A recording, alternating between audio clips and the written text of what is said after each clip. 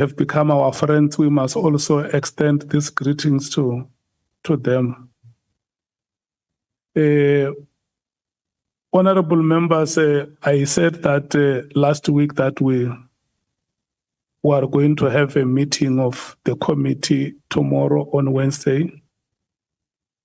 We will confirm the time with you. The chairperson, we have two chairpersons here. The chairperson of the Portfolio Committee for Police and the chairperson of the Portfolio Committee for Justice. Their committees are meeting tomorrow, starting from 9 o'clock. And when I checked with them, their meetings may end around 6 o'clock in the evening. So we will continue to engage with the two chairpersons and other committee members to look for an appropriate time which can accommodate all of us. So once that is decided, we will let members know when our meeting will happen tomorrow. But the likelihood now is that it may start in the evening. So, but we will confirm that time with you, honorable members. Last week on Friday, there were some changes in the order of proceedings because there were honorable members who have requested to be released earlier during the proceedings. And so I want you to know that today we are reverting to the normal way of our proceedings. We will start with the African National Congress and then go to the MKP as the official opposition, then take the Democratic Alliance, followed by the EFF, the IFP, the PA, Freedom Front Plus, and Action SA. So I want to take the note. I want to note the speakers now. African National Congress, who are your first two speakers? Thank you very much. Good morning, Chairperson. Good morning, honorable members, Evidence Counsel and General Sibiya.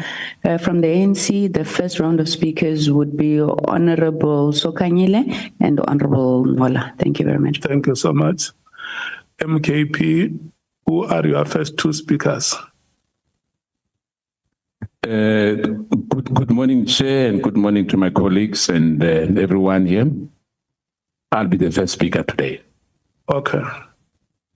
And then maybe just to Honorable Skosana. Yes. Because it is human just to tell us how is Honorable Nomvalo today, how is he feeling? Thank you, Chair. He'll join us now. Obviously, there's a clinic here in Parliament. He says that he's walking back here. Okay. He will join us in Honorable Chongwe. Okay. Thank you. Thank you so much.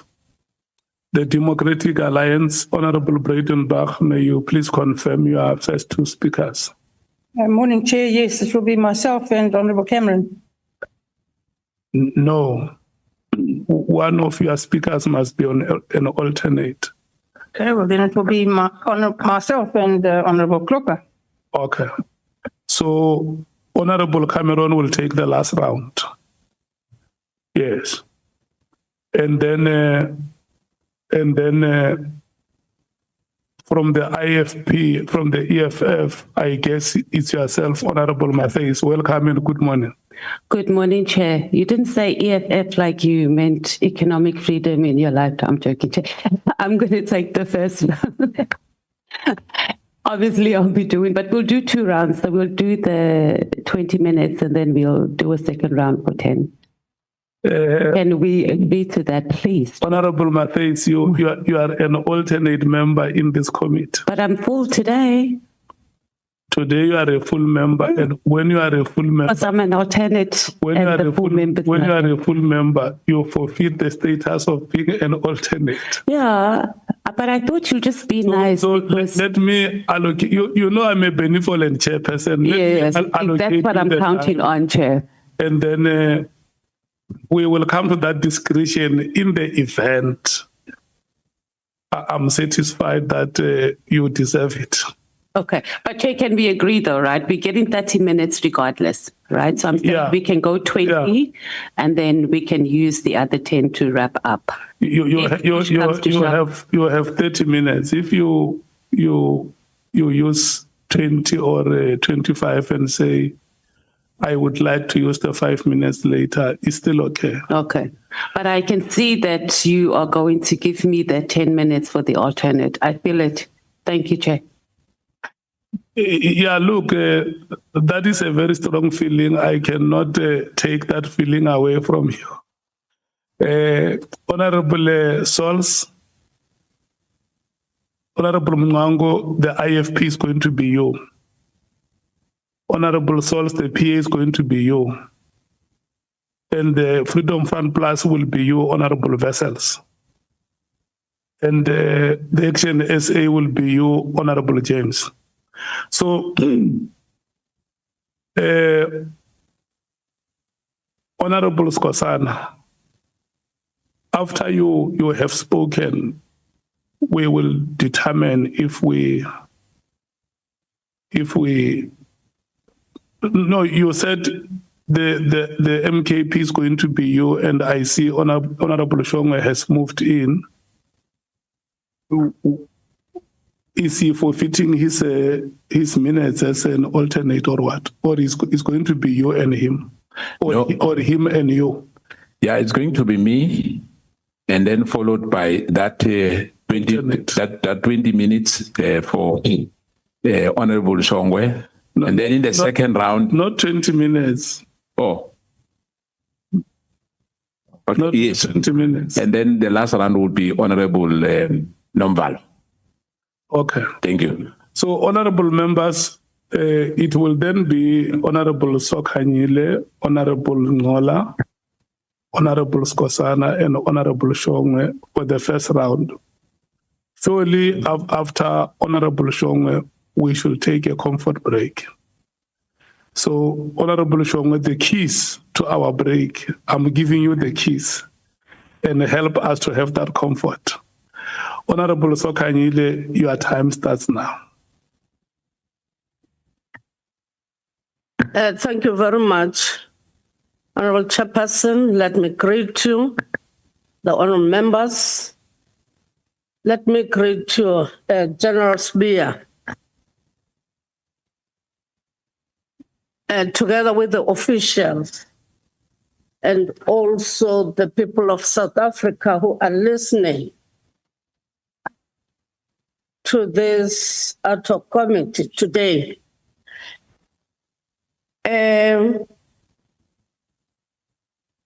General Sibiya, I will go straight, I will zoom to previous work employment that you did specifically with the city of Johannesburg.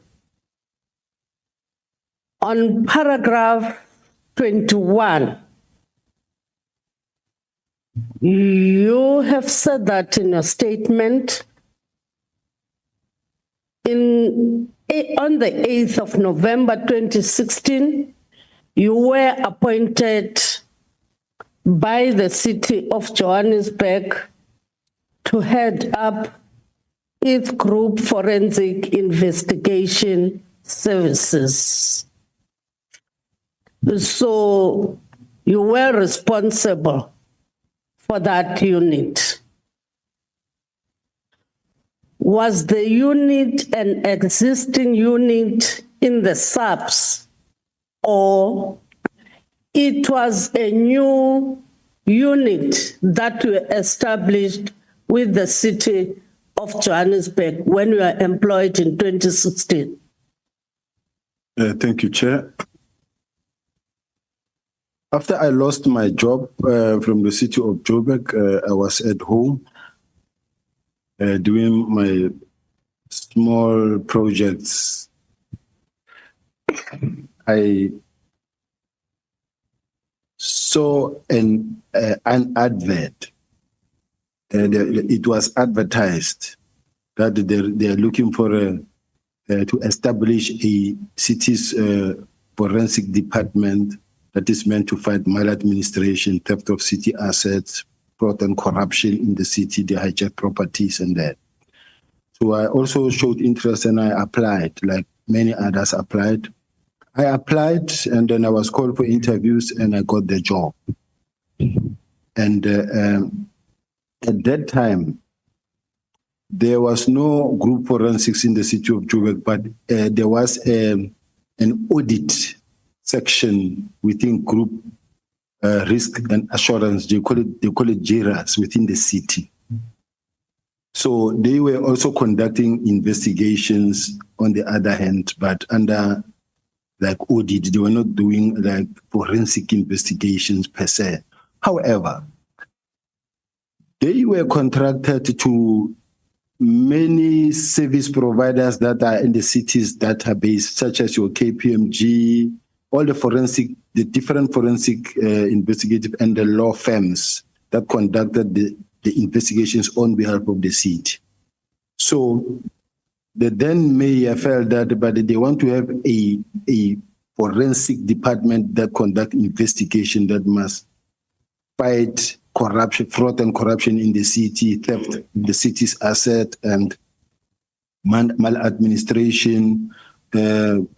Remember in the city of Joburg, at that point in time when I was just starting, there were so many, I just don't have the figures now, but there were so many buildings, properties that are hijacked, where the owners were complaining left, right, and center that their properties have been hijacked and they were no longer even having access into. So I had to start a department that will actually focus specifically on fighting crime that is being committed in the city and against the city.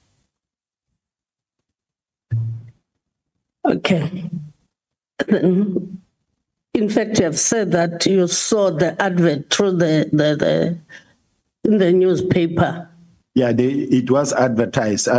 Yes, it was advertised. You applied, yes, like anybody. Yes. Went to interviews. Yes. Okay. But you left the city of Joburg being accused of fraud and corruption.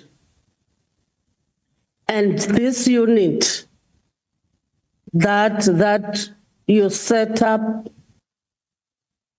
it was there to combat fraud and corruption. But you left the city of Johannesburg under the dark cloud, being accused of fraud and corruption. Am I correct? You are not correct. I resigned from the city of Joburg. There was no case against you of corruption and fraud or anything that comes nearer to you that the city of Joburg said you have done. For instance, that involves an amount of 3.5 million of unlawful benefit. No. In the city of Joburg, it's a political space. It's all the political parties fighting each other in council. If this party is fighting that party of the former mayor Herman Mashaba, others are fighting that party, others are fighting group forensics, because there were those that were believing that group forensics had been established by the former mayor Herman Mashaba so that it can be used against them. So they would open cases, many would open cases that are not really cases that make sense, because if there is any fraud and corruption, and it was reported to the police and it has got evidence, I would have been arrested by now. It would have been, it's how many years I've been back into the police, where's that case now? So it's it was neither here nor there. It's just on a daily basis you would face. There are those who will tell you that I was illegally appointed, but I was appointed, approved by council. Matters were investigated by the public protector, cleared. There will those who tell you that I procured spying equipment, but and then even go to an extent of writing to the public protector. Public protector cleared. They wrote to the IGI. The IGI said, but it must be investigated by the SSA. The SSA comes and say, no. We saw these things. There's no spying equipment here, and even these things that were procured here cannot be even repurposed for anything. It's a report that comes from SSA.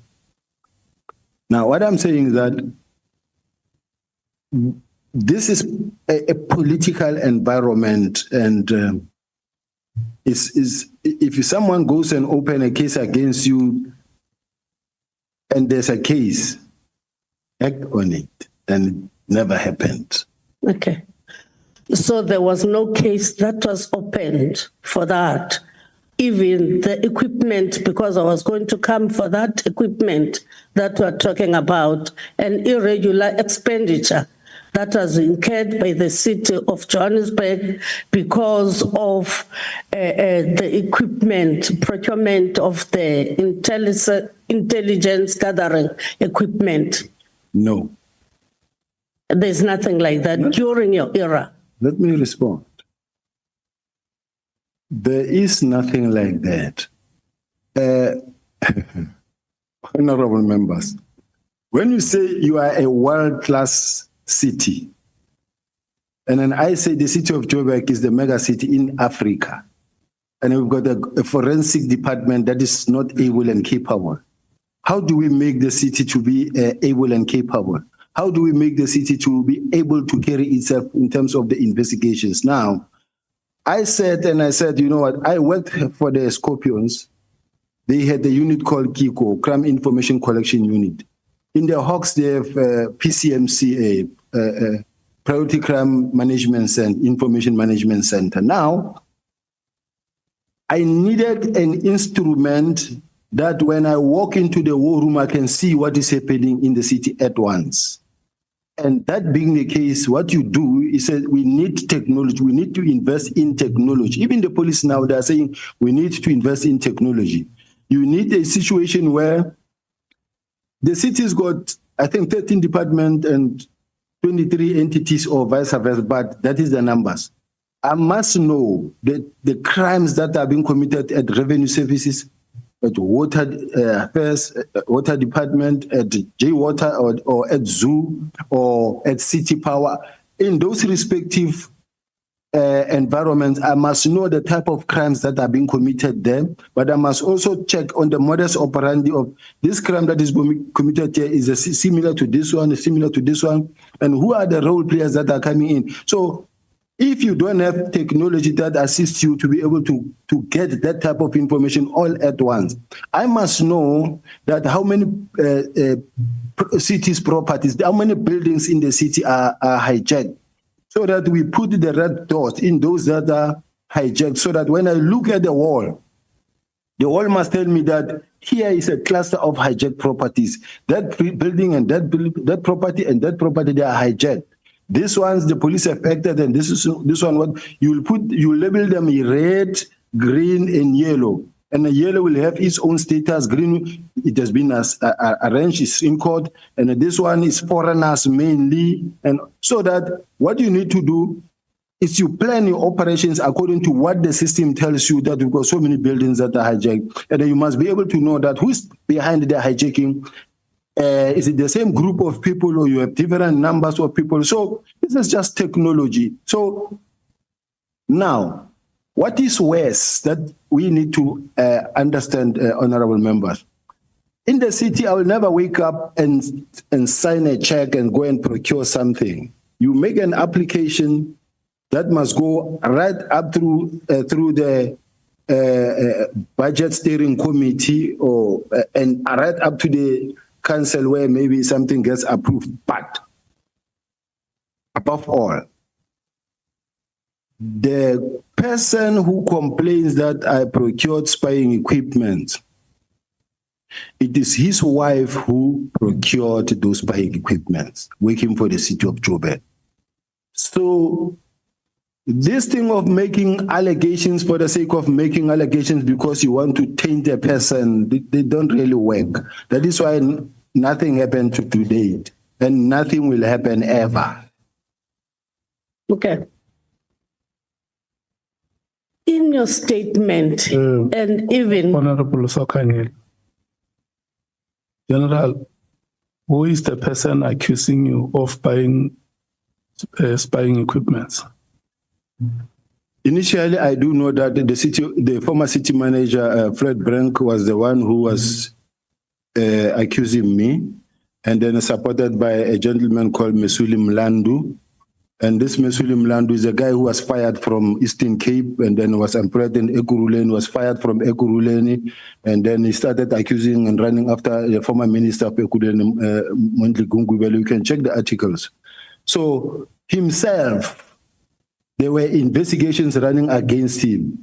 How he got to be on the other side and started attacking me and challenging me and fighting me is because there came an instruction that say all senior managers of the city needs to be vetted. When we sent a team down there and say, we are told this man was fired in the city of, in Eastern Cape. He started saying, no, I'm conducting clandestine investigations against him. They are not clandestine investigations. Everybody must just submit the Z04, 204 papers so that everybody can be vetted. But he didn't want to be vetted at all. And above all, there were investigations that were registered where he assisted in the employment of a lady called Anela Kwababa, who had the qualifications of being a registered nurse somewhere there, because she created the impression that she's got HR-related qualifications when she did not have HR qualifications. Even now, I think she doesn't have. But this is a person who's occupying the most high position in terms of HR-related. So there are other people who think because of how forceful they are, how powerful they are, how strong they are in terms of character, they can force their way through and get what they want. And you will realize that even in the city. I think I'm fine with that. Thank you. So did these accusations happen when you were still their colleague?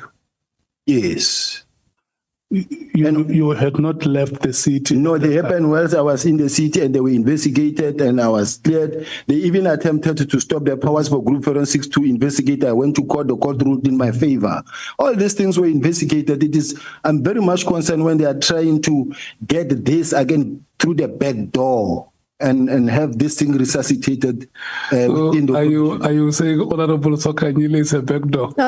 No, this is a dead thing that needs to remain dead. They shouldn't be bringing this. You know, when Ntantam Kwanazi was talking about state capture, he was talking in a sense, not state capture, when he was talking about... No, it's fine. I don't want you to debate the questions. I just wanted to clarify.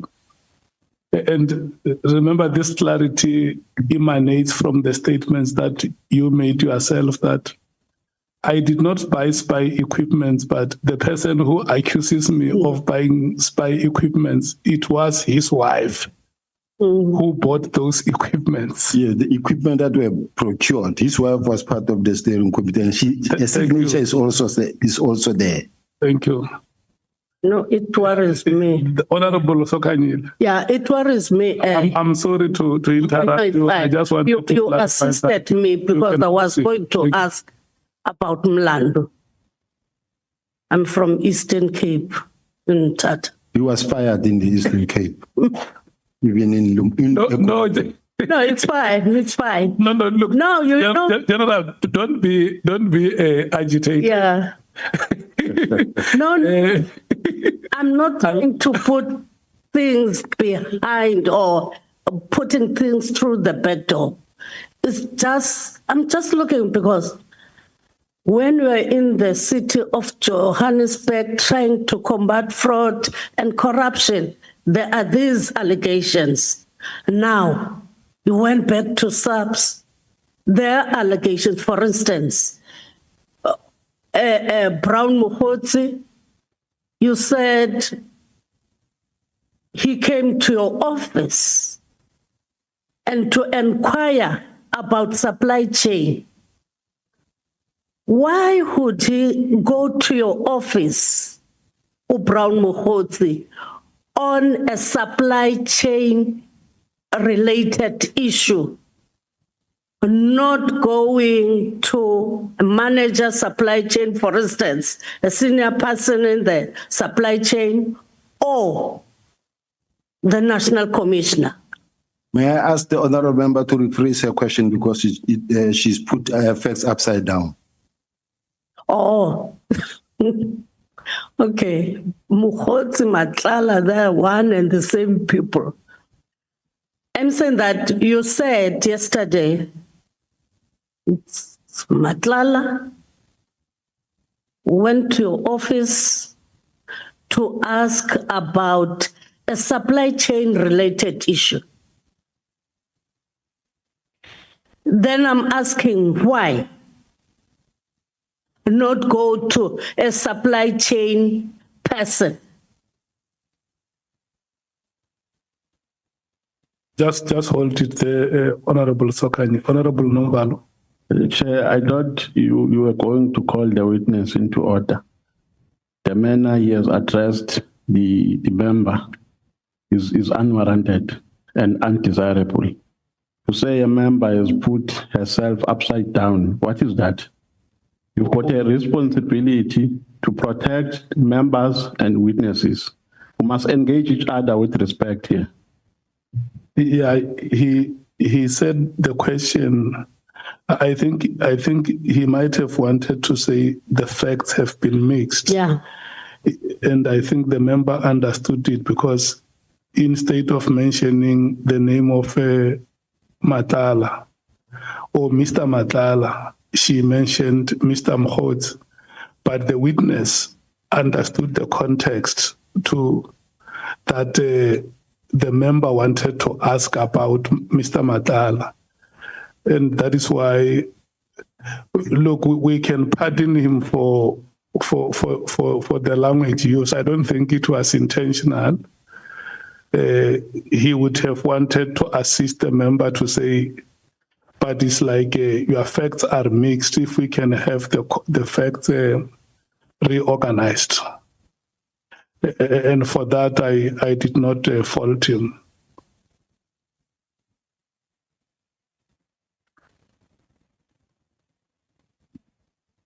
You can proceed, Honorable Sokani. Fine. May I apologize if this is how it came out, because I didn't want to use the word the honorable member confused. Yeah. This the thing. It would have been more. It would sound like I'm saying the honorable member is confused. So I didn't have the right word, but I apologize. I'm ready for the question, honorable. Accepted. You can answer. What was the question? I was saying that you had a meeting with Mr. Matlala about a supply chain related issue who came to complain. Then I'm asking, you didn't refer Mr. Matlala to a person responsible or a senior person in the supply chain department or the national commissioner? Why didn't you do so? Honorable Chair and members, when you are or you have been awarded a tender by the South African Police Service, which have gone past supply chain. Now, the next level to complain if there is an issue was the logical thing to go to the National Commissioner of the South African Police Service. This is what he did. He went to the National Commissioner of the South African Police Service, which in that case, I was acting in that capacity.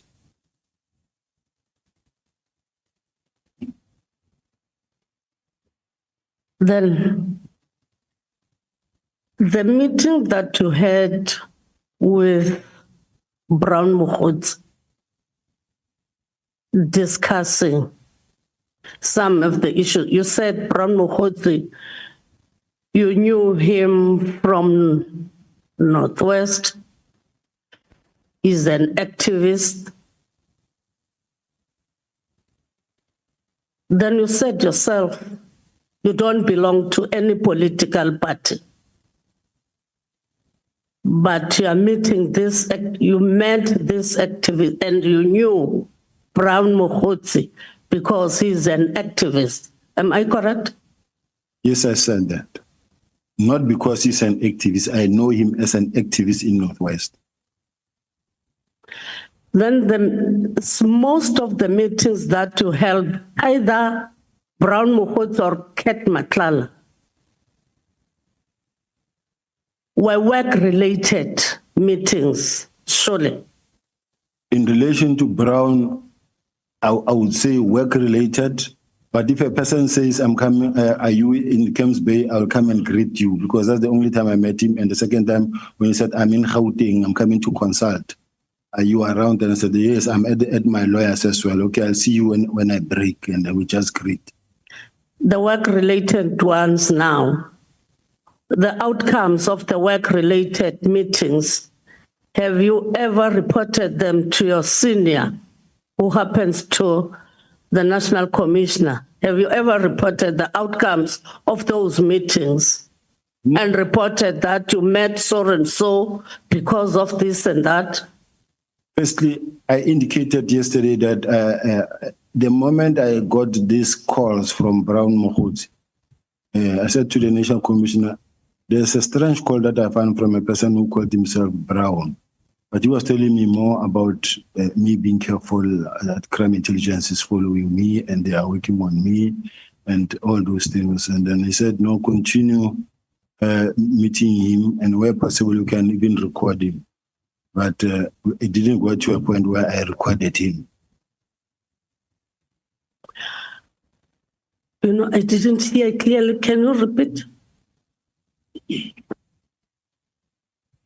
Chair, General Sibiya is not audible. We can't hear him. If you can just speak closer to the mic. Thank you. Can you repeat your answer? I didn't hear clearly. I don't know if I still remember the trail of thought, but what I heard was, did you inform your National Commissioner? And I said, it was not a meeting per se, but I did inform the National Commissioner the very first time around. I received a call from Brown, that I received a strange call from a person who called himself Brown, but he was telling me that I must be careful. I'm being followed, I'm being listened to, which was the case. And said, these people are working against you because they want to push you out. That's what he said to me initially. And I did tell the National Commissioner, I said, no, keep on listening to him. And it wasn't a subject to really take any further. And then thereafter, you knew Brown Mokhotsi because you are saying that you told the National Commissioner that you got a call from a person you didn't know. Yes. And as he phones, I took the calls. When you said yesterday, your hatred or the presumed hatred between yourselves and General Mkhwanasi, you saw it was there. Is that the reason why you had to communicate with the junior officials in KZN instead of a provincial commissioner? Those are two different things, Honorable Member. The hatred is something that has been displayed over time until now, and why I communicated with Deputy Provincial Commissioner. I'm the Deputy National Commissioner of Crime Detection. I am allowed to speak to a Deputy Provincial Commissioner of Crime Detection. That's the first part. But the second part is that because when I speak to General Mkhwanazi, when I call him, many a times I call him when the relationship was all fine. You will call him, you won't find him because mostly he's engaged in meeting, whether he's engaged in a meeting with executive, business forum, or taxi people, but he's mostly involved in meetings. Now, he's the kind of a person who, when he's chairing a meeting, he will never take a phone and answer to your phone, but he will definitely come back to you much later. Now, I'm sitting here in making sure that since the minister said, may I see the team tomorrow so that I can brief them, I can hear what happened and how they got there. The minister didn't want to interfere, but remember that he is the Minister of Police. He get asked, he conduct a lot of interviews. He want to be able to account or to speak about it. So he said, can you get me the team to come and brief me so that I get to hear how we got here?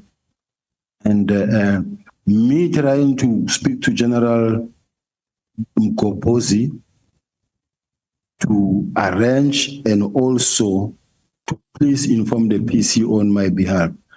Like it happens in many other provinces, I never thought General Mkhwanazi will actually take it too hard like he did. Similar situations have happened in Mpumalanga.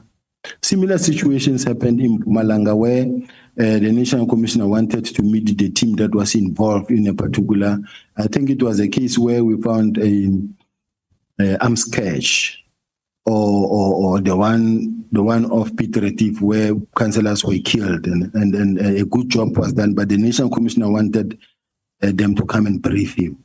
Now, as a result, I communicated to the brigadier, and then the PC called me and said, how? Now you are calling my people and me you are leaving behind. And these are my people. I say, General, please, I apologize. I should have started by you. And she said, no, I understand. Please, General, come with them. And she came, we interacted with them, but I apologized. And it was really not war like it is still today, just for the fact that I didn't speak to you directly, I spoke to someone who's your deputy. So it differs from character to character, from person to person. But it happens on a daily basis with all the provinces. Okay. No, thank you very much. Thank you, General. Thank you very much. Before, General, you confirm the display of hatred towards you. That's correct, Chair. Okay, thank you so much. Honorable Ngola. Thank you very much, Chairperson. Chair, let me start with a disclaimer that I'm also from the Eastern Cape, and I am here not because I was fired there. Yeah, but before, Honorable Sokanyile said she wanted to ask about that person from the Western Cape, who the general has said that he or she was fired.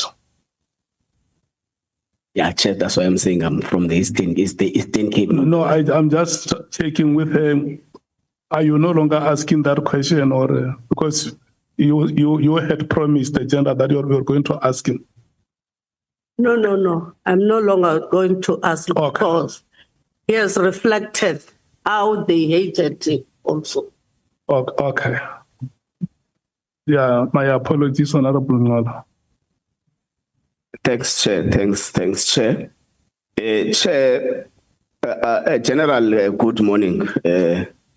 We are going to sectorize my questions in two.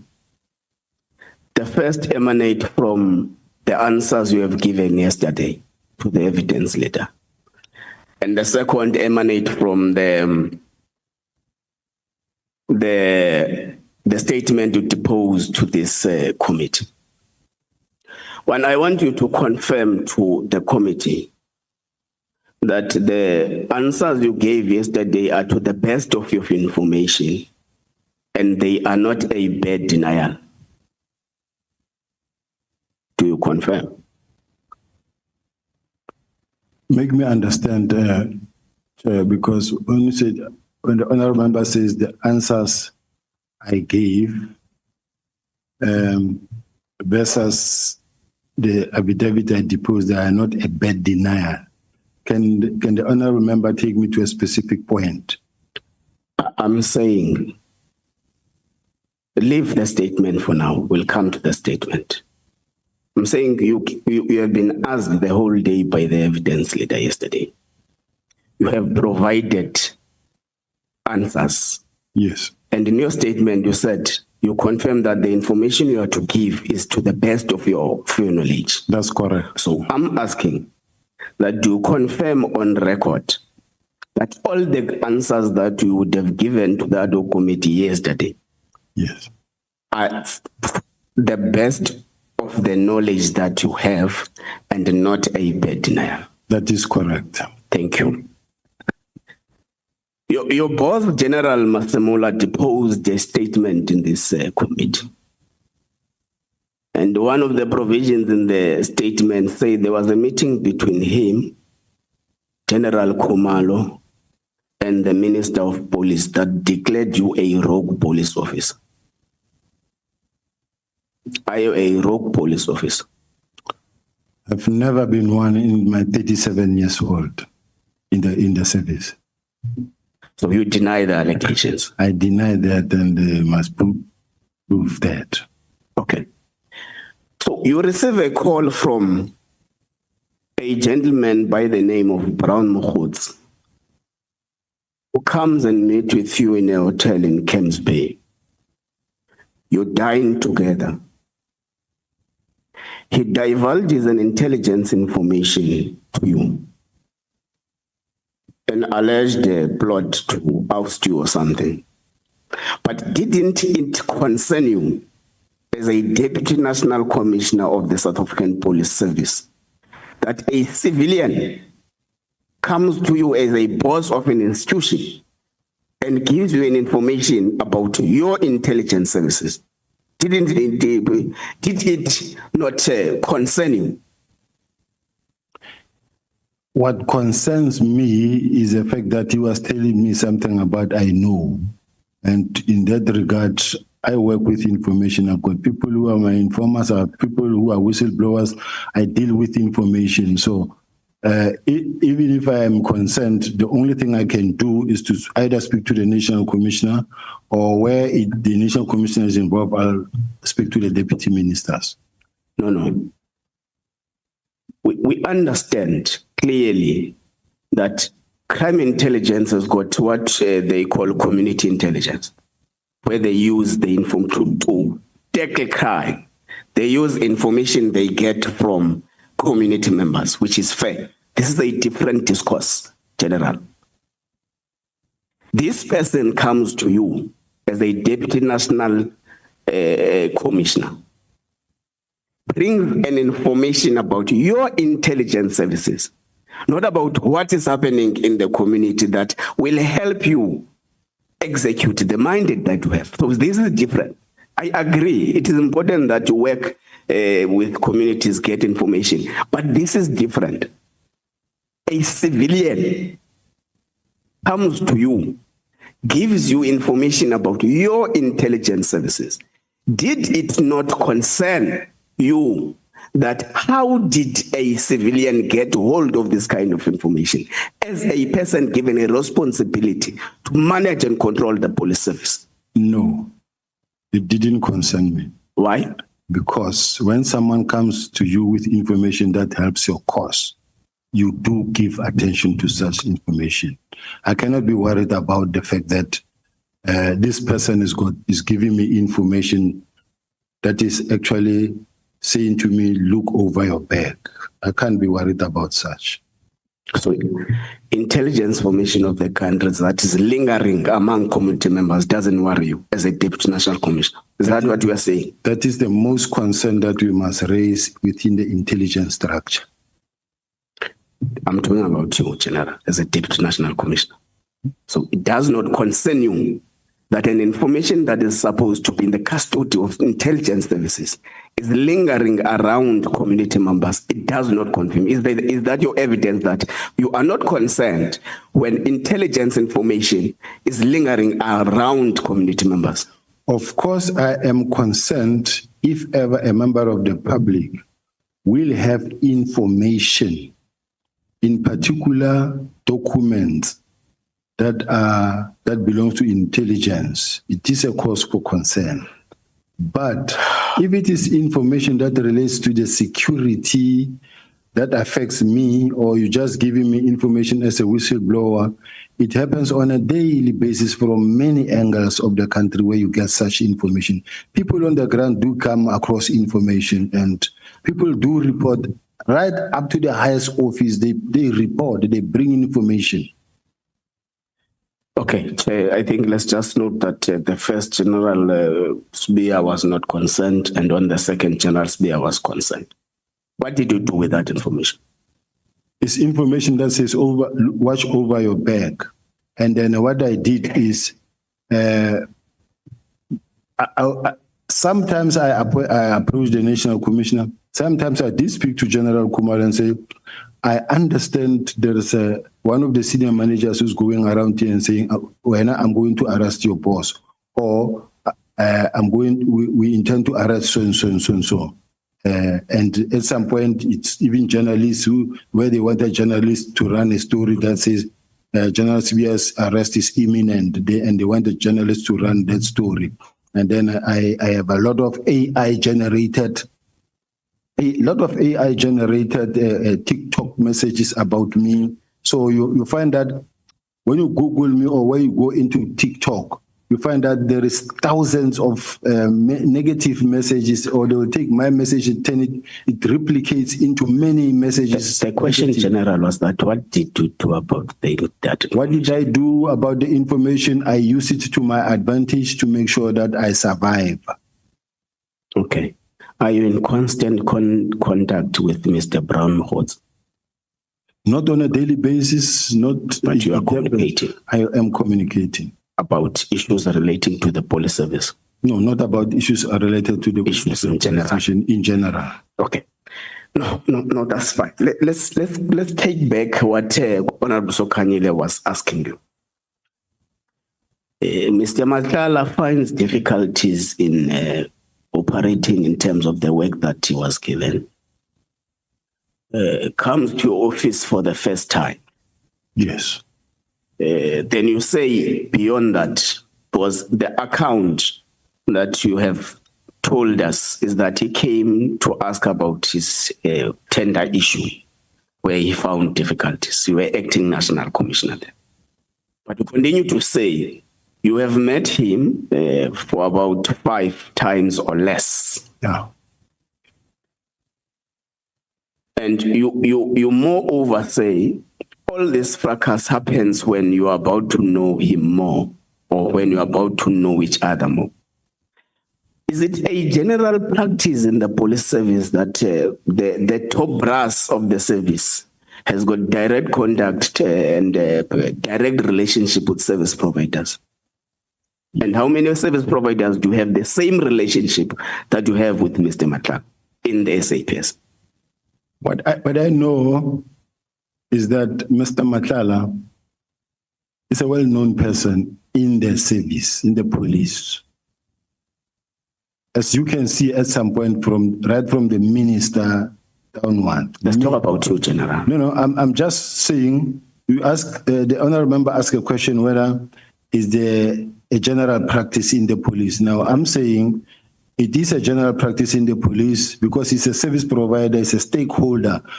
Whether you're talking about Old Mutual, you're talking Metropolitan, you're talking about many other, they, on a daily basis, on a weekly basis, they find themselves in the same space. They are known to each other. That is why they gave him a tender to operate in the college where the National Commissioner is. And there was no problem that the National Commissioner saw himself on Mr. Matlala there. There was no issue because at that point in time, nobody knew about Mr. Matlala's involvement in any crime. Because if they knew, and I'm the only one who's actually working with him, it would have been understood or understandable. But in this case, I also take it that even the National Commissioner or any other person there didn't know. Do you know where Mr. Matlala resides? No. You have never been in his No. homestead? No. Okay, that's on topic. Let's go back to the entire fracas about the dissolution of the PKTT and stuff. Do you think that political killings are still prevalent in the political system in South Africa? Do I? Do you think that in the political system of South Africa, we are daily still experiencing political killings? Yes, but at a much lower rate than it was before. Do you think that was the impact of the PKTT? At that point in time, yes. No, I'm saying general. Do you think that political killings are still prevalent in our political system? You say yes, but in a much lower rate. Yes. Do you think that that much lower rate is as a result of the work that was done by the political killings task team? I agree. You agree? Yes. Do you think that it is quite warranted that such a working political killing task team be dissolved? What is your view as a deputy national commissioner now?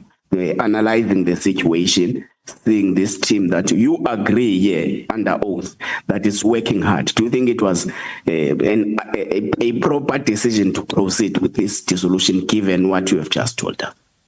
Personally, and looking at what the South African Police Services embarked on themselves, they embarked on a journey to dissolve the task teams and to make sure that they establish specialized units that will take care of, including, among others, political killings. No. General, we are talking about one letter here. I hear you are bringing an overall approach over task teams. Here, what brings us here today is the letter of the 31st of December 2024. And that letter only speaks about the political killings task team.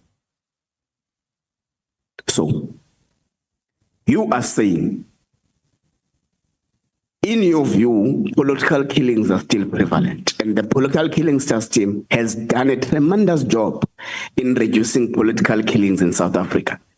Now, the question still is, do you think then, therefore, that it's a proper, well-calculated decision, given these circumstances, to dissolve it? Honorable Chair, I'm saying still, they said to the House Portfolio Committee Chairperson that they have achieved the purpose for which they were established.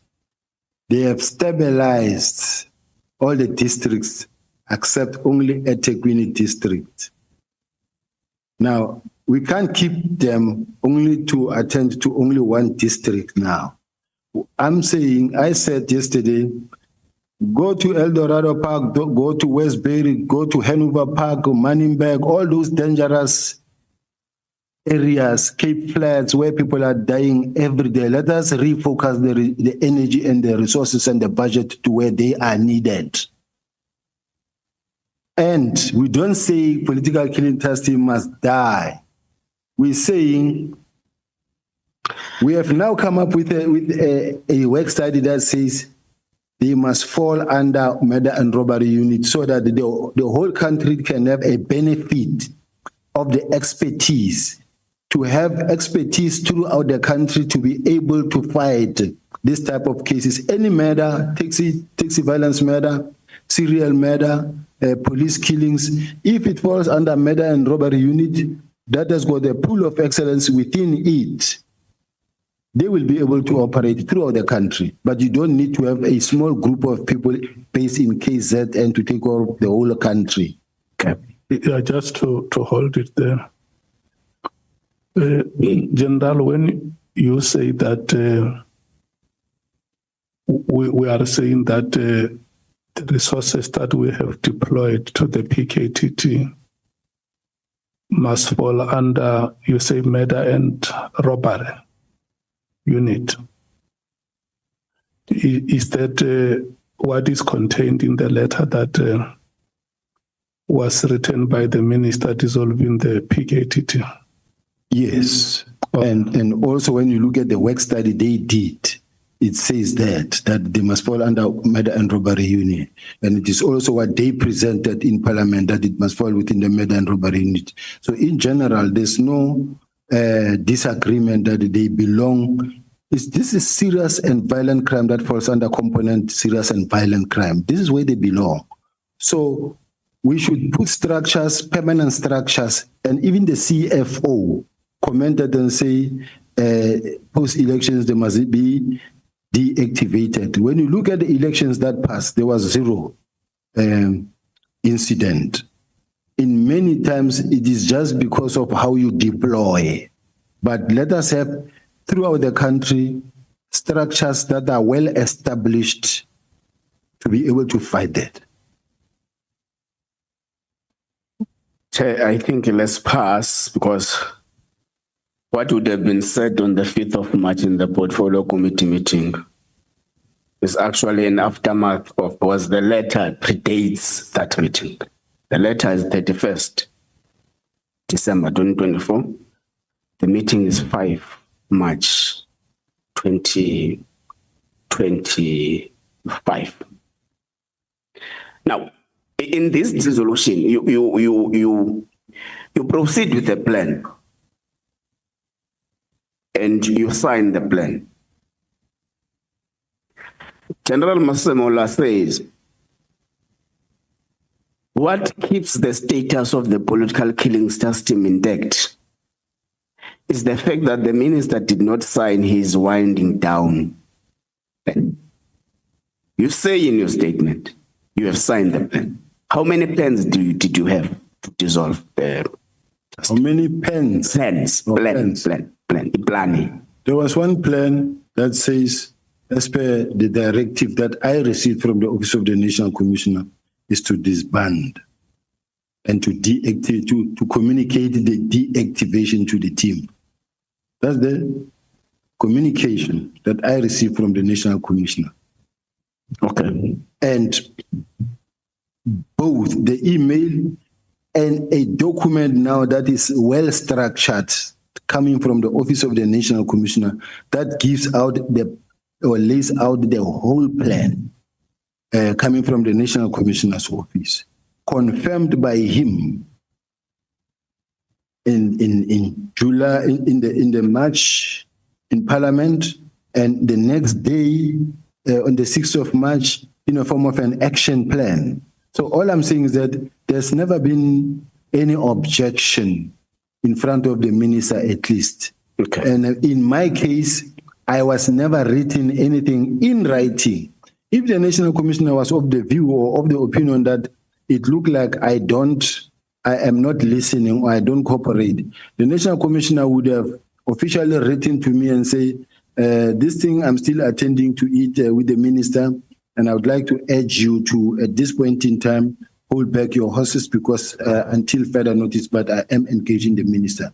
You wouldn't have seen even a single letter from me. Okay. Was there a meeting between yourself, General Kumalo, General Masemola, General Mkhwanazi, the Chief of Staff, Mr. Nkabinde, and the minister discussing a winding down plan of the political killing system?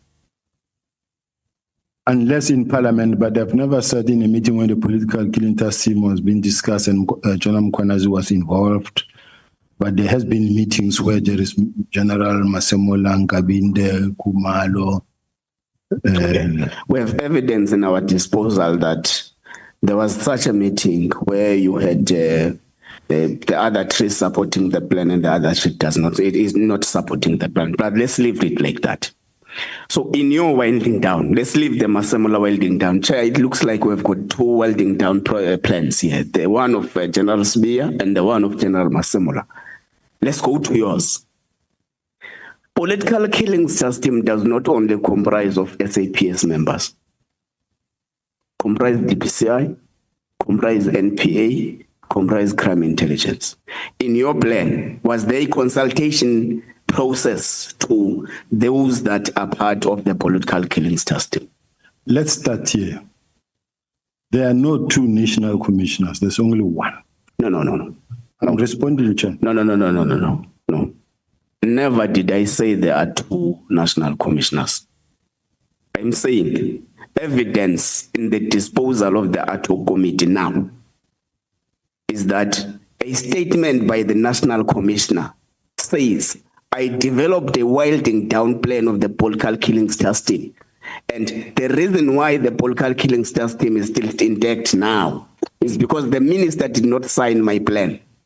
You depose your own statement immediately after General Masemula. You say you have signed the plan, the process plan to dissolve the political killing system. That's the point. So I'm submitting to the chair that we've got two plans, the one submitted by the National Commissioner and the other submitted by his deputy.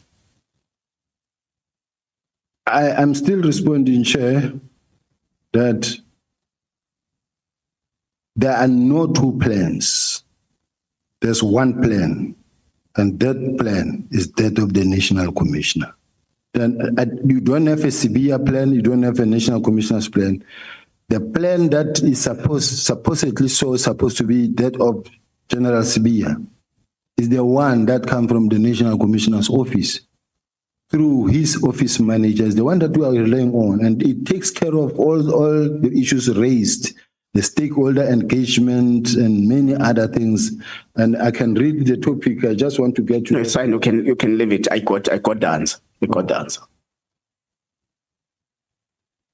Oh, you're done. So there are no two plans. Okay. One plan. That's fine. That's fine. Let's take it from them. Honorable member, let's do like this. General Sibiya, did you want to refer the member to some information in your notes? Yes, Chair. Yeah, that's what I wanted. Let's allow him to take you through. I'm looking for that document with a signature in the body of the.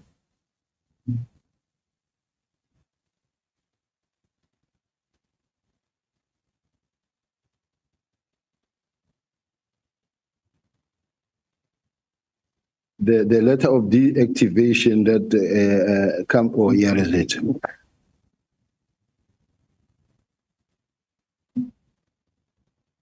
Maybe for the benefit of the public out there and the House at large, Chair, I'm requesting to read this letter in its entirety, because I want the record to be kept so that anybody who listens, they must see at what length did we go to try to take care that this document or the transition, it covers everything.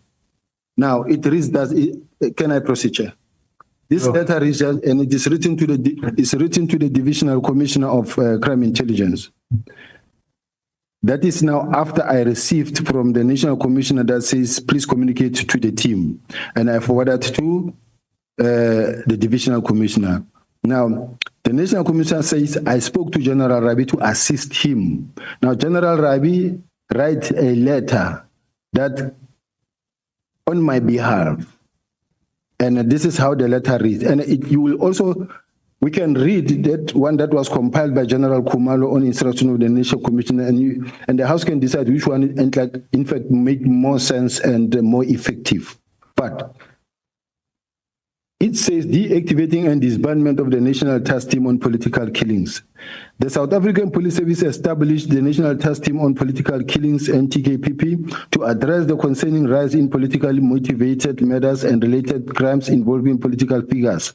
This specialized task team was dedicated to investigating, resolving, preventing such incidents to ensure justice and maintain political stability in affected areas. On the 31st of December 2024, the Minister of Police issued a directive to the National Commissioner to immediately deactivate and disband the NTKPP. This decision was informed by an assessment that the task team no longer significantly contributed to policing efforts. The directive requires immediate compliance with appropriate measures to be undertaken to ensure the effective disbandment of the NTK-PP in accordance with current prescripts in this regard. These measures must ensure that ongoing investigations are not disrupted or compromised. Now, that was our top priority, both myself and the National Commissioner, that investigations are not compromised. Monitoring and oversight. A temporary transition team must be established to oversee the disbandment process and address any arising challenges.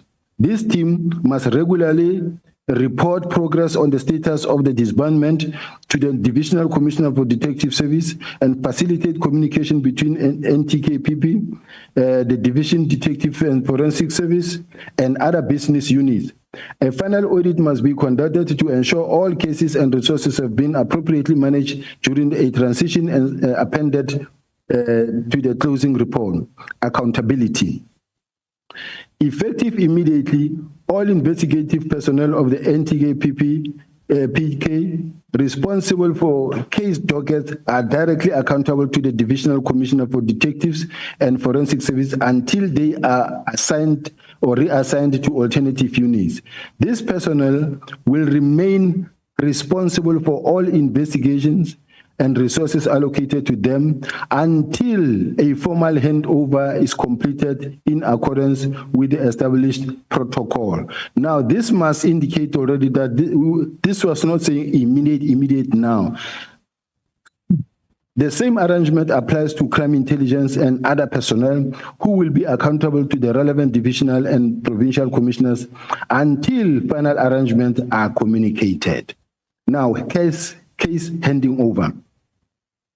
Comprehensive handover protocol for all ongoing investigation must be established and implemented in consultation with the Divisional Commissioner for Detective and Forensic Service.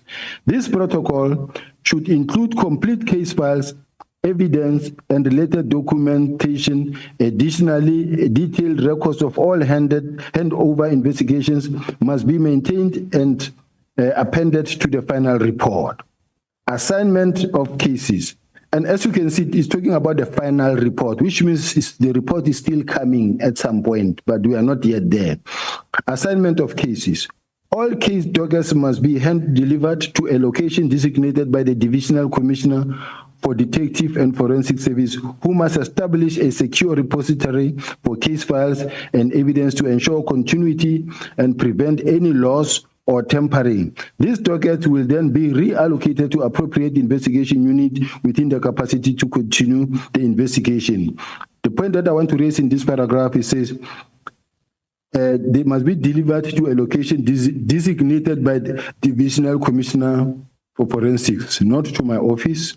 The second point that I want to indicate here is that the docket will then be reallocated to appropriate investigative unit with the capacity to continue, as they indicated even in Parliament that they will take them to murder and robbery unit, and this is what is supported by the work study investigation that has been approved by the National Commissioner himself on the 6th of June 2025. Personnel redeployment. The PKTT members must be reassigned to other units within SAPS in consultation with the Divisional Commissioner for Detective and Forensic Service and other relevant divisional and provincial commissioners. Detailed record of deployment personnel must be maintained and apprehended to final report. To me, the SAPS was going to benefit from these members because wherever they go, they will re-establish the same time of approach, but the country will benefit. Equipment and vehicles redistribution. All equipment vehicles allocated to the NTK-PP must be redistributed to other units within the South African Police Service in consultation with the Divisional Commissioner for Detective and Forensic Service and other relevant divisional and provincial commissioners. Detailed record of the redistribution resources must be maintained and appended to the final report. You can imagine how many vehicles were bought, millions of rands were bought for this PKTT, but if those cars, those resources were to be redistributed to fight the crime, be it in KZN is still fine, or to the murder and robbery unit, so that the same work can continue. Stakeholder communications. All internal and external stakeholders must be notified in writing about disbandment of the NK NTKPT, the transition plan for ongoing cases, and the future protocol. Now, here we are saying we must remember that General Mkhwanazi suggested that the NPA were not informed, but here... General, I thought that when you made reference to that piece of evidence, you will say to the member, there is this memorandum that was in circulation in the police services, is dated 2025, March or April. And the key areas that I want to bring to the attention of the member are the following. That is why I made that intervention, so that you must not leave here saying, I wanted to bring the following information to the attention of the members, but it's like they were not interested. Because you can imagine if you read that letter from beginning to end, I don't know. What are the areas of emphasis? That only 2 pages that is left, and they are not many, they are just short sentences. But what is important is also for the public to know that every step was taken to make sure that these doggers are not going to suffer, and there's a clear plan on the table on how to deal with this, because the political killing task team, it cannot live forever. It should not be a permanent structure. It's a task team. And that helps to answer the question of the member. Remember, the question is that you must demonstrate that there were no two plans. Yes. Between the police commissioner and yourself. Actually, Chair, we passed that. We're on the part where I'm asking if TPCI, NPA, and crime intelligence were consulted. I think the party is reading that all stakeholders must be notified through writing. I think we can take it from there now. Okay, so I must stop. No. Can I finish? He wants to hear the part of the stakeholders. We read past it. That says they must be informed, and then, now this one is a plan that says inform them. This letter was intended to go to the project leader to say the stakeholder, internal and external, must be notified. In other words, the person who had to do it, if it was me, it was going to be like I was forcefully disbanding. But mine was to communicate to the team that had to do it, and giving them a roadmap and say, these are the key issues that you must work on. This letter is signed by you. It's signed by me. This is the letter that the National Commissioner said you can sign because it's operational. And then it came via a general in the National Commissioner's office to me and said, no, the NASCOM says you can sign this operational sign. Because I have got an email that comes from the National Commissioner. But maybe before you proceed with him, because the National Commissioner, when he was here, he says, not once, but on several occasions, I told General Sibiya that he must stay out of this process, and I will handle it. And I see the letter that you are reading, because I still have another letter here written by yourself, dated April 2022, 22 April 2025. And this is the period that in his testimony, he has said to us that he have warned you in April that you must stay away from the PKTT. But then, maybe before you go back to Honorable Nola, if you can just take us through that to say, the letters that the reason why I'm asking you who signed the letter, and you say it's you, and I have this other one as well of 22, it has the same topic of, the same subject of deactivation and disbandment of the PKTT, and is signed by yourselves. How do you continue to sign these letters when the National Commissioner says, I have spoken to General Sibiya and instructed him to get out of the PKTT, because from the onset he was never involved. And I also listen to you when you speak here. When they appear before the portfolio committee, you say they, and my understanding is that when you say they, you are not there yourself. When I say they, Chair, remember at this point in time, we've got General Kumar and General Masemola, who were presenting. I was part of the whole presentation because, as far as I'm concerned, we are all part of one team. You were there in that meeting. I was in that meeting. Yeah, but when you say it here, you don't say we, you say they. Because I'm sitting with both General Masemola and Kumalo accusing me of disbanding, but they were the one doing present. In the meeting of the portfolio committee. I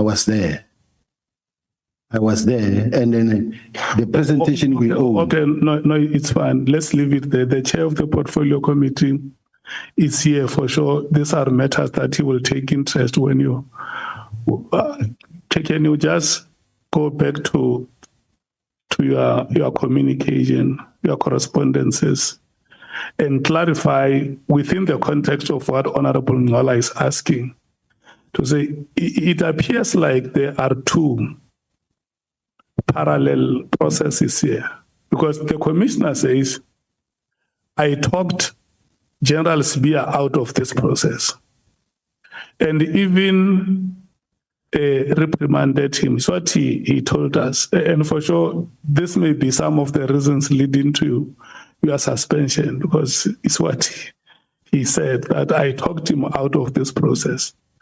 But then it appears like you sign letters, you communicate, and he wants to know, because he says, no, listen, the minister has never signed my winding plan. And here is my deputy, is my colleague. I say, look, wait here, I will handle this. And then you are reading a letter. What is the date of the letter you are reading?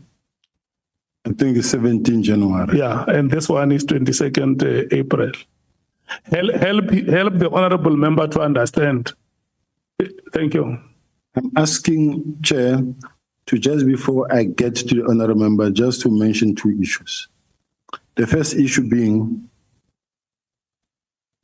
starting from January, when this matter arose, working with the National Commissioner, working smoothly with the National Commissioner, on the 4th of April, the National Commissioner assessing me and in all respect saying competent in everything, then his only concern that he wrote, this is the only concern that he wrote in his performance. Now it says the forensic science part of the division, detective and forensic, must be paid close attention and their performance to improve.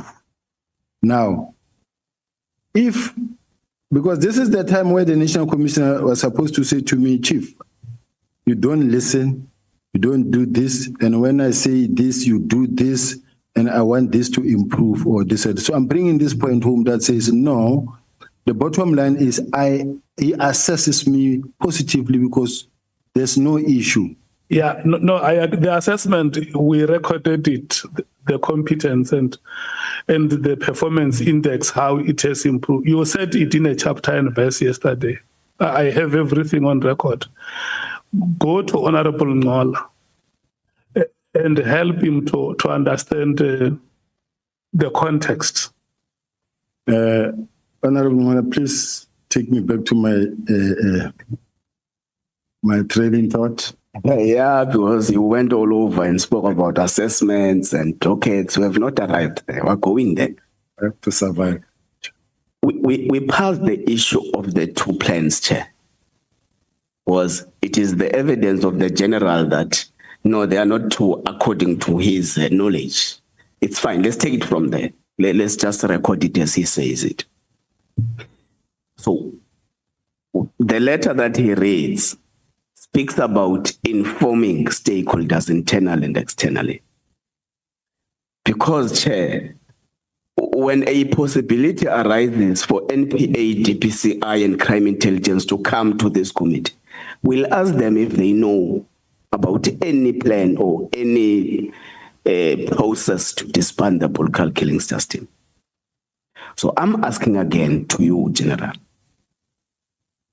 Have you been able to inform those stakeholders of the directive and the plan thereof in respect of the dissolution of the political killings system? I'm asking you as a person who says you received a directive from the Office of the National Commissioner to manage this process. We are doing this, General, so they don't come here and say, no, we don't know anything about that. So it must be on record that you have informed them that the political killing system has reached its sell-by date. Chair, that was not my responsibility to do that, to inform the stakeholders. The stakeholders had to be informed by the project manager of the political killing system. The instruction came that says, communicate this to the relevant team. I did that. Theirs was to start the process and to start running with the baton. Not me running letters all over, writing letters to every stakeholder, to that one and that one, going to see that one, going to meet that one. It was the responsibility of the task team, project leader, to do it. General, you speak like someone who's operating in a peripheral environment. You are given a responsibility to head an institution as big as SAPS. Beyond that, you are given a responsibility to oversee and preside over a process of dissolving the political systems, didn't you? Was that responsibility not given to you? That's correct. Is it not your responsibility to ensure that your subordinates or your juniors do the obligations that they've been given to expedite the process? That is why I was writing those. But you can't say you can't go around with letters. The point here is you are a boss that's presiding over a process. Yes. Now, whoever you have given that obligation of writing a letter is not important for these purposes. The question is, were the stakeholders informed of the process you presided over? The stakeholders had to be informed by the project manager, not by myself. Can I repeat the question? I am not asking who bears the responsibility of informing the stakeholders.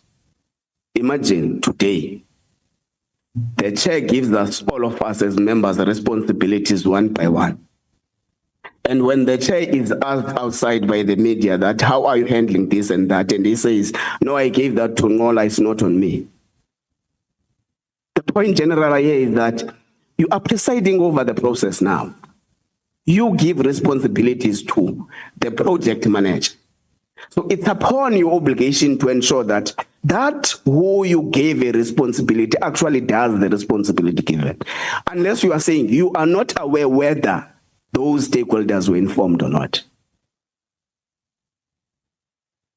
Chair, all I know is that the direct instruction from the Office of the National Commissioner says, communicate to the relevant team and to prepare a close-up report. Then come a letter of the 17th that gives a roadmap that says this is what must happen.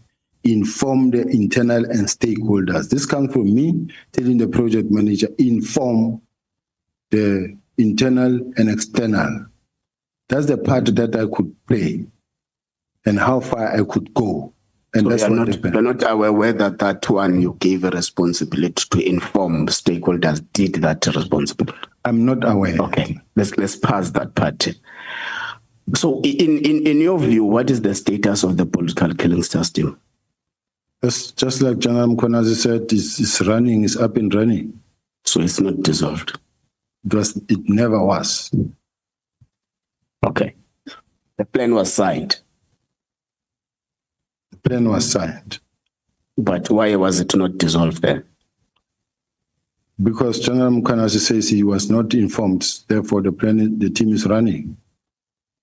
So, according to General Mkhonazi, is acting against the instructions of the top brass of the service. Which happened. Okay. Let's go to dockets. You say you are the custodian of all the dockets in South Africa.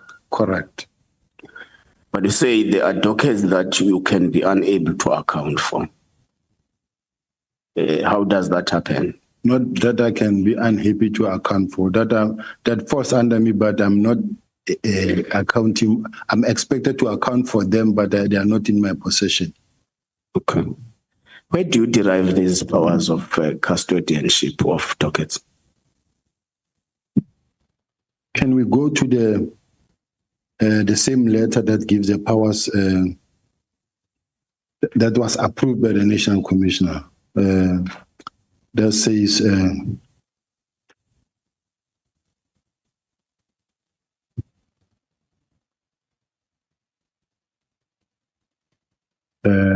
I just want the page, Chair, that says the Deputy National Commissioner Crime Detection is the custodian of all dockets in the country. In the bundle. Chair, I want to just legal team do know. Evidence leader. Yes, the witness is. I want to be able to get to that page that assists me, where it says the Deputy National Commissioner is the one that was even approved by the National Commissioner, because I account for the performance of the detectives even before the Auditor General.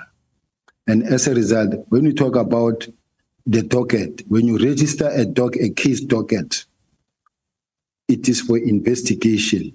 Once it is for investigation, it falls within my space. Now the docket leading to up until prosecution is my docket as the detective.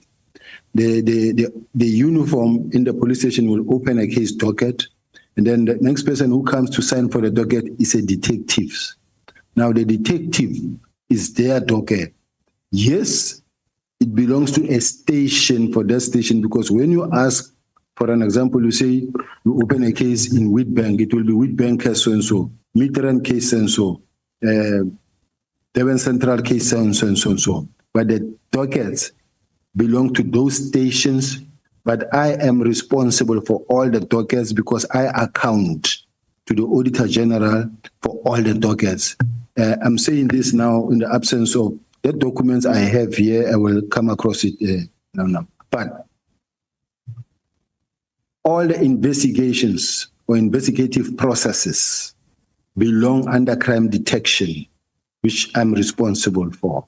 Now, which means that is why I was saying to the National Commissioner, I have dockets that are in uniform, that are at ORS, and the National Commissioner said, no, those detectives must fall under you.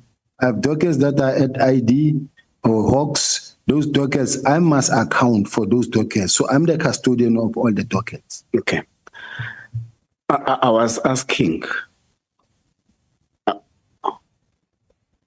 Sorry, Chair, I was just trying to. Let's allow the member to conclude. You will come later. Not on the topic. I was asking, where is the power derived from? Is it derived from the employment contract? Is it derived from the policy? Is it derived from legislation? Where is this power of custodianship of all dockets? Is from the employment contract and from the legislative framework of the detectives. Okay. Where are the 21 dockets, 121 dockets? Where are they? Now, yes. They are. I'm asking from the custodian now. They are I take it that they will be with the political killing task team project manager. Why were they taken? They were taken, brought by them to be taken to where they needed to be taken to, which is the specialized unit, murder and robbery unit, which is mandated to investigate political killing task team. Those political, that what they are investigating as a task team, in fact, belongs to murder and robbery unit. They are just a separate structure that is running outside the structure. Okay, General, you have just confirmed with us now that the political killings task team is up and running. If that's the case, why were 121 dockets taken from the political killings task team that is up and running? Chair, a decision was taken to disband immediately. And the political killing task team project manager did say that this political killing task team have achieved the purpose for which it was intended for, to stabilize and to fight the killings of the politicians and your traditional leaders and others. Now, when you look at the map, I wish we could display the map. If it's doable, Chair, that what was presented in the to be able to see how they've stabilized. I don't know, Chair, evidence leader, that is it possible to put that document that shows how they have stabilized, all of them green, and then that in fact it shows 1-1, and they said only eThekwini district is the one that is problematic, but the rest, there are no political killing task team anymore.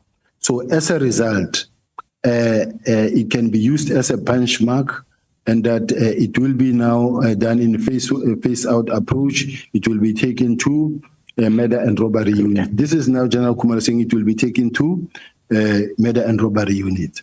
Okay, let's leave General Kumalo. Let's leave what General Kumalo says. The letter, was what General Kumalo would have said it was actually later than the 31st of December 2024. The letter says, the service of the political killings task team is no longer required because it's no longer adding any value. And you have attested here in front of us that, in your view, the political killings task team has actually been able to down spiral the rate at which political killings happened in South Africa. Now, let's pass this stage, General. Let's go to the letter. I think I'm going to this letter. It's on page 20 of the index Coban, page 20. I wasn't happy with how the general responded yesterday, and I thought it's fine. Let me not stress. Let me come back to it today. Here, there is an issue about confiscation of Vusumzi Keti Matlala phone and a cracking of WhatsApp conversations of Vusumzi Keti Matlala. It is established there that there is a constant communication between Mr. Matlala and Mr. Mokhotsi. It's not between you and them. Two, in this communication, Mr. Mokhotsi, the one you had breakfast with, alleges that he has the message reads like this: I have arranged a meeting for Sibiya and the minister. They must have a solution. And it goes down and say the task team that came to your house and harassed you have been dissolved. So this is the chronological order of the messages between the two. But in that there is confirmation of a person you considered in this meeting that you have had a breakfast with.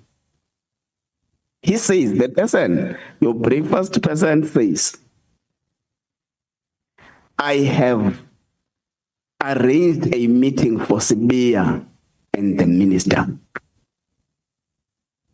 He goes back down and talk about the dissolution of the PKTT. So this is my question. Has Mr. Matlala and Mr. Mokhotsi influenced the dissolution of the PKTT, as it has been alleged by both the two witnesses that appeared before us? Two, do you have a direct relationship with Mr. Mokhotsi and Mr. Matlala? Three, was there a meeting arranged between yourself, the minister, Mr. Mokhotsi, Mr. Matlala, on the dissolution of the PKTT? This must be your last 3 questions. Yeah, but 20 minutes, I'm 30, let's fine. No. I want you to do this.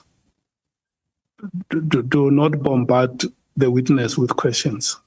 Take them one by one. Okay, that's fine. As you conclude. That's fine.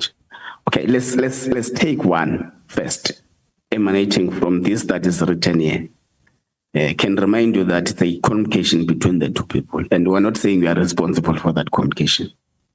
We're saying there is your name dropped there, that I have arranged a meeting with Sibiya and the minister. So has there been a meeting arranged between you, the minister, Mr. Matlala, and Mr. Mokhotsi to discuss the... Never. Okay. There was never such a meeting. Okay. When did you have breakfast again with Mr. Mokhotsi? I think it was on the 8th of January 2025. Yeah, I may be wrong.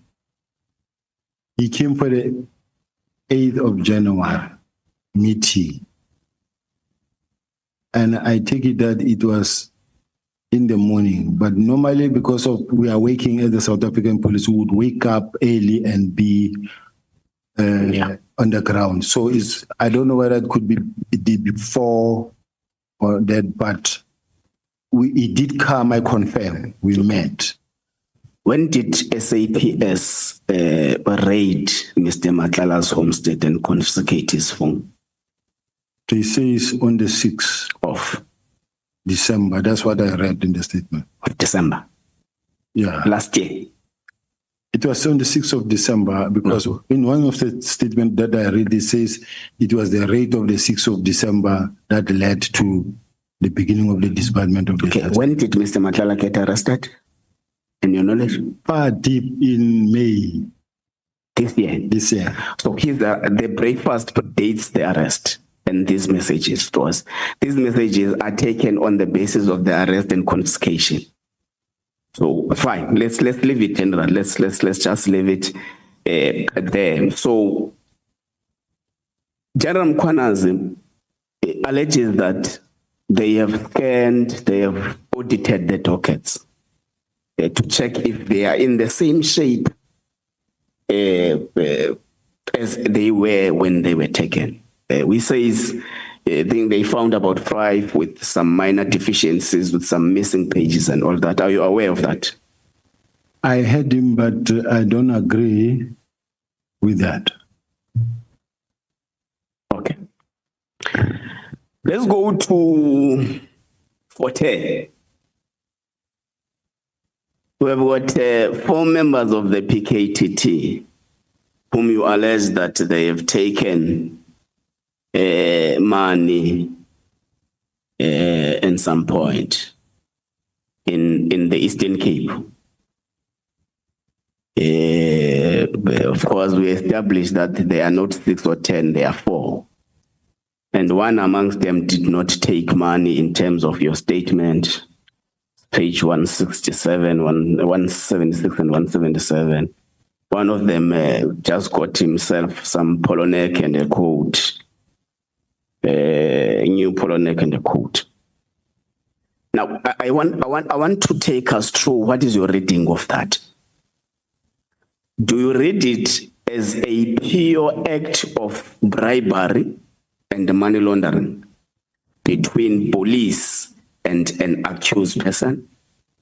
Or do you read it as a covert operation of the police to lay in a suspected individual so that they can be able to arrest him? It's not how a covert operation works. And it's not even how an undercover operation works to law. It's not how it works completely. It's pure act of criminality. Okay. Charam Kwanas made assertions here saying sometimes covert operations, Chair. On a point of, not a point of order, just the sound. Please, General, if you could direct General to speak into the mic. Thanks. Okay.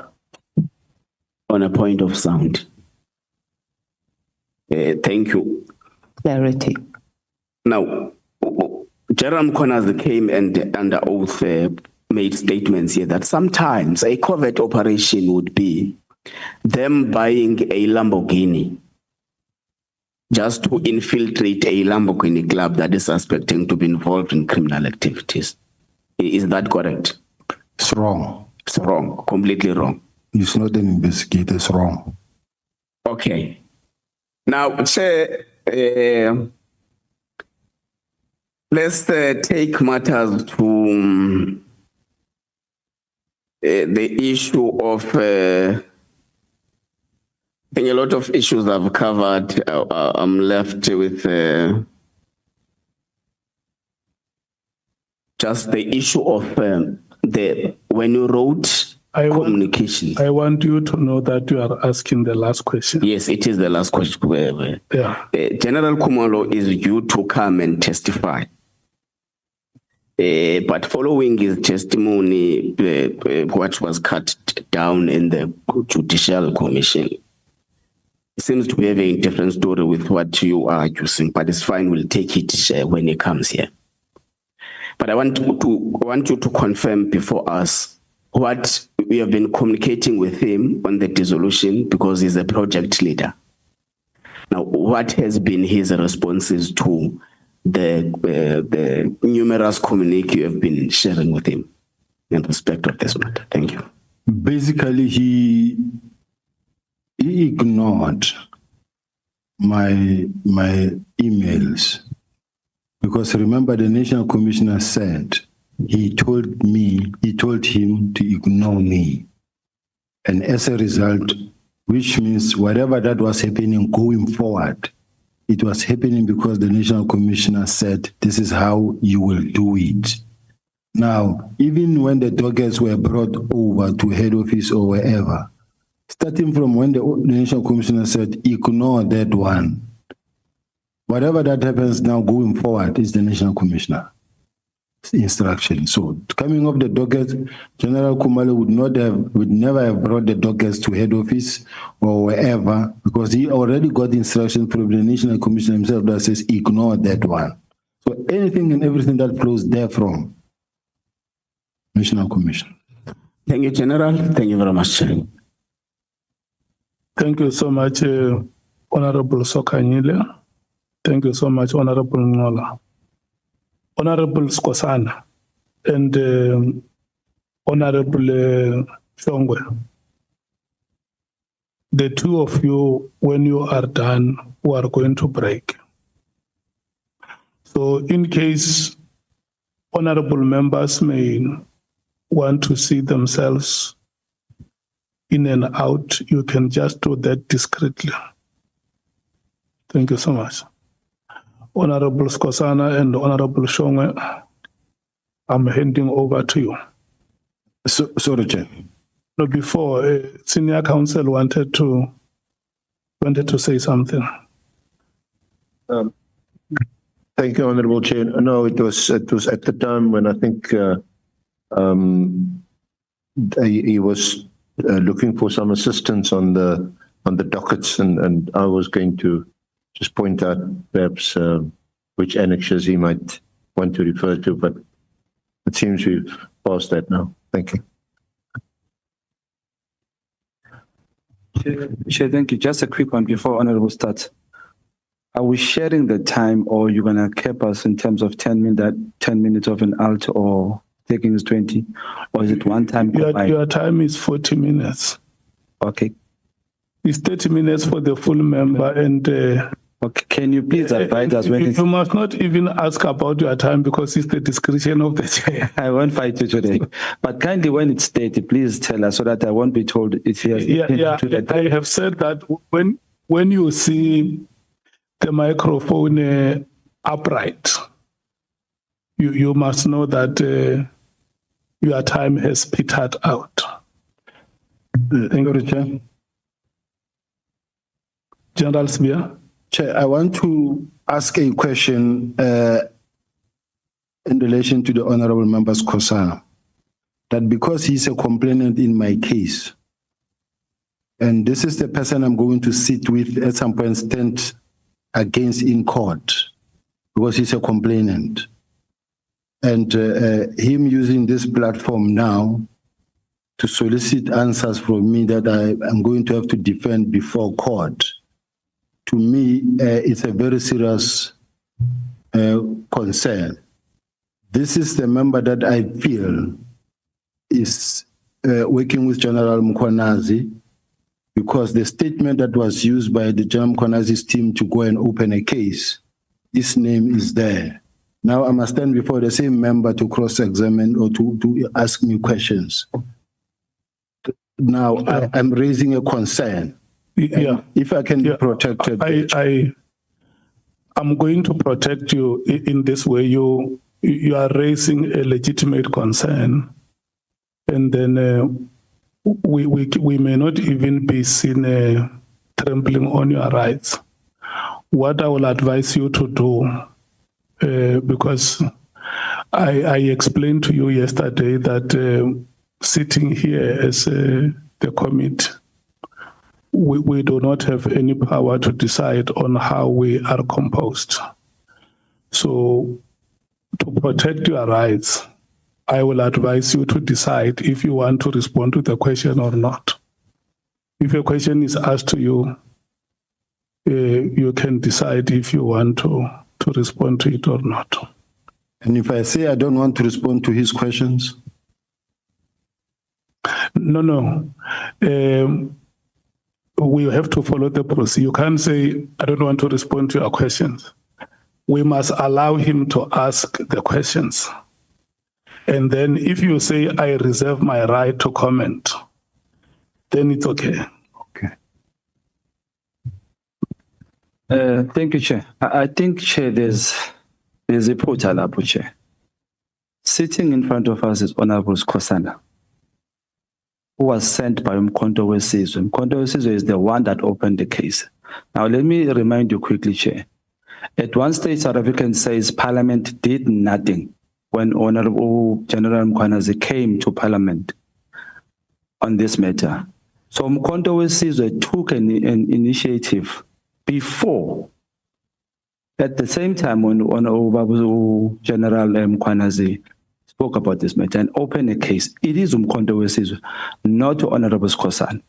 It can be in a case where General Sibiya will be sitting with somebody else in court, not Skosana, sent by Mkhonto Wesizwe. So I think the clarification is pure and clear, Chair, that he must answer questions. And when you say he must not answer questions, sorry, Chair, when you say he must not answer, you can decide on which questions to answer or not. He can say from number 1 to 30, no, I don't want to answer. No, I don't want to answer. Where are we going with that? No, I'm not saying that he must not answer. No, Chair, you are saying that he must decide if he wants to answer or not. So if from number 1 to 100, he decides, okay, he's going to waste our time and say, he asked a question and then he says, no, I don't want to answer. No, I do not. Until number 100, what is that? Is it not the same as Uguti? You have instructed or somehow gave him an option not to answer. So I think this is separated from court. This is parliament. He must answer to parliament. Here is answering to a parliamentarian who's sent by South Africans, not a person who opened the case sent by Mkhonto Wesizwe. Two matters are separate, I think. Thank you. Honorable Nomvalo. Chairperson, thank you very much. My apologies. When the matter was raised, I was responding to a nature call. I'm actually surprised that the matter has been raised by a witness because if my memory serves me well, the position that we took yesterday in relation to this matter is that there will be a legal advice from the office of the Speaker. But before that, a member, Andile, from the technical team, made an indication that as far as the applicable law is concerned, there is no crisis here. Honorable Kosana can continue to participate in a meeting. And that decision was communicated to the witness, Chair. I remember you conveying, and you even made a reference to the terms of reference. The witness said, it's fine, Chair, if that is a position, I will continue. But please note that I had a protest. Those were his reply. For him to come and raise the same issue here, even when it was better clarified yesterday, I think it is undesirable, Chairperson. We had a position on this matter. If there's anything that is outstanding, is a legal advice from the office of the Speaker. If still the committee members are not satisfied with a response that was given by Andile, we also even said, as the MK party, if there is a legal advice coming from the office of the Speaker, we will also consult our own senior counsel in this regard to ensure that there is a strike of balance and we are satisfied with what has been communicated to us as a legal position. So I really understand, maybe the witness has forgotten, but my memory reminds me that this is a position that we agreed upon yesterday. Honorable Matthys. Thank you, Chair, for recognizing me after. Okay, just a few things, Chair. I think we are keep regressing on this matter, right? So we have gotten an opinion from our parliament lawyers, and not just on these matters, but when we were discussing recusal on a lot of different members. It's clear, number one, Chair, that there's no independent member of parliament in South Africa. We are political party democracy. The things that we do it on behalf of our political party. The next thing we're going to have here is that we're going to be told when Cyril Ramaphosa appears here that the EFF or the Commander-in-Chief must recuse himself because we've got a case against him in the Constitutional Court. That's where we are heading. Further, Chair, even if any of these members from their political parties, we as a committee take a decision, which we don't have the power to do, both within our terms of reference and within the rules of parliament, because the rules don't cover the issue of recusal, right? We political party members. Nothing stops the other member from the same party or the party of holding that position. So I can recuse myself because I've opened a case on behalf of a party. That doesn't mean that Honorable Malema, we don't have the same position, and when he comes here, he presents the same thing. The same thing, Honorable Kosana, even if he makes a decision to recuse himself, it doesn't stop his other members from asking exactly the same questions. So I think we are really wasting our time, and we just need to move. I don't even think we need to have a legal opinion about this. It's very, very clear. There's nothing in both our rules of parliament and both in this ad hoc committee that says that members or gives us as a committee or even as parliament for any members to recuse themselves unless they've gone through some ethics process or powers and privileges process. And none of us have done that. Thank you. Is there any other honorable member who wants to speak on this matter? Okay. Look, the witness yesterday raised a matter on the participation of Honorable Skosana in the proceedings. And members are right, we explained to General Sibiya that in terms of the rules that we have, we are unable to eject any member from this committee. What we can do is just to bring that matter to the attention of the Speaker of Parliament. That is what the rules empower us. So the matter which General Sibiya raises is different from participation in the committee. He is saying in the records that you have in the courts and the police, the complainant is Honorable Skosana. And so, do you allow him to ask me questions? And I respond. And where I'm sitting as the chairperson, I can't prescribe how the questions must be answered. I can't force the witness to say, you are going to answer in this way. And that is why I say, if Honorable Skosana is going to ask questions, let's allow him to ask the questions that he has and hear what the responses of the witness are. If the witness says, no comment, that is a response. It's a response. Because we must not run these proceedings in such a way that we become unfair to a member of parliament, or we also become unfair to the witness. And if you remember, I have been emphasizing this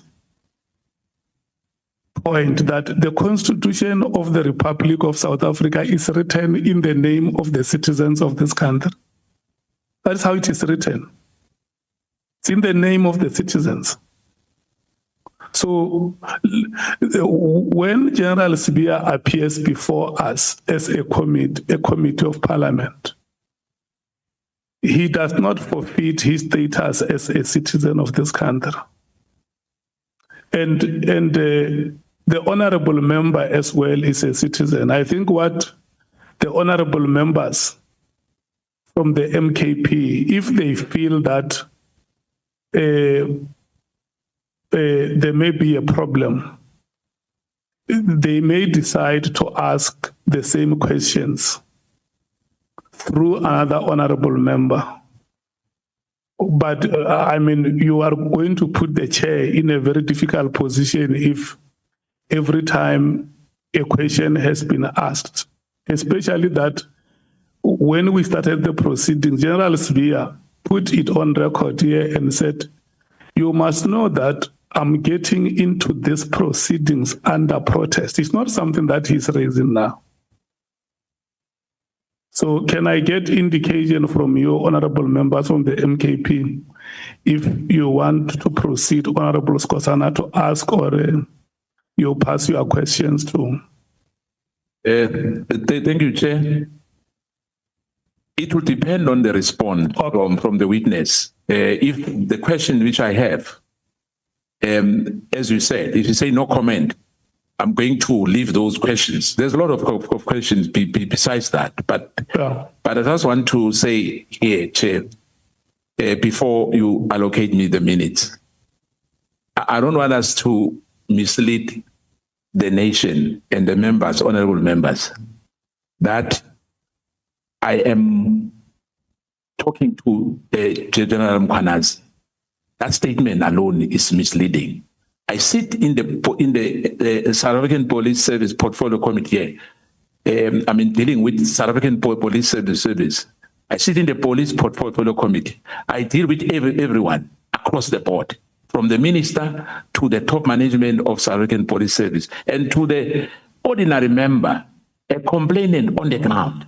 Yeah. So it can't be right to say, you are maybe I'm a friend, maybe no, I'm not a friend. You are raising I'm at work. you are raising a valid point, Honorable Skhosana, and let's get Honorable Sibiya to withdraw that part that says you opened a case because you are talking to General Mkhwanazi.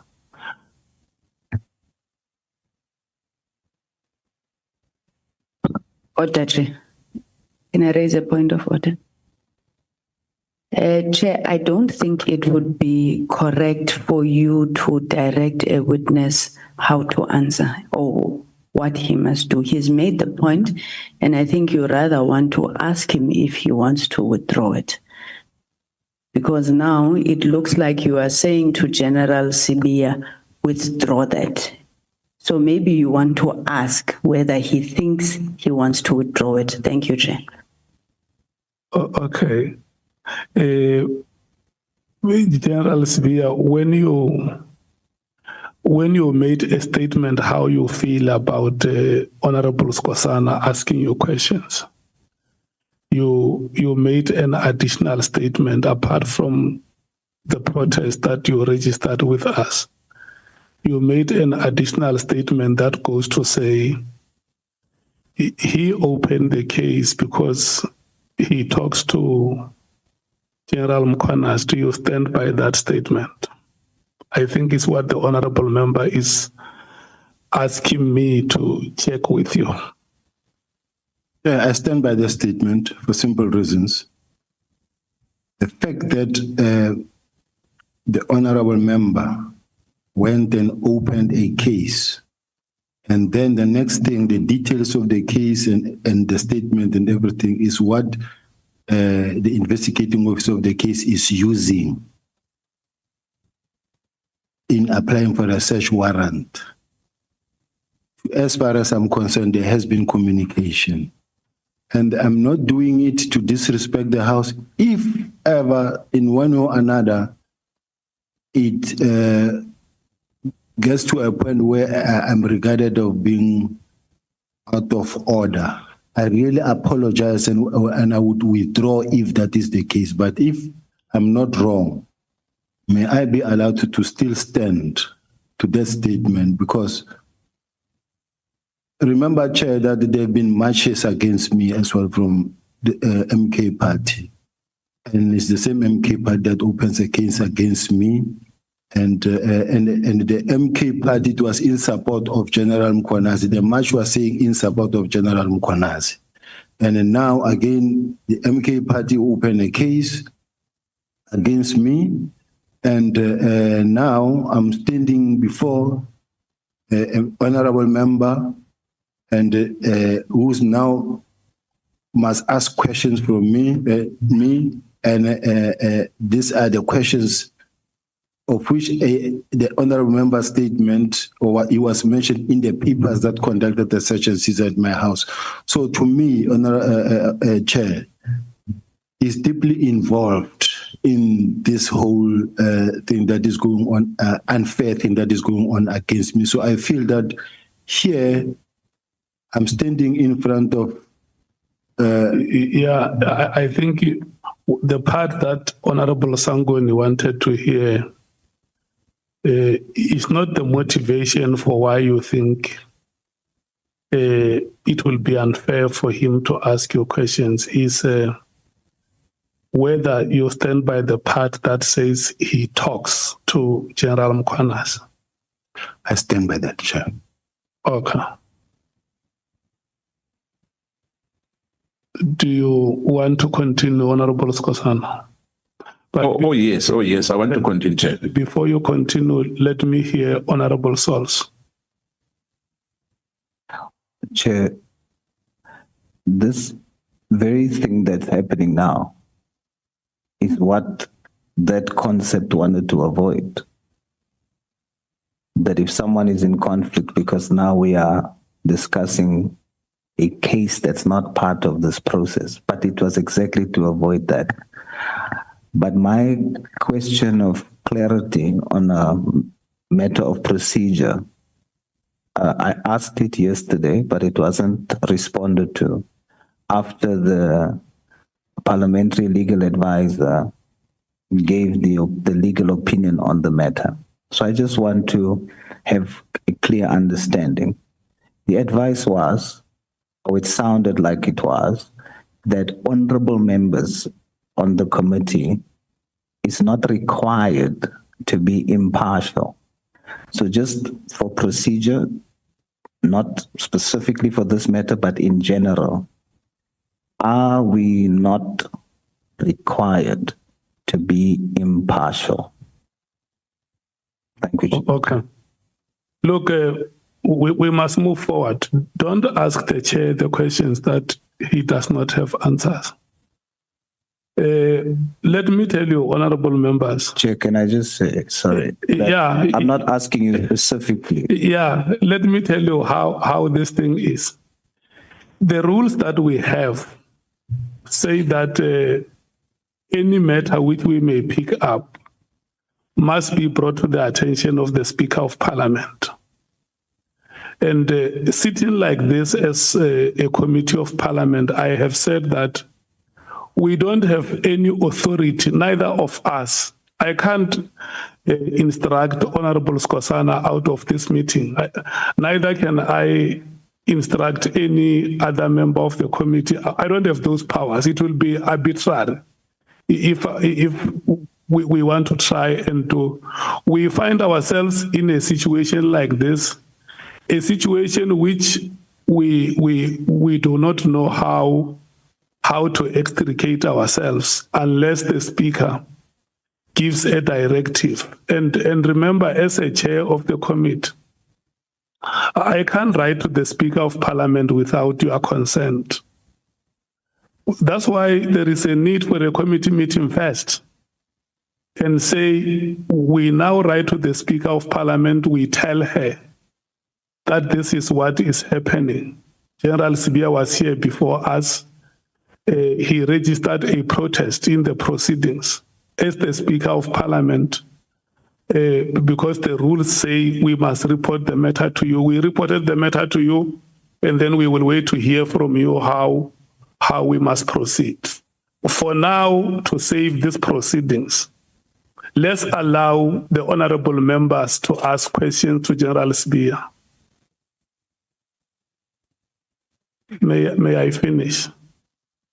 Honorable Sols. Yeah, your hand can go down. I'm going to allow you a chance to speak.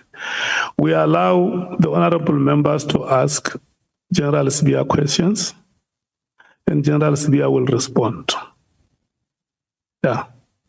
And if you are not happy with any response that he gives, you can raise your hand and say, but is there anything that you further that you may want to say, General Sibiya? And then he will tell you, yes, I have more that I can say, or I have nothing more to say. Honorable Sols. Yes, Chair. I'm asking on a matter of procedure for how we're going to move forward, because the honorable member from the MKP based his response on the advice given by the parliamentary legal advisor. And that advice was that we are not required to be impartial. So apart from this here, I want to know procedurally as we go forward, is it true or correct that we are not expected to be impartial for procedure? Then it's not for me to rule on that matter. The Speaker of Parliament, the office of the Speaker of Parliament, is the one that will respond to matters like this. That is why then Chair, you should say I want to plead with honorable members that the situation that we face is our situation. It's not the situation of the chairperson of the committee. The rules of this House say take all these matters and elevate them to the office of the Speaker. And in your terms of reference, honorable members, are saying that you are the ones who take decisions on any matter. So the chair will wait for that moment when you have taken a decision as an ad hoc committee that a letter has to be written to the speaker to inform her office about these developments. And so for now, I'm going to request that we proceed. I'm requesting you, honorable members, that we proceed. So for clarity, Chair, that means for now, we should not base any of our actions on that advice until we hear from the speaker. Is that what we're saying? We are ignoring the advice. The committee must hear what the Speaker of Parliament is saying. Your rules say bring the matter to the attention of the Speaker. That must be the understanding. Honorable Sangwen. Thank you, Honorable Chair. And please, my intention is not to derail the proceedings, but I just wanted to say that in terms of the legal advice, well, the legal advice, yes, that we had received yesterday, as well as the legal opinion that we had asked for tomorrow. Personally, I mean, this is not a party position, but personally, I had been convinced by the arguments of Umkhonto weSizwe Party. For example, I don't believe that impartiality is a precondition for rationality and so forth. But the point that I was trying to go to, Chair, is can we request that when we get the legal opinion, the written legal opinion tomorrow, the matter that now arises in this meeting, which we didn't have before, where the witness himself says that he feels prejudice. Do we have any precedent of such a matter in Parliament, and how has it been handled? I'm worried that this testimony may get a bit difficult because now General Sibiya is going to cast aspersions on the member and so forth and so forth. So where we have a situation where a person or a witness appearing before Parliament has said, I do not want to be engaged by this person, I feel my rights are prejudiced. How do we handle it? I'm not disagreeing with what the chair is saying. Let's proceed if General Sibiya has agreed that we proceed, but I do want a reflection in the legal opinion on what his rights are. Thank you very much, Chair. Okay. Honorable Nombalo. Chair, I just want to make a kind plea to you as the chairperson of the meeting. As the MK party, we request to be protected in this meeting. The witness has made serious allegations against the MK party. We made it on record that it's the MK party that opened the case against General Sibiya. It's impossible for 58 members to go to a police station and open one docket and be complainants, all of them. Skosana was delegated by the MK party. Now, General Sibiya, in his attempts to subvert the MK party, says the case was opened because Skosana is in communication with General Nhlanhla. So we're not taking that lightly because the case, I think I said it 10 times yesterday, that the case was never opened by Skosana. Skosana was a messenger. Now, as the MK party were being insulted here, that the reason why we opened that case is because of a relationship with Skosana and General Nhlanhla. We opened that case because a press briefing was made, and that doesn't mean that we're in support of General Nhlanhla. We believe that the allegations that he made need to be investigated by a police officer, and it ends there. For him to come and cast aspersions here, Chair, and you are not protecting us, really is uncalled for. He must not do that in future. You have a responsibility to protect both us as members and the witness, Chairperson. Thank you very much. I just wanted to register that. And remember, I have exercised that responsibility. I called the general to withdraw that statement.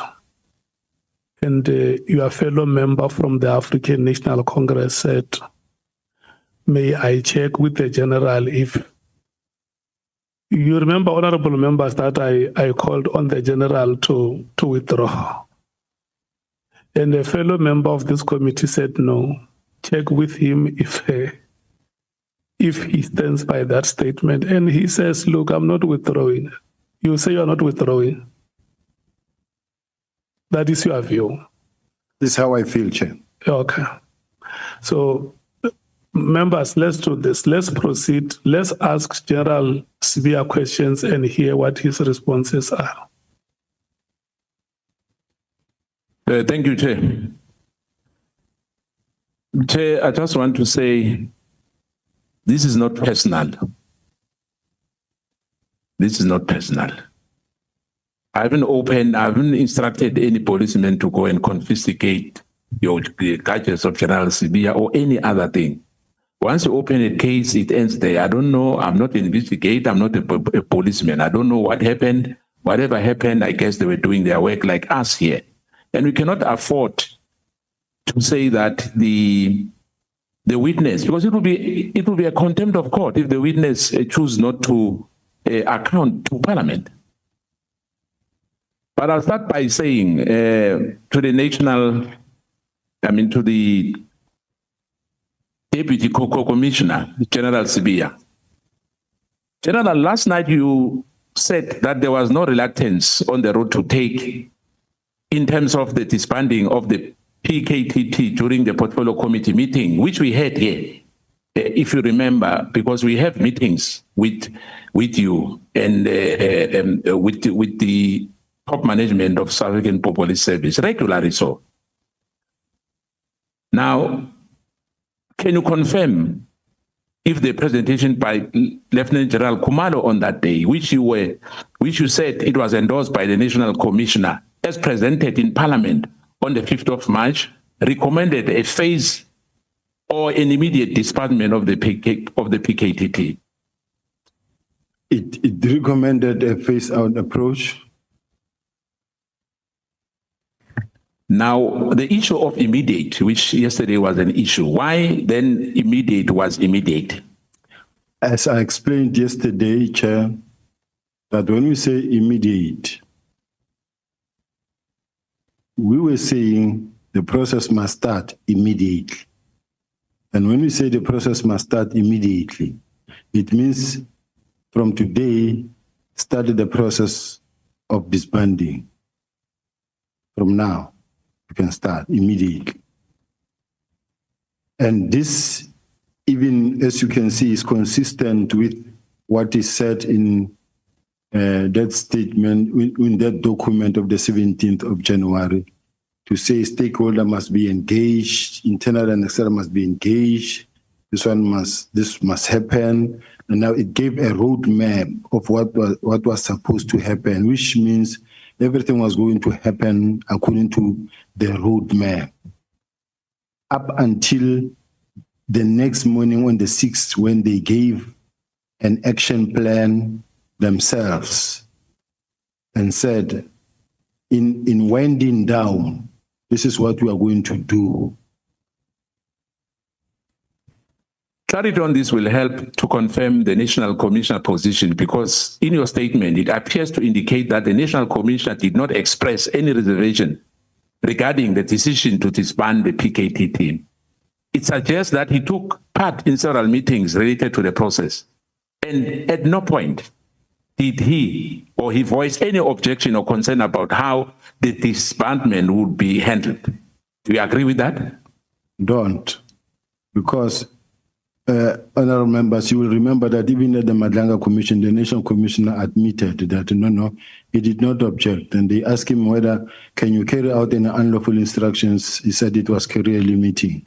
So the bottom line is that they never, at no stage, the National Commissioner ever objected openly so. In my case, with all the documents, from my corner, everything that I was implementing, the documents that I received from the Office of the National Commissioner were saying, do it this way.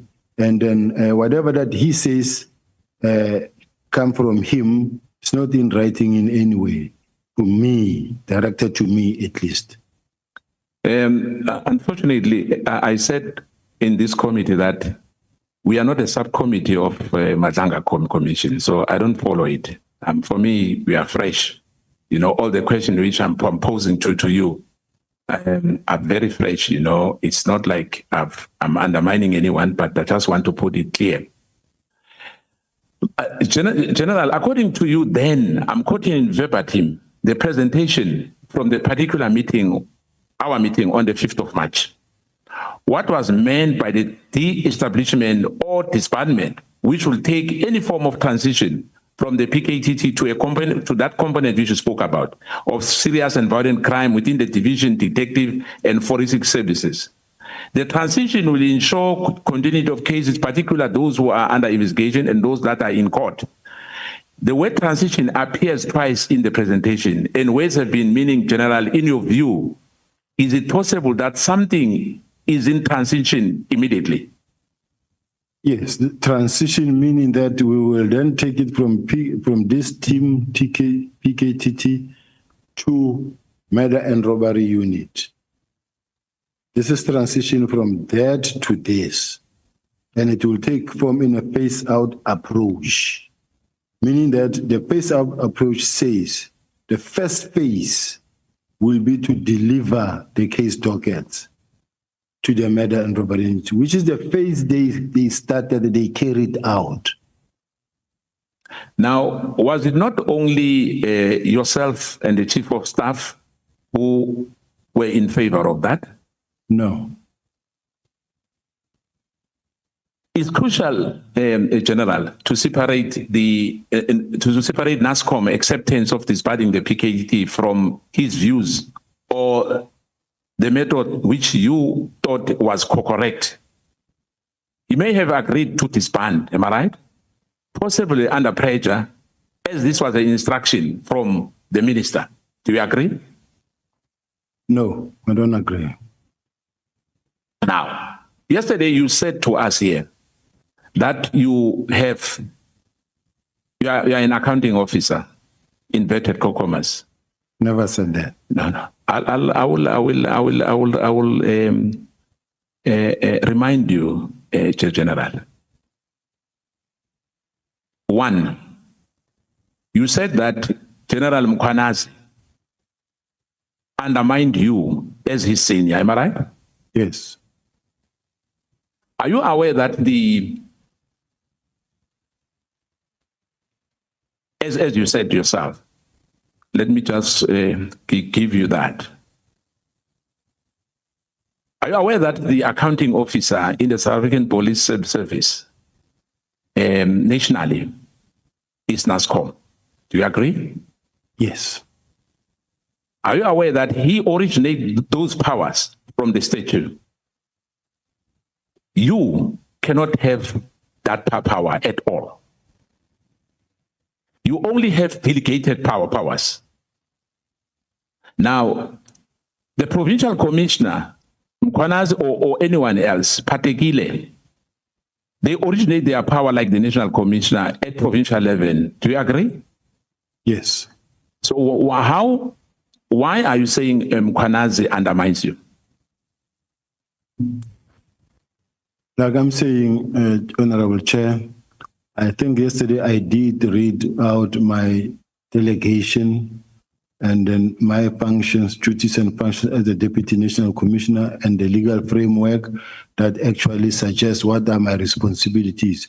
The National Commissioner, even in his own words, said there's no gap, there's no any other member between me and him. It's him, ourselves as the Deputy National Commissioners, then the divisional commissioners and provincial commissioners under us. So in other words, I'm a Deputy National Commissioner. I'm accountable to the National Commissioner, but the provincial commissioners and any other, they are below the Deputy National Commissioners. Let me repeat again. So are you saying it was is correct for you to say you can come to Mpumalanga? You are senior when you come to Mpumalanga to the provincial commissioner? I am. In terms of powers, hence I'm asking you as a deputy commissioner, that the provincial commissioner, his powers comes from the state. He's an accounting officer at provincial level. Do you agree on that? I do. Now, when you come to the province, are you usurping, are you usurping his powers when you come to the province? Not at all. Yeah, hence I'm asking you, why are you saying Mkhwanazi undermines you? He undermines me, because, I mean, we are both well-trained members from the college, from being a constable. You get trained as to the rank level structures, and you know which one is junior, which one is more senior to the other. And that is the case. That will never change. We'll come back to that because fortunately I worked before the General. If the PKTT was effective in stabilizing political killings, then why it was necessary to disband it immediately without consulting Masemula and Mkhwanazi?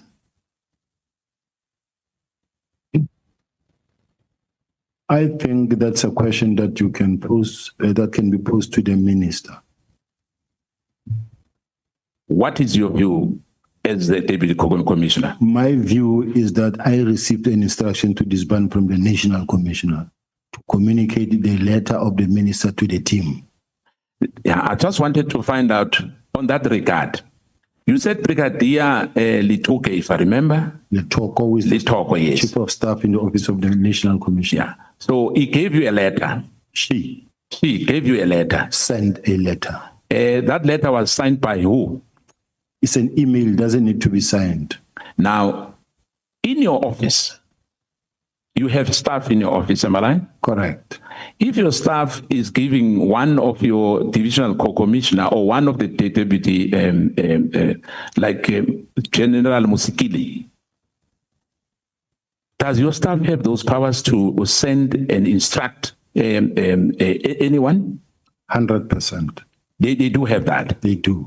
Now you just said to yourself that there's hierarchy. By nature, police is paralegal, am I right? Correct. Now, can a brigadier instruct a general, major general or a lieutenant general? From that office, a letter and communication that come from the higher office is an instruction of that higher office. Now, if the NASCOM says to you, I've never given that brigadier that instruction, what would be your response? Have you verified that letter that it was coming direct from the commissioner? Remember, the NASCOM already indicated that he told them to write letters to the Deputy National Commissioner and say, write a report. So it comes from the National Commission and is confirmed. Let me give you a reference. If you remember, on the PEE matters, there's an issue which is in court because some directives were given verbally.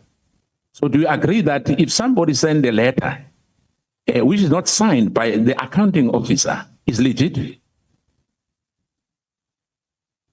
I don't know the facts in that PPE matter, but what I have and what I know and the working system and the standard practice is that the National Commissioner, even myself, I'll come and tell the staff officer or the PA and say, I want you to write a letter to General Kumalo. The National Commissioner want to have feedback in relation to 1, 2, 3, 4, 5. Please send that letter. They are well trained and they know what to write. And they will write the letter and they will send it to me or they'll bring it and say, are you happy with this? Then after I said yes, they will send. So in this case, even all the correspondences, you can check all the correspondence that come from General Brigadier Letoko and General Sebola. They represent the National Commissioner, and this is the standard practice in the police.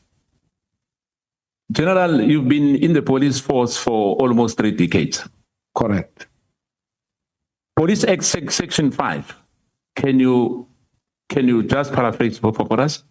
Section 5 of the Police Act. I need to read it verbatim because I don't know. No, in verbatim is fine. It's fine. Yeah, I need to see it because I don't want to quote something wrong. Section 5. What does it remind me? I will then take it from there. Let me say this to you. You cannot take any directive from a lower level.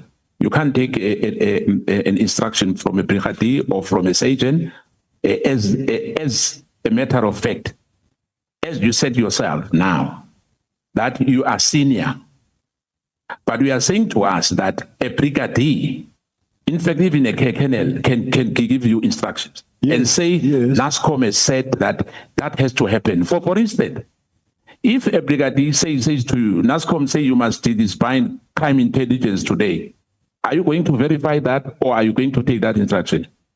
No, like once a letter of this nature comes from the Chief of Staff of the Office of the National Commissioner, it is an instruction. If a letter comes from Major General Sebola of the National Commissioner's Office, it is an instruction. And if you are not clear about it, or the instruction is somehow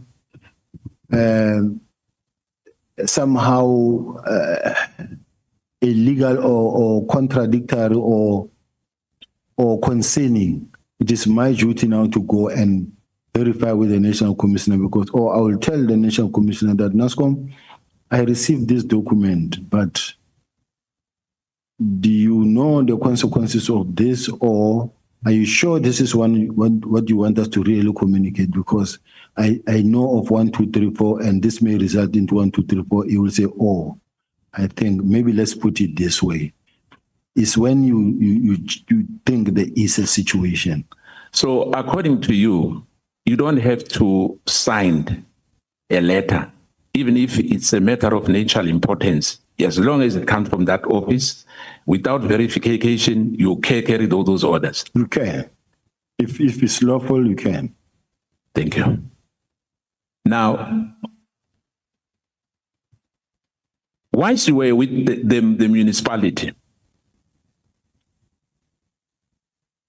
the competency of the vetting, where does that fall to?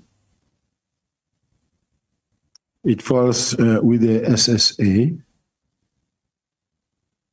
Why when you were the head, you said that this, you were cleared by the municipality security head, the vetting? Just in the city of Johannesburg. Honorable Member, you asked me a question and said the security competency, where does it fall? And I said SSA. Yes. And you're asking a question that I think is unrelated a little bit to that what you just asked. I want to understand that question. You know why I'm asking? When you were at the city of Johannesburg, who vetted you? SSA. SSA. So the municipality did not vet you. The municipality don't have a vetting system in place. I introduced a system whereby all the senior managers of the city must be vetted. By who? SSA. Thank you. Now, let's come to this, General. Intelligence-driven operations and serious targets are kept safe and no need to write the diaries every day, am I right? No, it's nothing like that. Tell us, how does it work? When you work and you open a docket, it's your job to update your SAP 5, your everything that you do, you write in your pocketbook or in your diary and you update the docket. Intelligence inquiries dockets are registered to run. The main dockets can be updated only when new information emerges from inquiries or during arrest, am I right? Repeat that, sir. Dockets can be updated only when there's new information emerging from inquiries. No. No, it should not happen like that. No. Every day, every now and then, you in your docket, you will write a brought forward date. In other words, every 14 days, you must give feedback to the complainant, but no docket should lie around for more than 3 years. Every 14 days, a docket must receive attention, if you have many. Now, on the 121 or 118, whatever the number is, you distance yourself from dockets, am I right? Yes. You never gave any instruction for those dockets to come to your office or to the office of General Kumalo. I wrote a letter that says they must be taken to where they belong. Where do they belong? Murder and robbery unit. So it was wrong for those dockets, to agree for those dockets to be removed from where they were supposed to be initially. No, it was not wrong. So they did the right thing by removing those dockets and bring them to the office where you said you don't have a safe, you don't have anything. Those dockets gathered dust, and you are not part of it at all. Remember, the instruction was to have them withdrawn there where they were, to be taken to the relevant office, which is the murder and robbery unit. In other words, from a task team that has been directed to disband to the murder and robbery unit, as even presented by the same team in Parliament and in the very next day in terms of their action plan. But you said that the task team is not disbanded, am I right? It's still on. It's still going on. Yes. Now, why are you saying they were supposed to be taken to another unit? They were, because remember the whole agreement was that they must disband. But I mean, if they stubbornly refuse to disband, there's nothing one can do. Is it the responsibility of General Khumalo to keep those dockets? He was the project manager.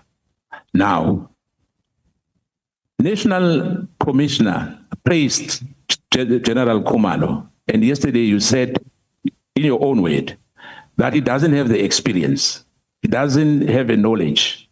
Are you contradicting what National Commissioner has told honorable members and the nation? If General Khumalo can put an investigation of crime certificate in front of this committee, I will withdraw my words. But if he doesn't have one, it's not an investigator. Yeah, but my question is, are you contradicting the National Commissioner when he was praising General Khumalo? You are saying the National Commissioner is wrong. Well, the National Commissioner believes so much in General Khumalo, and what the National Commissioner said is what he said, what I'm not saying.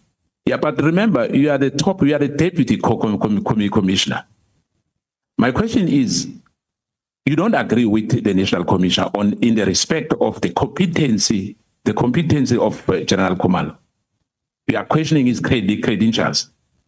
No, I say he does not have investigation, and I also said he has done a good job. I've never said he didn't do a good job, but the bottom line is, I'm saying he does not have investigation as training. General, yesterday you stated many issues here with us when the evidence leader was questioning you. Page 9, paragraph 28 of your core bundle, that when Masemula, as an accounting officer of South African Police Service, asked the Minister Mkhunu to provide reason for his decision to disband PKTT, on the 6th of March, he failed to provide reasons for his decision. In your opinion, do you think it is acceptable for a leader to take such a crucial decision in absence of any stated justification?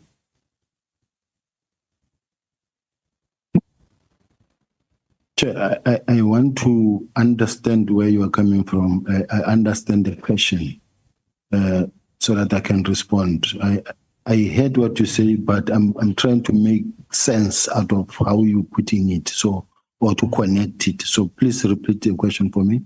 In page 9 of your bundle, yes, paragraph 28. Page 28.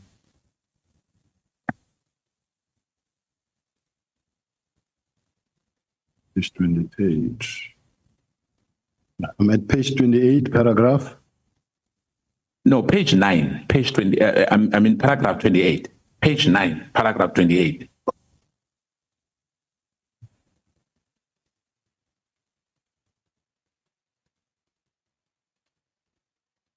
There's many bundles anyway, so there's many documents, but on your own bundle.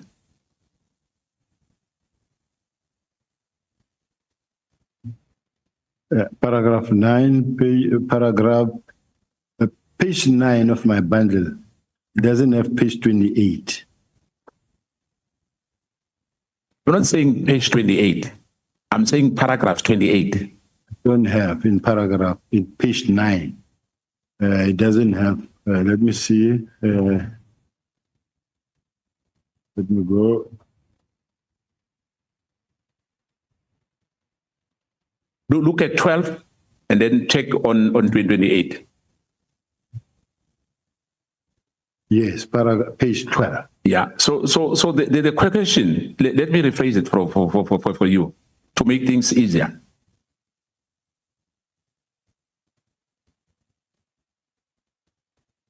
General, you stated on that paragraph 28, on your core bundle, when Masemula, as an accounting officer, asked Mkhunu to provide reason for his decision to disband PKTT. On the 6th of March, he failed to provide reasons for his decision. In your opinion, I'm just saying in your opinion, let me finish. In your opinion, do you think it is acceptable for a leader to take such a crucial decision in the absence of any justification? Chair, just a second, Chair. The honorable member is referring me to page 12. Yes. Paragraph 28. Yes. Can I read it? Because when I look at it, it's not what the honorable member is talking about. Yeah, the evidence leader will help us on that. But why is he doing that? We'll come back to that. Do you think that Minister Mkhunu justification that the task team was established because of an executive decision? Therefore, an executive decision is all that is needed to disband it as a matter of justification to disband the task team. I would like to leave that response to the National Commissioner, to the Minister. To the Minister.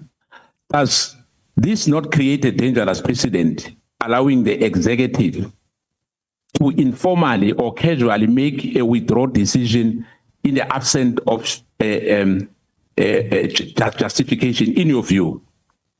That question I would like to leave to the Minister. Okay. During your teenager as the acting national commissioner, you stated in your witness statement that Ms. Vusimuzi Matlala visited you to complain about a tender awarded to him. And you indicated that you will discuss the matter with the national commissioner upon his return. Why did you deem it necessary to wait for the national commissioner's return before addressing the matter? Because it was beyond me. This time it was beyond you. Yes. But remember, on that issue of disbandment, you said, as I said to you earlier, you took a letter from Brigadier Litoke, am I right? Litoko. You took that instruction, am I right? Correct. Without verification, am I right? Correct. Now, on this one, why you wanted the National Commissioner to give you an approval? Because you were acting national commissioner. These are two separate things. And I know that, but what I'm saying, why do you have on Vusimatlala in particular, but on the matter of national interest, the matter of disbanding, you did not do that? These are two separate things, completely altogether. The National Commissioner's Office and the communication within the police, this is how it works. Vusimuzi Matlala is not a police official. It's not the top structure of the police. She doesn't have a staff officer that I must listen to. Now, in other words, if you are a minister in the South African Police Service or any minister for any department, you have staff that reports to your office. And that staff, including your PA, is entitled or is empowered or is delegated to write letters on your behalf. And those letters are deemed to be coming from you. Now, I'm going to sit on that. You chose to act on a directive given by Brigadier Litoko without a consultation with the National Commissioner by virtue of an email, which was an email we know. Do you think that was appropriate to do? I'm still asking again. I want you, because you're under oath, to say yes. Very much appropriate, and this is the standard practice. This is how everybody works in the department, and this is the order of the day. And even the National Commissioner confirmed himself that he did give that instruction to Brigadier Lotoko to write that email. So you say it's a standard practice in your office for decision of a considerable importance to be taken or communicated by junior staff members in the organization. That's what I'm saying. Are you saying that to us?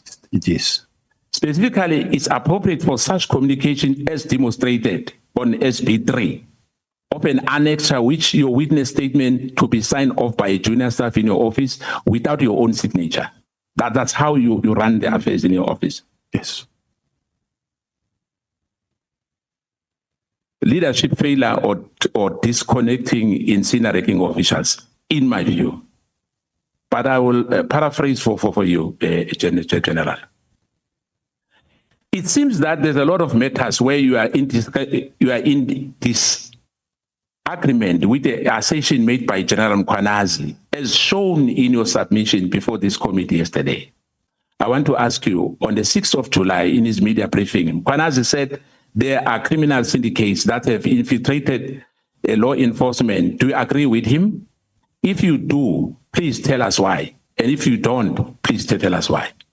I will never deny that there are criminal syndicates that have infiltrated the police or criminal justice system. It happens on a daily basis in all the provinces, including in KZN, where he is.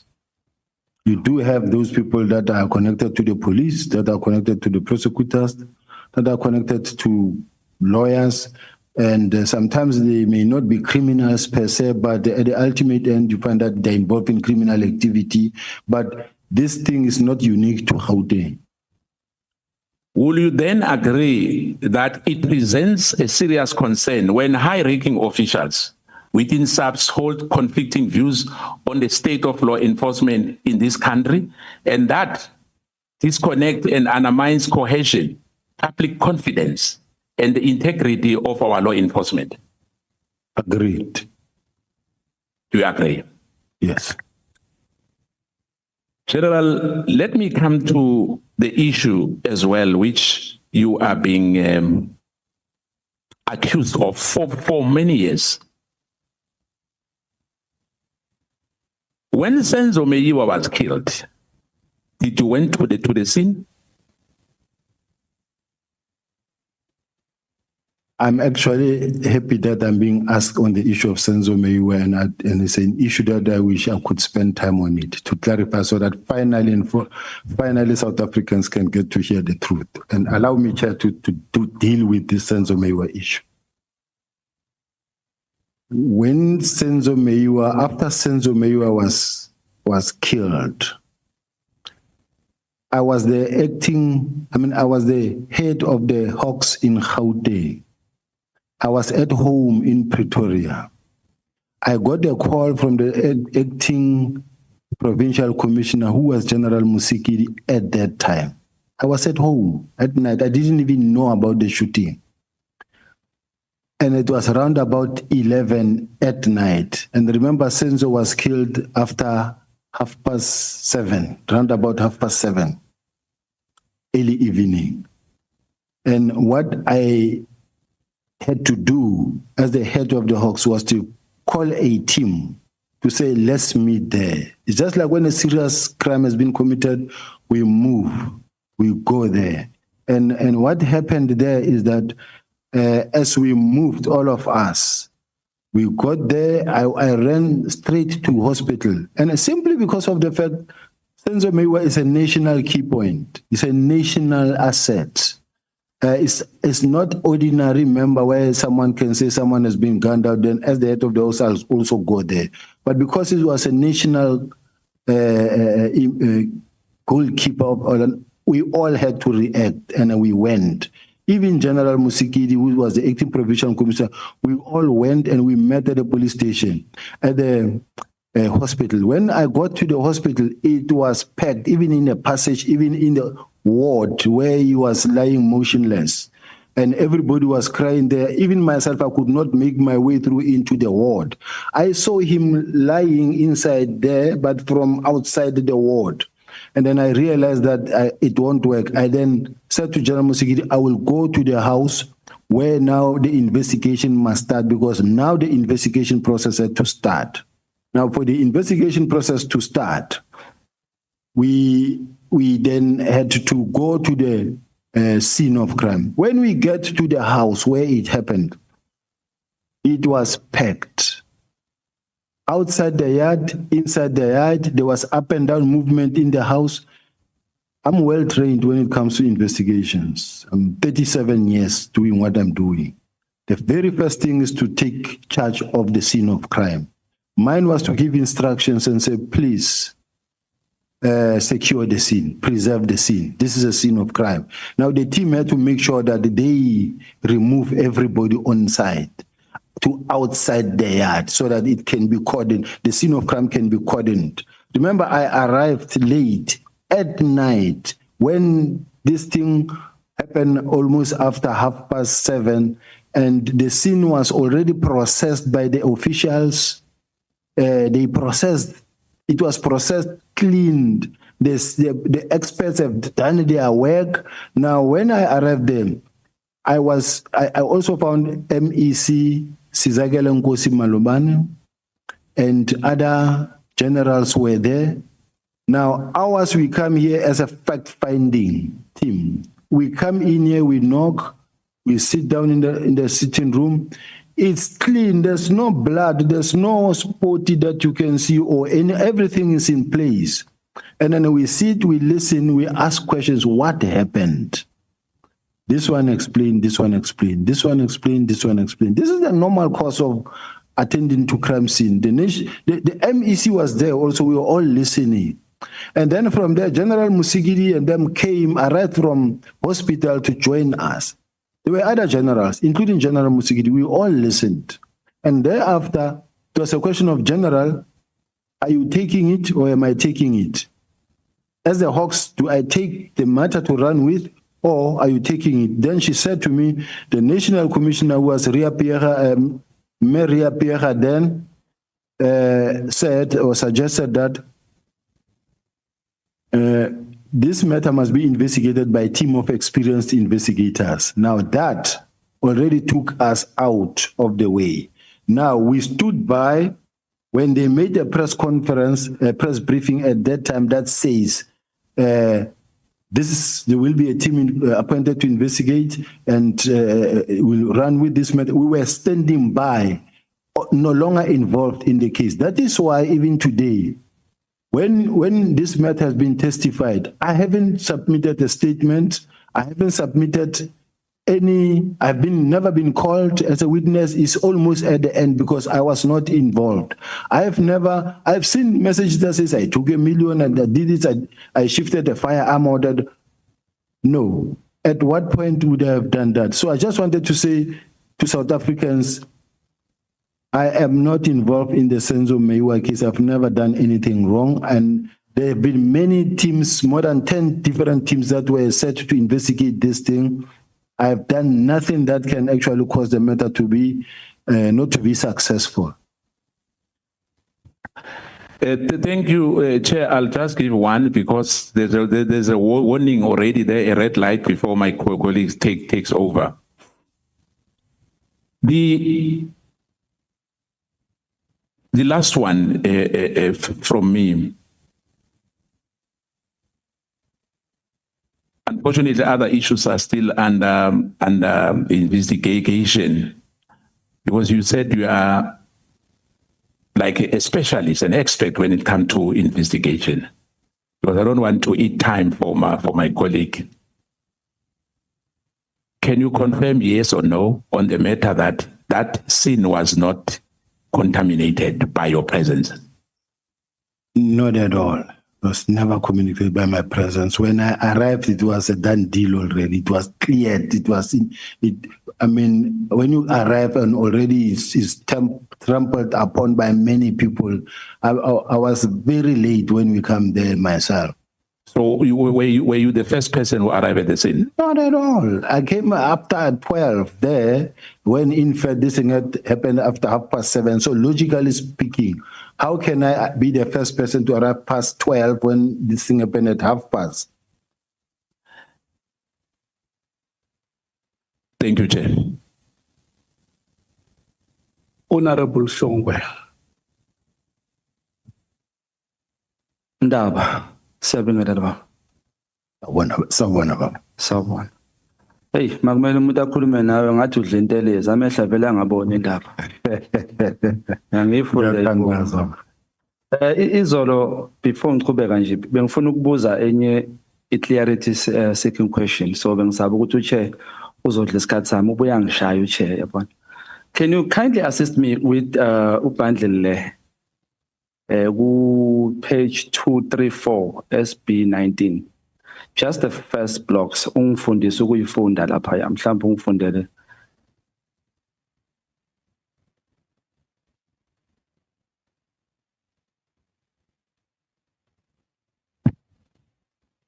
Ngibuza nje ngoba ngifuna ukufunda indlela ukuyifunda akwangishaya ngesikhathi ngisho timekeeper.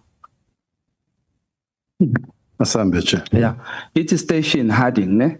Yeah. It is CAS, which is case. To double murder, yes.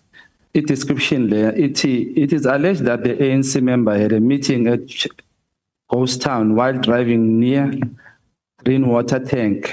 He was shot 2 times on the head and the neck and succumbed injuries on the scene. There's a ETIO, is that the investigating officer? Yeah, Chair.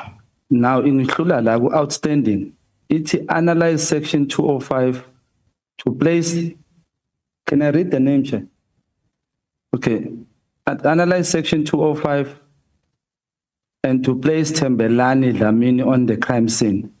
It try to identify the suspect. I don't understand the outstanding. Is that outstanding or what? Please clarify this for me. This is the investigation that needed to be conducted. That is outstanding. And by so saying, Chair, may I be sensitive to the fact that it's very much important. And that is why, Chair, it's very dangerous to mention the name, because this Sitla Zigalala does not necessarily mean that it is the current minister or deputy minister. So it's very dangerous to rely on the name that you find here. There are many names that you find that they are equal and they are senior. I mean, they are similar to the name of some of our leaders.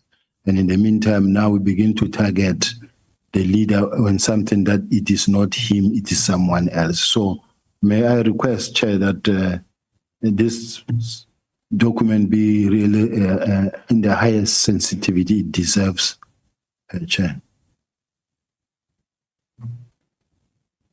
All right. Should I continue with it, Chair, or just me? No, you can continue. The documents have been made available to yourselves, and they are on record. But what the witness is requesting is that you may not read the names because they may be misinterpreted. Now, as I was asking for clarity, Chair, I was saying, does it mean when you say analyze section 205, does it mean the placing of that suspect, or there's this name Yokala on this crime scene? And does it also mean try to identify the suspect as that suspect, the Kamel Pelpaluela? Does it mean exactly that, or it means something else? When you read the docket, which is the double murder, heading double murder, that was registered in 2016 on the 20th of 12. And it gives you the description of the case, that this is what is being alleged, that the ANC member had a meeting at Ghost Town while driving near a green water tank, and he was shot 2 times on the head and neck and succumbed to injuries on the scene. Now, here's the investigating officer. Now, here my main intention was to point out that the last day of investigation of this matter, the last handwriting in the docket was on the 24th of March 2023. This is the last time this team looked at this docket. So in other words, for almost since 2023, this docket was never looked at. 2 years. It was not open. It's somewhere sitting, gathering dust. Now, the rest, the information that is outstanding in this docket was to analyze the 205s and to place this person on the crime scene. In other words, it's when you apply for the communications from the cell phone providers, the car trackers and everything, and then you analyze that so that you can see that it gives you whether this person was there or not. No, thank you. So this Sihle Zikalala that is here, was he arrested 2 years ago? I thought, Chair, we agreed that the names are not No, going you said it's not the minister, just this one. I'm not sure. Okay. That's why I say I'm not sure whether he's a minister or We not. may pass. Do you agree with the relationship between Jackie Silibe no Glenn Agliotti made South Africans ukuthi bangawathemba amaphoyisa? And if you do agree, what do you think, or what should South Africans think, or what should they make of your relationship, if you have, between Brown Mokgotsi, who has relations with Ket Matlala? Well, what I don't know is whether they are criminals or no. Ket Matlala, I do know now that he's been arrested, but at that time, no one knew whether he was a... That's why even the police awarded him a tender, because they didn't know, apparently, that he was involved in crime. Even myself, I didn't know if he was in that a criminal. So, since one became aware that the man has been arrested, we cannot now further communicate or associate ourselves with him. But at that time, going backward, we didn't know. So when I didn't know him up until he came for the first time to the office. Okay. Asidlulela. Izolo ubufuna document yaga public protector, which you say it's the one that clears your name. Correct? Do you agree with that document, that letter? Yes. Okay. Which one is it? Because there's a letter written 18 December. And there's a letter written 8 May 2022. Which letter are you referring to? Can I assist that legal with my protector report?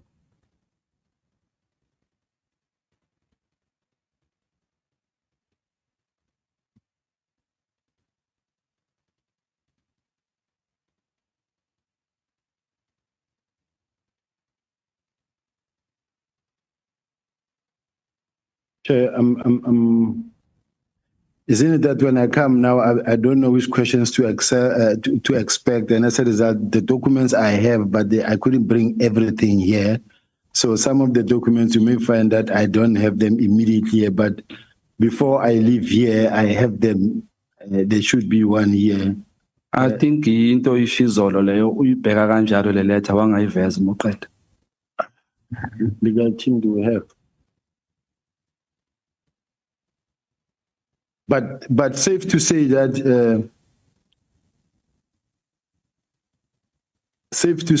the public protector mentioned there that was employed by the city of Joburg and everything was procedural and legitimate, and as a result, there was no issue about my appointment. I think singaxoxa ngayo ngoba uyayazi indlela yokukhuluma ngayo mphathi wami. Now that letter, before I ask you a question on that letter, in the SAPS, when one is subjected for vetting, and should that person fail vetting, do you continue to employ that person? Is the discretion of the commander or the head to say these skills we need. However, this person did not make it through the vetting department, through vetting, but also depending on the sensitivity of the post that you hold. For an example, there are many members who don't have security clearance. Similar case that then provincial commissioner doesn't have. Provincial Commissioner Western Cape doesn't have, but yet they deal with sensitive information.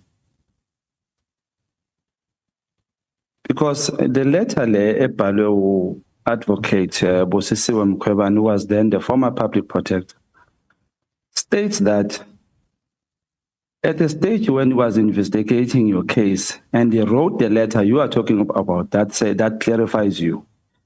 He did not have the evidence ephelele. The city of Johannesburg concealed the evidence. Therefore, she came to those findings without this evidence that came there. One, it is the letter that was written by Ubrink, speaking about you not passing a competency assessment report.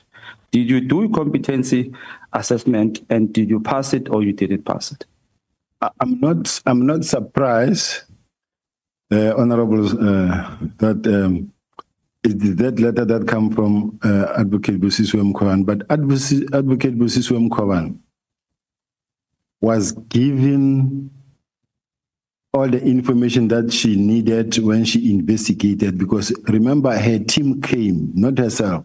The whole team was sent to investigate, and she conducted an investigation, and she wrote a report.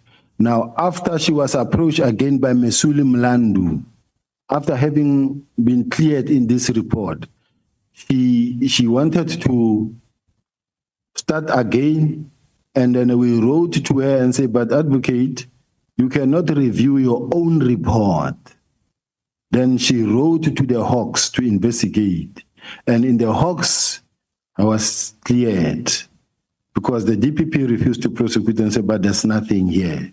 And as a result, there was nothing. But I'm sitting with the report from the public protector that says, and it is important that we find it because it clears me. Now, as to the competency report, assessment, remember that when you get to the competency assessment, it's a document where they say to you, it's an exercise where they say to you, there's no right or wrong answer. This is just to look at your character and whether you are a strong person and which character you are. You don't really even need to spend time on this thing because there's no way you will get this thing right to say you are right or wrong. So I wrote what I wrote, and the result came the way they came and say, you can be suitable here and not here. That is what happened. Why pass and why fail? Well, I don't. It doesn't say you failed it like it's a. It's like whether you passed. What do you call it? Let me say it was not positive. Why pass and why fail? Okay, let me say I fail. Okay. 2016 November, you were appointed as a unit head, right? Yes. But 2017 July, your job title changes to a HOD. Yes. It was converted according to the document of the public protector to an HOD. Did you convert that yourself as it is alleged that you appointed yourself to an HOD? There's no way you can appoint yourself in a city. In a city is well regulated. The group head forensic investigation service was established by myself. It did not exist. There was GIRAS, which was an internal audit, but I had to start a group function that will take care of the city's properties. And that thing went through the council. They will say the items that were presented before council and council approved. Okay. And Chair, there's no way I could be the head of the DPCI and someone like Mesuli Mlandu want to come and tell me that I cannot be the head of a small group forensics within the city. And this was based on the fact that already there were some differences between myself and Mesuli. I do have correspondence here that he wrote himself to, firstly, he wrote a report regarding suspected clandestine rogue unit. And then he also wrote to the late Jeff Makubu, may his soul rest in peace. Where in this one, where that was written on the 20th of September 2019, he says reference is made to my report regarding the above matter, which was received by Mayor's office on 16 September 2019. A meeting with you, Chief Operation Officer, Executive Mayor, and MMC Finance held on 18 September to discuss same. Noting that this meeting confirmed that the officials of GPs traveled to Eastern Cape and purport to be conducting a security vetting with my previous employer, which never materialized. Further noting that the meeting also requested that I should allow that this matter be dealt through internal processes instead of reporting same to the South African Police Intelligence Structures. Request which I acceded to without difficulty. Further note, while such internal processes are being followed, kindly be advised that me and my family must also satisfy ourselves of the nature and extent risk we are exposed to from the confirmed clandestine and rogue activities of the officials of GVs.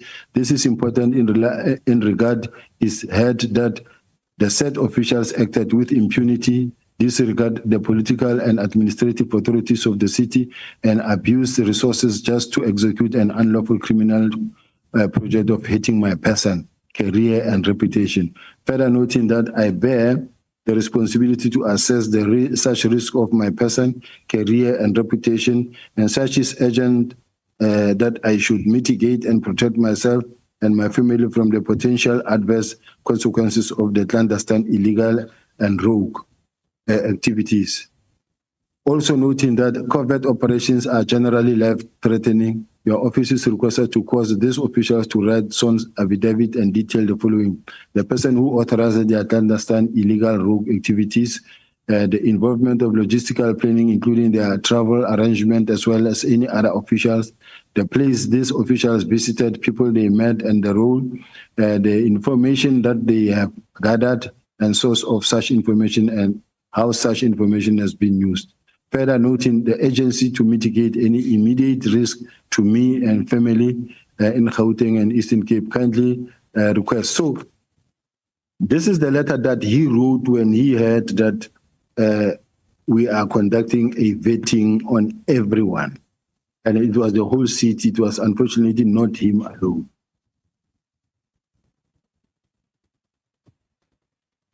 And I do have files, Chair, but this matter really, I felt that,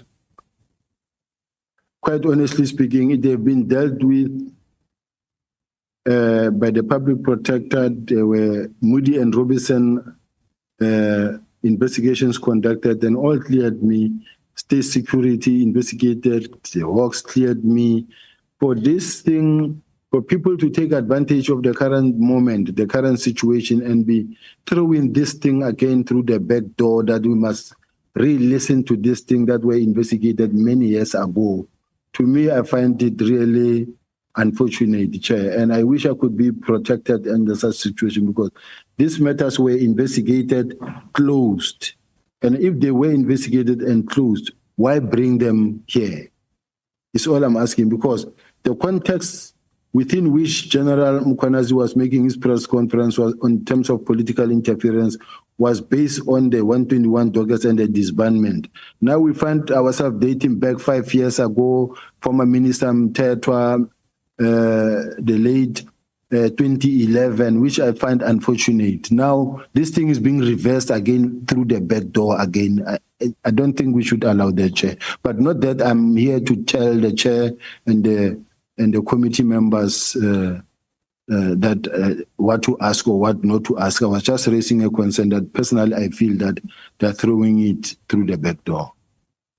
Angithi Babu Sibiya mfokandaba indaba isekuthenini kuthiwa ama politicians and senior officials of certain positions benza izinto engaqondile ukuvikelana. So yingakho le methi ibuyile. So ngicela ngingaphathi kabi lokho. Ngoba the same letter wenothe uthembele kuyona ka public protector It's the same public protector that says the city of Johannesburg, yafihla evidence kwi-team yakhe ekuthenini kuze afikelele kulesa sinqumo asithathile. So uphinde uyabhala futhi in this one. That's why ke ekugcineni athi we are at liberty to confirm that information revealed by Mr. Brink above, in particular the competency assessment report of Mr. Sibiya and the non-approval of the municipal council. Can I ask ukuthi, when that matter yakho yokushintsha position and the grading of his salary from 1.2 million to 1.8, who was supposed to report that matter to the council? It was the city manager, and all the processes were followed. It went through council, and council approved. So it was not a private deal somewhere in an office. So it's not correct what the public protector is saying here, Wuti. However, the report, sorry, this was not reported to the municipal council. No, it was reported to the municipal council. And who was the mayor at that time? From which party, if I may ask? I think it's former Mayor Herman Mashaba. He has never said anything to you about this matter of you being put to, of the grading of your salary from 1.2 to 1.8. Are you also saying he's the one who appointed you or the municipal manager at that time? This is the municipality that appointed me. The same applies to the same Mesuli Mlandu himself, the same process that was followed to have mine promoted or increased. His own salary was increased drastically from where it was to where it is now. So it's the same process. Are you aware that the public protector in his resolution said they must open a case against this issue? Which she did. And what happened to the case? They investigated and the DPP declined to prosecute. No, thank you. General Mkhwanazi said you procured prohibited equipment in the city of Johannesburg with the assistance of Paul O'Sullivan. And we have seen a letter from the State Security Agency confirming paragraph 4 that you bought equipment. Can you confirm that? There's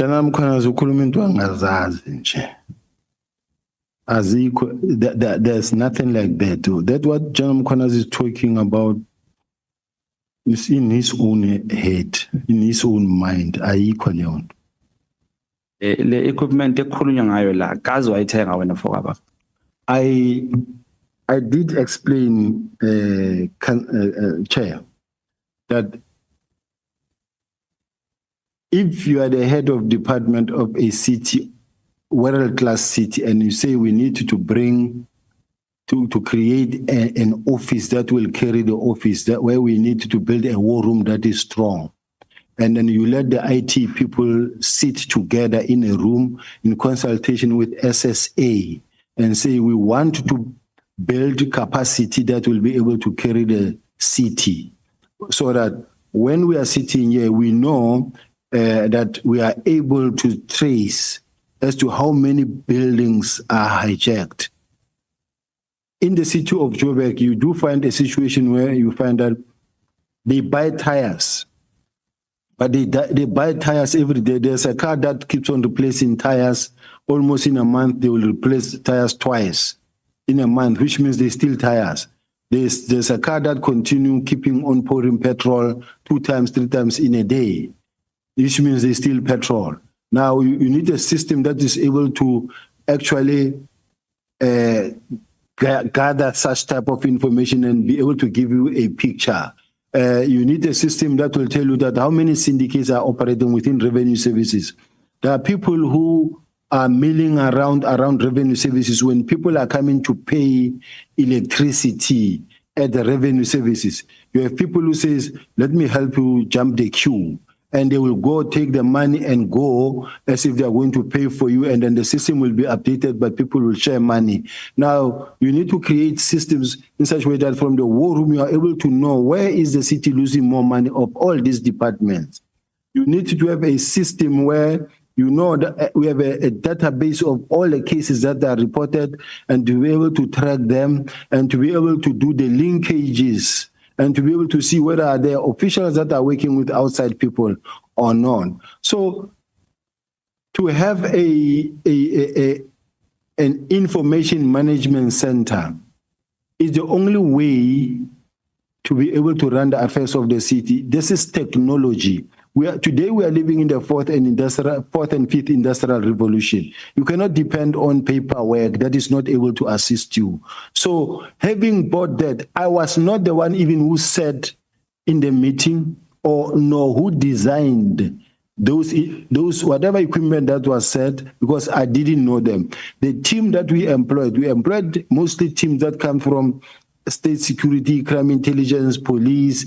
Now, these are the people who sat and say, we think we need a camera, this camera that we're going to use when we shoot the videos or the TVs for hijacked properties or during the operations. So it is things like those. There was no grabber because the main bone of contention was apparently I bought a grabber. Now, the state security said there's no grabber, and there is no grabber. And at the same time, if you remember Al Jamaa, they also they made such a statement that says, when you walk past me, I undress you. Because as you walk past me, my system that I have undresses you, takes all the information from your phone. I went to court, and the court ruled in my favor. It's just that they keep on recirculating the same lies. This is what we are sitting with even today. There's no grabber that I ever procured. He even go to an extent of saying, when I was the head of the HOCs, I procured something like a grabber. Being the head of the HOCs, there was General Dramat, and where was he at that time? No. There's no grabber that I procured. I don't have such a grabber. Some of these statements are just malicious.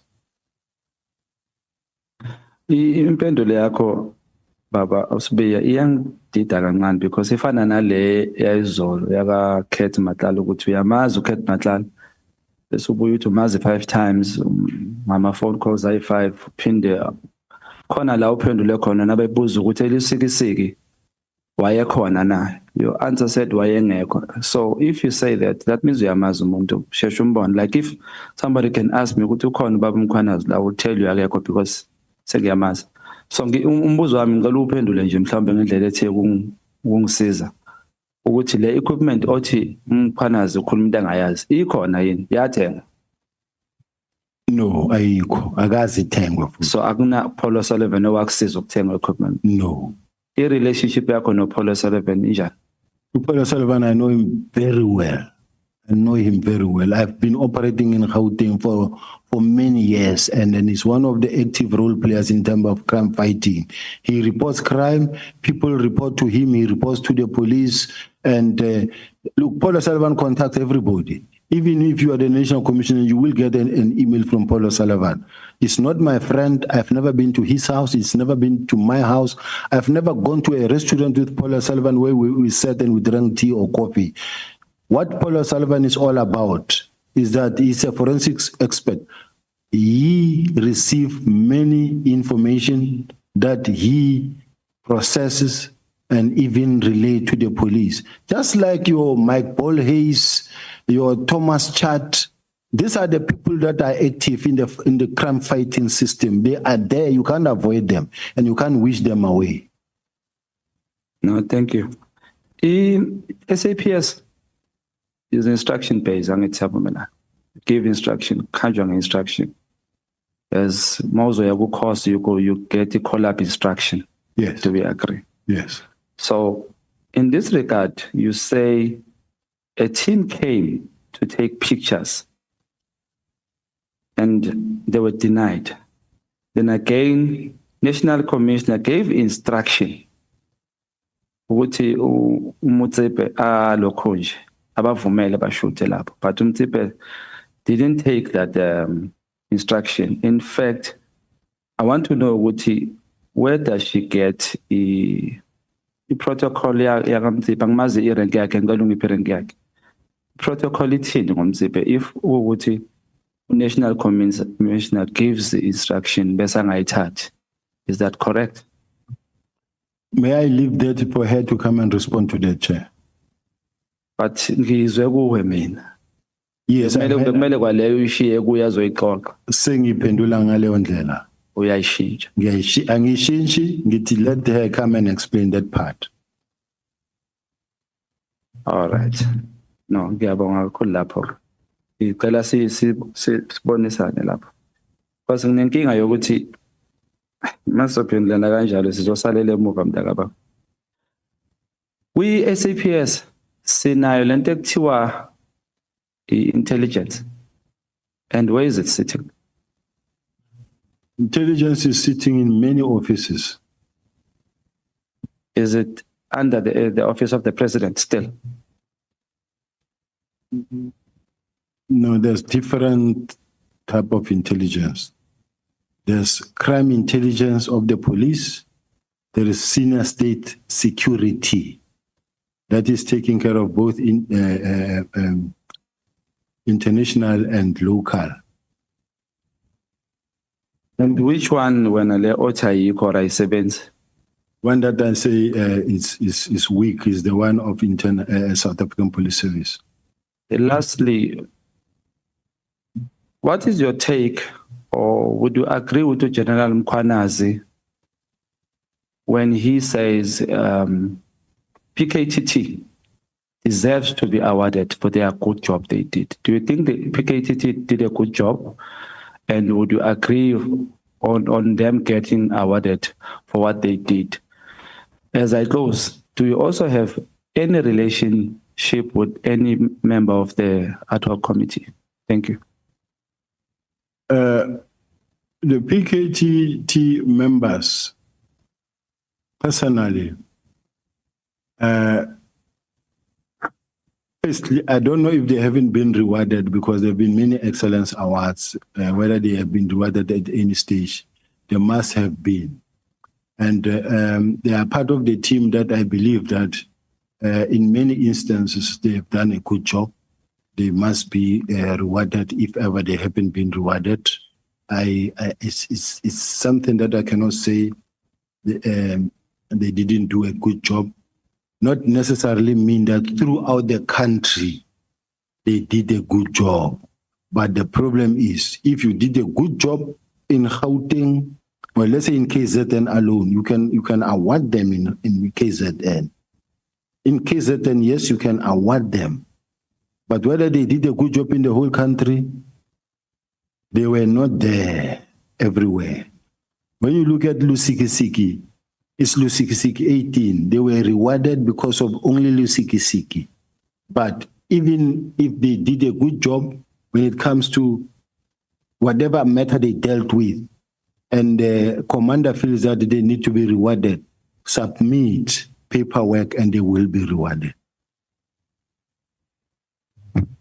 Shay didn't finish the question. Do you want to make a follow-up, honorable member? Still the very same question, which does know any member of the ad hoc committee. And I think I was not answered in the question of Brown and Lusikisiki, which, as you said, you don't know him. Yes. Bran Mokhotsi, I said it, I think, Chair, even yesterday, that I know Brown from the time he contacted me. I didn't know him. The very first time I got to meet Brown is when on January 8, he called and said, I'm going to General 8, are you going to be there? I said, yes, I'm here on operations. We are working here in Western Cape. He said, I'll come and greet you. That's exactly what happened. And even if you check the footage, you will see. And before that, you can see my phone, you won't find Brown. And then thereafter, I allowed those calls. There were moments where I could have blocked him and stopped communicating him, but when it comes to issues of safety and a person who gives you a lot of information, you let it flow. Any member of the ad hoc that I know, I've worked for a very long time with Honorable James. I know her. I've worked for a long time with Honorable Glenis. I've worked with some members I saw in the portfolios where we account. I know the chairperson for portfolio committee from the portfolio committee, not anywhere else. So these are the only members, Honorable Kola Danabayanat, I know, not personally per se, just official capacities.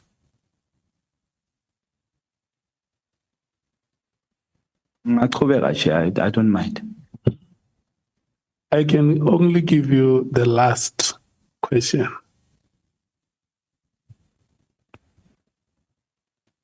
Sengicela nje ukubuyela encwadini because abantu balambile Chair, yabona.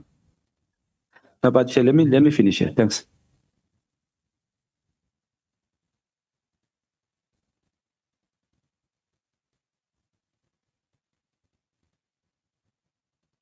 So,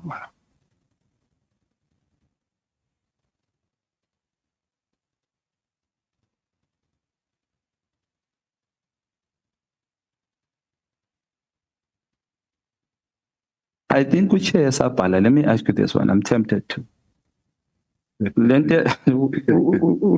General Mkhwanazi says there is buying of Lamborghinis and all that to by intelligence somehow. And you said there's no such. So I want to ask Uguti, in the SAPS in totality, akwenzeki ukuthi uthole ukuthi umuntu is spy uthunywe yini to infiltrate a certain criminal syndicate? Is no such. Is there no such? A Lamborghini is pushing it too hard. You can't buy something of 5 million because you want to infiltrate somebody. You can always do it cheaper. But you will never go buy a Lamborghini because you want to infiltrate someone. Yes, so, but there is such a doing. It matters in terms of the budget. So it can be done. Even if let's say you want to run a covert operation, we have well-trained undercover operators that can infiltrate that space. And let's say, for instance, they are dealing with a syndicate, a group of syndicate, a big one, and where you have to appear as a rich person who is actually living that lifestyle. They will make sure that you get that car, not necessarily that it is procured, but they'll organize that car and then you will use that car for that time being for you to be able to operate. But what I wanted to say, Chair, I don't want to sit here and expose how the police operate in some of the operations because you are leading me into, Chair, you are leading me into a situation where I'm going to be accused tomorrow and say he did the following. No, ngiyabonga mfowanda bengiphendulile bengicabanga nje ukuthi ungazi ukuthi ikhona lento ayishilo noma yikho so uthe ikhona just depends on the matter of value that we tell us. Siyabonga mfowanda. But General, are you saying that in a corrupt environment, officials may not use state money to buy themselves the vehicles that he talks about? In an environment where corruption is pervasive, is there no possibility that the money can be siphoned to acquire such or vehicles of that value? No, you can't unless, I mean, we're working with the public's money, public's fund here. You can't really nilly-willy just spend millions because you want to investigate a certain crime. You can investigate crime. Not for purpose of investigation, for self-aggrandizement. And I buy a Lamborghini. Yes, you have access to this purse. There is no monitoring. You have become a law unto yourself. It's not only the vehicles, Honorable Shongwe. He also spoke about people who have acquired farms. And buildings. Yeah, that's correct. So you may have a building that is higher than that vehicle in value. Yes, Chair. and the state money has been used. Yes, Chair. So that is why I'm asking you, because this is part of our probe, the extent of, okay, I must not say that, the extent of, how corrupt activities have been entrenched. Because he says police officials do this and that, and you say, no, we can't. In terms of our operations, if they are covered, we can't buy vehicles of that value. And I'm asking you, in an environment where corrupt activities have become pervasive, is it possible that state money can be used for personal use, where a person can take it and go and buy himself or herself a vehicle of the value that I don't want to advertise that vehicle?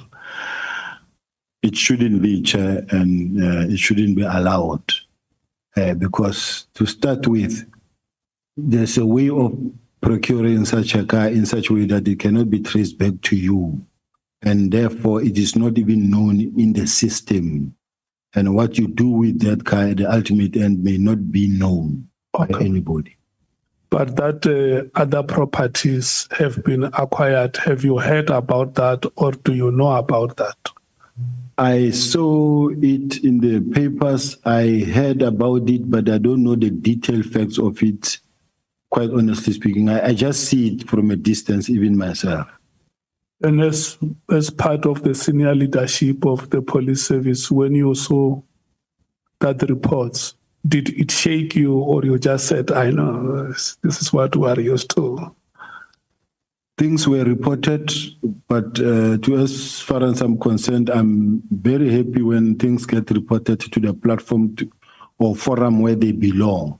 And they were reported to the IG, and the IG conducted the investigation and dived deeper in investigation, consulting with the IDEC or NPA, and they came around a decision whether to prosecute or not. Okay. But none of us were involved in the process. Let's leave it that.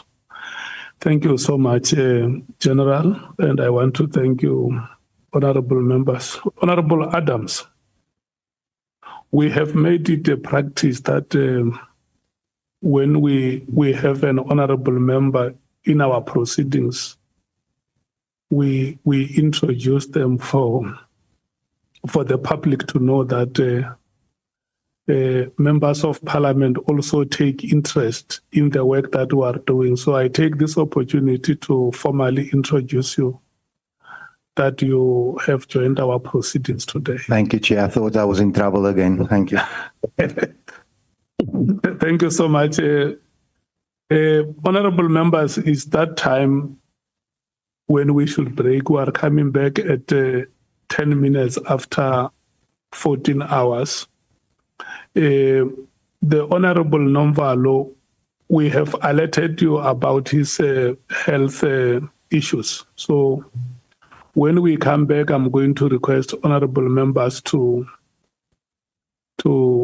allow him to get through with his questions. And then we will then move to the Democratic Alliance. Yes, let's accept it. It's only for today, Honorable Breitenbach. I have given you the break, honorable members.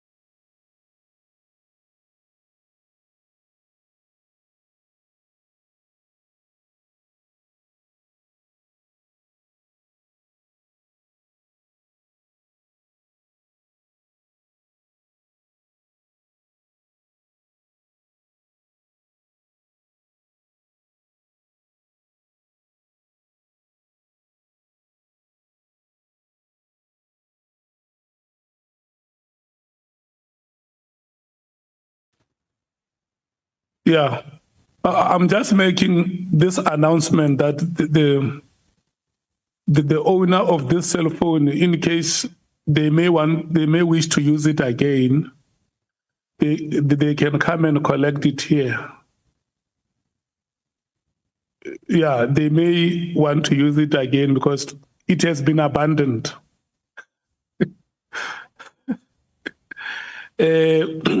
We take Honorable Nomvalo, we take Honorable Breitenbach, and then we take Honorable Klopper, and then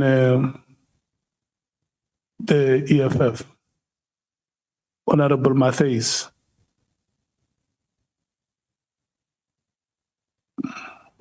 Yeah. Honorable Nomvalo, General, thanks very much again and welcome to this session. Thank you. Thank you, Chair. Good afternoon, General.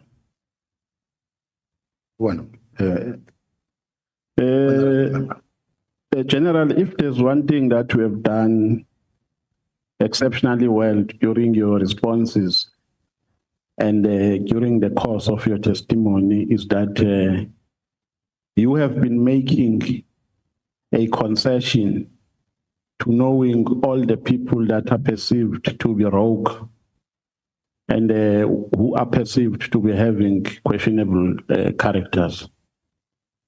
I think in that context, I must commend you that to say you have not been evasive.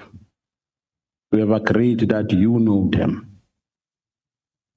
But as a police officer, are you not aware that you are easily accessible by people who have questionable characters? Is that not a concern to you?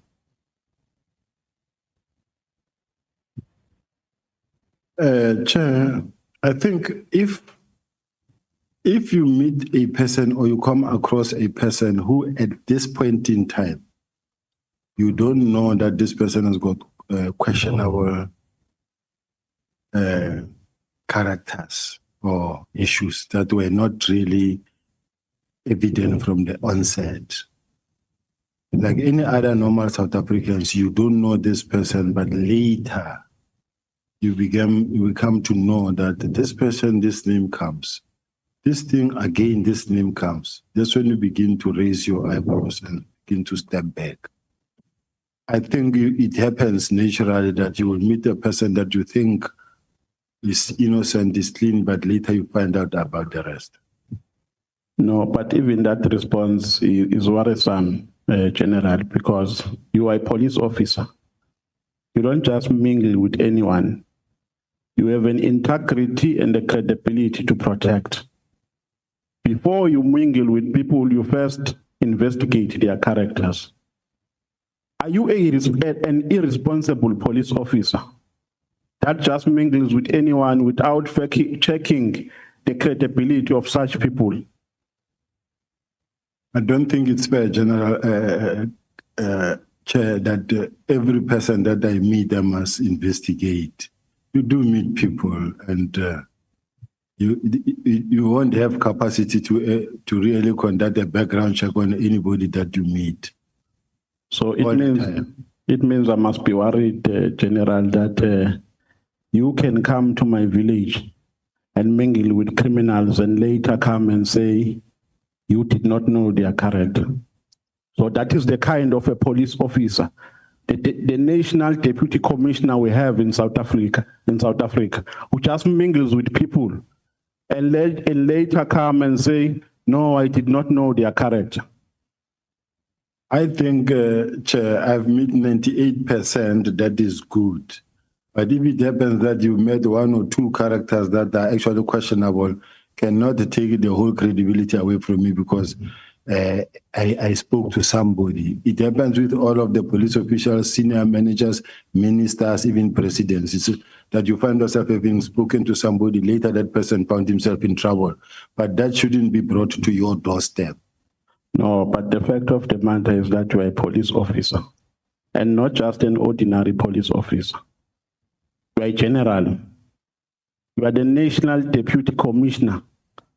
For you to have a relationship with people who have questionable characters can never be justified. It is not correct to say I have a relationship with them as if they were my friends. They were not my friends to an extent that it can be called a relationship with criminals. It's not correct. But General, when we asked you about the relationship with Brown Mokhotsi, I think the question was asked by Honorable Nwala. You said he was asking if you are still speaking, if you are speaking with Brown Mokhotsi. You said you are speaking with him. And he further asked if you are speaking on police issues. You said, no, we are speaking on general issues. What do you mean by general?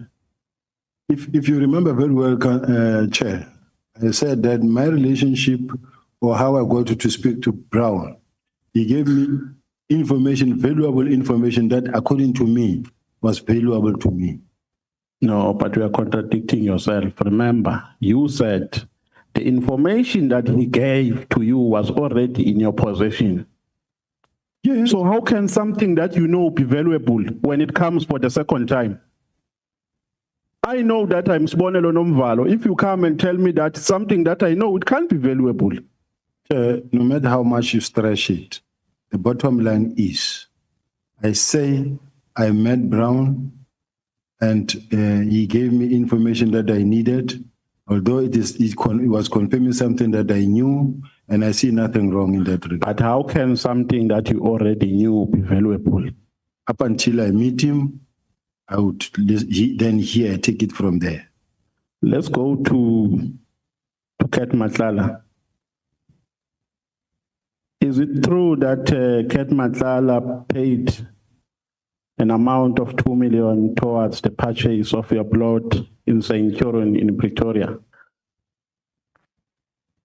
I don't know, because my plot is procured, is bought through the bank, and there's no 2 million that was paid. So it's not true? It's not true. You said Kat came to your office to discuss about a tender. Did I hear you correctly? No, you didn't hear me correctly. Where did you meet up? I said he came to the office to discuss the issue of the fact that he's been awarded a tender and then he's got a lease agreement to do to occupy the facility, and then he was not being allowed to occupy the facility. This is the meeting that was intended for the National Commissioner, but the National Commissioner was not there. I was the one acting. Yeah, but that is what I was saying as well. Now, did you see it appropriate to meet a service provider? I meet everybody. Even if he's a service provider, he is a stakeholder, but at that time, in his capacity, he was more of a complainant. Who signed his appointment letter? A letter that was appointing him to work for the department. I don't know whether it's the National Commissioner or supply chain, but I was not part thereof. Now, why did he not refer that concern to them? He came because they are the ones, General. I see a general who's all over the place here, meeting business people. They are the ones who appointed him to work for the department, not you. They are the ones who signed the appointment letter. How does it get to you to speak about a tender? I don't think it's correct to say to speak about the tender. Let me just do like this. Honorable Nombalo, let's go easy on the general. When I say easy, I don't mean you must not be robust. You can be robust in any way. But I plead that we give the general a breathing space. No problem, Chair. Thank you. Point taken. You can respond, General. Repeat the question, please. I was asking, how does a service provider, how do they get access to you in the first place? To come and discuss about technicalities that they are faced with after they have been appointed. I think does it feel in your competence to attend to such issues? It doesn't fit within my competency as the head of crime detection, but when you are the national commissioner's post, you deal with everything in the police, and I was acting as the national commissioner.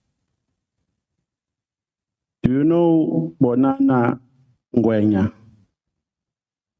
who is the former Ngwenya? Hey, we have what?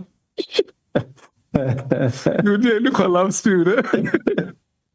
No, we can turn him into a witness. Do you know Mr. Ngwenya, who is the former Deputy National Commissioner? I know her. What is your relationship with her? The mother of my child. Where does she work currently? I'm not sure. Did she ever work for a company of Vusmuzu Ket Matlala? Not at all. She has never worked for it? Not at all. Okay. Let's go to the disbandment of the EKTT. You know where my concern is? Just hold it, the honorable number. General, you say the person is in question is the mother of your child, and you don't know where she works. Yes. Okay. She's the one who was actually at some point who lost her job. So I don't know where she's working. Oh, okay. She doesn't live with me. Okay. But you okay, no, it's fine. Let me leave it there. Can I proceed, Chair? Yes, you can proceed. Now, you know where my major problem is, General, with regards to your involvement in the disbandment of the political killings task team, is that you were never involved in its operations. Correct. Neither did it send any report to you. Correct. You have already said that the PKTT was doing a sterling job. During its operation before the disbandment. I said they were doing a good job, but it could be better than what they're doing. So they were doing a good job. But it could be better than what they're doing. You further said that the reason why they were disbanded is because the budget was not enough. You even cited remarks that were made by the treasurer, by the CFO, I mean, correct? No, I don't remember saying they were disbanded because the budget was not. No, I'm saying part of the reasons why they were disbanded. Yes. It's because there was no money that could sustain them. Yes. But that is not in accordance with the letter of the minister. Well, I cannot question that part. That is not what the minister said. I didn't dictate nor contribute to what the minister wrote. No, but General Sibiya, the minister wrote a letter disbanding the task team. You came before this committee and justified his actions. You even quoted what was said by the CFO. You were not just talking for the sake of talking. When you said there was no money to sustain the task team, you were actually supporting the reasons for its disbandment. Even now, I'm still supporting that, Chair. Yes, but I'm saying that is not in accordance with what the minister said. The minister never said there was no money in his letter. I understand that. The minister, the only reason the minister why he disbanded the team.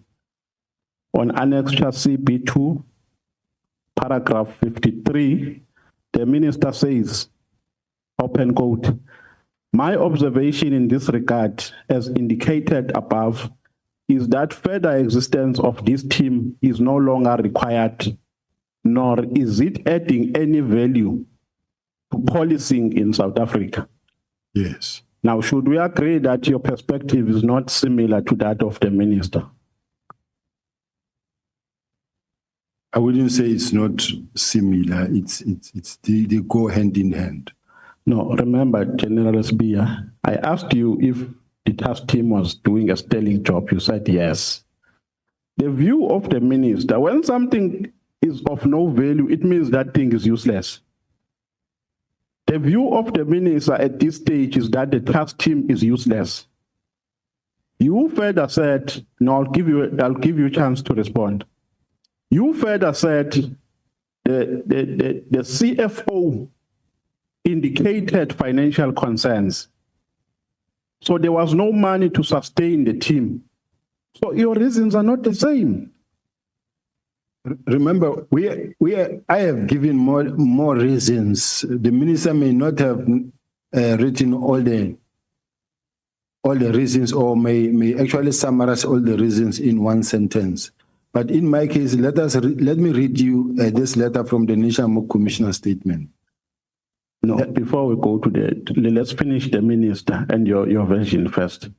I'll allow you to read the commissioner statement.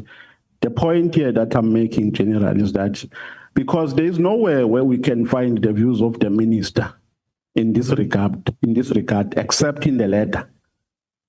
And we can't quote things we do not know because the minister will come here and say, but I never said that. What I said is here in the letter. Your reasons are not similar to that of the minister. Why is it so difficult to accept that? Remember, we don't have different reasons to disband. The minister gave a directive which has been complied upon by all. What I motivated myself comes from me, not from exactly my point. Yes, and yes. The two are not in competition. No, they are not, absolutely. Yes.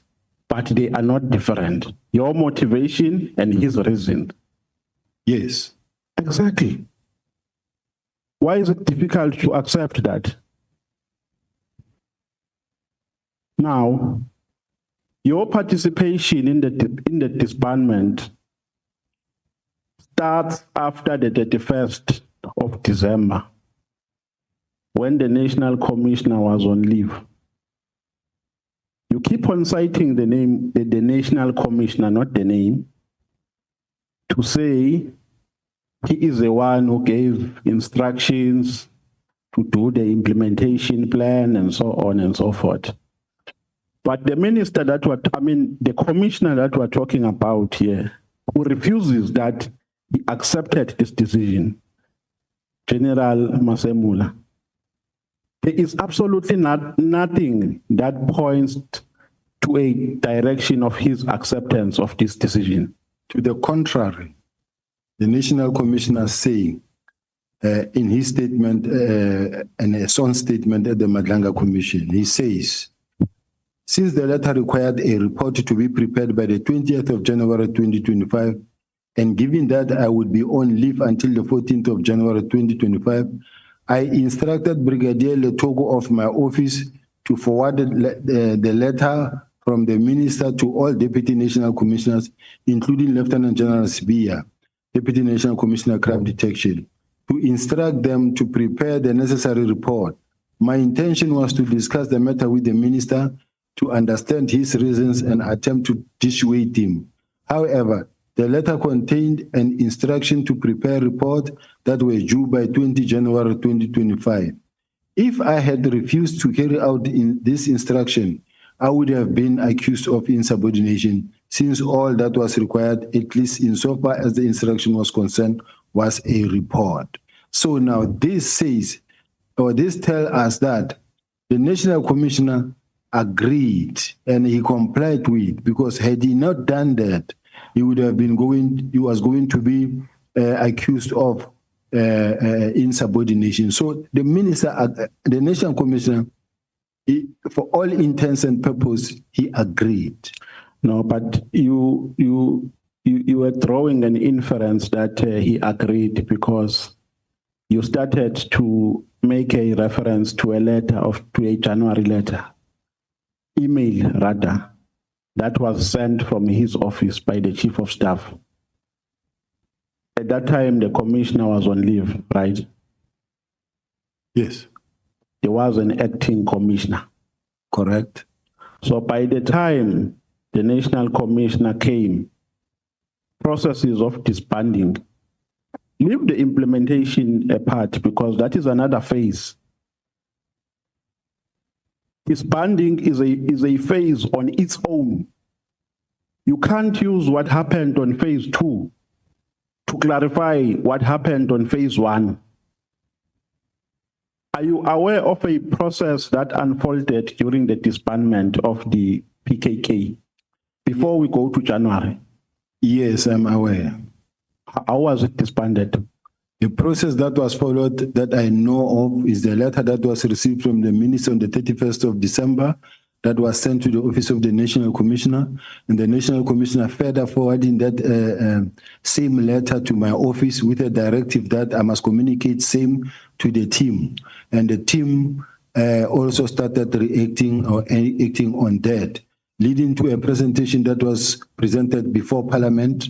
And before Parliament, this is where they explained that the test team has achieved the purpose for which it was intended for. All the districts in KZN have stabilized except the Etiquette district. And as a result, we are now going to be phasing out. And in phasing out, we'll start 3 phases. The first phase being to deliver the dockets by the 17th of March. And that happened. And as a result, by the 28th of June, of March, a handing over was done between the 2 divisional commissioners.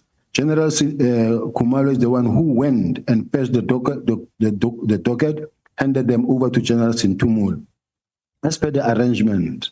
And then from there, from General Sintumule handed them to General Motsepe. They conducted an inspection, and General Motsepe, they attempted to return the cases to General the Provincial Commissioner, General Mkonazi, who rejected the docket. The docket found themselves back at head office. But that's the process of disbandment. Chair, I don't want to be accused of not allowing the witness to respond, but the witness has not done justice to my question, and I hope you were paying attention. The question that I asked from the witness is, what is a process that was followed before the letter was issued on the 31st of December? Now it tells me about what happened after the 31st of December. I'm talking about processes that unfolded before the minister took a decision to disband the team. Yeah, I give you free airtime for General Sibiya to respond to the question. The process before that, there was a letter that was received from the members of the community who complained to Professor Mary Dihas of the University of KZN. Professor Mary Dihas forwarded the complaints of members of the public to Parliament and to the minister. And the minister also discussed the process in a management meeting where they consulted with the management in general. It is in this meeting where General Masemola actually intimated that the task team, this was just a task team, it was not meant to be a permanent unit, to an extent that it was meant to evolve into a unit. As a result, it is not in the structure of the police, and yes, it can be done. So the National Commissioner was consulted, and all other senior managers, and he never actually showed he never showed to be against the disbandment. And as a result, the process started. Okay, so General, we are saying here on record under oath that before the decision was taken, because the National Commissioner said the decision was taken while he was on leave in December, and he came back in January. So you are saying here under oath, the minister, the national commissioner was consulted prior to the disbandment of the team. Is that what you are saying? I'm saying that, Chair, is what I'm repeating here on record under oath, that there was a meeting that was held on the 27th of November, where consultations were made with all stakeholders or all relevant in the presence of the national commissioner, and the national commissioner did say that this is just a task team, it was not a permanent structure, and it was meant to evolve into a unit, and it can be done. And starting from then, that's how everything unfolded. Was Kumalo, who was a project manager? Before you got the honorable member, because the general mentions the name of Miss Dehas as part of the response. What do you say about Miss Dehas? Professor Mary Dehas wrote a letter to Parliament. I want to get to the correspondence, Chair, and it's very much important that you don't leave it out because it is what happened.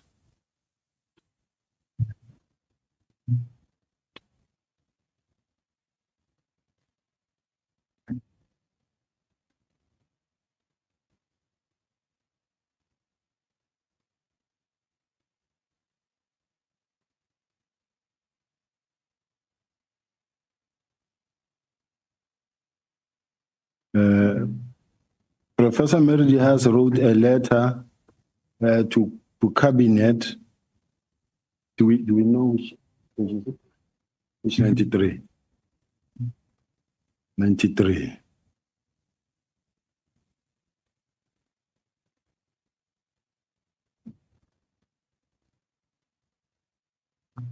Now, Chair, I've got a trailing email between the offices of Ms. Mtembu of SAPS, sent to Major General Sebola, and then leading to, now when you go to page 96 of the bundle. Chair, will you allow me to read the statement from the members of the complaints that were sent to Professor Mary Dehas? And then Professor Mary Dehas document. Can I come in as a person who asked the question? Yeah. I'm really not interested in the substance. I just wanted to know if the complaint is there. Okay. I'm satisfied if the complaint is there. I can move on. Thank you. You can then go to the question on General Kumar.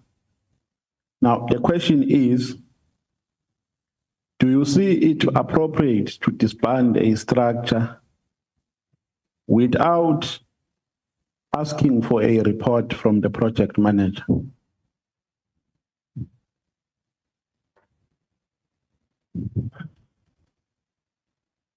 General? No, I'm not stuck. I'm just saying, the question is, do you see it appropriate without requesting for a report from the... No, I can repeat for you, General. No, I hear what you say. The answer is very simple. The instruction as it came from the National Commissioner, it said, prepare a close-up report, communicate the same to the team, and prepare a close-up report. No, General, that's why I wanted to repeat for you, because we are not answering my question. Prepare for a close-out report is in a letter that disbands the task team. I am talking about a process that was supposed to unfold before the disbandment was effected.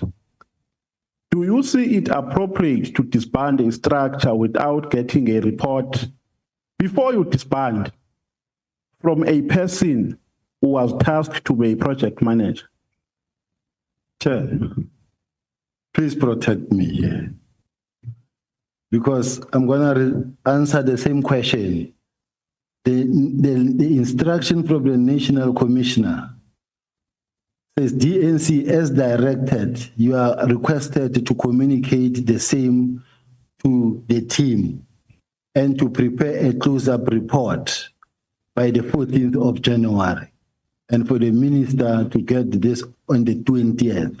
Now, the close-up report is exactly what the honorable member is talking about, because the close-up report, the only people who can prepare a close-up report is General Khumalo. Even when you go to the meeting on the 6th of March, where General Khumalo presented before the minister, and when you look at the very last sentence, paragraph in the action plan that is actually produced by him, it says prepare the close-up report by the 31st of March. General Khumalo, who is the project manager? Chair, Yeah. can I clarify my question? Maybe you will assist me with interpreting it. You to the don't have to witness. clarify, General Sibiya. Yes. If a member asks you one question 3 or 4 times, you have the same answer. You just give the same answer. Yeah. Okay. No, Chair, I think you are making a mistake now because you are prescribing how he should answer. No. And I'm responding to the point that you are saying he needs protection. I am the one who needs protection here, Chair, because my question has not been responded to. That is why I'm saying, Chair, it means we are not following my questioning. The question before the general is, was the project manager consulted before the decision was taken to disband the structure? Now he says in a letter, and the letter that he talks about is a letter that disbands the structure. He says in that letter, and I agree, I've read the letter, and what he's talking about is the last paragraph of that letter after the decision to disband has been communicated on the above paragraph. Now he says in that letter, the minister says, prepare a closeout report.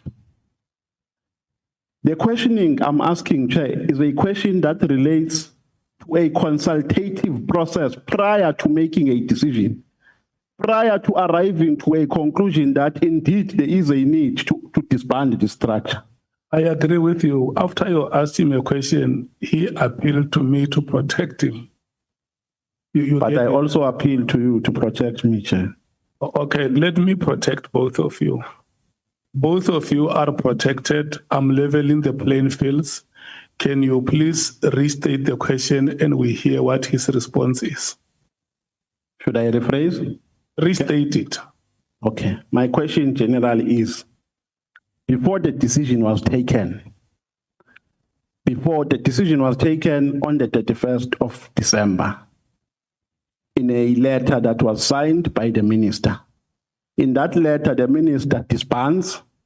In the same letter, he says, prepare a closeout report.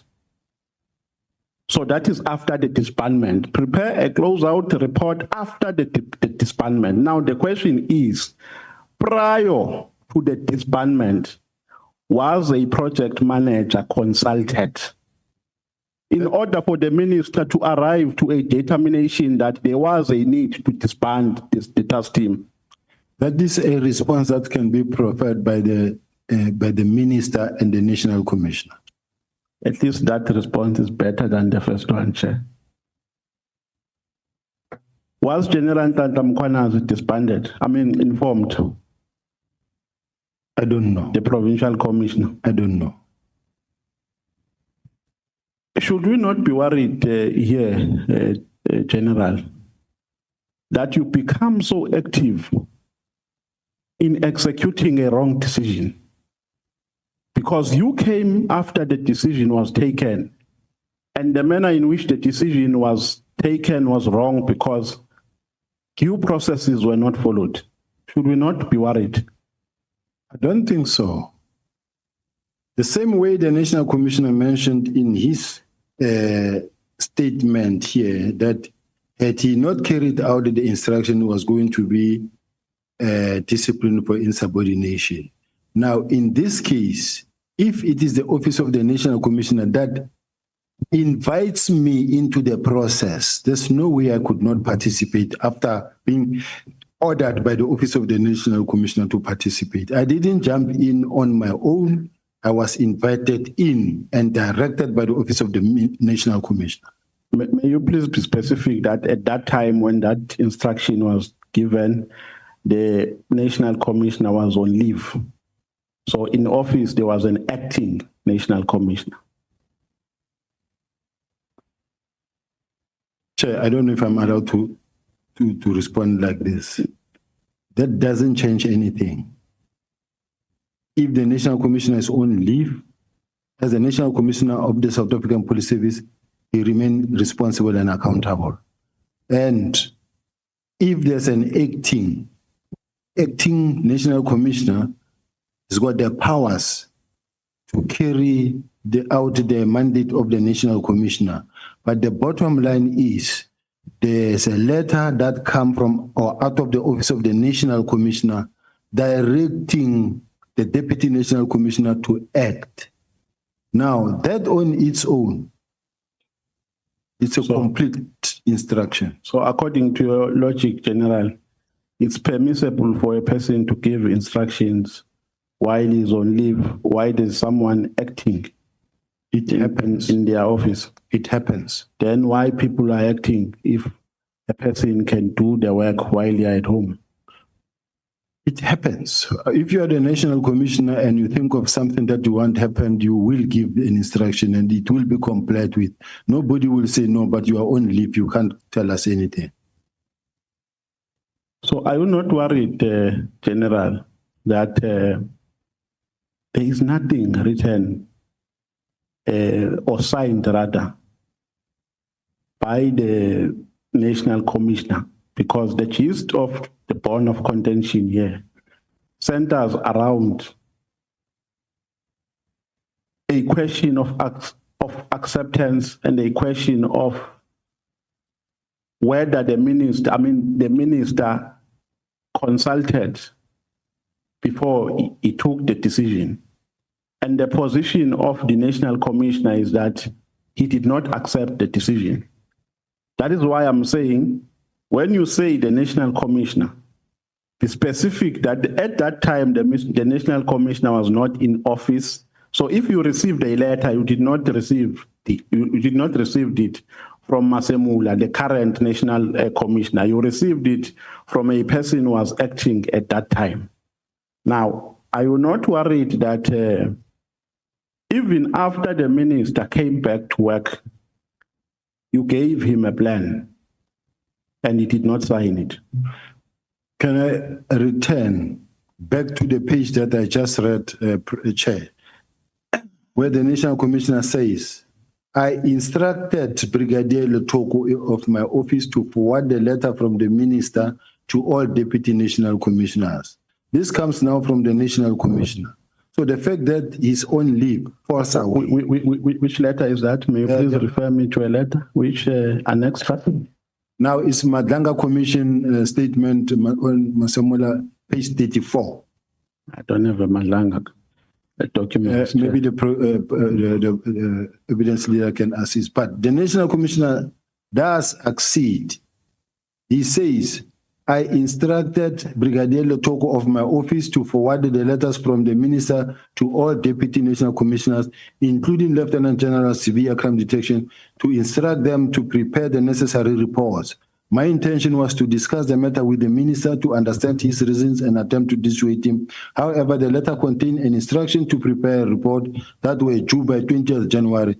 If I had refused to carry out instructions, I would have been accused of insubordination. So, in other words, the National Commissioner agreed because he says if he had refused, he was going to be accused of insubordination. Yeah, unfortunately, I'm not in possession of that letter. I have an interest of putting my version or my perspective of how I understand it. Unfortunately, I did not make any preparation for such because it is not part of our bundles, Chairperson. Now, Do you agree with General Nhlanhla Mkhwanazi when he says the disbandment was a missed target? No. Can I give you context? Yes. He says, in his understanding, the dockets were taken from KZN for the purposes of influencing them for matters of Gauteng. When they arrived in Gauteng, the people who wanted to influence them realized that these are dockets that are only related to matters of KZN, political killings. So he says the intention to return them back to KZN was as a consequence of the fact that people who took them lost interest out of making a realization that they are not related to Gauteng matters. Do you agree with that? No, I don't agree. And I must add that the people of South Africa must begin to realize that this is someone playing with people's mind. He's playing the people of South Africa. This has got nothing to do with the people of Gauteng or KZN. Political killing testing from the onset, it is clear it is KZN related. Now, when the matter has been disbanded, it was disbanded and the process started long before than the 6th of March or when they came to Gauteng. Now, as much as he is trying very hard to bring this political killing testing and throw it into the spanner and saying that we have been disbanded because of this is far-fetched. It's not true, and there's nothing like it is a missed target. He's just trying to bring this thing to look for a motive that he can connect to the criminal underworld. But when you look at all of these case dockets, none of them involve Big Five, Katiso Molefe, Kat Matala, Brown Mohosi, or whoever at all. So all I'm saying, Chair, with respect, is that it is not a missed target, and it shouldn't be accepted that everything that General Mkhwanazi says is true. And these are the statements that are to be put before us as if we must accept that it is true, it is not true. You the one who gave an order for dockets to be removed from KZN to Pretoria?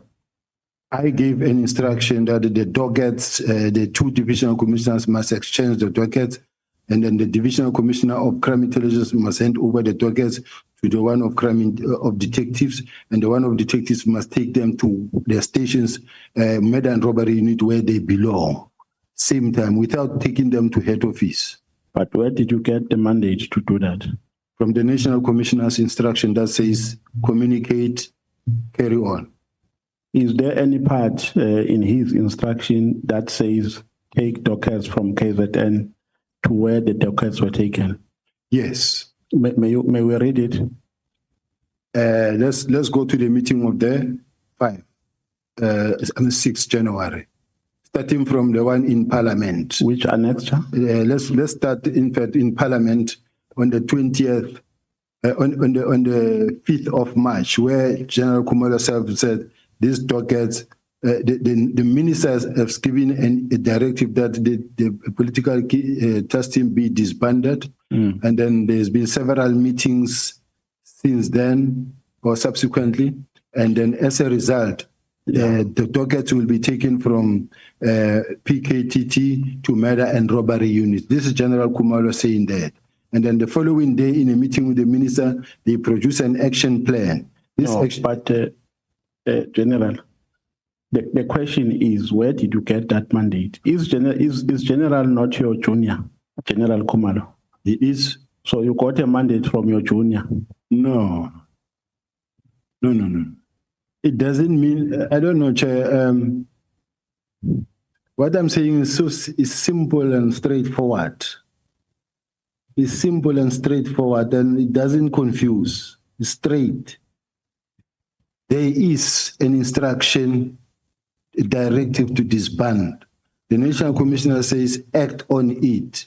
They go to Parliament, they say, no, we agree, and we are doing it.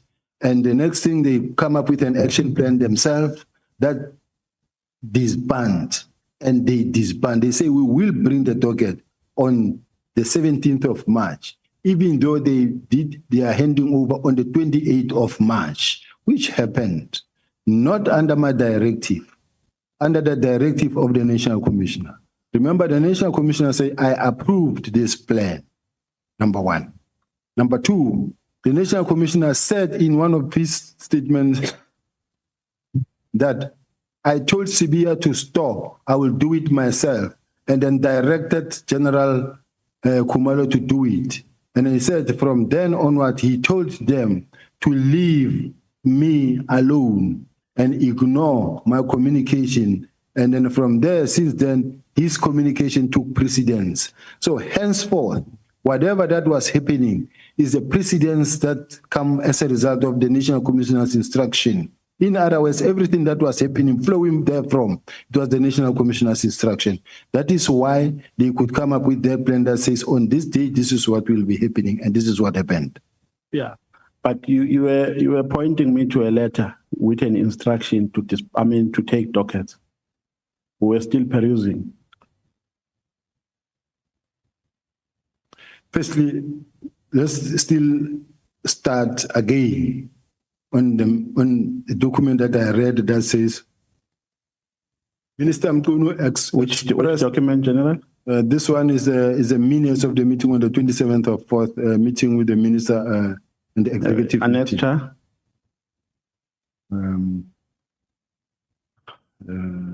Evidence leader.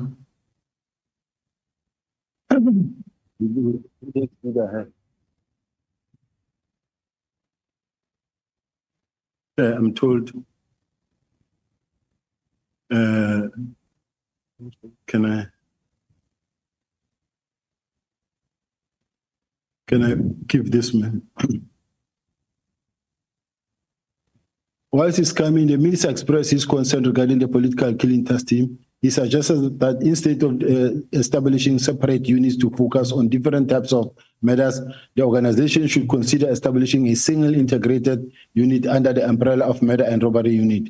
This unit will operate nationally, ensuring a more streamlined and coordinated approach to address such crimes across the country. And General Masemola responds by saying, he clarified to the minister that the political killing task team is not a formal unit, but rather a task team. He explained that the primary objective of this task team was to evolve into a dedicated murder and robbery unit. As such, it does not appear on the organizational structure, given that it is temporary structure designated for a specific purpose and not a permanent operational unit. Now, we then followed by a work study officer that was approved by the National Commissioner, establishing the specialized unit such as the murder and robbery unit. Now, establishing the murder and robbery unit. So now, the murder and robbery units were established to also take care of cases like political killing task team, which was signed now, on the 5th of June. And the National Commissioner's comment says, the National Commissioner says it must be expedited by the Deputy National Commissioner Crime Detection. So all I'm saying is that there's no resistance whatsoever in implementing the specialized unit that must investigate the political killing task team. Yeah, no, General, I've just read the letter and there's nothing that says General Sibiya take dockets or give an instruction for dockets to be removed from point A to point B. That is what I was looking for. All right. I want a document, the action plan of the meeting of the 6th of March with the minister, because it says themselves there that the dockets will be meeting between who and who? The minister, National Commissioner, General Musigiri, myself, and the Chief of Staff. Page.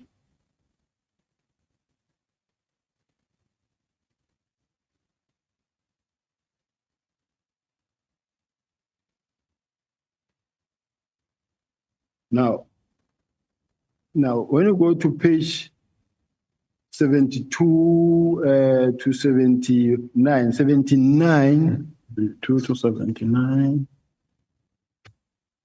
72. Page 79. 79. The National Commissioner here says, based on this plan, they then handed dockets to Situmule. Looking at this action plan that, according to the National Commissioner, she and General Musigidi agreed and supported the plan, and I was opposed to the plan together with the minister and the chief of staff. But this plan was produced and approved by the National Commissioner. It says, approval of disbandment plan by the Minister of Police is 2025-03-06. Stakeholder engagement, and on the 6th of March, the minister actually partly approved the plan, but was just more concerned about the fact that you have now dockets, court-going dockets that are going to take too long. Now, it says stakeholder engagement with NPA, including prioritization of the 114 cases, is the National Commissioner on the 17th of March.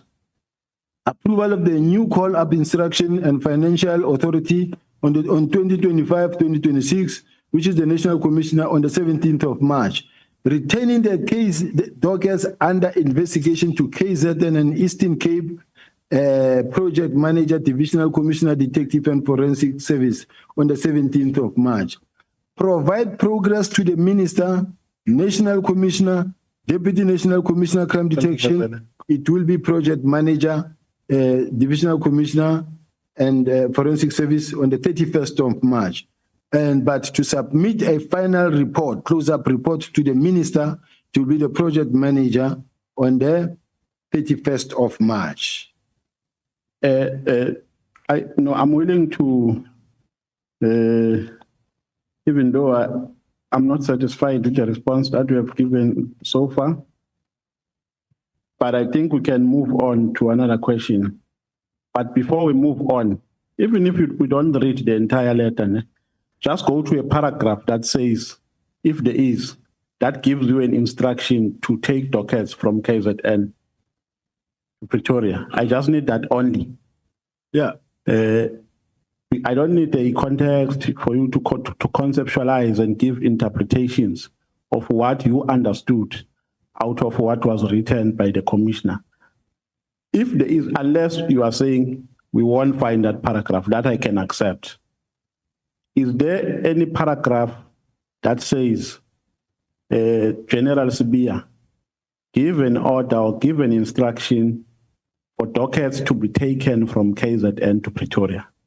There's no such letter. There's no such letter. Even from my side, there's no such letter. No, I think I'm satisfied. We can move. No, I'm satisfied. We can move to other questions.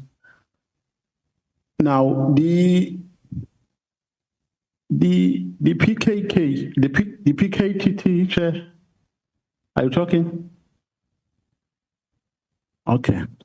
Now, the PKTT in question, was this the only PKTT that we had across the country? Was there no any other PKTT that was in existence? Yes, it was the only PKTT. So, okay, or task team rather, let me not say, because K stands for killings, and a task team can have various responsibilities. Is that correct? Responsibilities, is that correct? There were many other task teams. There were many other task teams. And how many, during this period, how many were disbanded? There's a letter that we read, the one that disbanded all the task teams, because we are reintroducing the specialized unit. And the document specifically talks about, and we read it yesterday, that says, let's go to page 11 of 184. Page 11 of your statement or of the bundles? Of the bundle. Of the attachments, right? Of the annexures. Page 11. Page 11.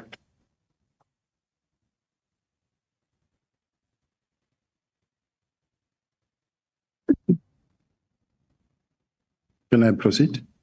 Page 11. Yeah, page 11. Yes, I'm on page 11. 177. No, it's not here, General. No, General. Which document are we talking about? My bundle, I don't know what you call it, Chair, but it is page 177 that talks about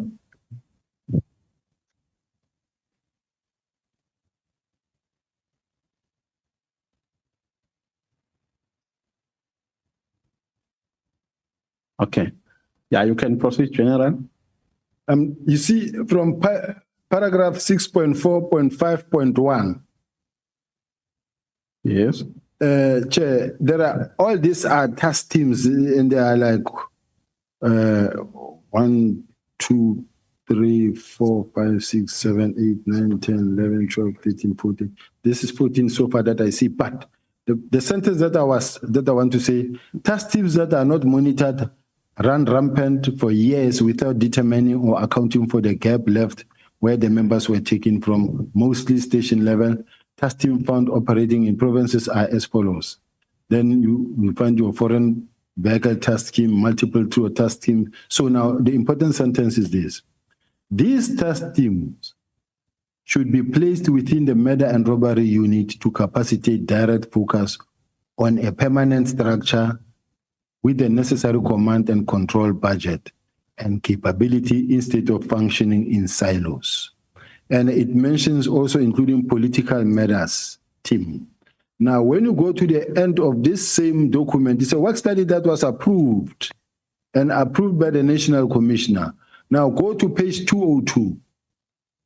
When you go to page 202, the National Commissioner says, implementation of these units must be expedited by DNC crime detection, DIFCOM detectives, and provincial commissioners.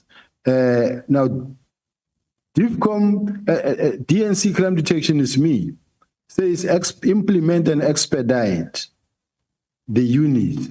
And this unit, like such as murder and robbery unit, is meant to investigate political killing task team as well, including your taxi-related killings, including your serial murders, police killings, etc. Okay. The question was, were there any task teams that were disbanded simultaneously with the KZN1? That was my question. Remember, the KZN1 was disbanded on the 31st by the minister, right? So were there any other task teams that were disbanded during that period of the KZN disbandment? It was an inspectorate, it was not the task team, but at the same time, in the same meeting, the minister disbanded the inspectorate and the PKTT. So there were other task teams that were not disbanded? Yes. Okay. Can I? No, you can respond if you want to say. Remember that we've got many task teams that are running depending where the fire is. If now there is, we have deployed in Emangozi. I'm sure it's for 3 years now, where people could not even sleep in their houses. Vehicles of South Africa being stolen into Mozambique all the time. Weapons coming into the country, people being terrorized. Emangozi today is very quiet. We deployed there, and then we keep on retaining the members. We've deployed in Richards Bay, and I think the task team has been disbanded, I think. We've deployed in Eastern Cape. There's Operation Bamba and different other task teams that have been established but disbanded because it's only for a short little while to extinguish the fire and then move to another place where there is a crisis. Then we go in there, stabilize the place and move out. Now, General, the decision to disband was taken by the minister. There's no question about that.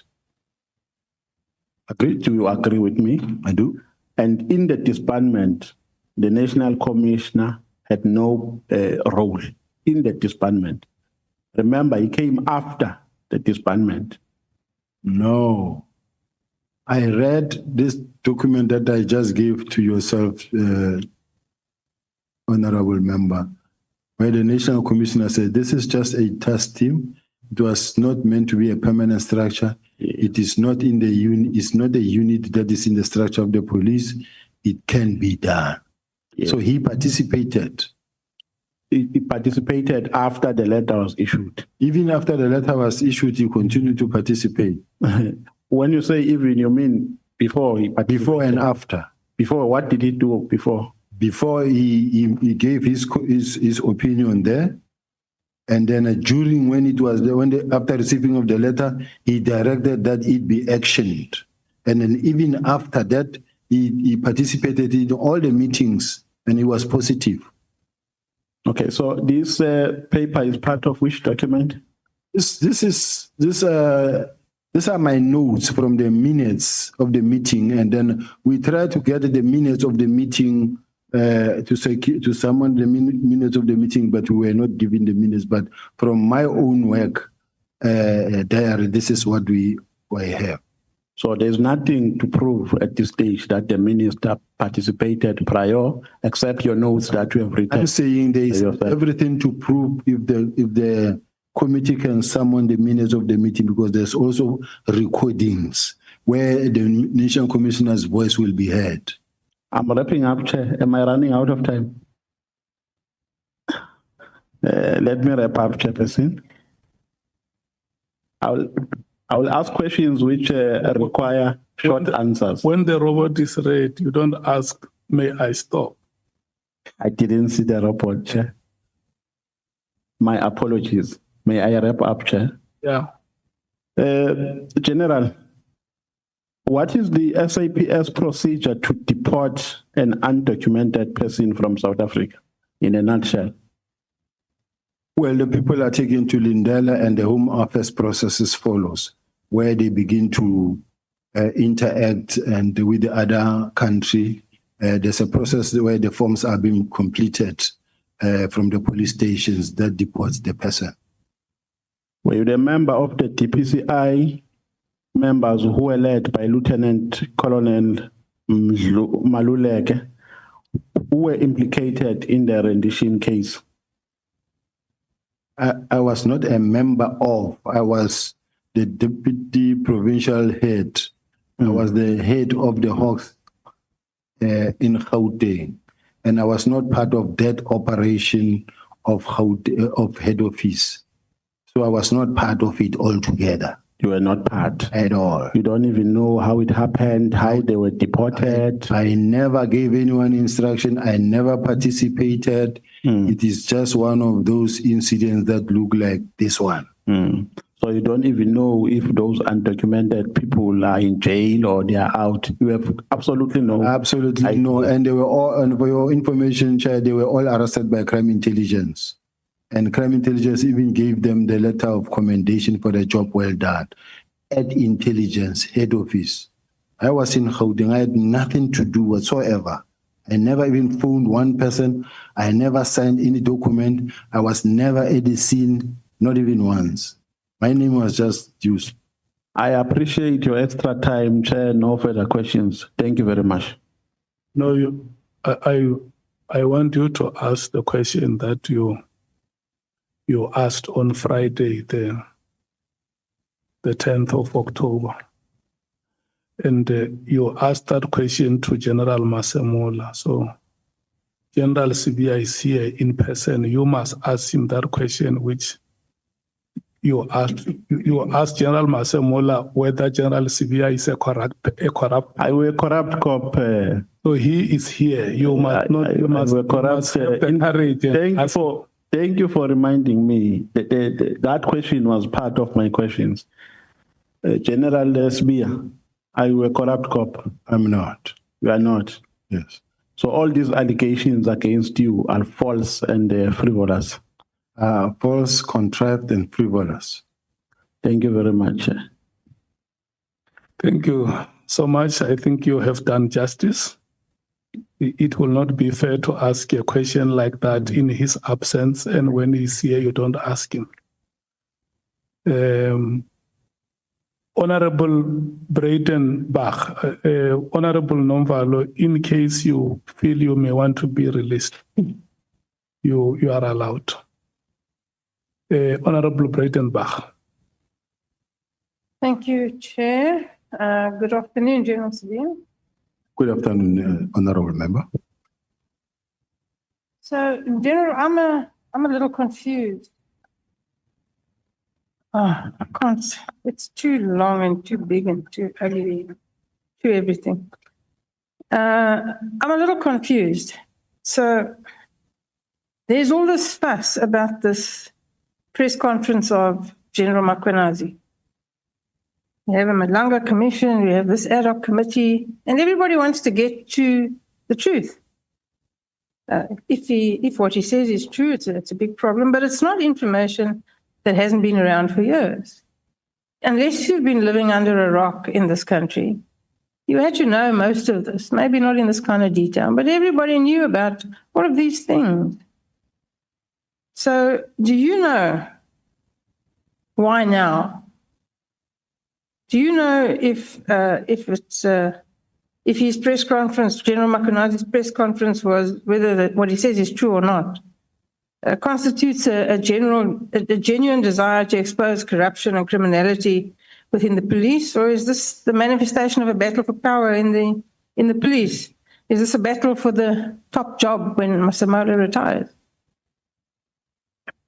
Personally, quite honestly speaking, Honorable Chair, this has got nothing to do with the 121 dockets and the disbandment of the political killing task team. This, according to me, it's about the succession battle within the police. And why I'm saying this is about the succession battle within the police, I know that in this case, in my case, this whole thing is actually meant to block me from, they know, I had an interview where I was interviewed by one of the radio stations or TV stations and saying, General Sibiya, now that the General Lebeya will be going, are you interested? Are you available? And I said, well, given that opportunity, I will go. And then from there, the media were running saying that General Sibiya has thrown his head in the gauntlet as well, he's ready. And as a result of that, you will see newspaper article that says Sibiya versus Musigidi versus Mkhonazi. And then the next thing, what happened is that General Khumalo got arrested. That angered General Mkhonazi to an extent that he sent a message to one of his friends, colleague, that says, can I proceed there? No. He sent a message of a song of Tupac that says, I'll kill them at night when they're sleeping. Now, he was so furious. And then even General Masemola, to an extent that I began to hear that they feel that I have something to do with that arrest. I ended up calling the National Commission and saying, NASCOM, I don't know about this arrest. Nobody knew. I didn't even expect it because this thing is something that happened within CI. The National Commissioner then said to me, no, you wouldn't have known about this arrest because it's something that happened within CI. Then later, I also got questions from the media guys that says, hey, we understand you're going to be arrested. You will get members who says, don't go to work on Monday. They say you're going to be arrested. Then I go to the National Commissioner, ask him, National Commissioner says, no, don't put me in there. You are not about to be arrested. Then we start working together. We run until the 4th of July, on the eve of the 6th. I get a call from General Mkhonazi talking to me, asking me whether I'm coming to KZN or not. Then I said, no, I'll be coming, General.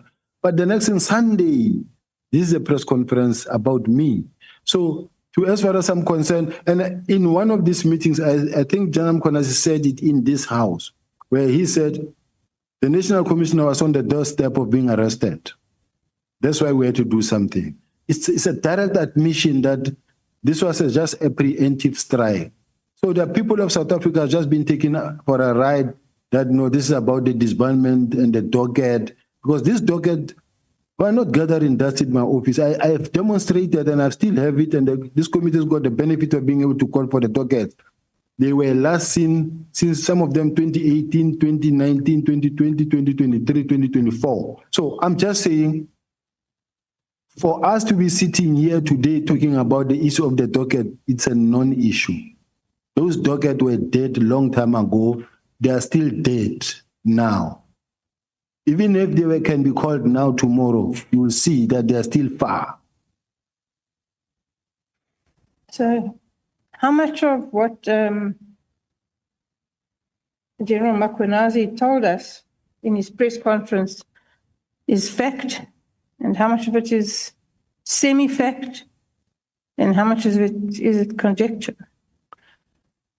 General Makwenazi is playing the country, and he's playing a mind game to the country, and he's actually playing those that are prepared to listen to him, because he knows how to play with words and what to say and the things he needs to say and how to say it in such a way that the country get moved.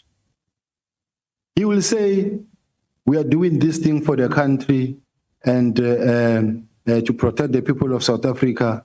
Me, I can defend myself, but the people of South Africa, who's defending them? Now he wants to play that he's defending the people of South Africa. Now we will then come and say, dockets were taken by General Sibiya, they are in his office, in his archives. I don't have dockets in my office, in my archive. I don't have that. And then he makes serious allegations in such a way that if someone was to say, General Makwenazi, you are the provincial commissioner. The police in KZN received information to go and conduct a search and seizure at Kalagabusha Hospital, Correctional Services. And they went there and they searched. And as they searched, they found drugs. Then someone call General Makwenazi, or a call come into the suspect that is being arrested phone, say, give them the phone. And then the suspect give the phone to General Makwenazi. General Makwenazi says, you stop right there, you stop what you're doing, that docket must be taken there. That's interference. And that's defeating. If it was done by someone else, that person would have been suspended. Just let's compare the fact that he says, when they went to arrest Katiso Molefe, a team was sent from head office to there. He did the same. But there's no crime there, because as far as I'm concerned, what he does, there's no wrong.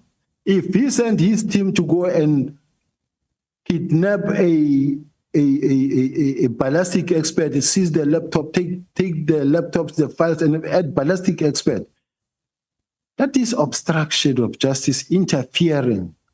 And then he comes here and he says, no. The members were doing their work and they didn't intimidate, and they were even bought lunch. Why are they interfering with the investigative system? Because there's a chain of possession. The integrity needs to be preserved at all material times of the evidence that has been collected. Now, I'm sitting with a situation where if there was anybody, if today I can stand up and go and call that press conference, I also used, at some point in my life, I also wore camouflage uniform. Maybe I should also wear one, go make a conference as well and talk things. But I will be fired from the podium same time. That day on stage doing that, I'll be gone. But some people, because they've got a very powerful social media that they have invested in, every TikTok that you open, no police official is allowed to do what General Makwenazi is doing. No provincial commissioner you will see on TikTok. He's the only one that campaign on and funded on TikTok. And this wins all the South Africans. You touch Makwenazi, you touch us. But he's a policeman. So I'm just saying there are a lot of things that are wrong that we are supporting as a country. And we are creating a monster that no one is able to control. That is why he's able to come here in this house and threaten members of this house and say, you don't touch the members of intelligence, and because you will forcing them to respond. And once they respond, they will talk. And once they talk, many of you I don't know what said many of you will do what, but that is wrong.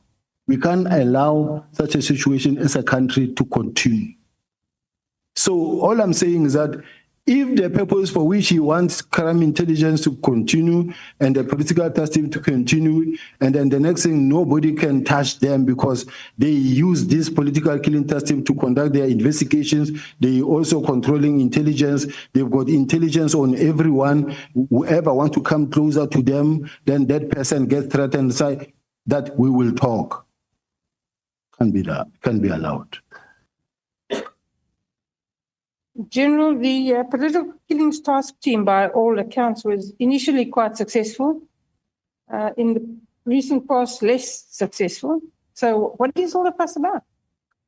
I really don't know, Honorable Member, because we are saying we're building a capable state. Building a capable state, we're saying let the whole country be equipped, be well-resourced with technology, in such a way that they are capable and able, to an extent that they are all able to carry their own respective environments. Now, we cannot really be fighting so hard to keep and maintain a very expensive political killing task team that is meant to actually take care of a very small number or pool of excellence within KZN only. The whole country is not really taken care of, and the whole country is suffering. Once you have one provincial commissioner fighting so hard for the political task team to continue for years, spending millions and millions and millions on a yearly basis, that shouldn't be allowed. Tell me, General, when you were reinstated into the South African Police, did you know anything about Matlala, Mahoti, these people? Not at all. I found them here, these people in the police, especially Matlala. I found them working with the police very close to the generals and other police officials. I mean, it is unfortunate. He's a well-known person. In my case, I didn't know him. I didn't know him only at the time when his name began to pop up. And by the time his name began to pop up, the moment you start to step back, you can see that already this man is known by all. But part of your portfolio was to also being in charge of crime intelligence, right? That's correct, Honourable Member. Surely they would have been able to fully inform you about these gentlemen. Did you not make inquiry? And if not, why not? This is one aspect that I think crime intelligence need to know. Their job is not only to gather, collect, collate, analyze, and support. They need to support the management, the leadership of the police. If, for an example, it so happens that you come across an individual who contacts you regularly, and this individual is on site. They know that they are monitoring this person. They must be able to go to the national commissioner or to the minister or to whoever and say, hey, chief, we can see that this person is contacting you or you are in constant communication with this person. But do know that this person we are looking at, we are working on him. Warn me so that I can run. Now, if I don't know and I keep on interacting with this person, not knowing what this person is doing when he gets home at night, then I won't know. And tomorrow you get associated with someone that you wouldn't have under normal circumstances. So are you saying, General, that nobody warned you and you didn't ask? Nobody warned me. Even the national commissioner and the subs, they did. I remember when we saw a letter that came from IDEC that says we want to know why and how was this man awarded the tender when he's under investigation by subs. But at the time the man was awarded a tender up to the highest level, everybody saw it. It never happened under the mattress. They saw it and it ran. With everybody knowing, during the events at the college, he also had, among the many gazebos that were there, they also had their own gazebo there. and where they will do like their blood pressure, your sugar test and this and that. He was one of the service providers as normal as possible. Nobody knew about the rest. But that is a reasonable question to ask, General. Why, if he was under investigation by the police, was he allowed to parade around like that? To do business with the police, to contract with the police? How does that happen? How does the left hand not know what the right hand is doing? And what does that say about the police? Maybe it is the vetting that is lacking, or something that needs to really be corrected, or all such tenders needs to be vetted and checked properly to say who is this one and how did he get here. But at this present moment, that part of the tenders and the service providers is something that I'm far from. It's supply chain. It's another division completely. I don't even know the role players that side. So are you suggesting that that doesn't happen, that people are not properly vetted, that the police enter into tenders with millions of taxpayers' money and they don't vet, because that appears to be the position? Had it happened, I don't think anybody would have been in trouble by now. If it happened, because from the onset it wouldn't have happened. So there are these persistent rumors, I'm sure you've heard them too, about the imminent arrest of General Masemola and General Kumalo by IDEC. Is this true? Do you know if this is true? I really don't know if it is true, Chair. I don't have that information. But they don't go away? I heard about this information, but because it was at some point also in the newspapers, but I don't know the fact, because I don't know whether it was an authentic document that was leaked to the media, but it seemed to have investigation from the IG report. So that part I don't know. I see it from a distance. During your evidence, you spoke about a meeting with the National Commissioner and the Minister and other high-ranking officers, where Matlala and his contract with the police was discussed. Is that correct? That's correct. The Minister asked what was known about the tender, and he asked that Matlala be investigated. That's correct. I'm puzzled as to why it was dependent upon the Minister, a newcomer to this space, to ask for him to be investigated. Why didn't somebody in the police, you all have years of experience, why didn't somebody in the police actually think of that themselves and do it?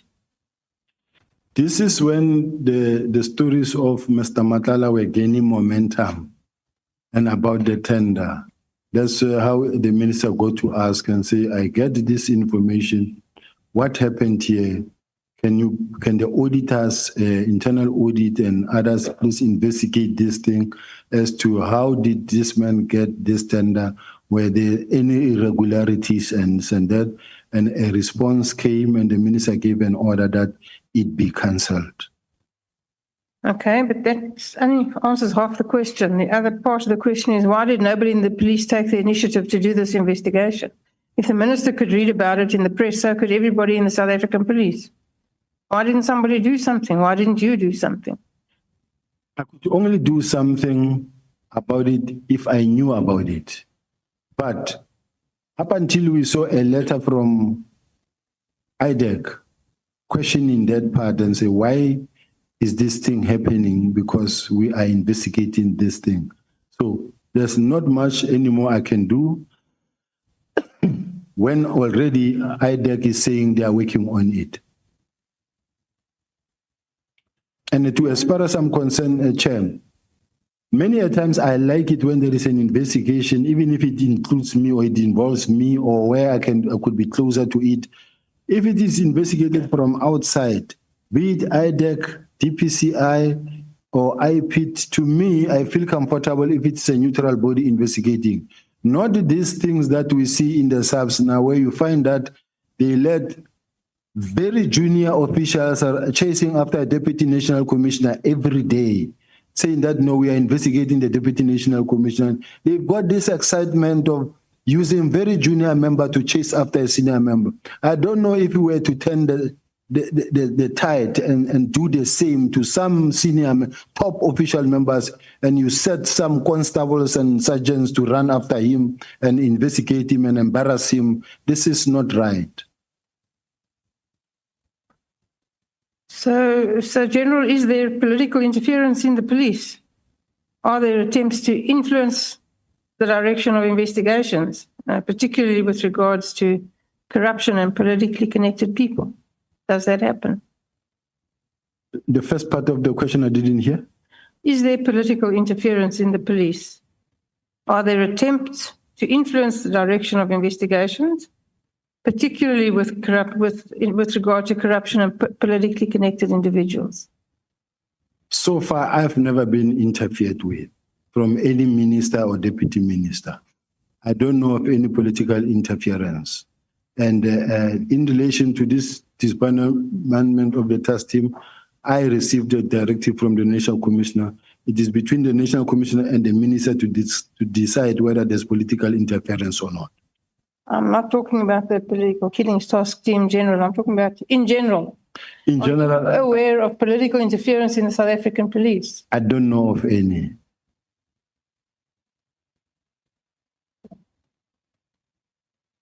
So you've never been asked to investigate or not investigate anybody?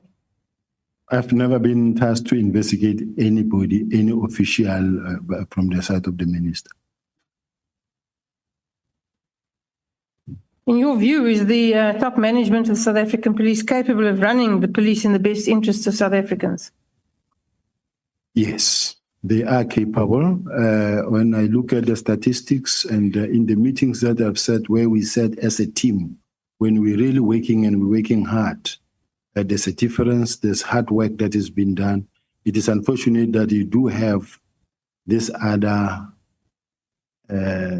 people who come in and cause division within the police. Who comes in and causes division in the police? There are people who go and whisper to the minister. Chair, what I want to say is that just after I came back, someone intelligence, they went to Minister Kele. They said, Minister, do you know that you agreed that General Sibiya must come back? And you just promoted him, but you know that he's investigating you. And the minister was very angry and said, but why is Sibiya doing this? Because, I didn't even object that he must come back, but I hear that he's investigating me.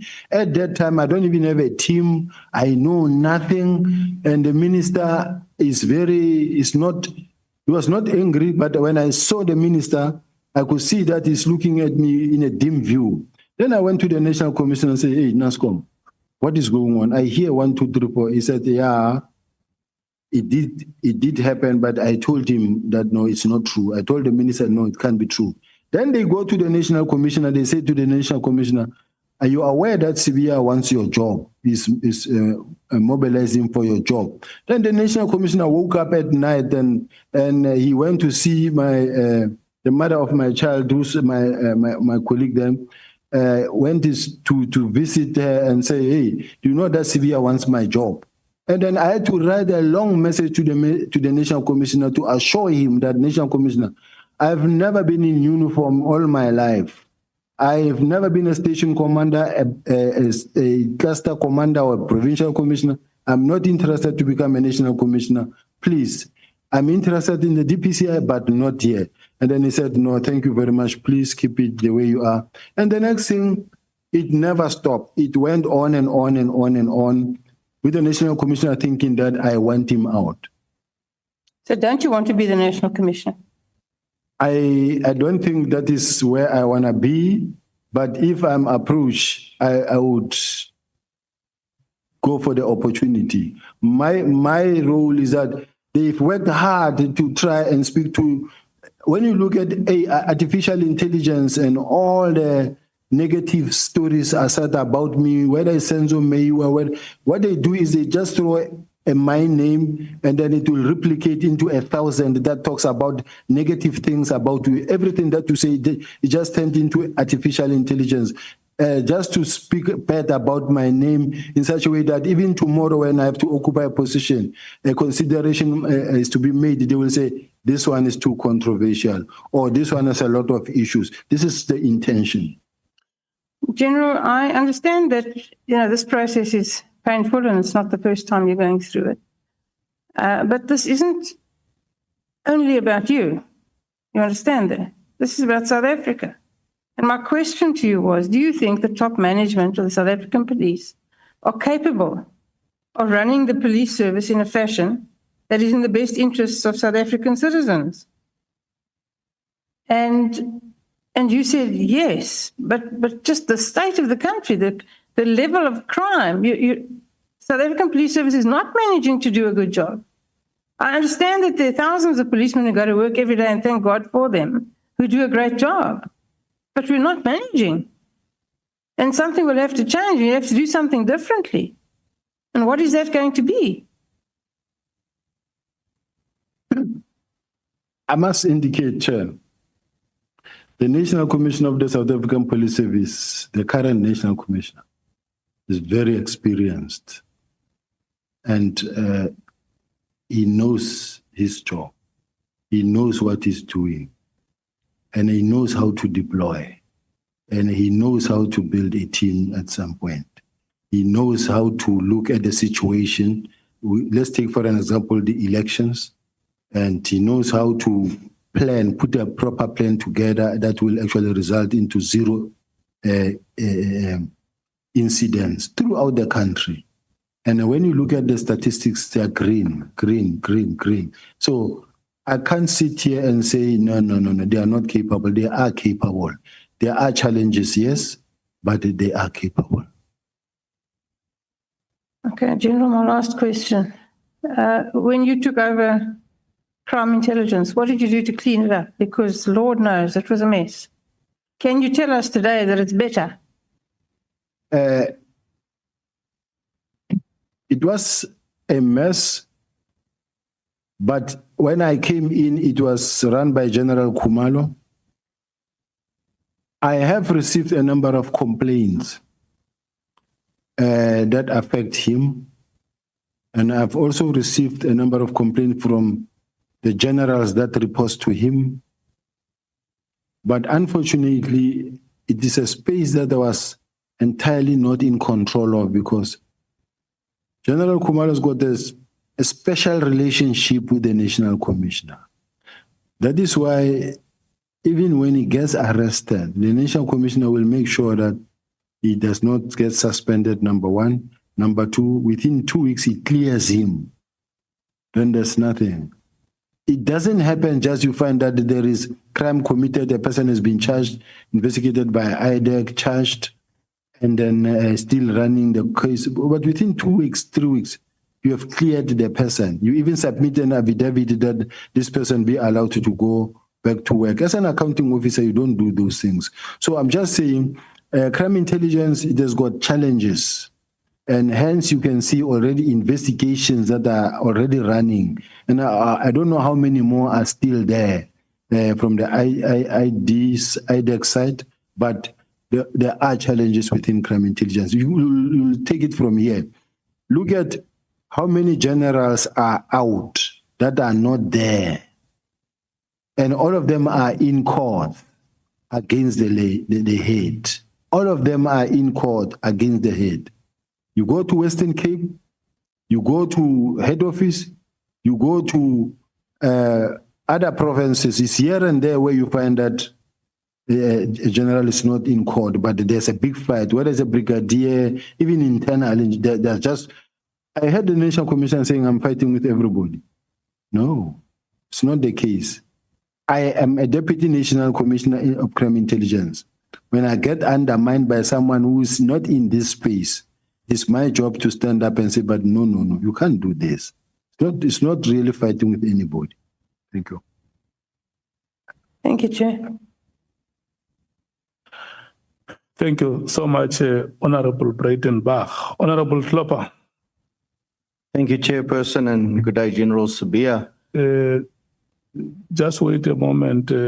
Honorable Skosana wants to ask you a question. No, thank you, Chair. It's not a question. It's just, I'll say, Parliament. In Parliament, we normally say we should not display anything. There's an outcry against one of our members, who happens to be my chairperson, that he's advertising on his and the next to, I think, on his tie on television. It's very clear, and that company in particular, they are bidding, within our space, of the SAPS. So I just want us to please just ask our member to, hide that company's name. The chairperson is me here. No, of SAPS, I'm sorry. Honorable Cameroon. Honorable Cameron. Yes. What is being advertised? No, they are complaining about what he's wearing. There's a name which shows on television. The lanyard. Okay, I won't mention the name, because if I mention the name, then the brand will. I'm not. The lanyard that he's wearing, is it branded? Is that what you are saying? Yeah, this is the Glock one. Sometimes I wear a CZ one. Other days Canik. I can do Taurus as well, Chair. There's a whole variety. I like shooting. And spending time on a range with sport shooting especially. So if they've got a formal complaint, please do, because that means that some of the members I saw the other day was wearing Gucci or Prada shoes. They should also not mention or wear those, Chair. Chair, I'm sorry, that's ridiculous. This it breaks. I have been trying to avoid them. And I thought honorable members have listened when you remember when we spoke about the vehicle. I kept on using the word vehicle without trying to go to the details. And whatever brands that we may know, let us not use the platform of Parliament to advertise those brands, including Skosana, Honorable Skosana, including that one that is before you. Is it an empty can or an empty bottle?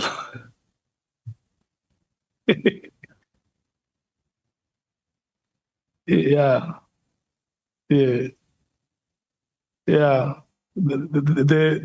was let me tell you, and you see, let me tell you how I like it. When we break, Chief Whip, when we break, members of this committee are the ones who come to the chair and say, let us not do this and that, because the people that we lead do not have the luxury that we have. And I think we must just keep it like that. Yeah. So if it may appear like there is a brand which is being advertised, Honorable Cameron, I don't think that you consciously came here to advertise that brand. And you can still try your best not to be seen advertising it. Thank you so much. Honorable Sloper. Thank you, Chair, and we'll get back to the matters of national importance. Good day, General Sibiya. Lieutenant General, I would like to revisit a point that you made during the evidence leaders questioning about the alleged messages that could be on your phone, which was allegedly connected to the so-called spyware communication. When you were asked what would happen if you landed and your phone was seized, you said you would confidently be able to deny that messages existed. And even if they showed you, you would be able to confidently deny them. Is that accurate? Yes, Chair. Then you added something very important, General Sibiya. You said it's crime intelligence. Anything is possible. What exactly did you mean by that? What I mean is that, Chair, having listened to the bail application in Mr. Matlala's bail application, where a mention was made that the phone was seized and The next thing, there was some tampering and messages inserted or deleted. So I'm not sure of the situation, whether it's true or not. But what I can just simply say and repeat in this House, Chair, is that I don't know who Comrade or Keda Matebula is. And then it's not my language. I don't have Kedas. So there are just some of the statements that you outrightly deny, reject from the start because it's not you. Whether they are there or not, this one I'll blatantly just reject. It's not like there's anything dangerous on that message. It's just a message that was sent. But looking at the way it is, it's just a kind of a message that you just outright reject. General, you said you made no hints at possible insertions and deletions of messages. Are you suggesting that crime intelligence could plant or manipulate data on your device? That's doable. Sorry? That's doable. It's doable. Do you really believe that the members of Crime Intelligence Division are capable of this type of conduct? Falsifying or fabricating evidence on a senior officer's phone? With what I've seen when they seized the laptop of the ballistic expert and I was told that it was tampered with, to me is evident enough. So, General, are you saying that you believe that this could be done to any civilians' devices and gadgets as well? Possible. General, if this is your belief and they are in fact capable of this, have you reported these concerns formally to the Inspector General of Intelligence or to the National Commissioner? Have you raised these concerns with him about this? What I did in my case, on more than 4, 5, 6 occasions, my phone, I could not access my phone because there was a SIM swap done on my phone. And then I would write an SMS since 2022. I would write an SMS to MTN, Vodacom, and tell them that I don't have access to my phone. Someone has done a SIM swap on my phone, and I will fight for. They will, in fact, even reverse it, and it will take 24 hours. But it happened a couple of times, and I have attached the documentation. Also, I do have it with me. Where I reported even to the National Commission and to the national head and say someone has actually took my number to date, and then you find that I will only get it somewhere on Monday. Now, when someone has done a SIM swap on your number, that number is his. Whatever they do with that number, you'll only get to know much at a later stage that there is this message that went from here or to there. But it was a genuine thing that can be investigated. I reported even to the DPCI, I reported to MTN head office, they know. They even suggested that, or recommended that, why don't you contract this? That's somebody I had to migrate it from SLC to MTN because actually they were stealing it every now and then. And then I realized that it's not safe. So I'm just saying, each time it happened, I had to report. That's what I did. So you, General Sibiya, do I understand you correctly that you're saying that you think this was the crime intelligence that was doing this? Because I'm talking under the banner of your remark of crime intelligence, anything is possible. In my case, Chair, I must indicate that I've had a lot where I'm really surrounded by crime intelligence officials, men marking me, following me day to day, listening to my devices, and also following me all over. Sometimes we would be sitting even here in a meeting in Cape Town. You will see a team from Bloemfontein coming to have a meeting with the National Commissioner. I'm the head of intelligence, but you find that they're sitting with the National Commissioner in a room and they're talking to him, and then I don't know. Or like the National Commissioner said, General Kumalo reports to me, but the National Commissioner said to General Kumalo, investigate him. and we expect the man to report to me, yet he's investigating me. It's not a healthy situation. It's not a healthy situation, and it can't be tolerated or allowed to go on like that. Now, the man, that, even when you call him, he knows he's working with you, he's working on you, and he's putting all the resources around you. And then he's man-marking you, he's investigating you, he's giving reports about you to the National Commissioner. How can there be peace between you and the National Commissioner when your colleague, your subordinate who's supposed to report to you is also working on you? This is an undesirable state of affairs. This should not be allowed to happen. We need a clean administration where you find that once you are the boss of the police, everybody else under you will work with you and will respect you. And in such a way that you don't have cliques or certain people that you have a good relationship with against those that you don't have a relationship with. Thank you, General. I just think it's very worrisome that such a allegation, it's a serious allegation that such criminal tampering can be taking place, even to yourself as a high-ranking official as you are. But I will just be moving on. Lieutenant General, you made an interesting point just about how appointments are handled at senior levels.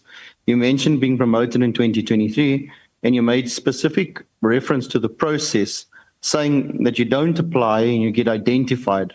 What I do want to understand a little bit is when you say you get identified, who exactly does the identifying? Is it the National Commission or the Minister or both? Are they acting in consultation?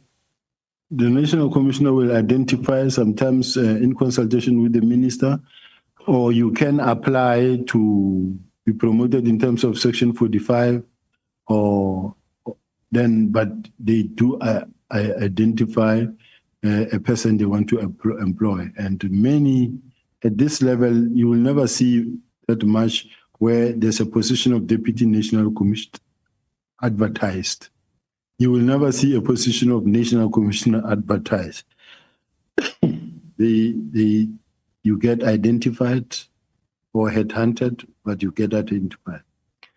In general, you further confirm that the Minister must approve this identification. So if there's no open application process, would you agree that this could potentially create risk, even unintentionally, or favoritism? I don't know about that part because I think they also apply an objective approach in doing so. It's possible, but I don't think, remember, these are people who's got the best interests of the organization at heart because they want, if they don't apply their mind, it affects performance of the organization as well. So you will never appoint someone because you want to shoot yourself on the foot. You employ someone because you want someone who will be able to assist you to fight crime. Lieutenant General, you yourself, nearing the end of yesterday's proceedings, criticized a system where people who can't even investigate and some who are just drivers are suddenly in top posts. Kind of contradicts your statement that you just made now. Doesn't that suggest that the same identification system that you benefited from might also be enabling appointments based on relationships rather than merit? And if so, does this not contribute to the rot we're seeing currently amongst your own ranks at the moment? I was talking about a lieutenant colonel, not a lieutenant general. A lieutenant colonel who is not an investigating officer. I'm told that this lieutenant colonel was a driver to General Mkhwanazi. So as a result, this lieutenant colonel who was a driver today is the one who's an investigating officer. And is the one who participated in going to seize the laptop of a ballistic expert. This is the same lieutenant colonel who was involved in the corruption that took place in Potter matter, where the accused number one gave money to this team. General, you spoke often about the discipline in the police service, about how young officers and college recruits are taught, and how that discipline is meant to hold the institution together. Let me take you to your own account of what happened with General Mkhwanazi. You said at the time you had a telephone conversation with the Deputy Provincial Commissioner in KwaZulu-Natal, Mr. General Mkhwanazi, who became very angry and that he was in some way or form very combative towards you, resulting him in banning you from operating in KZN. You also reminded him that you were the senior, and you alluded that he ended the call and sent you a very long text message. You seemingly seemed to accept the ban and left the matter there. You didn't elaborate on it. Did you, in your view, that exchange between you and General Mkhwanazi, did you view it as subordination? Insubordination is an understatement. If a man is able to call you a criminal daylight in the public, or call you and say you are a baby, talking to members of the parliament and say, this is the man that I can say is like a baby. I joined the police in 1989. He joined in 1993. I became a general in 2010. He became a general in 2011. I mean, I've got 37 years in what I'm doing. I don't know how his experience, but in what I've been doing, I've been good at what I'm doing, and I've run operations throughout this country, throughout the country, including in KZN themselves. I participated the deployment in Manguzi, Richards Bay, many other areas, Eastern Cape, everywhere. I've been in the country, throughout this country. So it cannot be that my experience can be downplayed by someone like that, because his experience is in the field of special task force and maybe running the facility at HR support, then the provincial commissioner. So I really don't want to go too deep in trying to get to a lower level of comparing myself and him and this and that and this and that. Since I started testifying, I've always avoided to name names and ridicule anyone and speak bad about somebody. So I'm trying even now to not to get to that point. Thank you. Did you take any disciplinary action against him? No, I can't take disciplinary action against him because he doesn't report to me. Even though I may be his senior, he reports to the national commissioner. And if you really want peace, how do you say you can take disciplinary action against him? Because there will be a fight. And a fight is what we have always been wanted to avoid. General, were you allowed to operate in KZN after that incident? You mentioned a meeting and you shook hands and so forth. After that, were you allowed to operate in KZN again? Yes, we operate. Remember that I deploy. I don't have to run on the ground myself. I deploy. I deployed in Richards Bay. I deployed in Emanguzi. I deployed in many parts of KZ, and we do have where we operate. General, I will get to my last question. I see my time is almost finished, so I will skip. I just have one question towards the end of the yesterday's testimony. You kept saying we wanted it finalized when we were speaking about the letter of the 22nd of April that was sent. I just want to know who is the we? Who is the we that wanted it finalized quickly? Was it the minister? Was it subordinates? Was it another officer? Because when you kept saying we, it just seemed to imply that it wasn't just your idea. That was a collective feeling it needed to be expedited from the letter of the 22nd to be finalized by the 24th of April. Remember that if the National Commissioner, let's say, implemented something, and then you go to the meeting of the 6th of March, the 6th of March, it tells you exactly on what steps are going to be followed to finalize this process. Now, come the last day there, it was the 31st of March, but come the 28th of March, there's a handing over now done between two divisional commissioners from CI to crime detection. Now, you already have the docket in your possession. The head of CI handed over the dockets to the head of detectives. Now, they are now in your hands. They must be finalized speedily so that they are out of your hands. And it's exactly what happened. Push this thing now to where they belong, murder and robbery unit, so that they are not in your hands gathering dust. Because the more you keep them, is what led to General Mkhwanazi saying that they took dockets, they're sitting in General Sibiya's office gathering dust.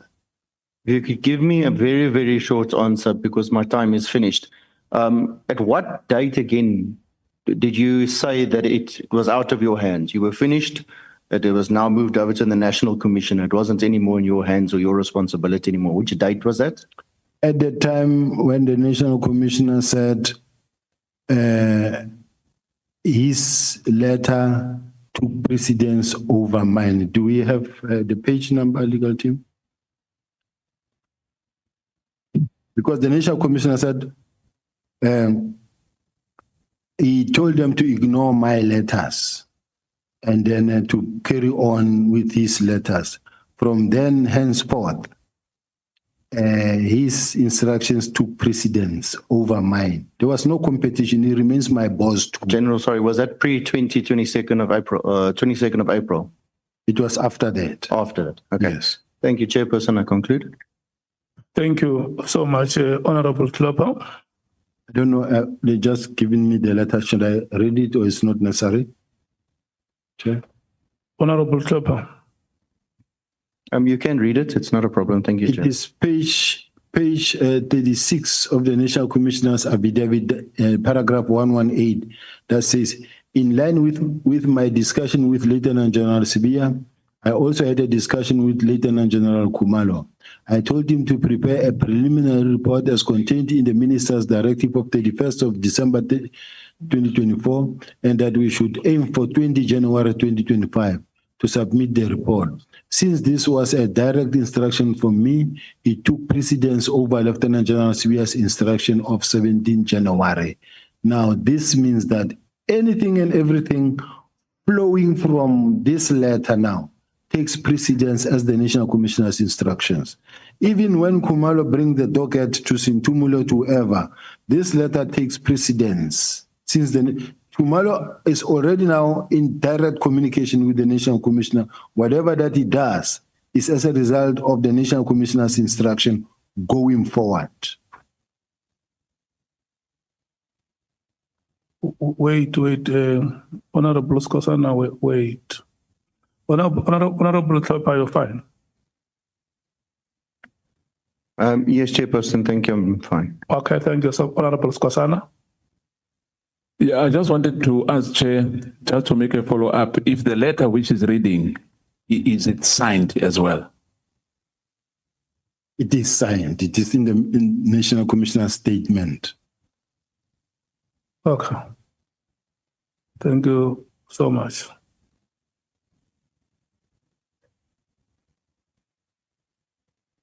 Yes, sir.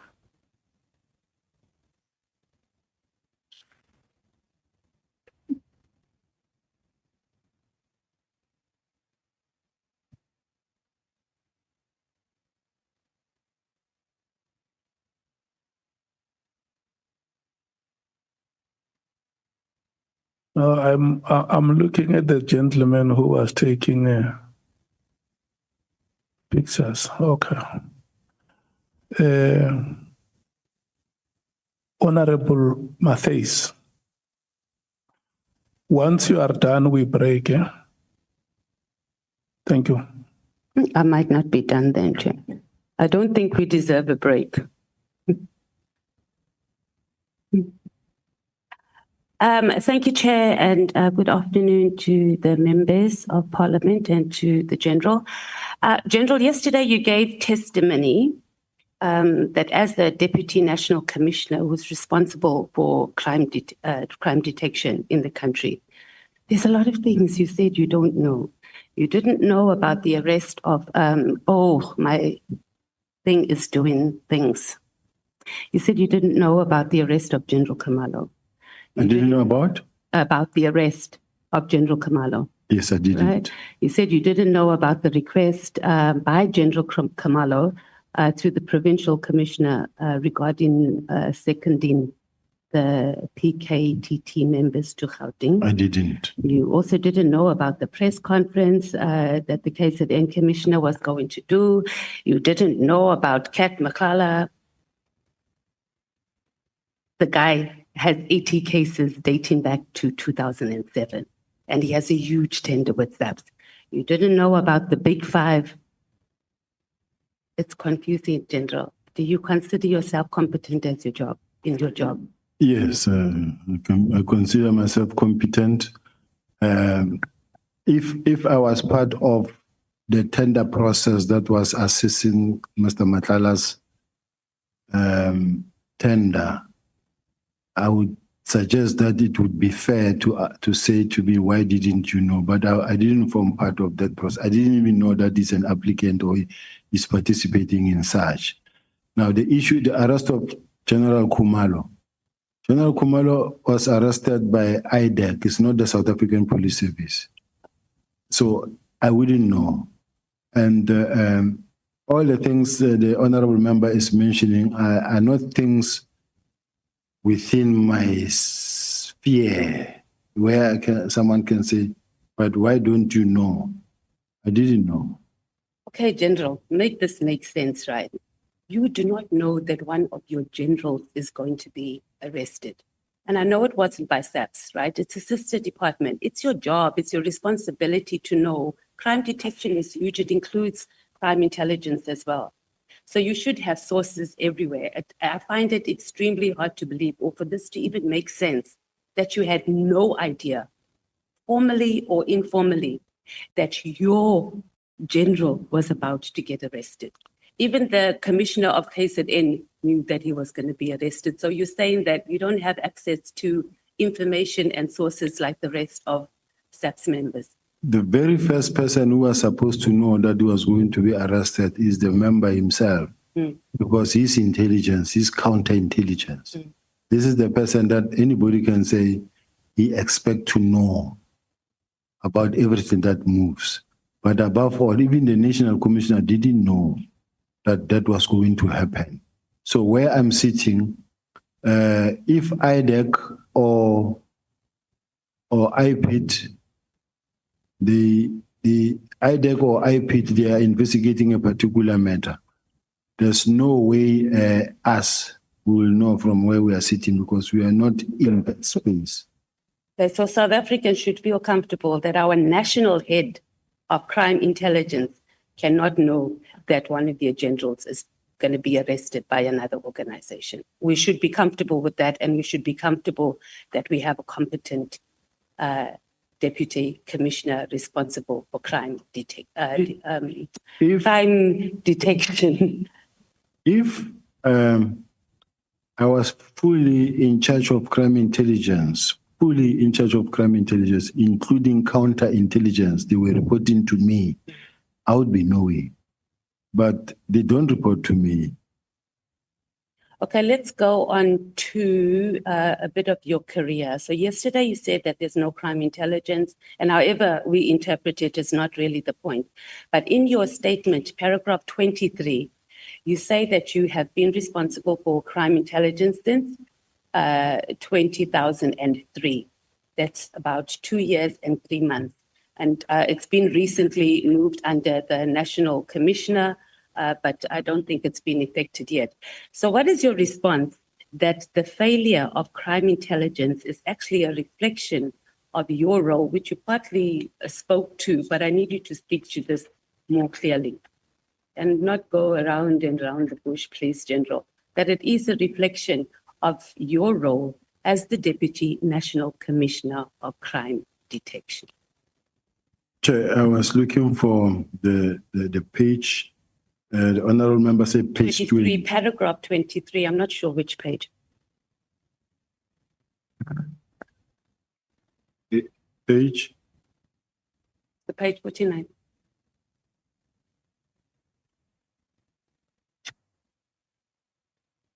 When you talk about your career, that section, it's page 9, paragraph 23. But I'm right, that is paragraph 23. Yes. Thank you for the page number, ANC Chief Whip.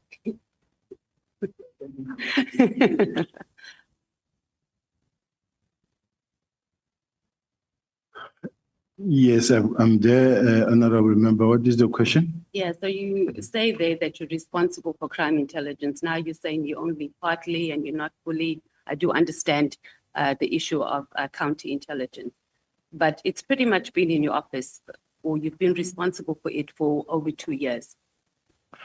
I've been responsible for it for only 2 years, but it was then also taken away to report to the National Commissioner.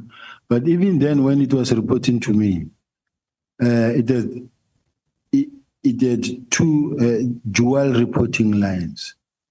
In my case, they came to report to me that what they wanted me to know, and that what they didn't want me to know was going to be reported to the National Commissioner. It's not like I never complained about such. I complained many times about that, and that the lines of the reporting lines have been blurred, and this is creating problem for myself. And I challenged it many a times, but the bottom line is that everybody knows he was not reporting to me entirely. So would we agree that the issue here is SAPS officials? Yes, ma'am. You and the National Commissioner and also the Head of Crime Intelligence. And the issue of having blurred lines is an issue because you, as the senior officials that the country relies on to make sure our children are not raped, and if they are, they're getting justice, to make sure our children are not trafficked. A simple process of just understanding, reporting, or having those basic processes in place is what is costing the country, and our children are in the state that they're in now. Right now, children are being raped and they've been trafficked. And we have adults that have been appointed in these strategic positions and that are busy with their egos and are busy fighting with each other and are unable to do the jobs that we put them in there to do. Can we concede on that? It's a long question, and I'm trying to understand the essence of the question. Can it be repeated in short, Councillor? Okay, I guess it is a bit of Honorable Chair, Honorable Member. I guess it is a bit of a political statement, but what I'm saying ultimately that we are in this mess is because they are the National Commissioner, yourself as head of crime detection, and then the head of crime intelligence cannot sit down and have a clear process to ensure that there are systems in place to make sure that we are detecting crime and that our children are getting justice when they're being raped and trafficked in the country. I think we are in this mess because of the press briefing, unfortunate press briefing that was done. That was not supposed to happen. That's why we find ourselves in this mess, because everyone has been doing their best to try to do what they can under the circumstances. And if that is the best, I don't know what's going to be good. Let's move on to your suspension and your dismissal related to the Zimbabwe matter. And this lasted about 7 years, according to your statement. You said that the prosecutor put it on record that he or she was instructed to put your case on the roll. Who gave that? Did you ask who gave the prosecutor that instruction? And if you didn't, why not? I thought the magistrate, because it was into the court record and that record is still there, it still exists. I thought the magistrate would ask who gave that instruction, and the magistrate just didn't take it further. Okay, but my question is, did you ask the prosecutor? No, I didn't, because I was represented. And you didn't ask your attorneys either to ask the prosecutor? No, to me, I was excited. And who was the prosecutor? Do you know? Do you remember? No. At this point in time, I forgot the name. Okay, would your legal team be able to access that information and give it to the committee? Because I think that is important, that we don't speak and we don't have names and people that we are able to follow up. Why is crime intelligence not efficiently capacitated to vet SAPS officials? It has been always the case. It's a challenge. I don't know why, but there are so many members that needs to be vetted that have not been vetted, and it could be because of the manpower or the budget. Yeah, I'm not sure. But why is it not done? Generally, it can't be that, and we've been hearing this, I've just joined the police portfolio committee, and we've been hearing this issue of vetting since I've landed. And when I look back at previous annual reports, etc., it's the same thing. Why is it not being capacitated? And this falls under your division as well. It can't be that we have 7 members that are required to vet over 1,000 SAPS officials, and we expect this country and we expect SAPS to function when the very core, its foundation, is not working. Is it intentional? Is it intentional that just vetting, if you fail at just vetting, it's a problem? So make us understand, make the nation understand, how is it that you are even failing to vet 1,000 officials every 5 years? I think crime intelligence is working very hard to recruit members. There is a process in place. They are recruiting. I may not have the statistics and the information where I'm sitting, but there is a drive to capacitate crime intelligence. This is what also the minister said, that they need to capacitate crime intelligence in such a way that they will improve even their collection and counterintelligence. But why has it not been done? Do you not see? General, I need you to explain to us, because it can't be that the highest office of our security, like South African Police Service, cannot have capacity to vet 1,000 officials. You're telling us what is going to happen, and we've heard that many times. It's not happening. And we're having people, you are placing people in positions who do not have security clearance, and it is costing us being able to do our work efficiently in those departments. Why is it not done? Is it intentional because you want to appoint people who we know are not going to get clearance, or we're weaponizing it for people who would get clearance, but we don't want them to access information? Is this what officials in SAPS are doing instead of protecting us as citizens in the country? No, Chair, that is not the case. The employment or recruitment drive, there is a plan. Since, I think, in the past 2 years, there's been a drive in terms of capacitating the detectives and intelligence. I think the person who can actually better respond to that question can be the support head, the acting National Commissioner of Support, acting Deputy National Commissioner of Support, who can come and testify here in terms of the recruitment of crime intelligence officials and the numbers, because that's a separate process. No, we have the numbers. It was just, we're just trying to understand, how is it that the highest level of SAPS cannot vet? That was pretty much the question. And is it intentional or not? You haven't really answered the question. I don't think we're going to get an answer, but we'll move on. Let's talk about your employment at the city of Joburg. You testified yesterday that you were employed properly at the CLJ, and your words were during daylight with everybody watching. Where did you see the advertisement for the job? I think it was in a newspaper, Chair. I can't remember now, but. Okay, will you be able to get that? Because I'm sure the CLJ would have record. Yeah, I think they would have. And what was the title of the position that was advertised? It was unit head, forensic and investigation. It was a new unit that was established. Yes. Was it already existing, and they were looking for a position? It was new. So you'll get, your legal team will submit, or maybe our evidence leaders can also get that.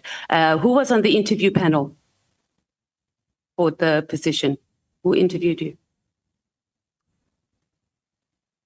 If I remember, I know Michael Beaumont. I also know Christo Marais.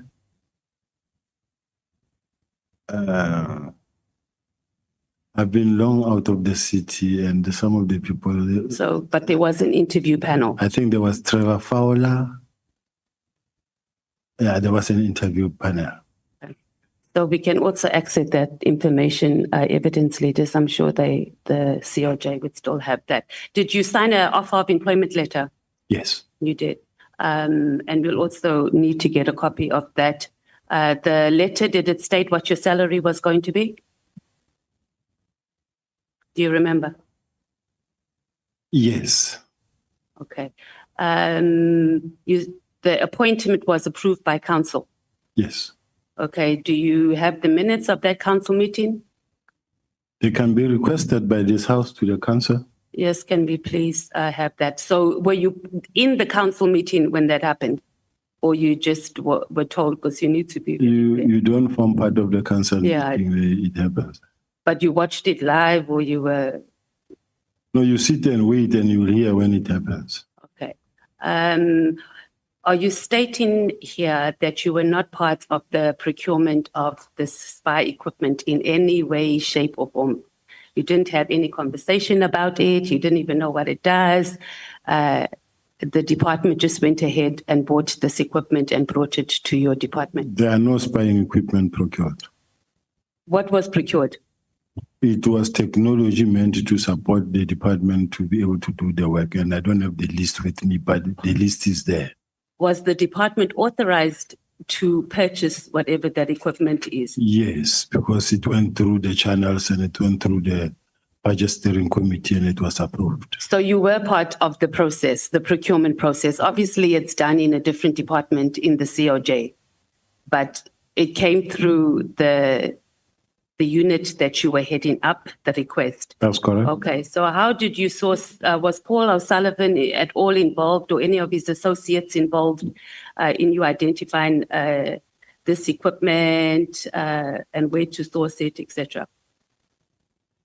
Paul O'Sullivan was nowhere involved, nowhere near what was happening, doesn't even know, it's not even connected to this whole thing. To which whole thing? Of this equipment that were procured. Okay. And how did you think that what made you determine, or what analysis was done to determine that you needed this equipment? Because we got testimony that I think it was the general who said, the KZN commissioner who said, and I know you're going to say that not everything he says is true, so that's why I'm asking you that that equipment that was bought in the COJ, whether it's spy equipment or whatever, surveillance, whatever it's called, the city does not have authority to procure it. What do you say to that?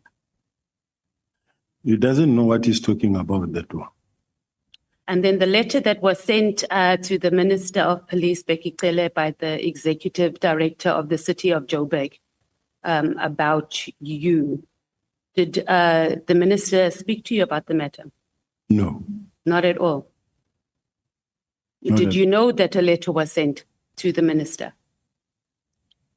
I think I got to hear about it. And to me, it was not really a worry because I do have investigations on the same individuals that were running. So it's a political space. And when a person writes a letter, it does not necessarily mean that he's right. He had no right to even write that letter. He had no right even now to write a letter, whether to this committee, whether it's to Madlanga or wherever. It's just some of these people will follow you to the grave. Even when you left them many years ago, but you find people who just rise up and follow you. Even when you're not focusing on them, they just chase after you. So it does not necessarily mean that that letter that he wrote carries any significant role because he himself was being investigated. But you're deflecting now. We're talking about the contents of the letter. We're not talking about what his situation is and investigating. So if you're bringing in politics, it means that you were also descended into a political space. Why would they want to deal with you politically? Because, as I say, the city of Joburg is a political space. And then if these are the people that don't want to be investigated themselves and they start attacking you as the person who's in charge of the investigation, it's unfortunate. And I think, Honorable Member, I wish that I could also be protected from your side as well, because it shouldn't be like I'm already guilty and what they wrote about me is right. But we're asking you, General, we're not saying that it is. Yeah, the only problem is that these people who are sitting in their corner because they don't want to be investigated, they don't want to be vetted, and they But Little, do you see what you're doing? You're not saying it's not true because of X, Y, and Z. You are telling us about their situation. You're saying, were you investigating them, yes or no? What they are saying is true, yes or no? I think those are the questions rather than deflecting and putting it on them. We're dealing on what they said about you. Are you saying it's not true, it was dealt with, let's deal with that? It's the not contents of the letter. Saying that they don't have permission or they're not qualified to write the letters, neither here or there. We're talking about whether it was, number one, done, whether you knew about it, and what your position is. So who the public protector made a recommendation, who lodged the complaint, number one, to the public protector? Then speak to me who opened the case based on the public protector's recommendations, and what was the reason that the prosecutor declined to prosecute the case? What I know, Chair, is that I investigated a matter that involved the then city manager of City of Joburg. The matter was reported by the Department of Finance, and it related to a big tender of the blue light and the sirens and bullet burst. I don't have the report with me. But then what happened is that the investigation was allocated to ENS law firm that had to conduct that investigation. That investigation was conducted and the results came. These results were talking about the fact that over and above the many other role players that were there within the city at JMPD, it talks about the fact that the city manager also did not cooperate with the investigation. And they were very much worried that the city manager is not behaving in a manner the accounting officer should be behaving. So they produced a report. That report that was produced, and it's a report that I, as the head of group forensics, also had to sign and submit. He was very angry to an extent that he wrote a letter wherein he wrote this letter that says, if I can read, that says a directive in terms of section 55 subsection 1 of the MSA of 200 in respect of notice to withdraw the delegation of the head of GFIS and public communication of matters that have not been tabled before the council. The above matter refers the city manager's office is disturbed by the contents of the letter issued by yourself, where you suggest that by withdrawing from you the powers which in terms of legislation are assigned to the head of administration and accounting officer that prevented your department from performing its function. We also noted nefarious statements which you are peddled in the media that our notice of withdrawal of your delegation communicated signal to suspend you when in actual fact we are trying to protect the interest of the city. So I don't know, I can read this letter on and on, but what I wanted to say is that I went to court and the court ruled in my favor. And the powers of group forensics were given back to group forensics. In other words, the city manager working with Mesuli Mlandu, when they attempted to take back the powers of this from group forensics, they said group forensics does not have the power to investigate them. And they took away their powers, and I went to court and the court ruled in my favor. Your relationship with any of the DA or Democratic Alliance members in the COJ, they were leading government there. Did you have any, and at any time did you engage any of the leaders there who may have given you directives on investigating members? I didn't have any relationship with anybody in the DA. None of them. You've never had meetings, engaged any of their leaders, No. the mayor, any of the MMCs. In my official capacity, I have had meetings with all of them. Oh, you have. In my capacity Yes, as that's what I'm saying, in your capacity and where you could have been given directives on how to proceed with the city manager. You know, that's a very strategic position. So when new leadership come in, that's the first position that they want to take over. So I was just trying to establish if you might have gotten some political interference on pursuing that case. I'm not saying, or I'm not commenting on the city manager, whether he did right or did wrong. I'm just asking if there was any interference or push for you to deal with the city manager from the political party that was running the municipality. so I never had any political interference at all. Let's go to your labor court. You appealed the matter, so it wasn't the labor court that ordered you to be reinstatement, it was the appeal court Yes. that did that. Do you know why SAPS did not oppose your reinstatement? Because there was nothing to oppose. Is that sort of a practice there in SAPS that they would just not even show up or not withdraw the case, whether there was a case or whether there wasn't? In your experience, because you've been in the police In my force. experience, normally, and which I find to be wrong, because there is law in this country, I take it that all of us, there's equality before the law, and those that are employed, those that are seniors in the workplace must really also adhere to the law. Let's say, for an example, we've got generals, lieutenant generals who are out today, who've been suspended, others fired, and they went to court and they won the cases. But they are not being allowed to come back simply because the current management feels that, no, we don't want them back. Now, even when the court says they must come back, and then the management will say, no, but we don't want them. They go to court, they win, and then another one will say, but we are reviewing. I don't think it's a fair process. It's abuse of power in this situation, because we all have careers, we all have children, we have families. But if you are today in a powerful position and you do what you do to fellow human beings who's got children and families as well, I think it's not a fair process. And and even this house must assist to get this right, this thing right.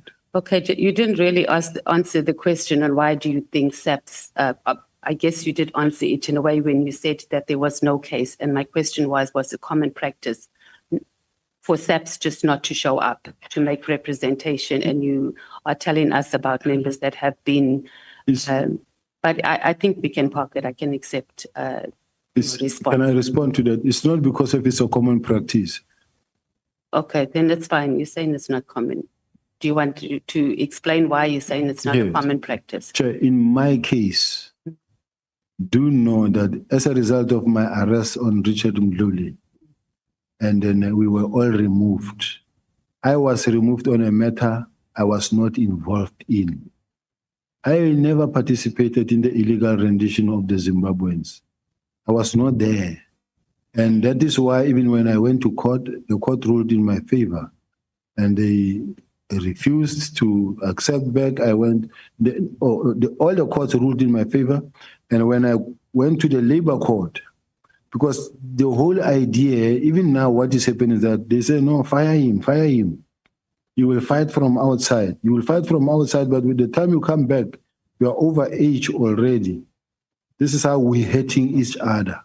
But the problem is the labor court ruled in my favor, but did not reinstate me. They said I must be paid. I said, no, I don't think I can spend so much money just to come and win and not be reinstated. And then I went to the Labor Appeal Court. The Labor Appeal Court reinstated me. So I came back because I was reinstated. I was innocent. Okay, that still wasn't the question I was asking, but understood. Let's talk about yesterday. You said in your, when you in your statement yesterday or your evidence, you said that Mr. Brown received the news about the disbandment of PK Gospi. We're talking about those WhatsApp messages between him and Kat Maklala through media reports. Do you have evidence of when the media first reported about the disbandment?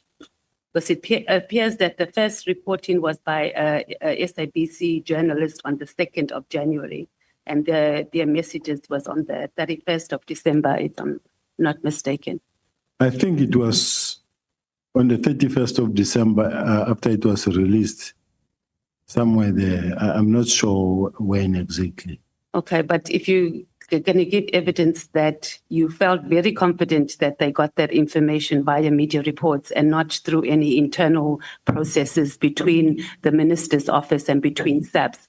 So you're going to have to give us where that could have been found on social media or where that report is. Because when we checked, the first thing we saw was on the 2nd of January, and it was a screenshot of the disbandment letter. So you don't have to do it right now. You can ask your attorneys to be able to support that, because that was the evidence that you gave yesterday. You also said that Brown Mokosi, not Mokosi, was like an informer to you. So if this was the case, are you at liberty to disclose what sort of information he would supply to you, Brown Mokosi? I did say that he informed me more of information around my the fact that he knows that there are people who are planning to really push me out of the police. This is what I said. But he also, the General Kwanazi also said that he said the same thing to him. Yes. So you didn't, so at your level, General, someone just comes and they says that and you just believe it. And you don't see that he could also just be pushing information, as you were just saying earlier about how people peddle information and plot people against each other. I do listen, and as to what I do with it, is for me now to see how I deal with the information.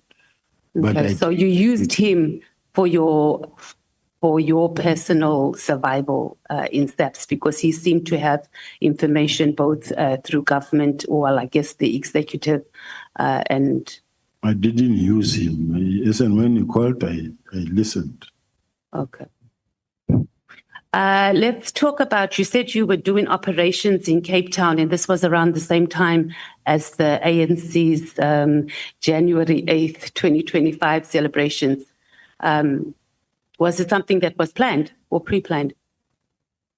That you arranged your operations, or you arranged your operations in Cape Town around the period of the ANC's January 8th? January 8th is a yearly event of the African National Congress. But as the South African Police Service, we have to be there to do our work. Okay, so who attends? Because as the economic freedom fighters, we also have ours, and we don't have ministers, officials on that level of SAPS coming to attend any. I've never ever seen them. I'm just asking.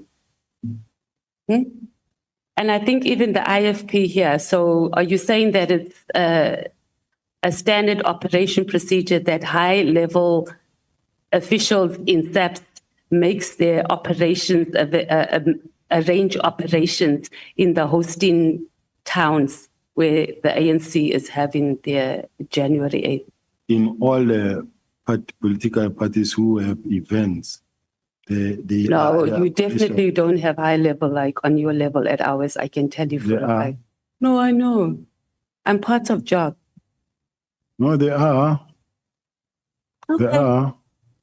Maybe you must supply us with the list of who's deployed to these events. No, when it happens, there's a clear plan from the police side on what will be happening, and they demarcate the streets on how. I understand the job processes. I'm asking about levels. I'm asking specifically you as a general heading up a division, right? A deputy commissioner that will make themselves available to do operations in towns hosted by the ANC in particular. I understand the whole process of JOC and the police being involved. I'm not disputing that, General. I'm saying on that level. Yes, on this level. I'd like to know which ones have ever attended our events. Let's talk about when you were in Cape Town for the January 8th, 2025 celebrations. Did you meet the Minister of Police, chat to him informally, anything, especially since he had just written a letter disbanding the political killings task team? On January 8th. Around that time, not on that day in particular, but you were here celebrating. Okay, let me not say you were celebrating. You were doing operations for the ANC's January 8th. The minister was here because there's evidence that even someone sponsored his trip. So did you have any communication with the minister? The minister was not around. He didn't attend. Oh, how do you know? I know. Oh, I see that. Okay. At least there's something you're saying that you know, General. Let's move on to, so you didn't meet the minister, is that what you're saying? You didn't have any conversations with the Minister of Police during the January 8th? He was not there. That's not the question. Did you have around that time, even if you didn't see him physically during that period? I've never spoken to the minister. Let's talk about Busi Cat Makhlala. He called you, you said, and he wanted to have a meeting with you. And then you agreed to the meeting. So at your level, did you not even say, hey, let me just check this guy out before I just meet with him? Like, obviously you knew as a service provider, you're saying that you didn't get involved in the procurement process and that sort of thing. This guy has 80 active cases with SAPS. You are the head of crime detection. You just went ahead and met with him without even just doing some background checks. I don't think it's fair, Chair, that when a person complains and comes with a lawyer and having the papers and say, I'm here to complain to the National Commissioner. This is my complaint. Then I must go out there and start running tests on the person and start running investigation on the person. But that's not how it works. He called you first. He didn't just show up at your office. That's what you said. So the call that you arranged a meeting, right? So when he called and he asked to have a meeting with you, he stated why he wanted to meet with you. Yes. Right. So you knew he was coming there for that. He didn't show up with lawyers. So you had time to just say, let me go and do some due diligence, because you could have even called him back and said, this is out of my payroll, or it's not in my grade. Let's wait until the National Commissioner comes back. But you made a decision to meet with him and not even check 80 cases. And you just met with him like that. Yeah. That's what the National Commissioner told us. 80 since 2007. Oh, it's 1-8 now. 80. Am I wrong? It is 80. I asked the National Commissioner twice last week. And I even asked when he said it's dating back since 2007. General Mkhwanazi said 1-8. The National, okay, I guess we can just verify our evidence leaders. Can we just double check? But when I did a follow-up, I remember saying whether it was 80 or 18. But regardless, 80 or 18, it's still a lot. So it wasn't strange for you just to do that, General? No, because remember, Honorable Chair, when a member comes, when a person comes wanting to see you. He called you, he didn't come and see you, you didn't show up. Yeah, I don't think each and every person who comes who want to see me, I have to run tests on that person. But it's not a deep test, just some due diligence. You hold a very strategic position in this country. You've said yourself that people come and they influence you and they peddle wrong information. I would just think that you'd be a little bit more cautious. But if you didn't do it, that's fine. Do you want to say something before I move on? No, I just wanted to say that it's not always easy and possible to say, I want to run tests. When a person wants to say, to check on you, it's not like in the presidency. In the presidency, if I want to meet the president will have a team that will actually check the background of the person. Who is this person? what is he about and why does he want to see you will have few people before you get there. Now, in my case, I'm expected to meet anybody who wants to meet me or who wants to meet the National Commission. You indicated that you also made calls to him. Was this after the initial meeting or the meeting you had with him about his... Mr. Matala? No, I never made calls to him. At all? No, I never made calls to him. And did you and the minister discuss Maklala and Brown? Not even once. Any way, shape or form? Not even once. Not going to find any WhatsApp messages informally? You will never find including from the chief of staff? No. Okay. Let's talk about the disbandment of PKT. Obviously, I'm not going to repeat what other honorable members have asked. Was the minister briefed about the PKTT before sending the letter officially? Yes. He was, because the National Commissioner's evidence says he was not briefed. I read something here in a meeting on the 27th that I know that there was an executive meeting and there was a briefing in relation to the PKTT, and the National Commissioner in that meeting did indicate that it was not meant to be a permanent structure. It was not meant to be a permanent structure. It was meant to evolve into a murder and robbery unit. Okay, so I'm not asking that. I'm just asking the minister. So you're saying that the National Commissioner gave wrong evidence before this commission, and maybe our evidence leaders can just check in his statement, because he said the minister did not receive a briefing from anyone officially in SAPS about the PKTT. That's why he was shocked that the decision was made. So you are saying that the minister had received it. Were you part of the meeting? Yes. You were. Yes. And you were satisfied, or you are satisfied that the minister was properly informed, not about whether it wasn't supposed to be a permanent arrangement, whether he was briefed properly about the PKTT to make an informed decision. If an honorable member is talking about not about that letter, then I can't say I know. No, not the letter. I'm saying before this letter arrived, was sent on the 31st. I'm saying, was there a briefing? The fact that there was such a discussion in college, it means it was a briefing. I beg your pardon, say that again? The fact that there was such a meeting that was discussed with the police executive meetings where the minister raised concerns about the PKTT. Okay, that's a different question, different answer. I'm saying was, did the minister receive a briefing, as we get briefings of this is what the PKTT has done over the years, etc., etc. Did he get that, or was there just an overall discussion? That's what I'm asking. I wouldn't know about that one. Okay. Right. Did you have any discussions with the minister, with Brown or with Kat about informally, formally about the disbandment of PKTT before it happened?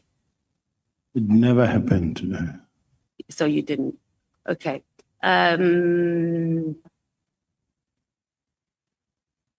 Okay. So this is something that is baffling, General. On the 31st of December, in the afternoon, the minister decides he must send an email about issues that are not of national importance during the festive season. Were you not shocked when you saw this? Like, I would be like, what is he doing? So when you saw this letter on the day that you saw it, did you not think, okay, this thing is on the 31st? And he even knows that the National Commissioner is not there. Did those things not cross your mind that this just seems just highly irregular? Or is it something that's common? You've been in the police force for a long time. For the minister on New Year's Eve, the whole world is resting. He decides he wants to send a letter of something that he could have dealt with in January when offices were fully open. I wasn't shocked, and there's nothing shocking about it. Why? because the ministers, the police, they are working during that period. There's working, right? That's dealing with the issue of festive activities. We're talking about matters of border control. One was about doing a strategy for border control. They can wait until January. How is that even urgent? Even the thing about the disbandment. Okay, give me just one example, General, of any other time in your history of being in the South African Police Service where a minister sent a letter on the 31st of January in the afternoon about something that was not of critical national importance during that period. Just one. What we know is that when the festive period, safer festive period is declared, policemen are no longer allowed to take leave until when it comes to an end somewhere in January. So during that period, the police are hard at work. And as the police are hard at work, they are not on leave. Now, me and you will differ in this sense. The minister is a new minister. And then him being... He was excited. No. Don't use the word councillor that he was excited. Let's do like this. Okay, sorry, Chair. I don't like it when you exchange between yourselves. Because it's either you intimidate each other or you inject fear in each other. Honorable Matthys, I want to allow you to ask the last two questions because your time has been up. I should have kept my own time because I don't know, Chair, but no problem. I trust you, Chair. So, General, you're not really answering the question. The issue is not whether SAPS or the police is working during that period. We know that it's a very busy time. We're just talking about particular operational matters. I would like you to speak to the issue of, now I must choose. Let's talk about, you've said that you don't know this Paul O'Sullivan at all. Do you know... Sorry, Chair. I've never said I don't know Paul O'Sullivan. Like you've never met him, you have never engaged never with said him? that. Oh, okay. Let me ask you then. I said You engaged with... I said I know Paul O'Sullivan very well. Oh, yes, you did. Sorry, I'm looking at something else. And you also said that he's a well-known person in the crime-fighting community. What is the nature of Paul O'Sullivan's involvement in crime fighting in the country? He runs a forensic investigative company and I normally gets information and he reports to the police as well. Do you know how he gets to be in possession of this information? And does it not bother you that a person who's operating outside the established security institutions is able to access the information that Paul O'Sullivan has? And then also just quickly maybe talk to the issue of the Helen Suzman Foundation. My last question, Chair. Or must I come back? Or do you want to respond to the first question? Respond now. Okay. How we access which information? People report to Paul O'Sullivan. People report to Patricia Machar. People report to Josh Machar. People report to Brown Mohozi. People report to the person they feel comfortable with. And these people people report to Professor Mary DeHaas. And as they report, they then take information forward. You will have people who report to whoever they feel comfortable with. And then he will either interview them, obtain statement, and send them to the relevant authorities to be processed. In relation to the Helen Suzman Foundation, I don't know what the question is intended to, because you haven't asked the question. Yes. It was the Helen Suzman Foundation that litigated for the reinstatement of Robert McBride at IPID. Were you aware of this? It's possible. Yeah. And then we also know that it was the Helen Suzman Foundation who led the court challenge on the appointment of General Burning, who's the former HOC's head, that eventually resulted in his removal. And this was soon after he dismissed you from the Hawks. So at any stage, did you have a conversation with any representatives or people associated with the Helen Suzman Foundation about the struggles you were going through at SAPS? I think I don't know whether it was Freedom Under Law that it's Freedom Under Law that I went to see. Helen Suzman Foundation, I don't remember a meeting with them, but in their case, they were just worried that the man has been found guilty or there is serious allegations against him, and yet he's waking. They said no, he must actually be suspended because he's been found guilty, or the court has declared that he's a dishonorable person who lacks honor and integrity. He must go stay at home. So it is based on those. Okay, so there was no link to the fact that he had just dismissed you. So there was no link to the fact that he had just dismissed you, that the Helen Suzman Foundation. No, there was a link because remember, everybody knew that he was actually doing it unfairly so, and he didn't follow the procedure. He was fighting for Richard Mluli, and that is why he was fired. Okay, thank you. Thank you so much, Honorable Matthys. Honorable members, when we come back, we are taking Honorable Mwango, Honorable Falls, Honorable Vessels, Honorable James, and the last speaker will be Honorable Sangon. And then we'll take a comfort break. So now we are breaking for 15 minutes. We are coming back at 17:30. Yeah.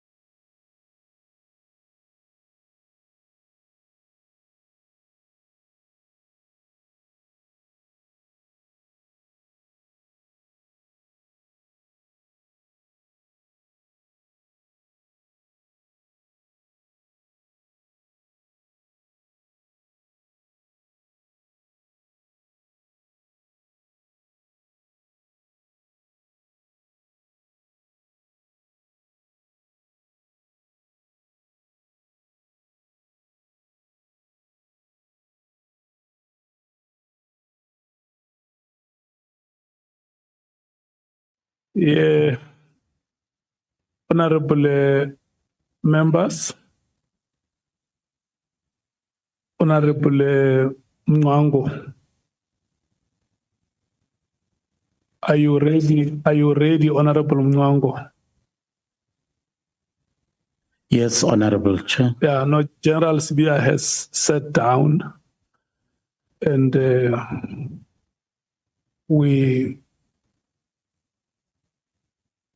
we can resume the proceedings, and the speaker who immediately takes the platform is Honorable Mwango. Good afternoon, Honorable Chairperson. Good afternoon, colleagues, and good afternoon, General Sibiya. Good afternoon. When I looked at your evidence in chief, you are telling us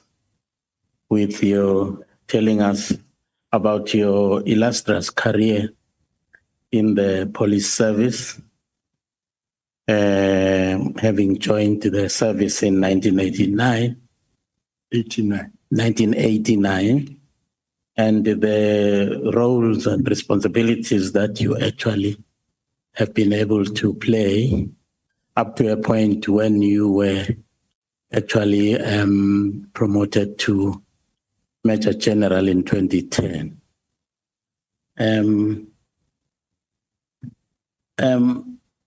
If you could just share with perhaps me the hierarchical organization of your command structure within SAPS.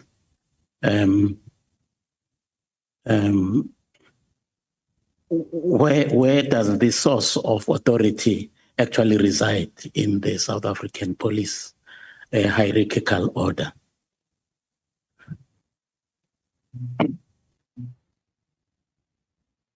Thank you, Chair.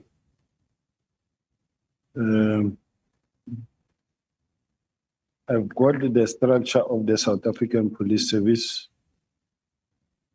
here.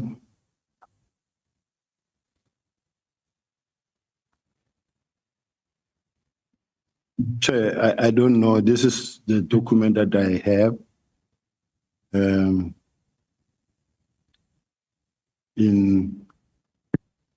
But let me put it this way. I'm the Deputy National Commissioner. I report to the National Commissioner. The structure goes as follows. It is the National Commissioner, followed by the Deputy National Commissioners, 3 of them. Then straight line, you will have your provincial commissioners of the 9 provinces. That reports to him.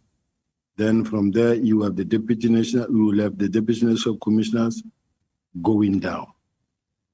So I don't know if Honourable Member want me to take it down further, but I do have the whole structure, Chair. I do have the whole structure here that shows, and this is the latest structure that was approved by the National Commissioner on the 15th, my glasses, of May 2025.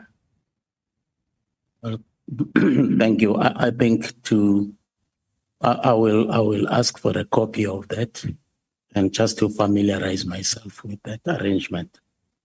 In fact, I'm asking that question because I just want to understand how instructions are actually, how instructions are being made. Can instructions actually come from the bottom up, or top down, or sideways? I just want to understand that. In the police, it comes from top down. Thank you. What is the difference between the seniority in rank and seniority in service?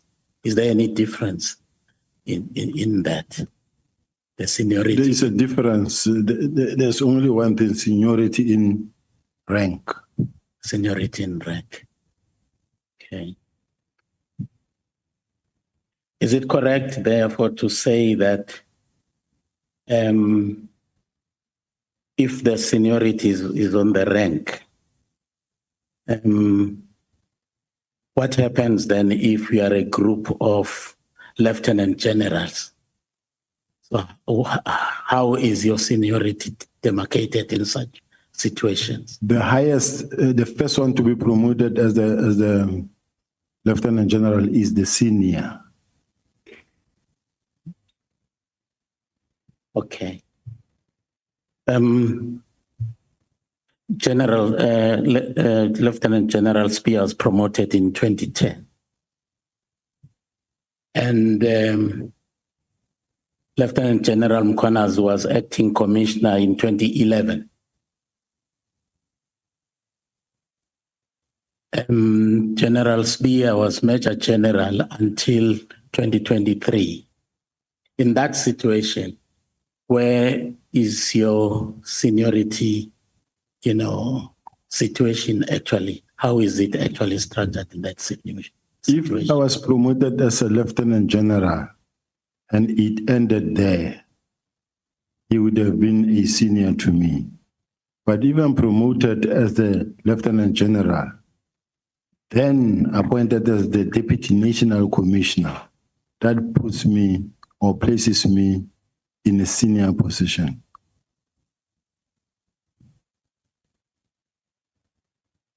The same applies to, in 2011, just when he was 2 months or 4 months as a major general, he was promoted to be the acting national commissioner.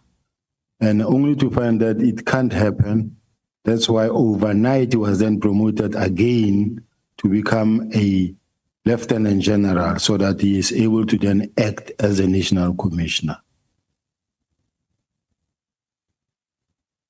I understand that.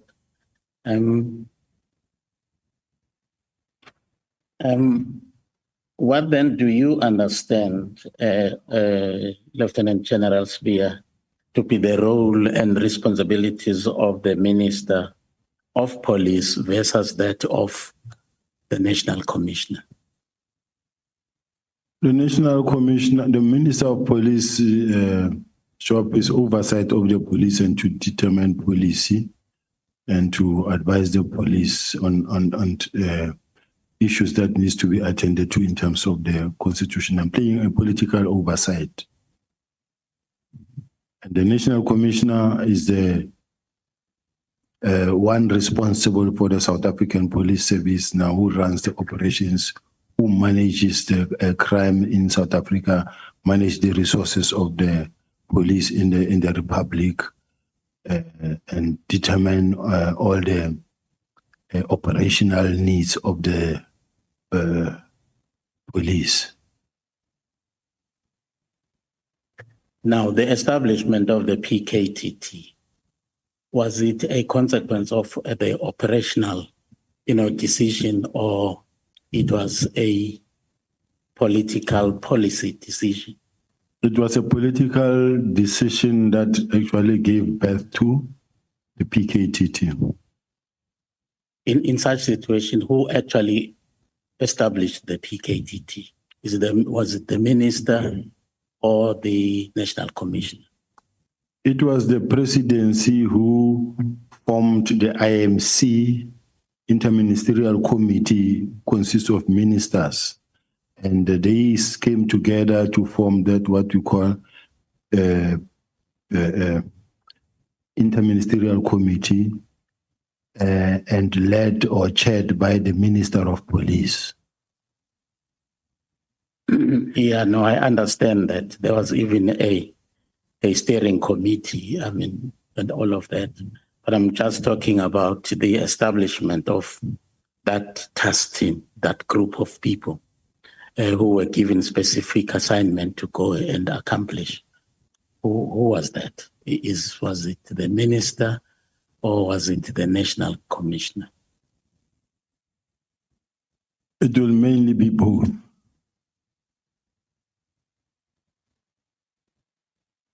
Sorry. It will be both. Okay. Now, in your understanding of the roles of these two people or two authorities in the Department of Police, would you then say that the minister's directive to dissolve and disband the PKTT was lawful and within the scope of the minister's authority in terms of the applicable legislation that governs your operations as the police? As far as I'm concerned, it's a lawful instruction because the minister, who is the boss of the national commissioner, if you come up with something like that, that says, I don't think this thing is still needed anymore, let's change direction, let's take this other direction. It happened before many times, even Minister Keller's time, it happened before many times. So it happens. And there's nothing wrong actually in what is happening, in a sense that it is usual. There's nothing unusual for a minister to write his concerns or say his concerns about a particular matter.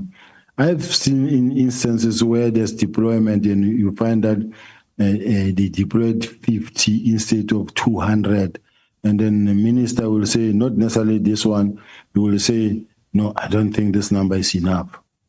I don't think this number is enough to be able to attend to the type of crime that is happening there. We need more members there.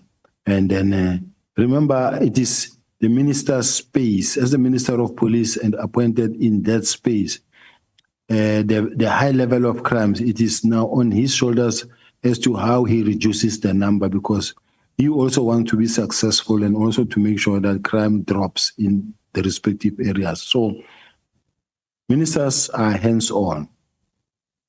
And as they are hands-on, they do speak to the DGs and they tell what must happen. But General, ministers are not police. They're not trained as police.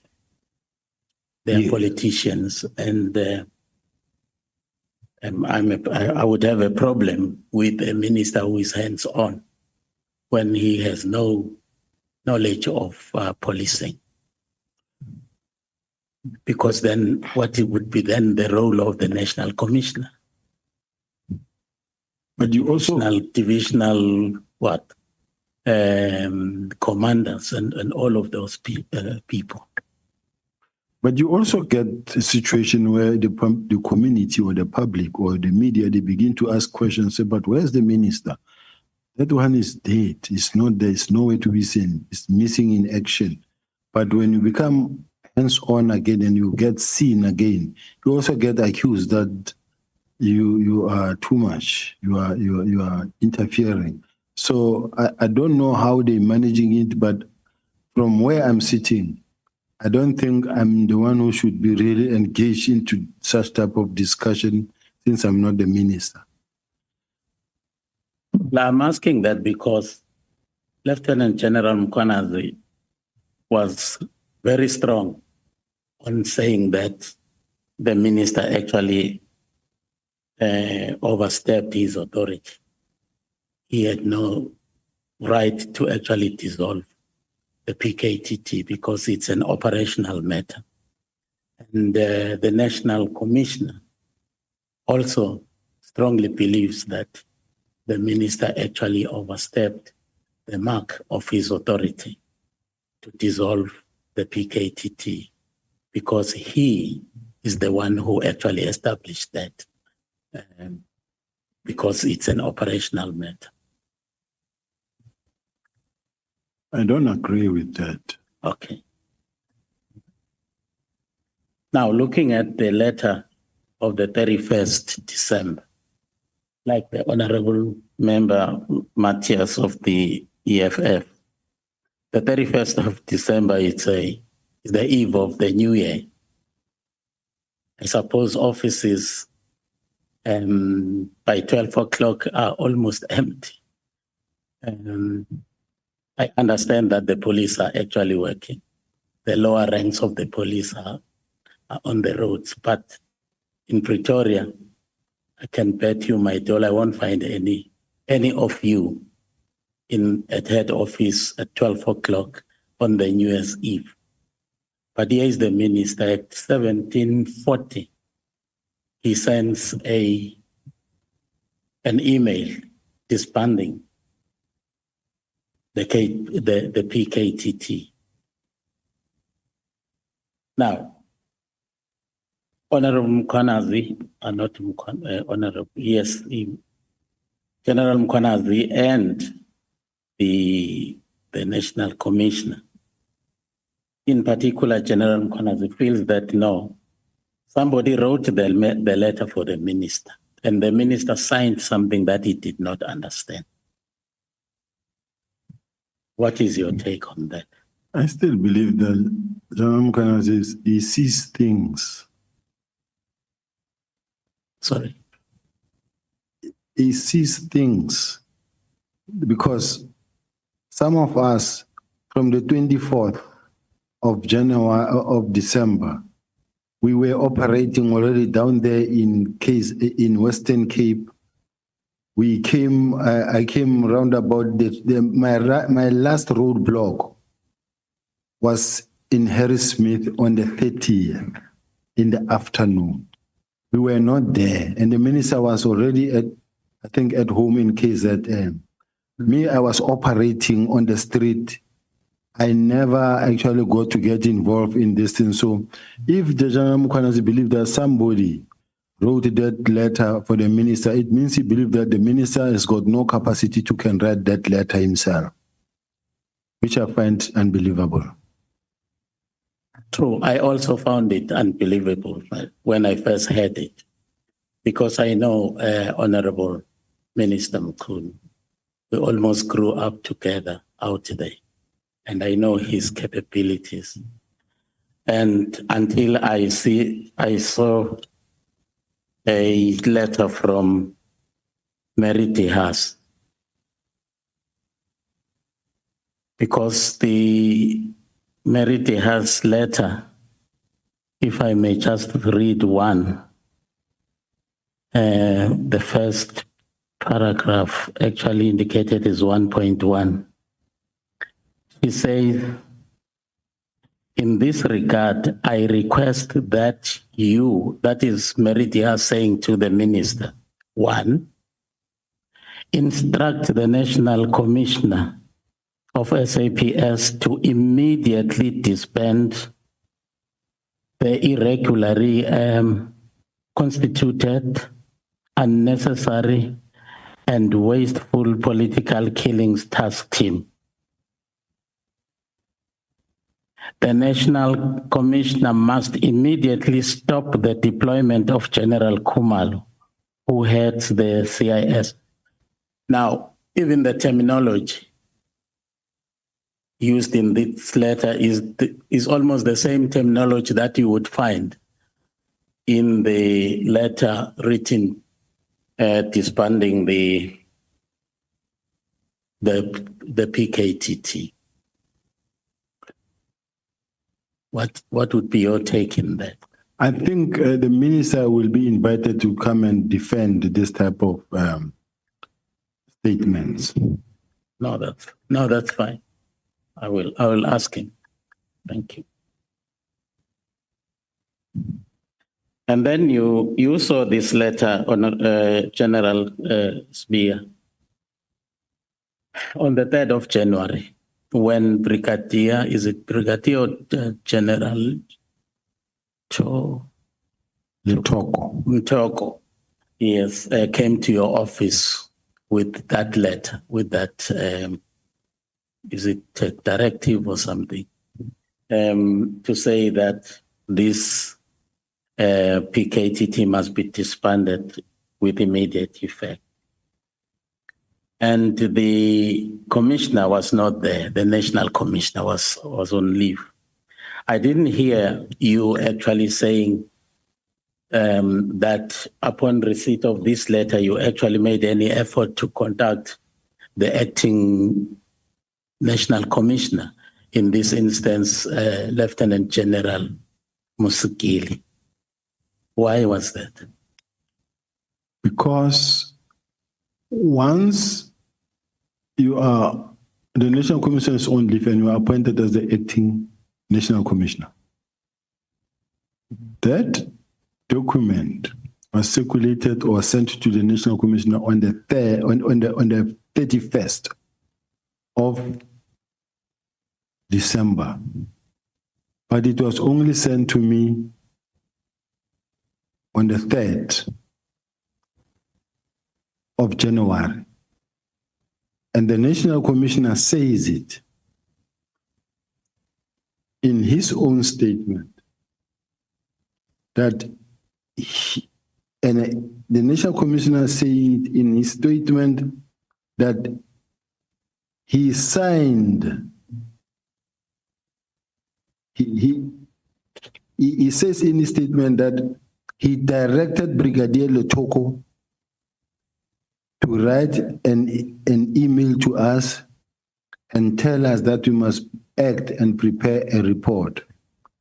So it says, I'm looking for that letter where the National Commissioner himself said, I directed Brigadier Letoko to write this letter to the Deputy National Commissioners to prepare reports. So which means the National Commissioner already places himself in action, in his own words, in his own statement that I read earlier.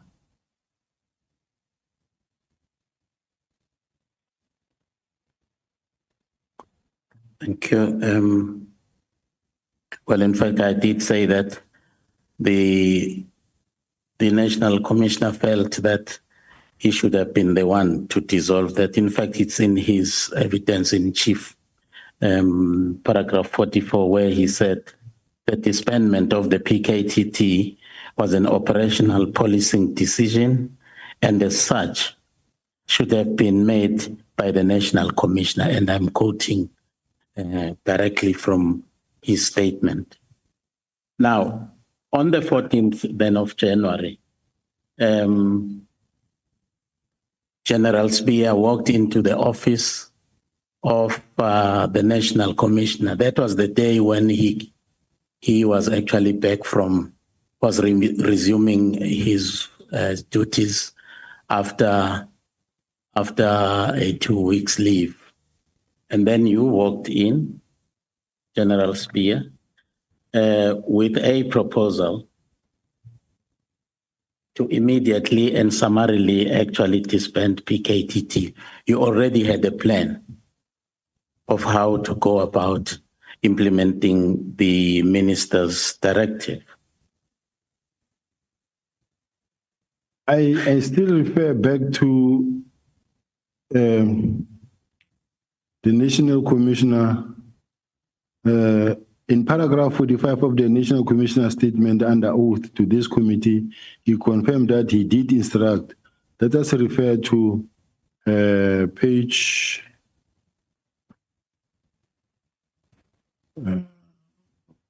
which one is the page correct? Please turn over. I'm looking for the statement, Chair, that I read earlier where the National Commissioner said he did instruct Brigadier Letoko to write that statement. Had he not done so, he would have been accused of insubordination. So he did that because he otherwise, had he not done it, it was going to be regarded as insubordination. So, as far as I'm concerned, the National Commissioner acted within his rights, and even the judge asked him and say, even if it was a unlawful instruction, were you going to carry it out? And I said, no, if it's not a lawful instruction, I won't carry it out. But whatever that happened because the National Commissioner was in support.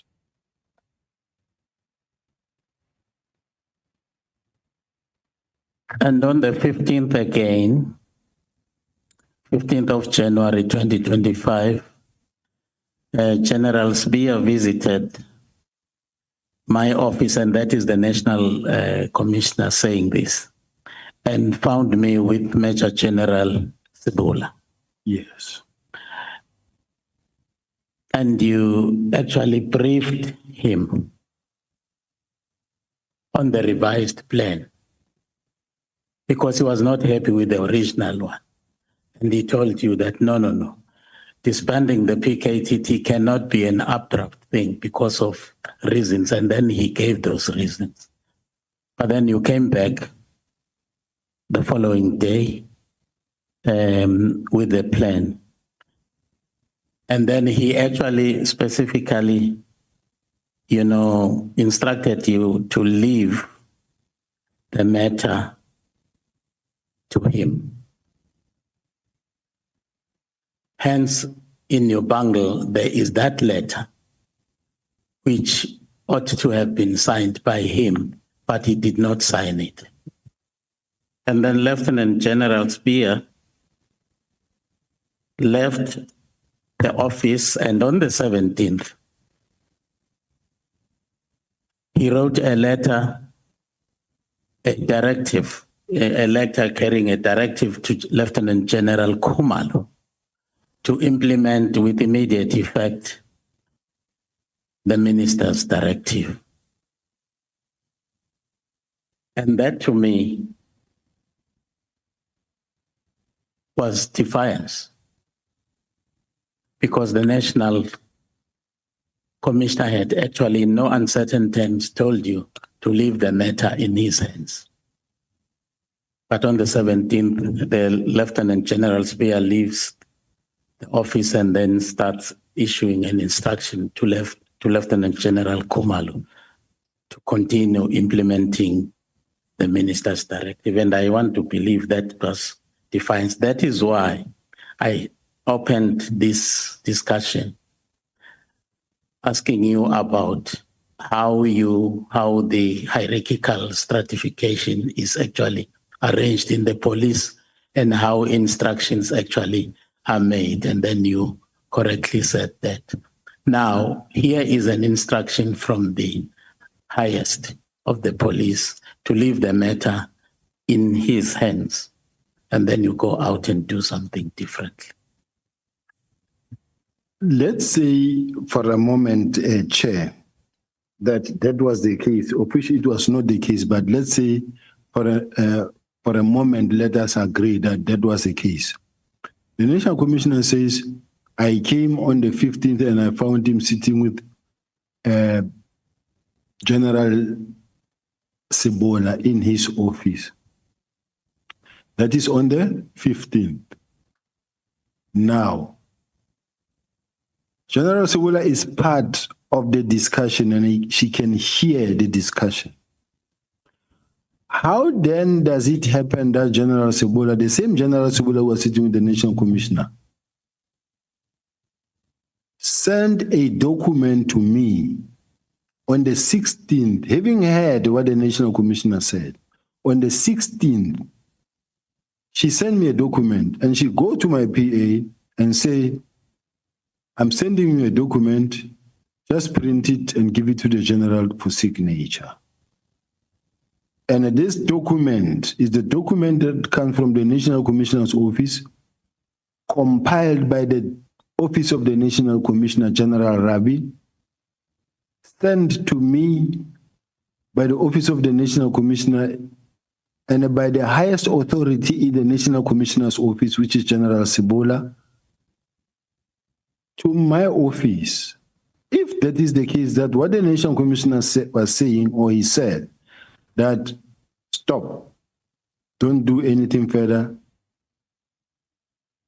I will handle the matter forward myself, in the presence of General Sibiya. Then how does it happen that General Sibiya sent me an email and attached the documents and say, let the general sign this and send? Well, it's something that would need to be resolved at your level. But here is the National Commissioner saying what he's saying under oath. Yeah. And let me continue that on the 16th of January, there was a meeting between the minister, the National Commissioner, and Lieutenant General Kumalo was there. Sorry, Chair. I have a question that I want to ask. I know I'm here to answer, but there's a point that I need to clarify. Okay. The honorable member says, here is the National Commissioner saying under oath that, and I put a document that demonstrated that, but the National Commissioner sent through the office of Sibola to my office. So we're sitting with two documents. This one comes from the National Commissioner's people. And here he's saying under oath that this is what he said, which is disproved by what I also sit with. Now, it needs to be clear that either what the National Commissioner said in his affidavit is not true, or I'm not telling the truth about this email. But I'm putting a position that says, despite the fact that the National Commissioner in his affidavit is saying, he told me to stop, but if he told me to stop, did General Sibola then act on his own accord by coming to my office and say, please print and give to the DNC to sign and send? So it's a problem there because it shows that either myself or the National Commissioner, one of us is not being truthful. Thank you very much, Chair. Well, thank you. I was on this meeting on the 16th of January, 2025, between the National Commissioner and the Minister. And in attendance was also Lieutenant General Kumalo, who was actually asked to provide the Minister with a comprehensive update, as well as an overview of the ongoing counterintelligence investigations. So they gave a report to the Minister, and in the report, there was a list of people, in particular senior SAPS officers associated with a criminal activity. And on the list that they provided to the Minister was the name of Lieutenant General Sibiya. Are you aware of that? Have you seen that report? I haven't seen the report, but I heard about it. Why would they list Lieutenant General Sibiya, include your name on the list of,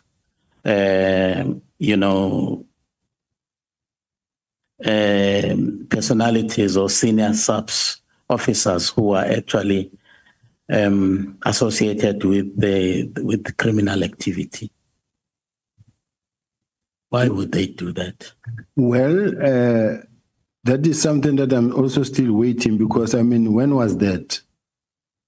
And the whole year passed by with that list in their possession and not acting on it.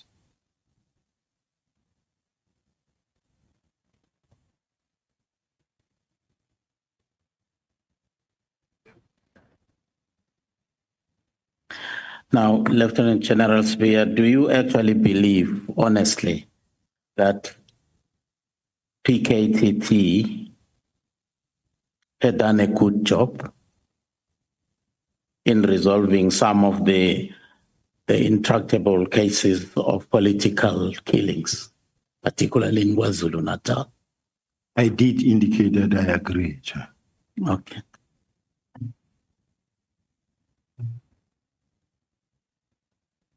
So therefore, the minister's assertion that it actually has outlived its usefulness and is no longer adding any value may not be entirely accurate.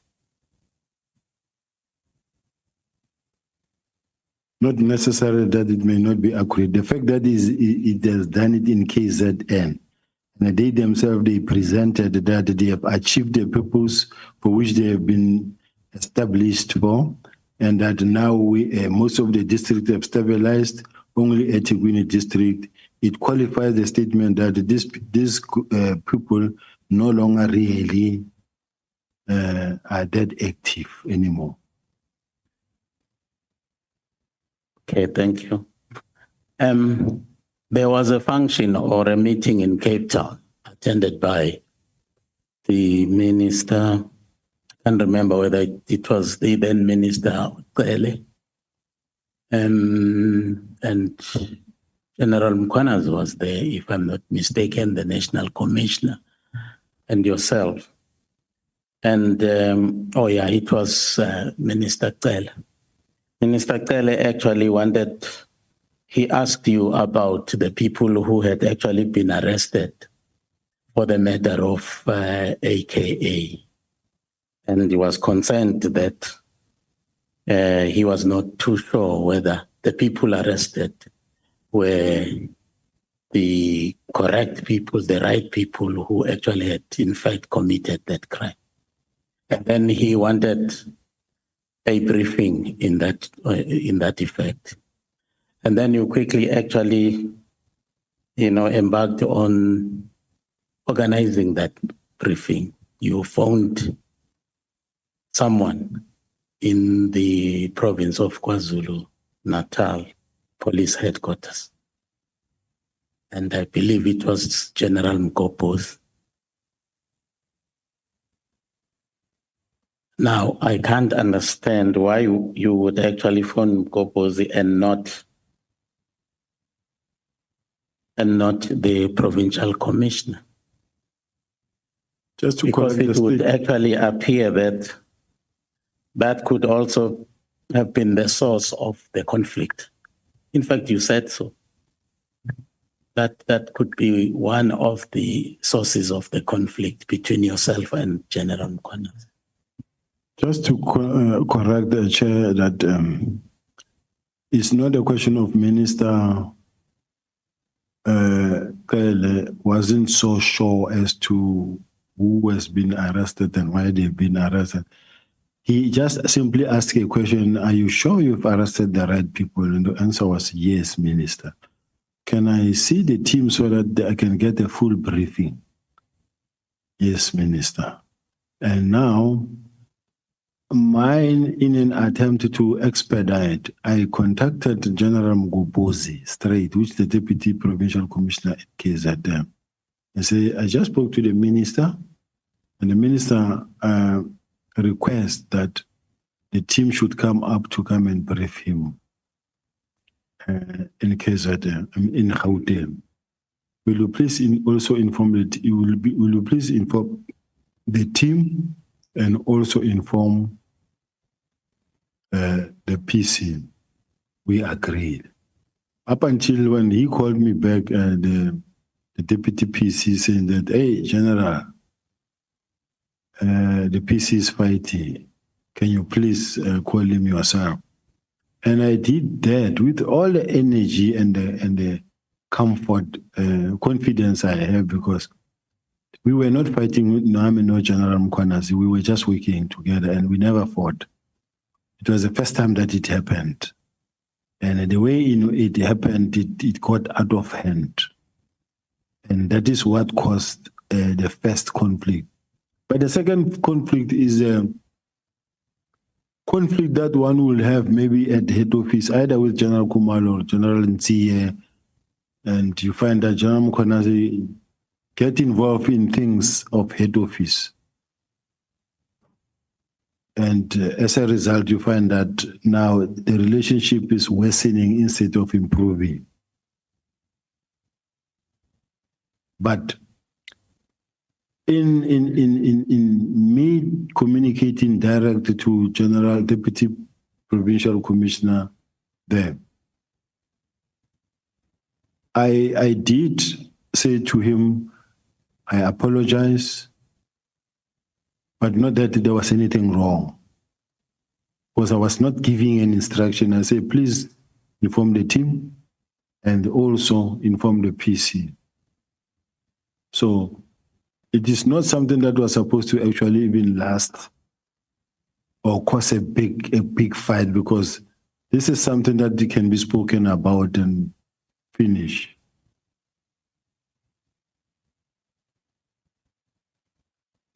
Okay, General, let's look at the Mokgotsi matter. You referred to Brown Mokgotsi as quote unquote activist. Can you unpack that? Activist. What do you really mean there? I think I've listened to a number of his videos where he said he was campaigning for this one, he was campaigning for that. He was talking about the current SG. But at that time, when I Googled him, I heard him even talking about when they were challenging former Premier Supreme Umapelo.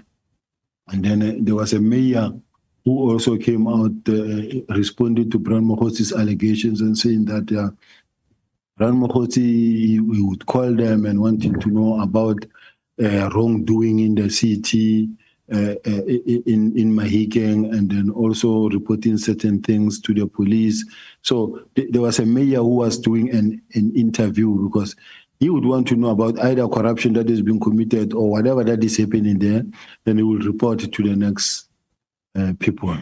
So that's how I refer to him as an activist in the Gauteng, because he says he's an ANC member, and I don't know whether he's a member of Umkhonto weSizwe or what, but he is a person who's involved in politics as well. Are you close? Do you have this communication with him on a regular basis? I'm trying to avoid using the word a relationship. No, I mean, frequent communication with him on a regular basis. He's not. I don't have a relationship with him, but I have communicated with him a number of times. I'm saying this because on paragraph 77 of your evidence in chief, you say that Mokgotsi actually contacted you to warn you about some people who were all out, who were working hard to actually oust you from your position in SAPS. And further, he told you that some people were circulating false information about you.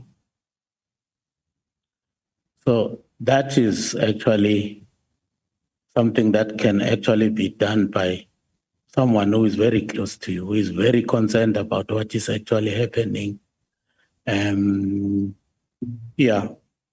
Someone who's really, really concerned about you as a friend or as an acquaintance or as a relative. Not correct. Okay.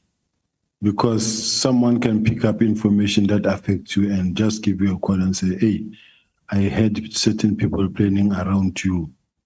Be careful of so-and-so and so-and-so. So it does happen. I wish I could get people to warn me. You will get me. Honorable Chair, there is also this matter of Matlala. Have you met him before? I did indicate, Chair, that I've met him several times. Okay. Can you share with us why he's in prison as a head of intelligence? It later transpired that he was at some point involved in the attempted murder of a lady. That's what I heard. It's a matter that we are not involved in. Myself, I didn't know about it. because in your evidence in chief, you did actually allude to the fact that Matala was actually quite a well-known character within the SAPS echelons in Pretoria. Yes. Now, suddenly, boom, Matala is in prison. Where does that put the reputation, the integrity of our national police, head office? I would like to believe, honorable member, that at some point, either before or now or in future, sometimes you can know somebody and then you find that you speak to this person maybe regularly, only to find that later you get to hear about this person, that this person is involved in 1, 2, 3, 4. That's when you start raising your ears, and that's when you start also stepping back. But General, as a head of intelligence, you certainly cannot allow a situation where a character whose background is not known to you to actually frequent and walk in and out of your offices at head office level. And then suddenly that character is arrested. Then you come and say, hey, I did not know that this man was a criminal. Why? Head of intelligence. Head of intelligence, it doesn't mean that, like, for instance, I have the intelligence and the intelligence are reporting to me what they're doing. The intelligence are falling under me, but they were not, like the counterintelligence are not reporting to me. They're reporting to General Kumalo. Now, I won't know. But above all, even the police themselves at the headquarters, they were not really aware even how he got to be allowed on the premises there and also be the one to service the student, run the hospital of the student. During the police events at the college there, we will also have his gazebo there. So he was known. It's not like in my case, I'm to be singled out as the only person who was communicating. Most of the generals there knew him, like any other person who is known not to be a criminal. I didn't know that he's a criminal person.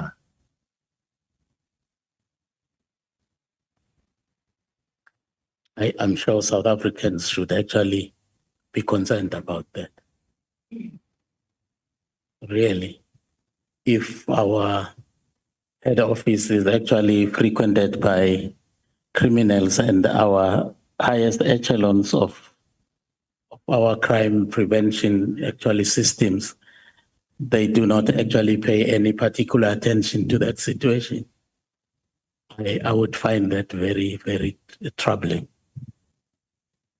Okay.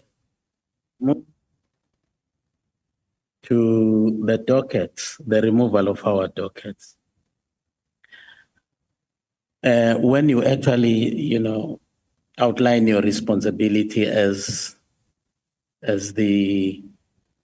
one of your responsibilities as the Deputy National Commissioner, you said that you are responsible for all dockets in the country. Is that correct? That's correct. Yeah, and in your evidence in chief yesterday, you really bitterly, I don't know whether you were complaining or, but, complaining about the dockets, the 121 dockets, which nothing had actually happened to them, some of them for 3 years, and so on. And my question is, what happened to Lieutenant General Sibiya? Why did you not pick that one up? Because that's your document. That's your dockets. why has there been no activity in some of those dockets? And why have you not picked that one up? I think it was also explained earlier, Chair, that the political killing task team reports to the project leader, who is General Kumalo, and only 5 people had to know about what is contained or going on in that thing, which is the Minister of Police, National Commissioner, Project Leader General Kumalo, General Mkwanazi, and maybe General Lebeya if he's available. But no any other person can tell you about what is going on in the PKTT. So even when you have to inspect dockets, I don't even think those dockets will be inspected because it's a closed book. Well, under normal circumstances, the management of a docket starts immediately after it's been registered. It's given to the detective who will actually investigate the crime. And then the commander of that detective has a duty to inspect that docket on a daily basis. And the station commander also has a duty to look into to all the dockets in his station, I would imagine every month. And the provincial commissioner as well must actually have a look at the progress of those dockets. Now, ultimately the national. Now, all of these people for the last 3 years have done nothing in those dockets.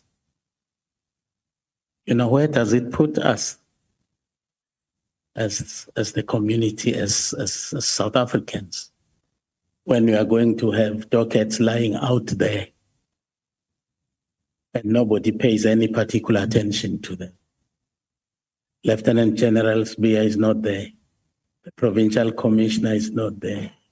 The station commissioner is not there. The commander of the detectives aren't doing nothing about it. Where is the problem? Chair, I still believe that the dockets of the PKTT were a closed subject. And nobody can or could actually access those dockets because they belong to the PKTT. The reason why it is kept as a closed grouping, nobody can access it. So it's not a question of why didn't we inspect such dockets? They are there and they are managed by PKTT, including General Mkwanazi. If ever there's someone who was supposed to be asked that question, it's General Mkwanazi and General Kumalo.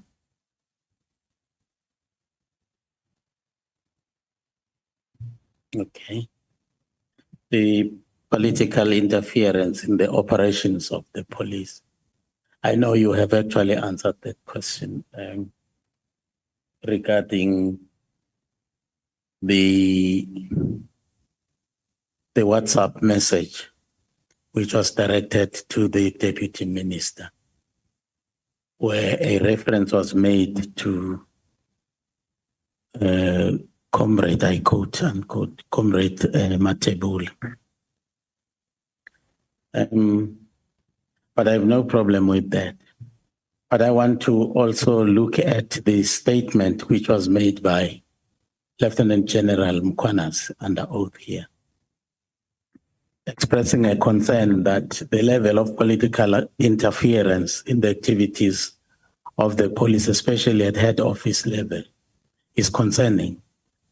And then he said it started in 2007 when senior managers, senior officers of the police attended a an elective conference of a particular party in Polokwane. When they came back from there, they came back as a divided force, and having gone there not to do any particular operation, but they were there as observers because they had their own even marquee.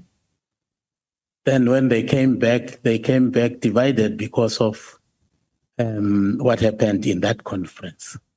So much so that some of them became, organizers of political parties. There was a new party, COPE, which had actually been formed as a result of what happened there. So Lieutenant General Mkwanazi, shared with us that things then went haywire in Pretoria. Could the situation that we are actually seeing now not actually emanating from that situation in 2007? Personally, because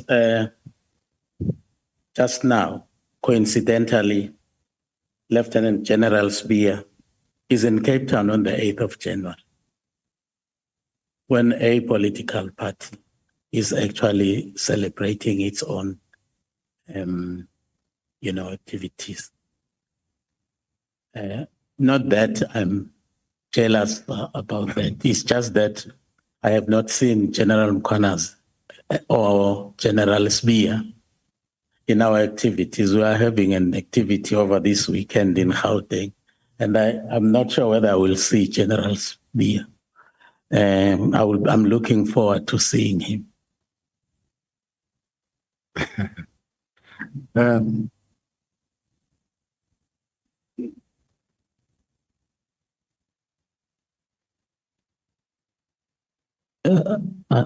Do I still have my 10 minutes? Or... okay. Honorable Mnongo, I want you to say to me, I'm left with one or two questions. How many questions are left? Two, Honorable Chair. Including the one that you have just asked. Yes. Okay. Yes. May we run very quickly, General Sibiya, and respond. The honorable member has commented about their activity which is happening this weekend. Chair, when General Mkwanazi made this press briefing on the 6th of July, he spoke about political interference. In my mind, he was talking about the fact that there is interference in relation to the disbandment of the political killing task team. But to go back as far as 2007, go dig old things there and talk about 2011, the late Minister Natim Tetwa, I find it unfortunate. And I don't really think we should be looking as far back as that, because that is history. That doesn't belong here in this platform. We can't be talking about political interference, talking about something of 20 years ago or 15 years ago. It's really a waste of time. However, when you talk about political interference, and he's talking about that, what the minister is doing in relation to the 121 dockets, this is where I think is relevant. And I still believe that the 121 docket is not as a result of political interference. It's a plan they made themselves to say this is what will happen, and it will disband in phases. And the first phase will be to take those dockets to the following. And whether this is political interference, the minister will come and account to this committee on that part. The last question I have, Honorable Chair, is just a direct question. Do you believe in the and respect the leadership and authority of the National Commissioner? Given the fact that, firstly, there was that episode of defiance, which I had actually discussed with you. And secondly, in your closing remarks in your chief evidence, you are very scathing, in your assessment of how he should have actually handled the whole matter of the disbandment of PKTT. And lastly, you are actually even alleging that he is actually very selective in the treatment of all of you in your office. There are people who are actually getting special attention, the likes of General Kumalo, for instance, because you mentioned him by name. Now, that is what prompts me to ask you whether you actually trust the National Commissioner, you have faith in his leadership and capabilities and so on. I thank you, Honorable Chair. Chair, I have full confidence in the National Commissioner, and I still believe that the treatment is not the same. I am a disciplined member of the South African Police Service, and I subject myself to his authority. Where I am sitting, I have never defied the National Commissioner, not even once. Even in our meeting with the minister asked a question and he said, no. In my case, General Sibiya never did anything. He never defied me. Nobody can defy the National Commissioner. He's allowed. He will, the more you can take that chance, it will be your last day there. All of us, we know you will not defy the National Commissioner. His word is his word. I have never done. The last time I met with the National Commission, the relationship was good, perfect. That is why even when you look at the performance, my performance is 100%. And I can show you, Chair, from January this year, all the trips that we undertook with the National Commissioner, right up until the 4th of July, I've been working very close with him. So if I was rogue and the relationship was sour or there was no good relationship, it wouldn't have happened. But I've got documentary evidence that can take you through each and every day. That's where I was with the National Commission. He caused me to act, to chair the BOCs. He sent me to Parliament to represent him. He sent me to big meetings to go represent him. The Interpol conference that we all saw in Cape Town, that was happening here in Cape Town, I'm the one who arranged it and who presented it at every levels.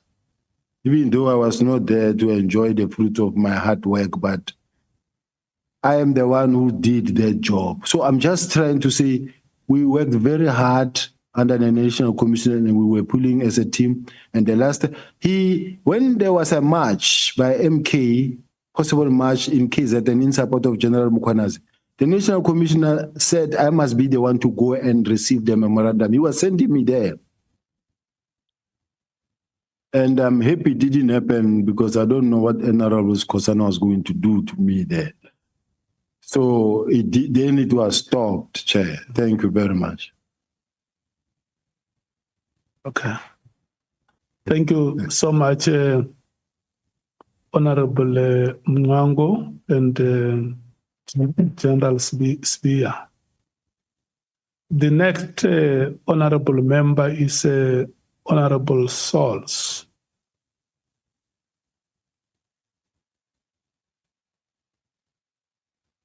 Thank you very much, Chairperson and General. Like I do with everyone, I want to reassure you that I have no bias. I would pose questions to you for issues of clarity.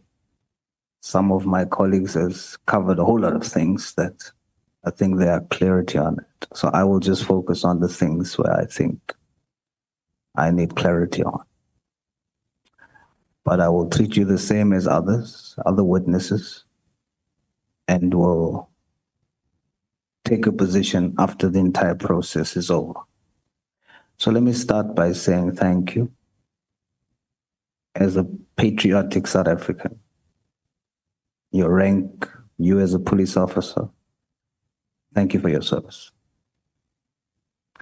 We're going to begin with a controversial issue that was raised in testimony, where General Mkwanazi testified that members of crime intelligence has advanced equipment that can access people's WhatsApps and deleted messages.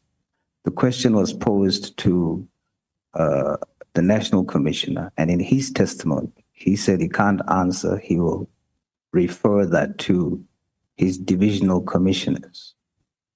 Well, you are National Deputy Divisional Commissioner. So I'm going to pose the question to you. Does crime intelligence have advanced equipment to access people's WhatsApps? Chair, it will be irresponsible of me to respond to that type of a question in the sense that I will be displaying out the capacity and of the crime intelligence and the expertise the police have. So it's something that I cannot really account or say that because remember that if I say yes or no, the criminals out there will benefit from this response. So I think I must join the National Commissioner there to say, if the Divisional Commissioner want to say it, he will say it, but I doubt if he will do it. Should this committee take the testimony of General Mkwanazi then as fact or hearsay? Because the National Commissioner didn't deny it. He just said he's going to confirm with someone on your rank or your position. Should we consider it hearsay or fact? At this point in time, Chair, on the issue of those type of equipment, whether they exist or not, it remains the secret of crime intelligence on how they fight crime. So it's not something I can really venture into.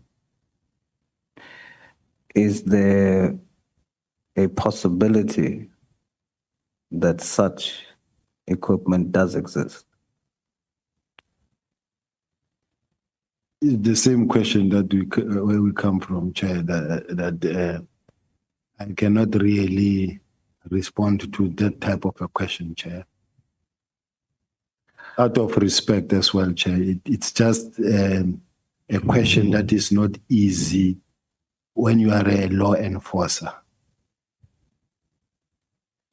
There are allegations around that issue that such equipment does exist and it is an outsourced, it's outsourced equipment, and the outsourced company is a family member of a former minister. Is this allegation true?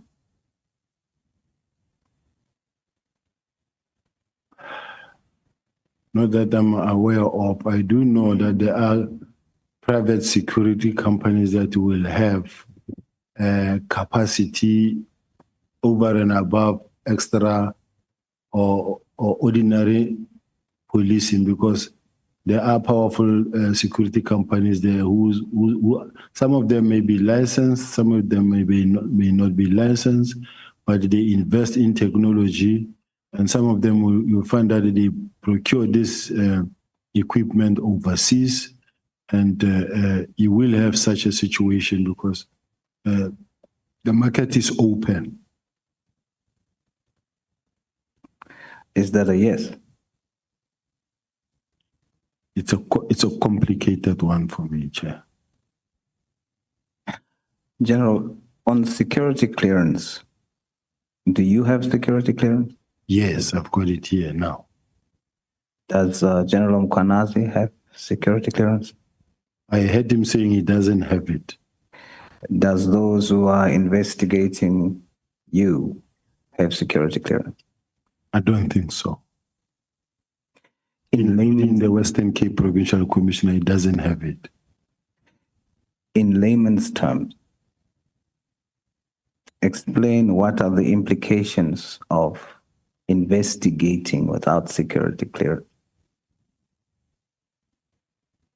Security clearance is not a requirement for an investigation, but if you are a senior manager who comes across or who is expected to deal with top secret document, depending on the level of classification, you are expected to have a top clearance, top security clearance.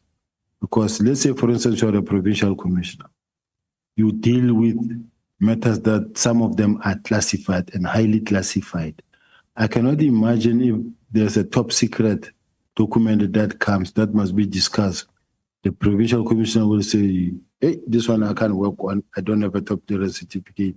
I can't even read it. It must go somewhere.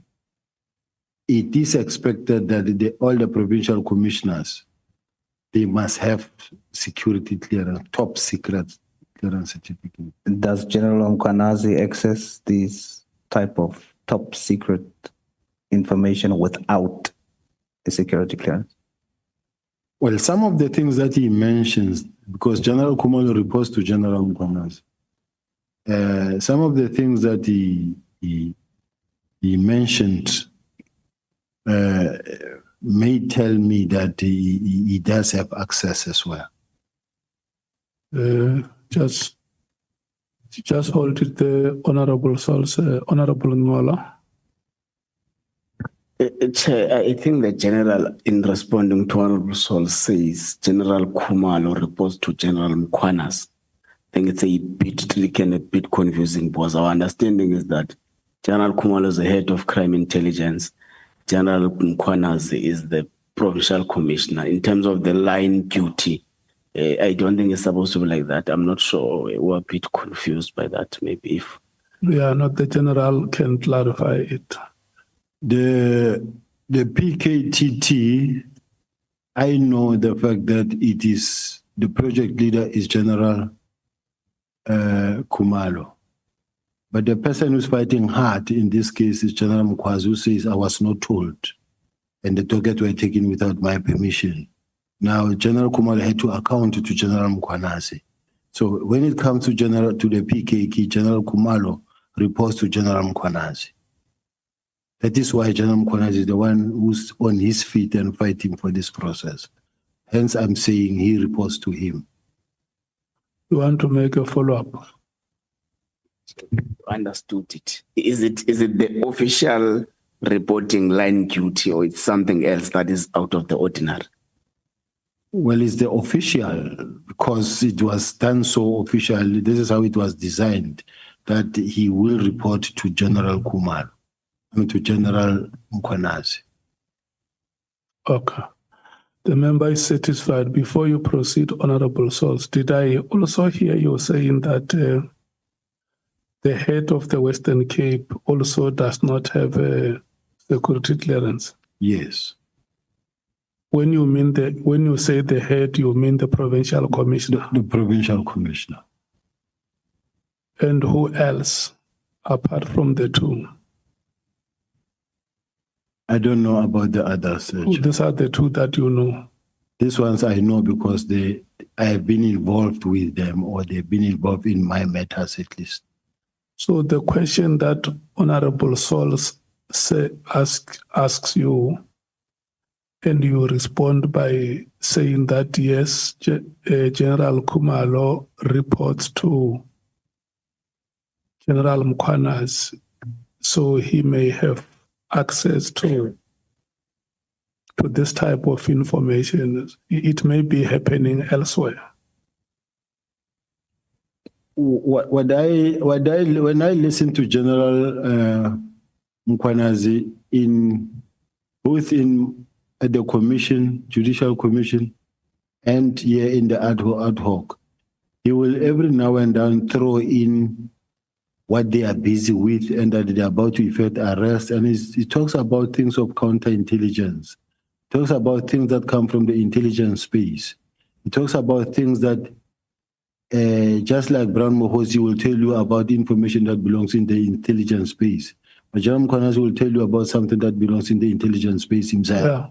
When I ask this question, General, is to establish understanding whether a provincial commissioner like the one you have in the Western Cape or elsewhere in the Republic who does not have security clearance, is it possible that such incumbents may also have access to that information without them being cleared? Yes, they do have access without them being cleared, because there's no way as a provincial commissioner you can run a province and you don't come across documents of a top secret nature.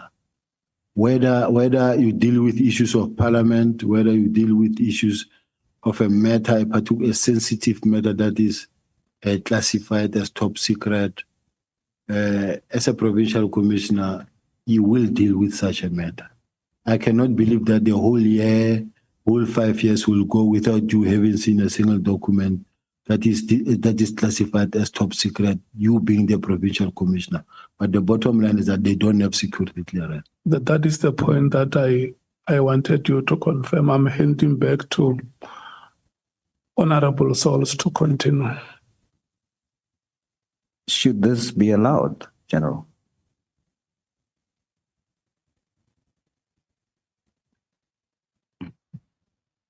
Not at all.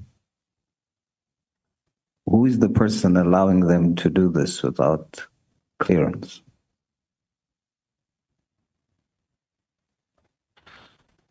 I think the accounting officer is the one who should actually ensure that all people that are appointed in terms of, or as the provincial commissioners or the top structure of the police should have top clearance certificate. Who's the accounting officer that you're referring to? It's the National Commissioner. General Mkwanazi testified that the Premier Lesufi created a crime prevention unit that was illegal. Was it illegal? I heard him when he was testifying that, and I do know that it is a matter that was actually discussed in one of the POCs. And as far as I'm concerned, it is not illegal, because if it was illegal, I don't think the president would allow the premier to go and continue with something that is illegal, because this is crime fighting and these are enough boots on the ground. They are force multipliers. But in fact, I do know that in the meeting, he went to an extent of saying to the National Commissioner, just say the word and I will effect arrest. And I can safely say that I raised it. The minutes are there. I did say, but you can't say you can arrest anybody there, because the bottom line is there's no way the premier can implement something that was not authorized, because it is firstly job opportunity. Secondly, they play a major role in making sure that they fill up the street. Every corner you come across them, and there's crime prevention. And when you look at the resources and the capacity they are bringing in fighting crime in the city of Joburg, you will realize that the situation has changed, especially city center where crime was rife. It was rough to go downtown to be in the city, but since their appointment, they are working and crime has reduced significantly. General, you just said in a meeting, I heard him say, just say the word, I will effect the arrest. Which meeting? Who was in the meeting and who is he that you are referring to that said he wants to arrest? It was a Board of Commissioners meeting. And in that meeting, that's where he mentioned that because they were actually debating it, including legal, and legal was tasked to go and check whether are these people peace officers or not, and should they be existing or not, because the Constitution says there shall be only one police service. They were saying these people cannot be appointed because one moment you're going to have a situation now where you will have to, or you will be expected to convert them into police officials. So he was saying that these are illegally established. And then, since they are illegally established, he said, just say the word, one word, I will go arrest. So when he says, just say the word, I'll go arrest, I don't know whether he was meaning he will go arrest the premier or he will go arrest all of them. But I guess the minutes of the meeting are there to say it. Who's he? General Mkwanazi.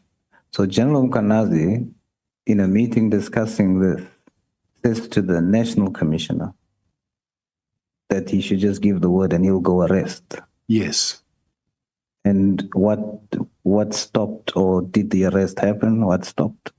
No, it couldn't happen because the legal services was assigned to go and check the statute, the law, what the law says, can these people be regarded as peace officers? And I think it was ultimately done where they were sworn in as peace officers. So there are... Okay, Honorable Souls. May I take you, Honorable Sangwe? Yes, sorry, just a clarity-seeking question.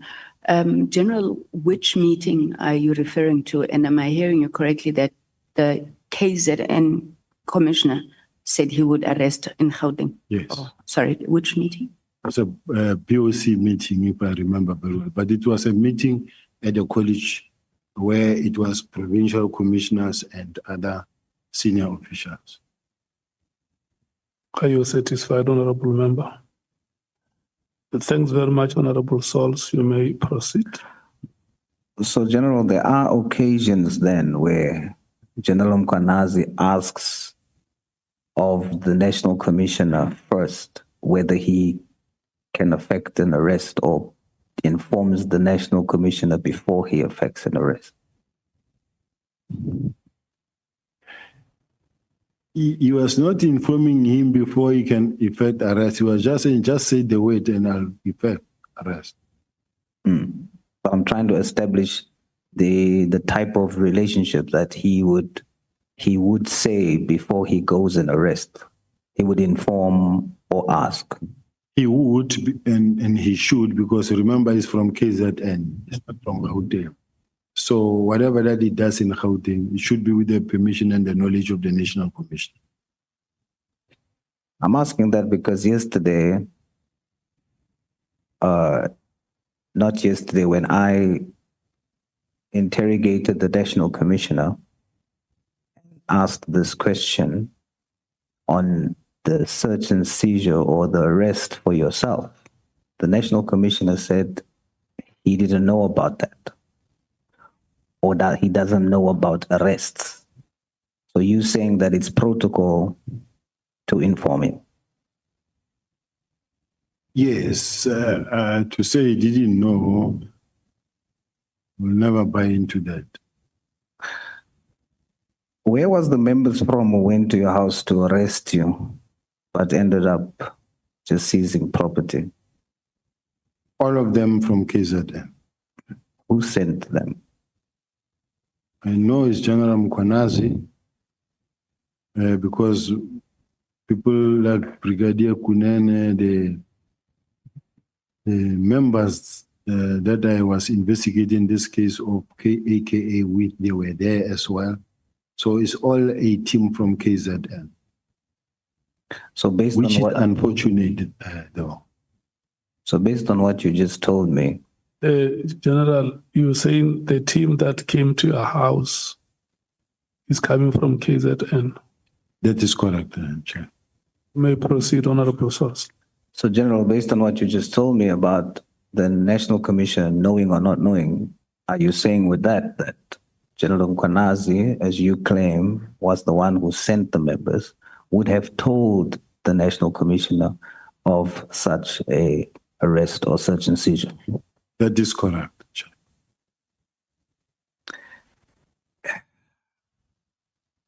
Let's go into the possibility of factions within the ranks, because that's something that we have dealt with. General Mkwanazi testified that you are a baby in rank in comparison to him. What is your rank? I'm a Deputy National Commissioner and I'm a senior to him. What is your rank? I'm a Lieutenant General and a Deputy National Commissioner. What is General Mkwanazi's rank? He's a Lieutenant General, a Provincial Commissioner. General, in layman's terms, explain to us the protocols on how you become a Lieutenant General. As you grow up the ranks, you become a Major General. And then you will have a cross sword and 2 stars. Then you become a Lieutenant General with 3 stars. Then you become a National Commissioner, 1 General with 4 stars. So you become a Lieutenant General. All generals, major generals that are entering or stepping into the general rank are Major Generals, which is the lower rank of being in the general space. Then when you get promoted, you become a Lieutenant General. Then when you become promoted more, either you become a Deputy National Commissioner or the General himself, the National Commissioner. So let's understand from this point. When General Mkwanazi was appointed as the Major General, I was already a general. And then in 2 months, 3 months into his newly appointed position, he was appointed as the acting National Commissioner, which could not happen. And even when he walked into the door, the Lieutenant Generals and Deputy National Commissioner could not even stand up to salute because this is their junior. But for him to be considered and really be put in a position to can act, overnight he was then promoted to become a Lieutenant General. I guess others were saying he's a baby, but he became that Lieutenant General, and he was then able to act as a National Commissioner. He has since then become the Lieutenant General over the period of time. In 2011, that is when this happened, right? Where he was appointed the acting National Commissioner. And you are saying that there wasn't a normal process of him going from Major General to Lieutenant General. It was merely because he was appointed acting National Commissioner, and that's how he got the rank. Yes, Lieutenant General. It compelled the then president to really also overnight bring him up quickly because he could not become acting from Major General. According to the General Mkwanazi's testimony in the Judicial Commission section, page 9, at section 15.3, he was section head in 2011 from 2025 to 2011. He was section head, special task force. And then in 2011, he was component head for specialized operations for 7 months only in 2011. What is the difference between section head and component head? A component head, you are in charge of the whole component, and the whole component it will have different sections. It will have a section that deals with fleet, a section that deals with Amari.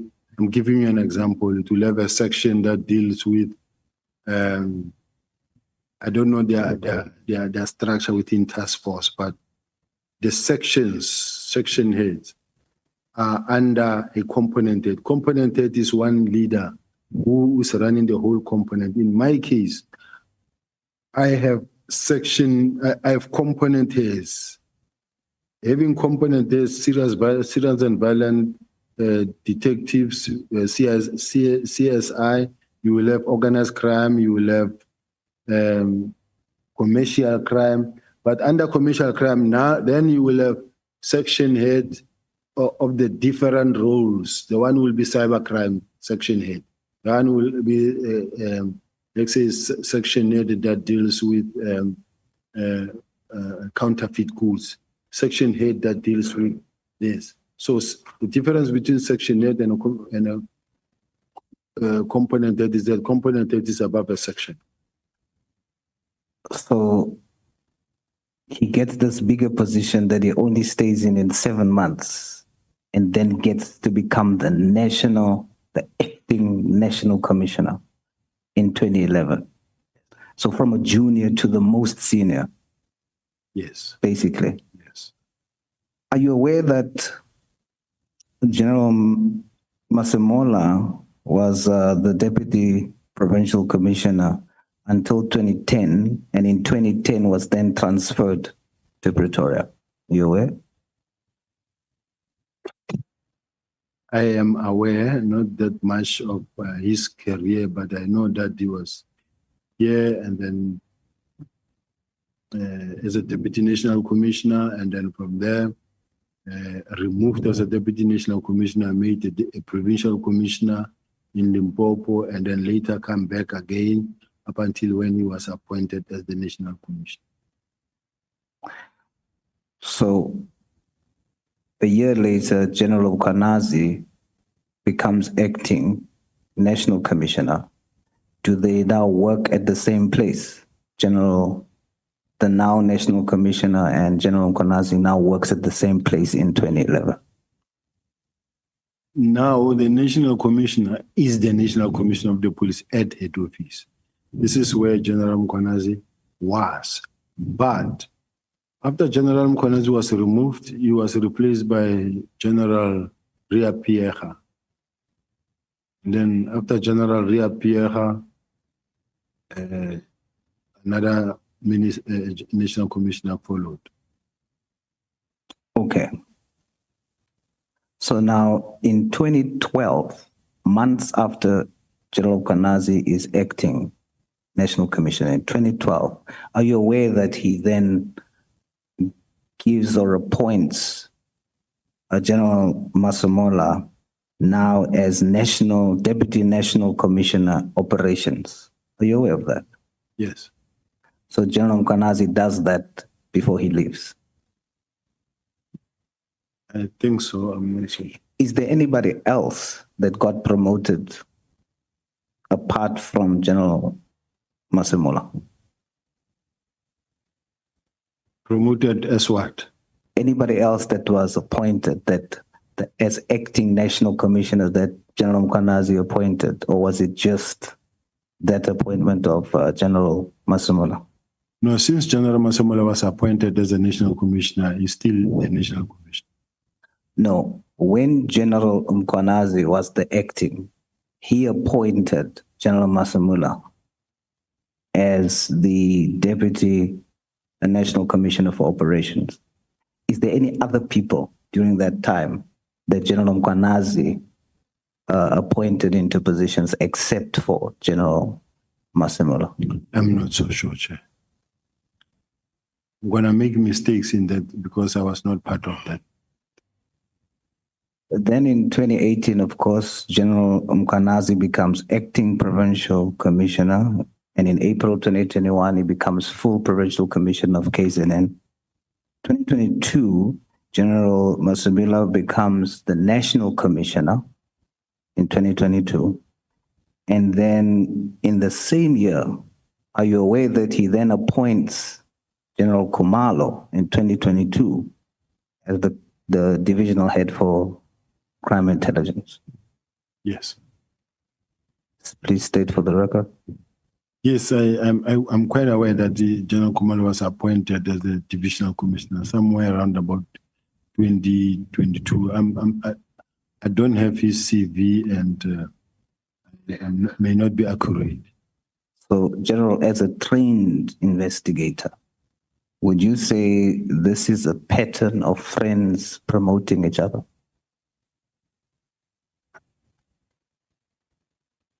That is not for me really to say at this point in time, Chair. You testified earlier that there are cliques and it creates an unhealthy working environment. Who are you referring to when you say there are cliques? Personally, at this point in time, when I'm facing, I'm sure the whole world can see that I'm faced with a situation where it is General Khumalo, General Masemola, General Patekile, and General Khumalo. I'm in a situation now and overwhelmed by a lot of processes at the same time with a view to push me out. So you will see that General Mkwanazi, in fact, for me to have been removed, it was just planned that General Mkwanazi will go make a press conference, and then out of that press conference, I'll be calling him and I'll be suspending him. And then I get suspended, and after I get suspended, then General Patekile comes, he clears General Khumalo from the investigations that they were arrested for, and then from the, in my case, General Khumalo conduct a short investigation and then recommend that I be charged, and then from there, I expect anything in this case that will happen. But the bottom line is there is a clear focus by a group of people that are focusing on making sure that I am out of the system. General Mkwanazi testified that the docket was taken, and I know you already testified on that, that's why I don't want to go in detail with it. But then when it was discovered that the docket does not contain anything about Gauteng, and then the docket was sent back, and then General Khumalo was targeted because of interference to stop the arrests in Gauteng, and they place you at the center of that. Are you interfering, General, with investigations and arrests in Gauteng? I wish he can tell me where have I interfered. Whether it spoke about Katiso Molefe, what was my role, where did I interfere? Whether it talks about Ket Matlala, where did I interfere? Whether it talks about Mr. Swart, what did I do, where did I interfere? Because I've never been involved in all of those things. Other than when we talk, let's say for an example, the kidnapping story. I've always been the one talking about the kidnapping of Mr. Jerubo Shora. I spoke about it even in the police summit. I spoke about it when we were with the DPCI experts, the people that know how to investigate the electronics. I spoke I called all the teams together, even as we speak. I know General Mkwanazi did make mention of the fact that the mother of Jerubo Shora contacted him, but I can also say that I was contacted by the brother-in-law of Jerry Boshoga, who came, who's the brother to the wife of Jerry Boshoga, who came to me, and he works for the presidency. He came to my office and said, please, General, assist. I called all the experts. Even today, the family is happy with this investigation in terms of the progress. I do have a progress report in terms of this thing, because the team that is there, that is investigating, they are doing everything in their power, and they're working with the family. They are taking the family into confidence. Every piece of feedback is given to the family. So I just want to indicate to South Africans that even this thing of Jerry Boshoga, I try my best to contribute, leading towards my retirement, to work hard. I cannot spend 37 years in the police to only to come and mess up my career towards 2 years later at the door out, and then I mess everything up. I can't do that. But thanks a lot, Chair. I have 2 more questions, Chair. General, you said that the PKTT is doing a good job, but they can do better. Please explain what you mean by a good job that they are doing and what you mean by they can do better.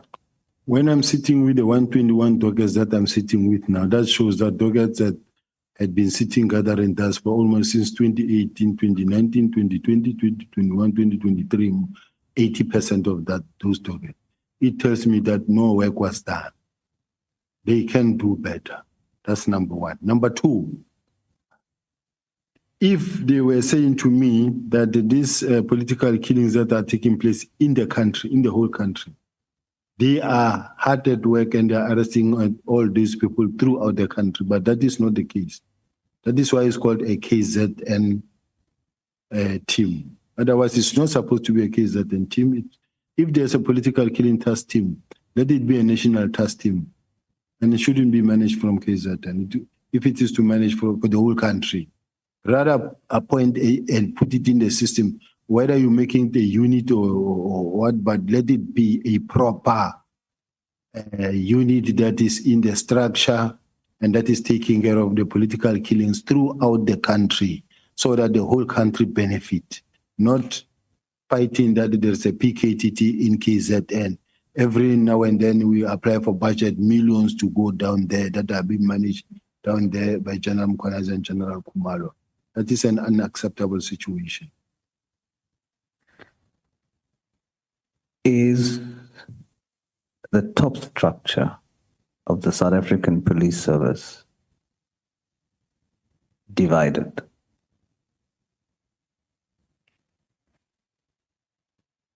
In my case, I will say, because of the fact that I know the feeling about me, I can't sit here and defend the management and say they are not divided.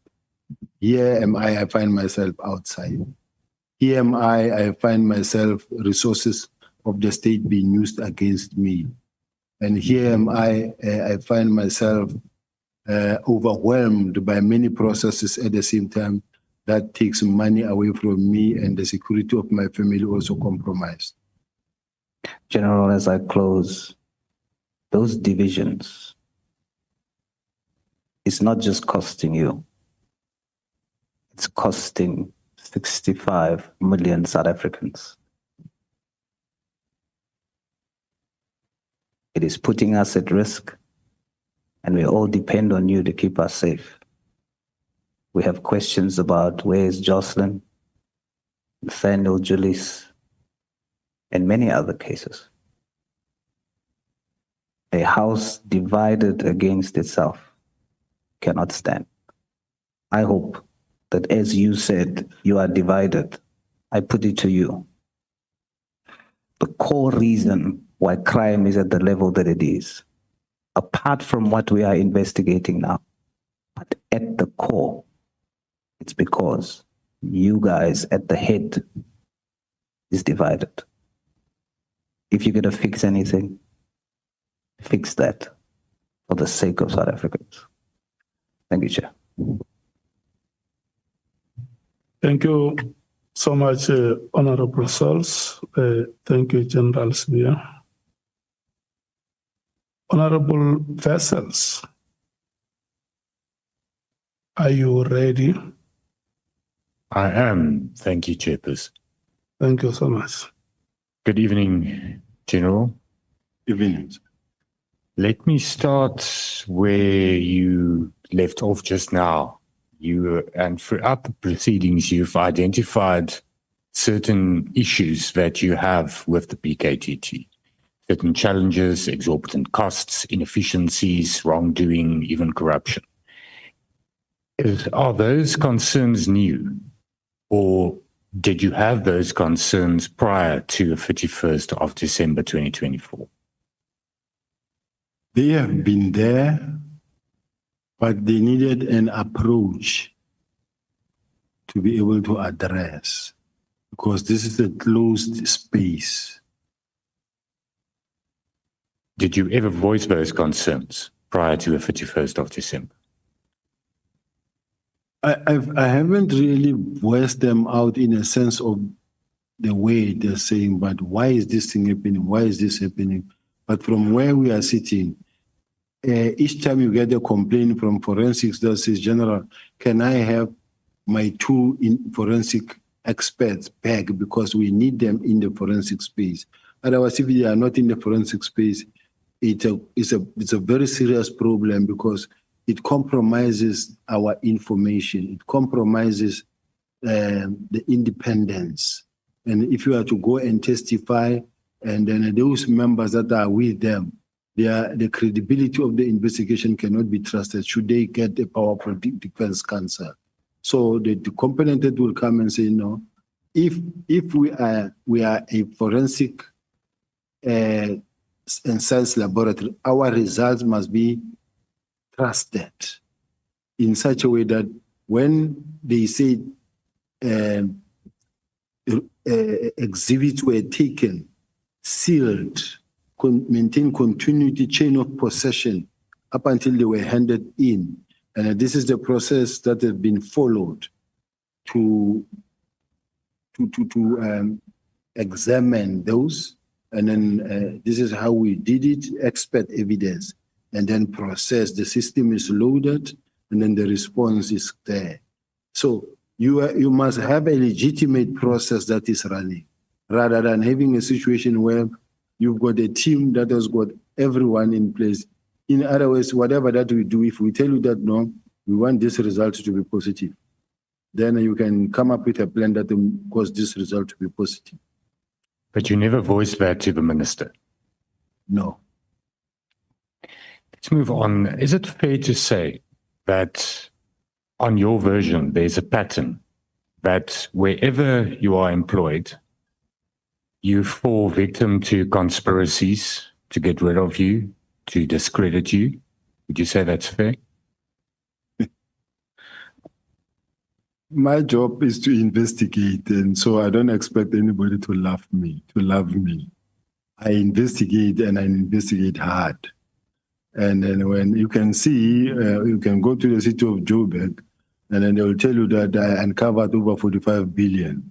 And when I investigate, I got there, and then they were less than 17, and when I left there, there were more than 84 staff complements. And we employed experts from the police, from organized crime, people that I work within organized crime, who are working on the hijacked properties, who are working from state security. I bring a lot of expertise. I even employ the prosecutors from prosecution and say, as we investigate, before a case go to court, look at this case, satisfy yourself that it satisfies all the elements of case.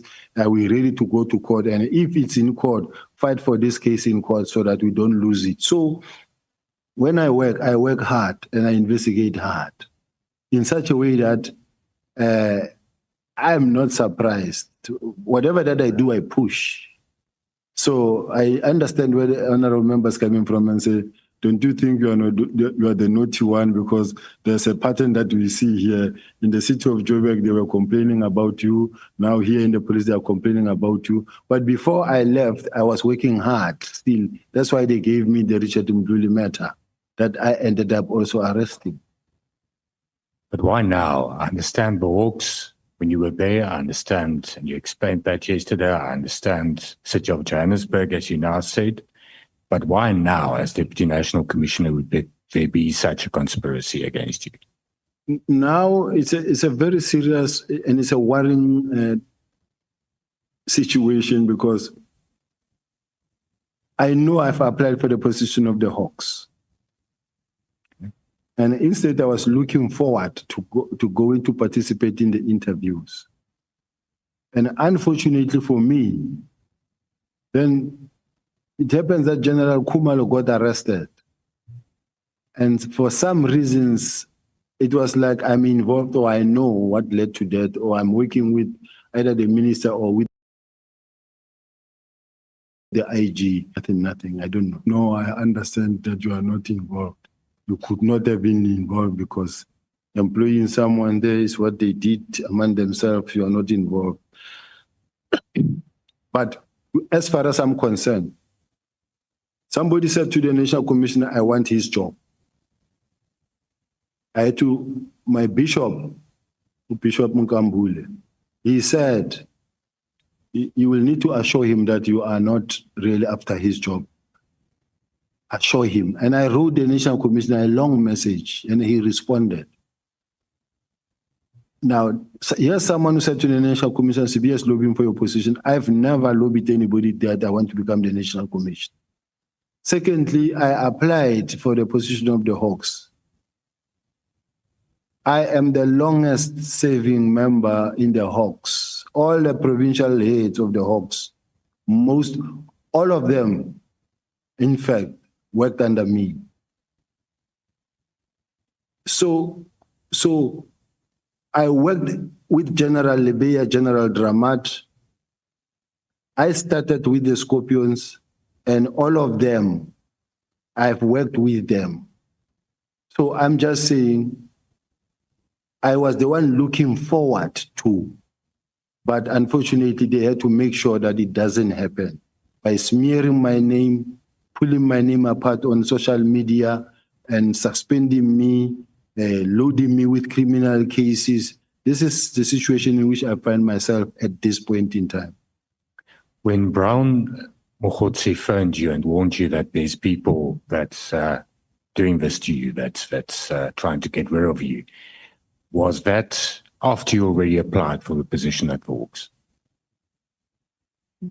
No, the discussion around the possibility of the position of the Hawks becoming vacant started long before the advert. The advert was on the 21st of February, but the discussions, when it became clear that General Lebeya will be retiring somewhere around May, the media started asking questions. They will just throw a question in the middle of an interview, whatever interview, whether it's about extortions or whether it's about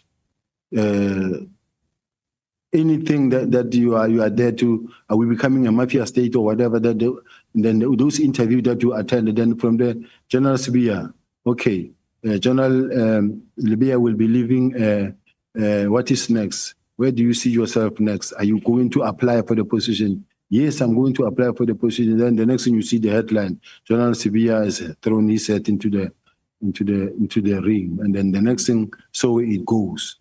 And as it goes, there are those that are determined to make sure that you will not get there. And that is why I'm facing the situation, overwhelming situation that is saying he will not get there. And they're doing everything in their power to push me out. Yeah, but when Mogotsi warned you, this did not happen. So there was another reason why people were after you, were conspiring, were involved in this conspiracy and discreditation. But let me ask you, when he warned you, did he tell you who the people are that's after you? He said it's crime intelligence. Okay. And even when I got to be released, fired the first time, it was crime intelligence. Even now, the challenges that I'm facing is crime intelligence. He said to you that you're being followed, that they're listening in. Did you tell the National Commissioner this? I did, because remember one morning I I went to him and I said, NASCOM, they said I shouldn't go to work because I'm going to be arrested. But I can't hide. I'm here. What did I do? And he said, he denied it. He said, no, I know nothing. I will sit with the National Commissioner and he will leave me in a meeting and say, continue with the meeting, continue chairing this meeting. And when I knock off, I will hear that, hey, the National Commissioner was, and Kumalo, they were here going to apply for the warrant of your arrest. I said, how? I was with the National Commission in the meeting. He left me to continue with the meeting. And the next thing I got to hear that he was here applying for the warrant of arrest. People have been to Mpumalanga to almost every day, to an extent that they've been always going to also Mr. Matala saying that just give us Sibiya. Give us Sibiya, will even withdraw your case that you have been arrested for of this Ms. Tobejani. Now I'm told that they are using my colleagues. They are using my colleagues to see if they can get some witnesses there. I do know about those things. They get to me. But what I want to say is that I will wait for my time to take the fight maybe to outside the police. But it is so unfortunate that I wish it did not happen, and it could not happen because one is just left with 2 years basically to exit. Just hold it there, honorable vessels. General, you say that Mr. Mohotsi told you that the people behind you are crime intelligence, and that even the difficulties that you currently face is crime intelligence. So are you saying that the things that he told you are now happening? That is correct. That is correct. You may proceed, honorable vessels. Thank you, Chairperson. If I can take you to paragraph 78 of your statement. And I just want, the question has been asked today a lot about the January 8. But in your statement, you say that you were in Cape Town around January for the January 8 Gala dinner event. In your testimony yesterday and today, you referred to operations that you did for this event. Can I just get clarity? Did you attend the Gala dinner event? No. As the South African Police Service, all major events, we always make sure that we are there and we put all security measures in place. We are led by the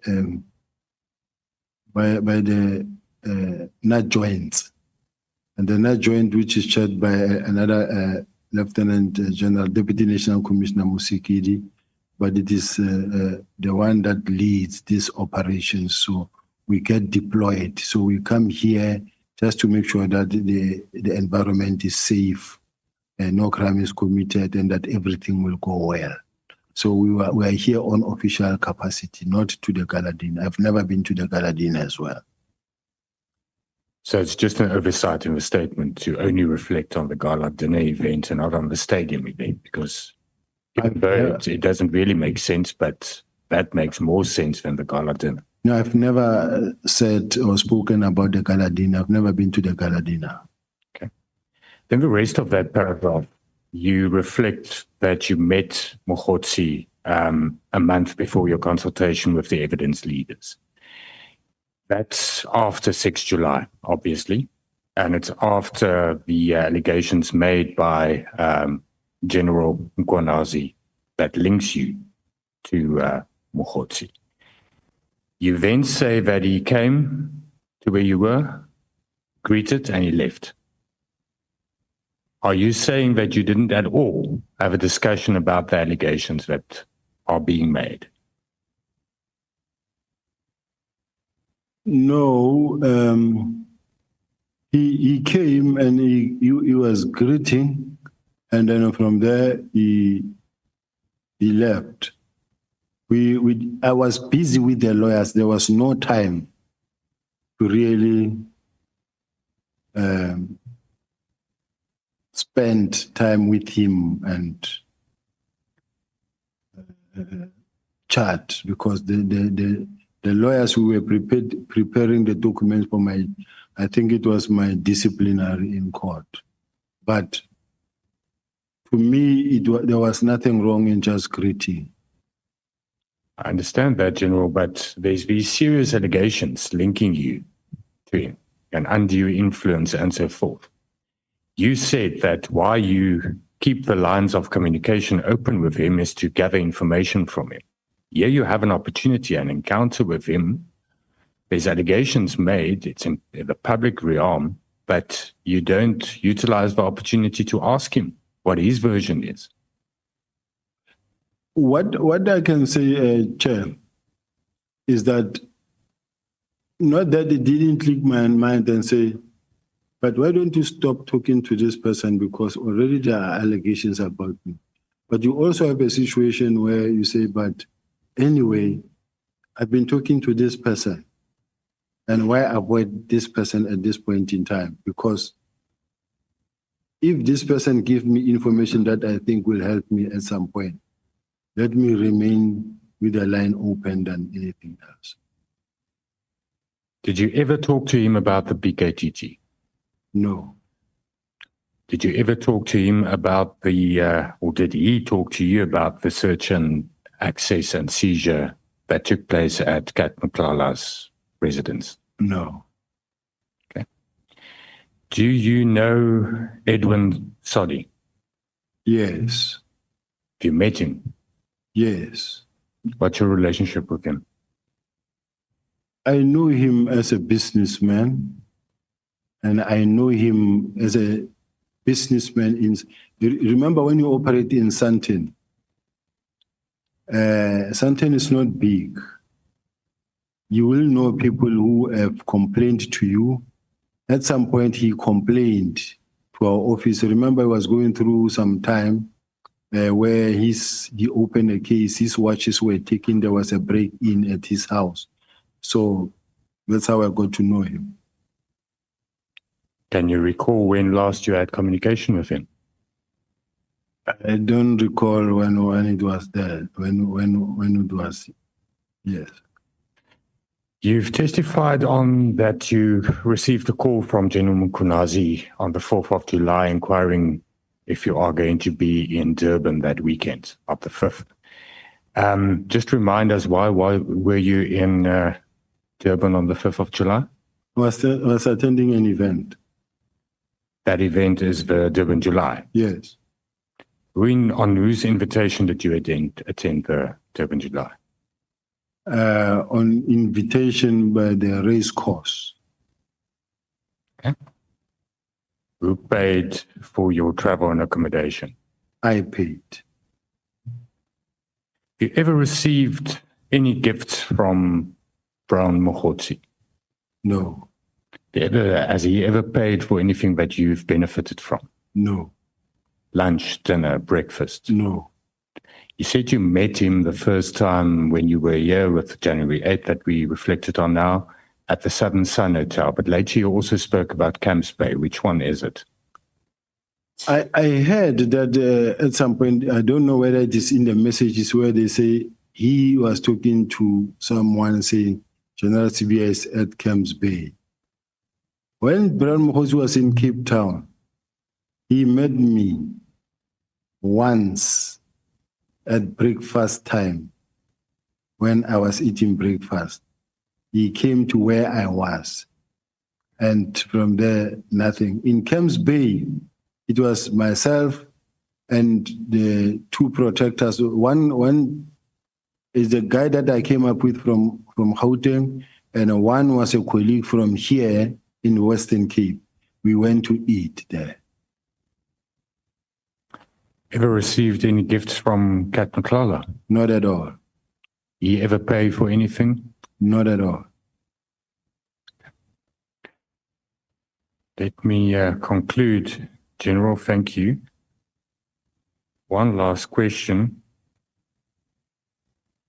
If you say the motive that is put forward for why the political task team, why there was this urgency to disband the political killings task team, you know that version. You refute that version. You say that that's not true. But why do you think there's this concerted effort to then, by the National Commissioner, by General Mkhwanazi, to put forward this version that everything is linked to criminal syndicates? What is the motive to do that? I think it is very wrong to really try to assign this thing to, or to link it to a criminal syndicate, because even when this thing started, it never had anything to do with criminal syndicate. But I think someone found a reason to say, but how can we link this thing to this criminal syndicate to look like, oh, that is the motive why this thing is happening. But I can safely tell you that it has got nothing to do with any criminal syndicate. Because if there is any criminal syndicate, people must be arrested.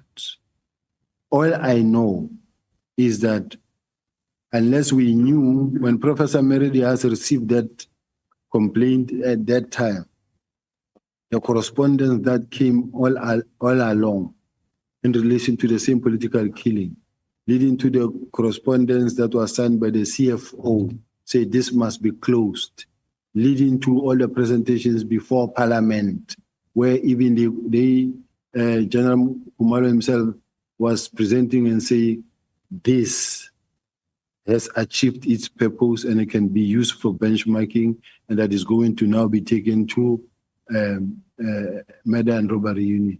Work study investigations conducted that says task teams are a waste of money. They work in silos. They are uncontrolled and they last for too long, and people leave the dockets unattended.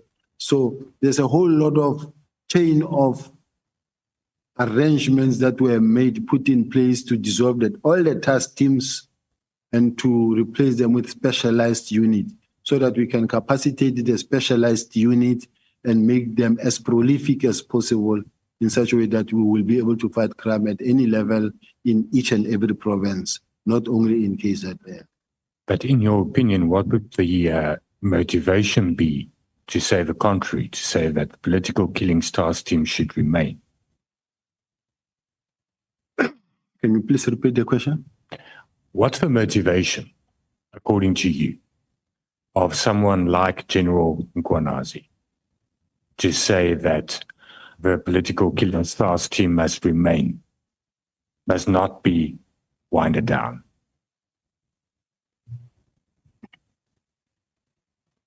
I want to say, I want to strongly believe that the budget that goes with it is the one that is a cause for concern or a problem for General Mkhwanazi.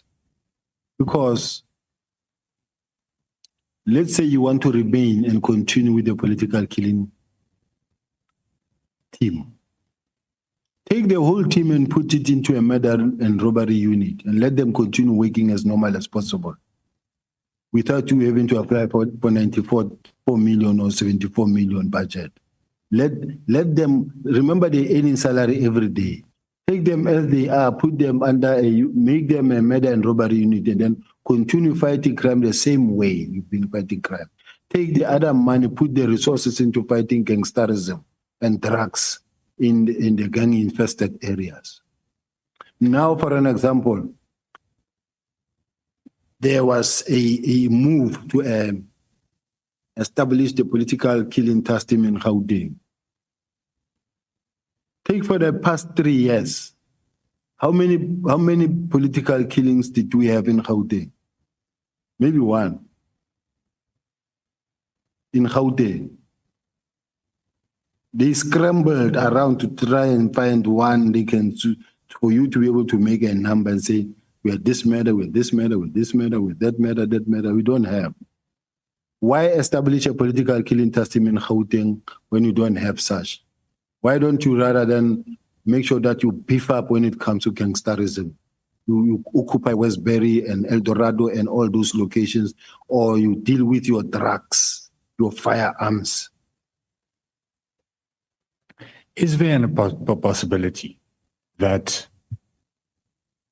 there's a distrust of you, your division, which is in control of crime detection, with all the investigators falling under you, all the detectives, that this unit must be protected because you don't actually interfere there? And we've seen that in your core bundle, that when you talk to units and provinces about dockets, you don't include the political killings task team. And we've established that last night. So don't you think with these members that are then used to send to Katlala, for instance, to do that operation, to get a successful arrest, that's the reason why this unit is protected, because there's a fear that you would interfere if it's part of murder and robbery, and that you'll interfere in those type of ongoing investigations? It's very absurd that that is the situation, because I have sent a team in Richards Bay and Imanguzi, because the locals said they say they don't trust the locals. I have sent the team to Lusikisiki or to Mtata, where we're going to intervene because they don't trust the locals there. I have sent the team to Doranginza, where they say there is a group of ex-criminals that form a forum there. Before you open a case, you must go and report to them, and they will give you permission to go for you to go and open a case. I have intervened in all those respective areas. So the fact that there's a team that come from KZN to say they are coming here to intervene in a case here, you leave KZN on autopilot, you spend your time here saying you are fighting organized crime. There's organized crime everywhere, including where you coming from in KZN. You're living a lot there. All the hitmen are coming from KZN. You're leaving them there. You're trying to come and fight something here in Gauteng. It's the same. So crime is crime everywhere. Thank you. One last question, General. You said that you did not send that WhatsApp message to the Deputy Minister. And you specifically referred to the fact that you'd never use language like comrade and so forth. But the content of the message that reflects on supply chain management procedures that were not followed at Crime Intelligence to procure spy equipment of 30 million rand. Did you know of that supply chain management situation? Did you bring it to the attention of a Deputy Minister or anybody else? I don't know about the information. If ever it's an information that I sent, it should be the information that I shall have forwarded, not an information that I type, because I don't use the language that says comrade or Keda or comrade Matewula. I don't know that person. But did you know about the 13 million rand? No, that I don't remember that. Thank you, Chairperson. Honorable Vessels, thank you so much. And once again, General, thank you. We have aimed to take 2 more speakers before we break, and by all indications, we are going to take one. Honorable James. Thank you so much, G. General, do you think you've reached your expiry date within SAPS? It's a painful statement, Honorable James. It's a question. What is the question, Honorable James? Do you think you've reached your expiry date with all the toxicity within SAPS, within this department? You are asking the witness. Yes. May you please rephrase it? Excuse me, Chief? Rephrase it. Do you think with everything that is currently happening within the environment that you are meant to serve and protect, you have reached, you said you are overwhelmed with everything that is going on? I am overwhelmed, but I still believe that I have a contribution to make still. And then given an opportunity by the people of South Africa and the leadership of the country, given an opportunity, I still have time. Okay.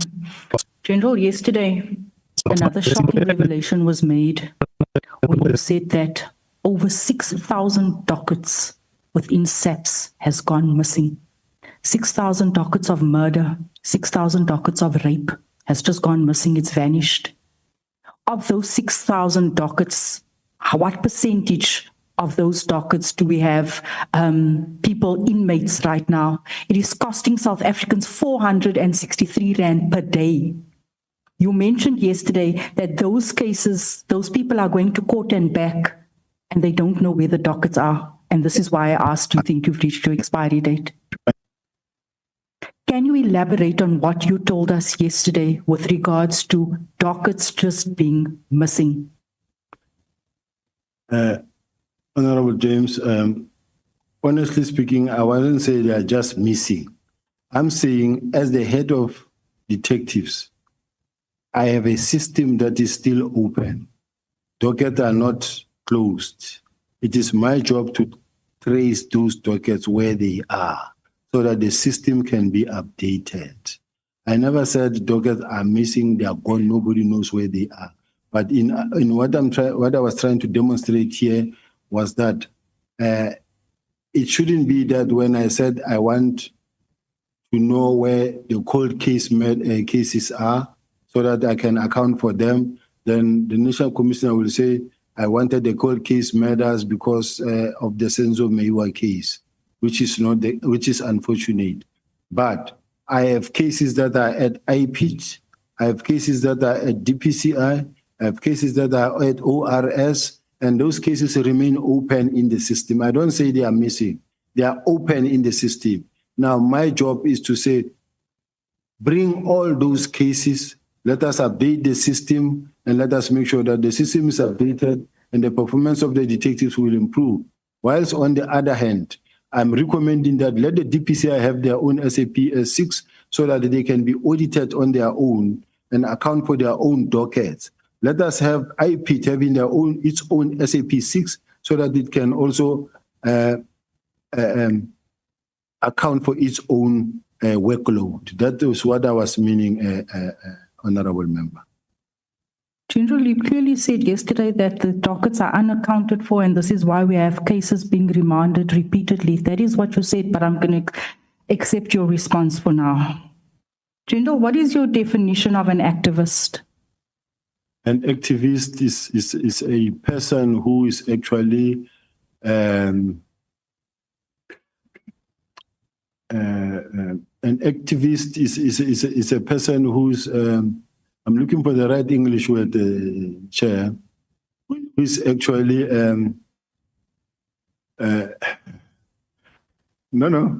it's not a difficult word. It's just this word that is disappearing in my mind. But an activist is a person who is actually not lobbying, but standing for a particular rights and then championing. Yeah, maybe it's the right word, championing for a particular.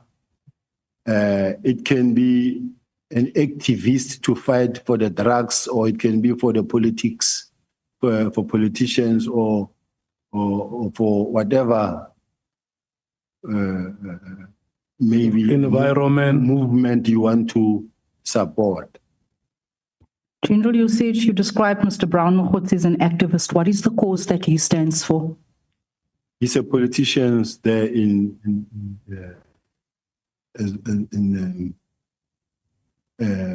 Mahike. A politician for which party? I think it's the African National Congress. General, you said that you Googled him despite having access and capacity to properly profile him. Why would you take to Google and not profile him? I just Googled him to want to know who is this Bramokos, and I listened to one of his videos. I didn't profile him.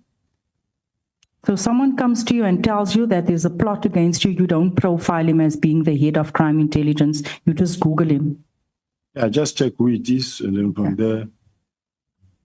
So your evidence is that you accepted several calls and correspondence from Brown Mokgotsi, each time receiving further information from him without once verifying who he was or identifying where his information originated from. Can you please repeat, Honorable Member? In your testimony, General, you said that you know him maybe 5 times less, but you also said that you have accepted several calls and correspondence from Brown Mokgotsi, each time receiving further information from him without once verifying who he really was or identifying where his information originated from.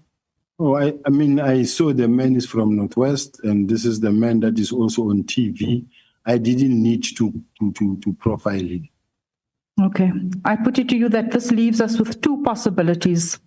Either you were negligent in your duties, or your relationship with Mr. Mokgotsi went far beyond what you are telling this committee today. Because you said to us maybe 5 times less. So which is it? Were you negligent, or do you actually have a relationship with Mr. Mokgotsi? If you remember very well, committee members, I said I met Brown twice.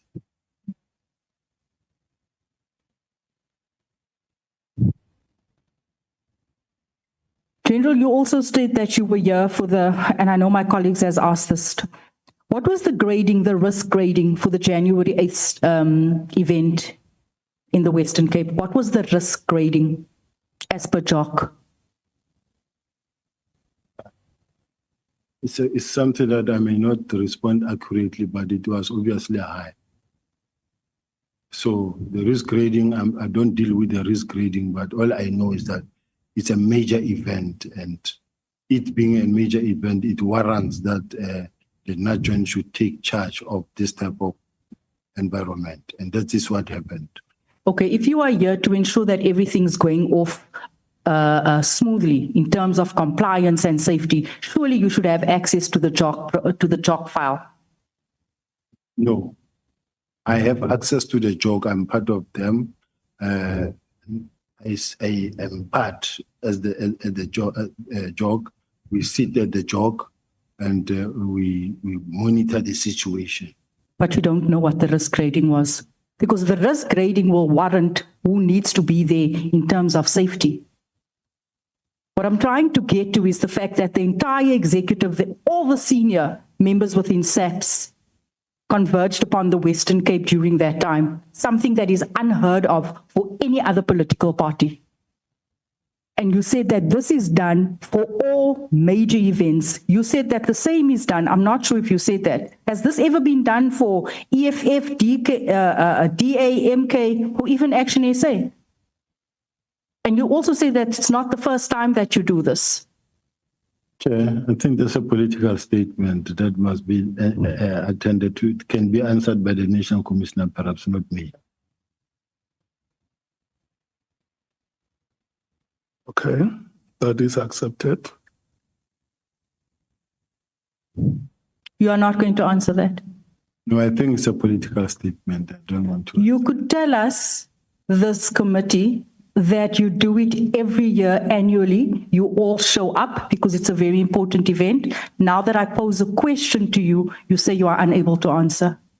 I don't say I'm unable to answer per se, but I feel that it's a political statement, because I've had situations where I know that there's deployment made even in all the stadiums, because the police are expected to participate in all the stadiums where there are major event of political parties, just to make sure that there's proper control and proper systems put in place, even in terms of traffic, directing traffic in such a way that there's not going to be stampede. Even at the stadium, the normal soccer stadium, you will have such deployments as well. No, General, the traffic is a responsibility of JMPD as per the JOC. application. Everyone has a role to play, not SAPS. No, they are part of the SAPS deployment. General, you mentioned yesterday, today again, you mentioned Eldorado Park, Westbury, Cape Flats, what is unfolding. You actually said that, you know what, the same resources that was allocated to PKTT could be deployed to these communities. What have you done since you have recognized that this communities deserves better, they deserve a NAC joint operation? What have you done in your personal capacity when you've received all of these videos? What operation did you propose? What presentation did you make to sort of launch an operation in any of these communities, since you mentioned it? We've employed a brigadier that is dealing with gangsterism at head office to make sure that they put a team together to attend to this. And I personally have been there with some of the senior managers, and then we have ensured that there are people that are arrested, and many people have been arrested as well in relation to what was happening in those areas. But I still believe that more could be done. I'm asking if you've put through any presentation or made any recommendations for an operation such as PKTT, because you kept on referencing these communities. And it's almost like you wanted to say there's no use for PKTT. You can much rather have a similar operation like this in the Western Cape or in one of these hard-hit communities. So I'm saying, since you have said that, we know a lot has been done, a lot of nothing has been done. But I'm asking you, since you have recognized the fact that there's an issue here, have you made any presentations or recommendations to the National Commissioner saying this is what we can do in these areas?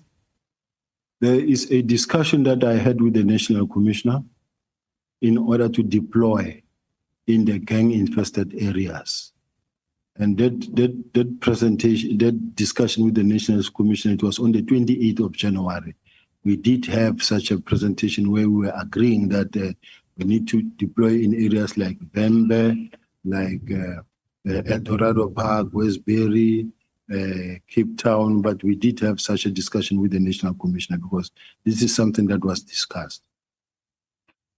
General, you say that you've gone through those dockets that you had no business fetching because it wasn't as per national instruction when it comes to inspection of dockets, because usually, as we know, when we have these special operations, you usually go to the station within the province, as per my experience with the many operations that we've had in Eldorado Park. And if you want to conduct sort of and do oversight and inspection at the dockets, you send an instruction to the provincial commissioner as well as the station, and all those dockets then get brought forward, and then they go out there and they inspect those dockets there. So I'm not sure why the dockets had to be moved. But anyway, I also want to ask, am I correct in saying that when one studies the relevant statistics relating to the work of the PKTT, it appears that its efforts were in fact guided by the need to address a certain political party's internal factional battles in KZN that has led to recruiting murders?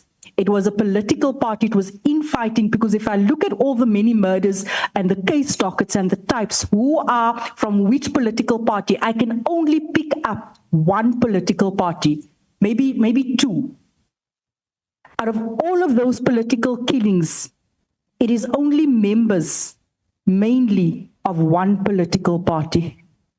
Am I correct? No, Councillor.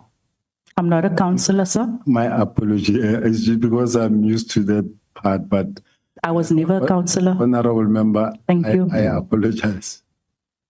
The apologies accepted. General, just a moment.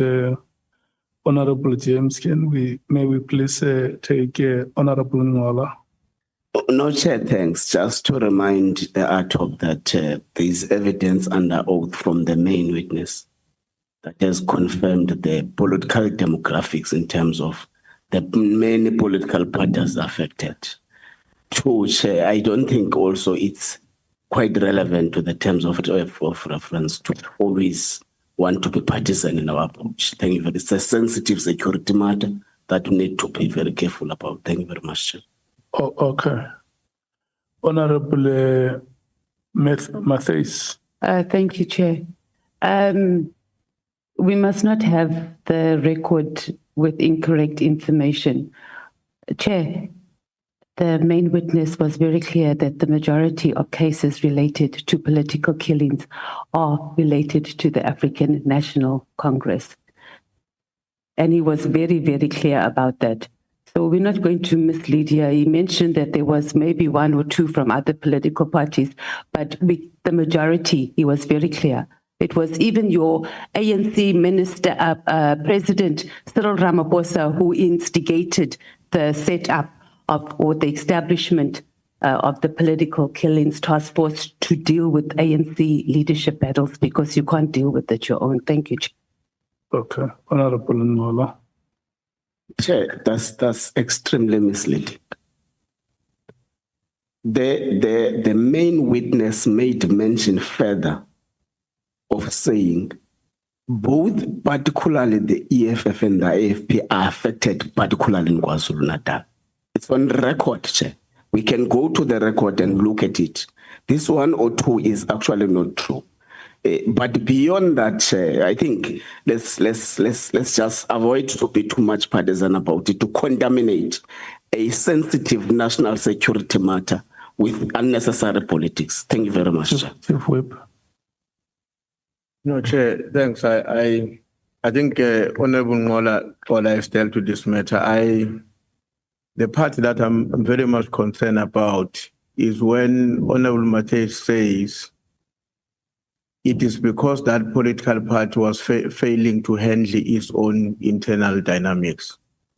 Now, I have a problem with that, because none of the witnesses who have come before this committee or the Commission of Inquiry have provided evidence to the fact that the ANC leaders or councillors and councillors who were murdered were equally murdered by ANC members.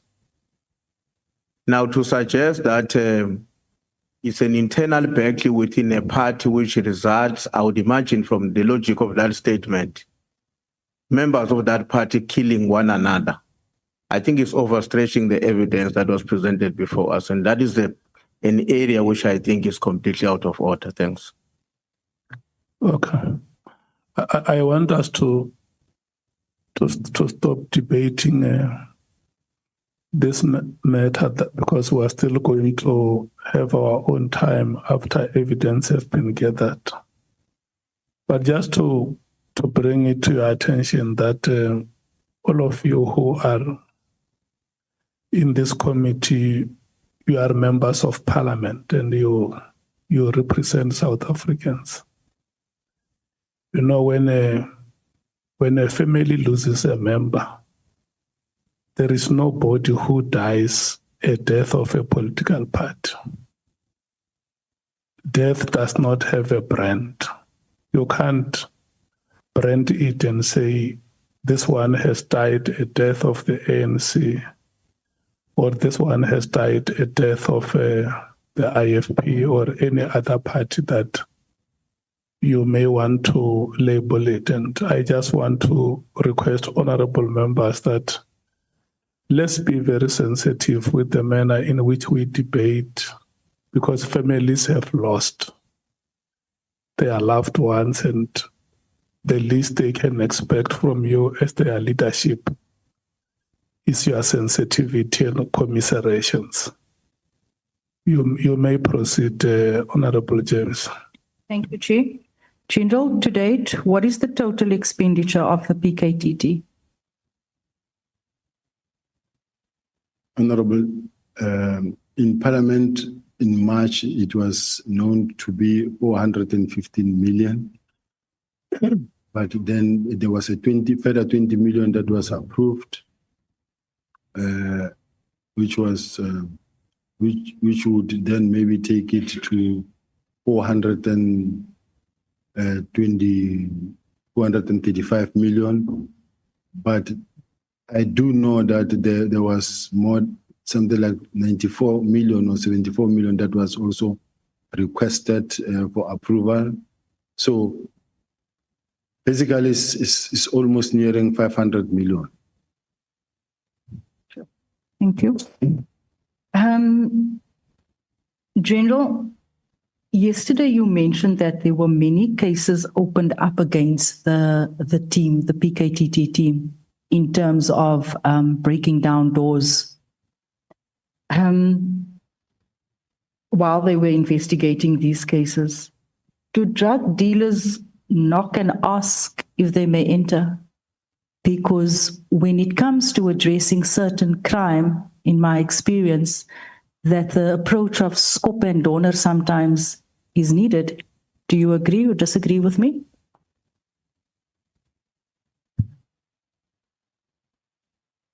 That approach, it depends on the team that is actually running the operation, and depending on the challenge and the nature of the danger situation they are faced with, Chair.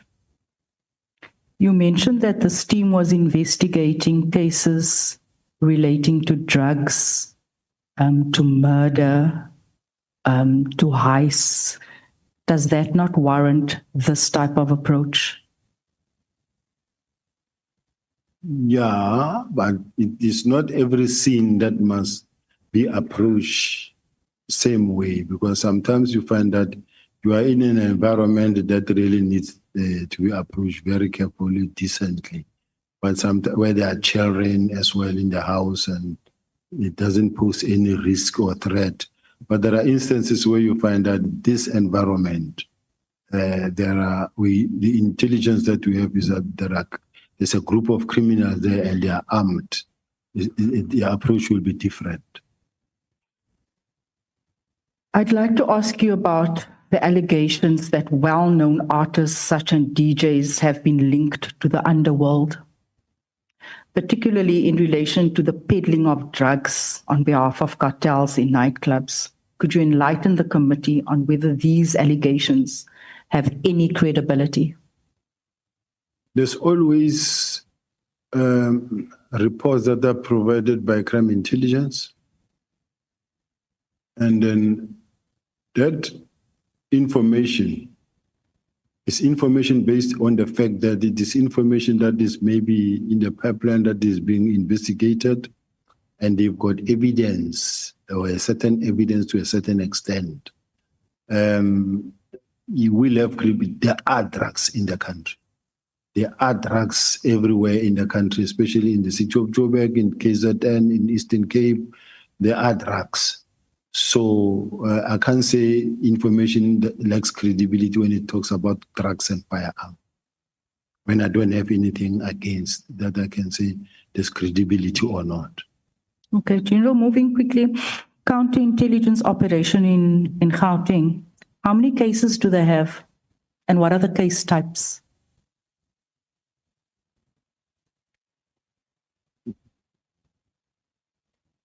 Let me see if this information I will have in my pack.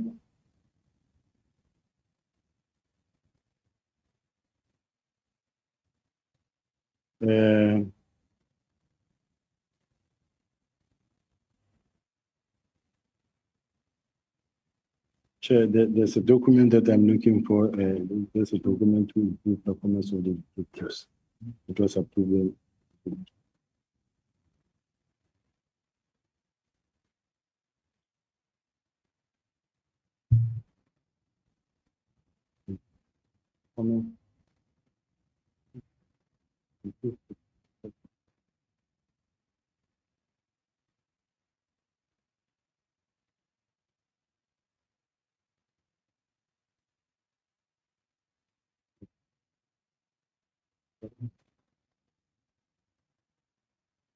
Now,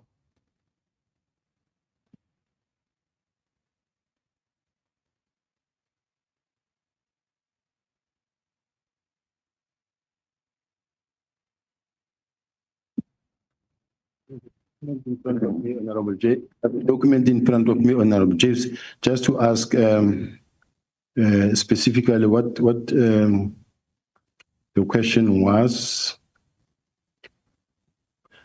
I've got national components, counterintelligence.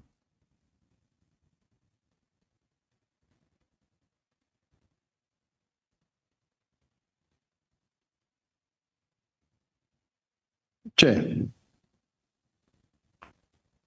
I don't know whether at this present moment, it's a document that I have, Honorable James, that I can give to you now to show you in terms of the response, but I'm not sure whether it's information that I should give out in public because we're talking counterintelligence now. Chair, I need assistance here. Here's the information that Honorable James is asking, but since it also mentioned counterintelligence, I might also be accused of discussing intelligence information in a platform that is not supposed to be, but I'm prepared to show the honorable members so that she gets the response. What do you choose to do with that kind of information? I can show her the answer. You can show her. Answer. Okay. Can I just? I'll have a look at it later. I think that was more. Okay. You can show her when we were about to break. Yeah. I think that question, Chair, was important for us because that is the operation that has since identified the top 5 in our country, alleged top 5 that is embroiled in drug cartels, where 2 has been identified and there's still 3 missing faces. Am I correct? No. No. You're not correct there. So the identification of the top 5, where does that come from?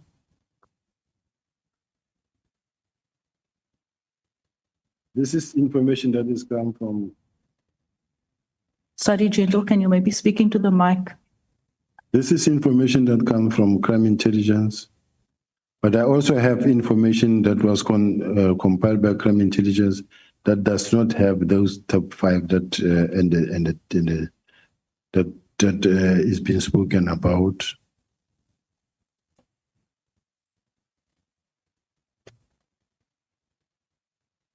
So it's the top 5. There's nowhere where they appear. So the top 5 that we've been told, South Africans has been told about, is not the top 5 that is running the drug cartels in our country. And that is connected with political heads and infiltrated the various state departments. The document that I have that was crafted by crime intelligence doesn't have that.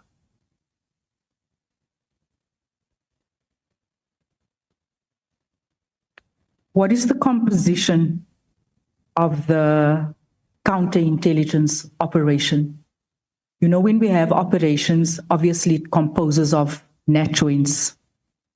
The composition of this counterintelligence, who serves on there? It's a member of intelligence who works at the intelligence section, but conducting counterintelligence investigations. Is that all, sir? General? Is that all?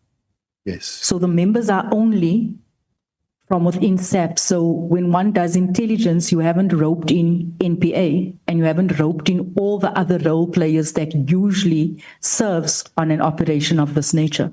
Counterintelligence is not necessarily a multidisciplinary structure.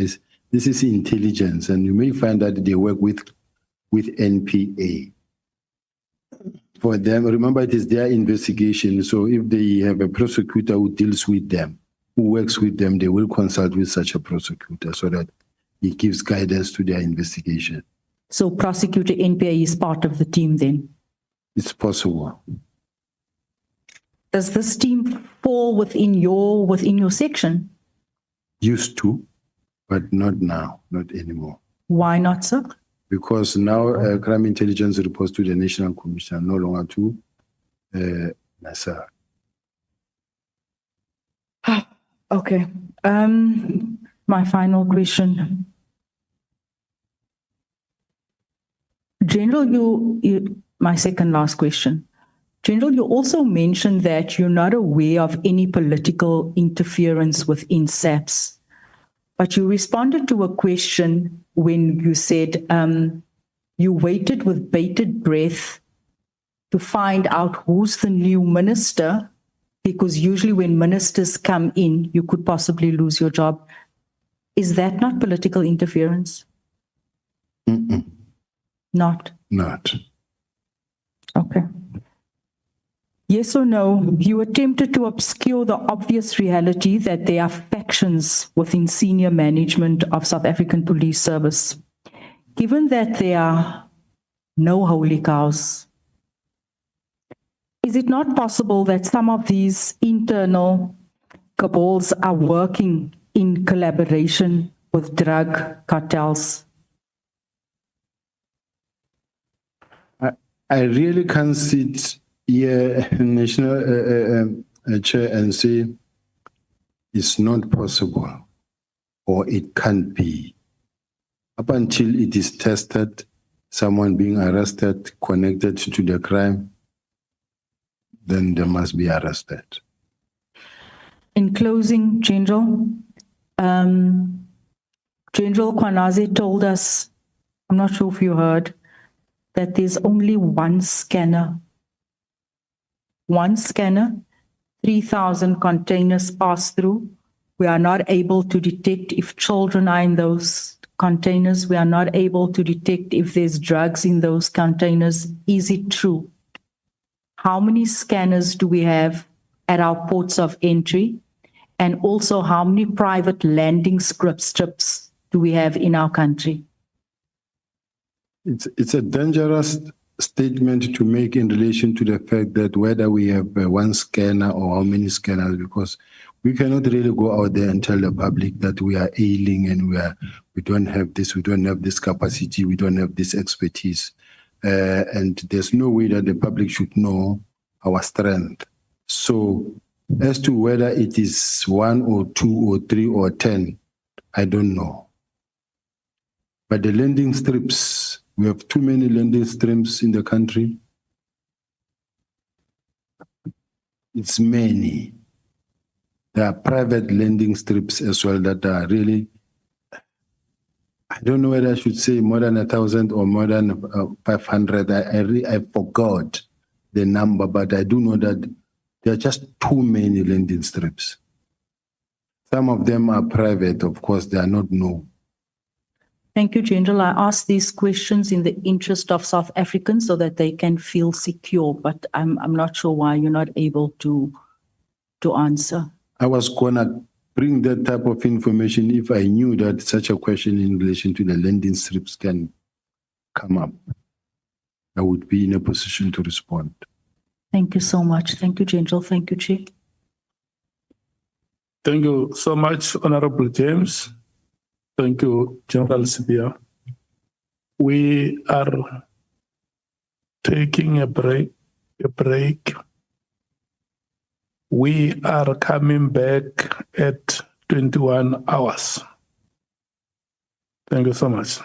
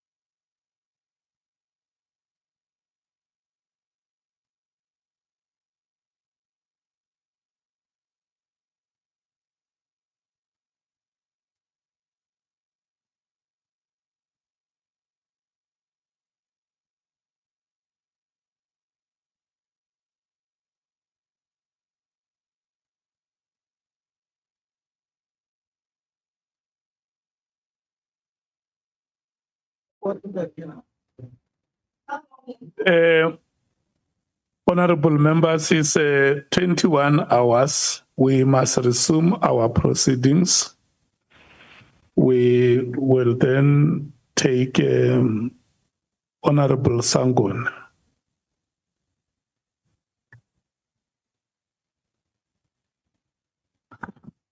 Thank you. Thank you very much, Honorable Chairperson.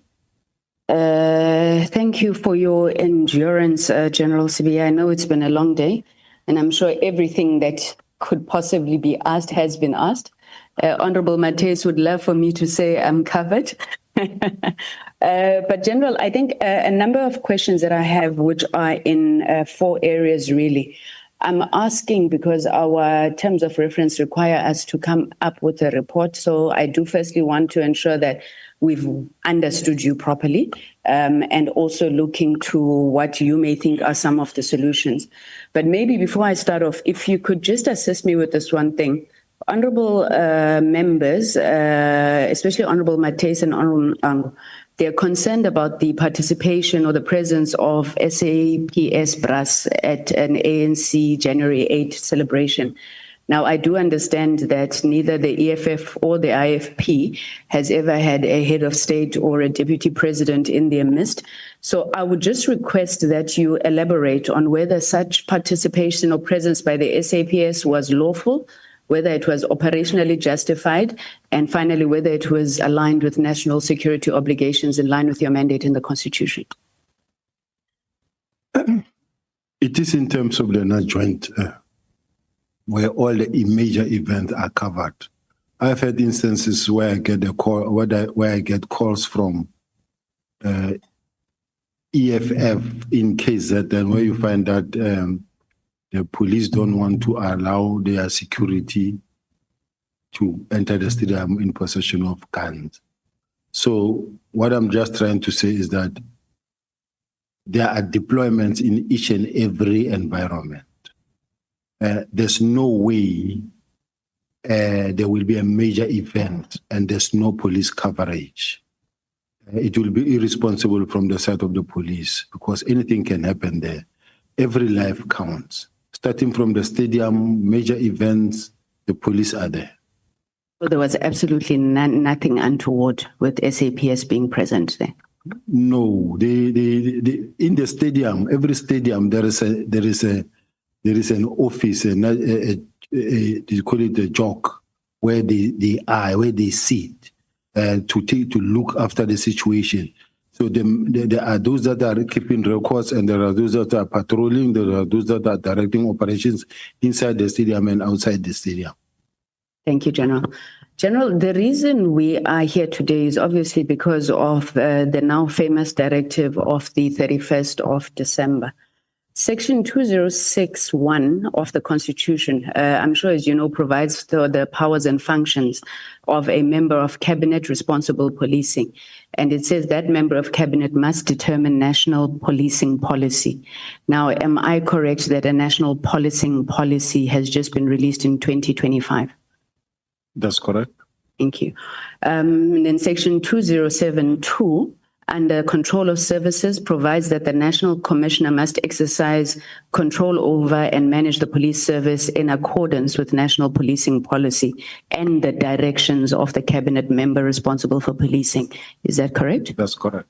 So what is your understanding and what in your view would constitute policy versus control and management of the police service? Where exactly is the line drawn? Because we're sitting here and I think it's that line that we keep coming back to. Where is the line drawn? At this present moment, I think it must be understood in clear or in no uncertain terms that the bottom line is that the minister, as the person who must actually determine policy with the National Commissioner implementing policy, the two are interlinked in such a way that the National Commissioner reports to the minister, and the minister has got interest in what is going on in terms of the implementation of the policy. So what is happening is that the instructions that was given falls squarely and entirely within the scope of the policy of the minister.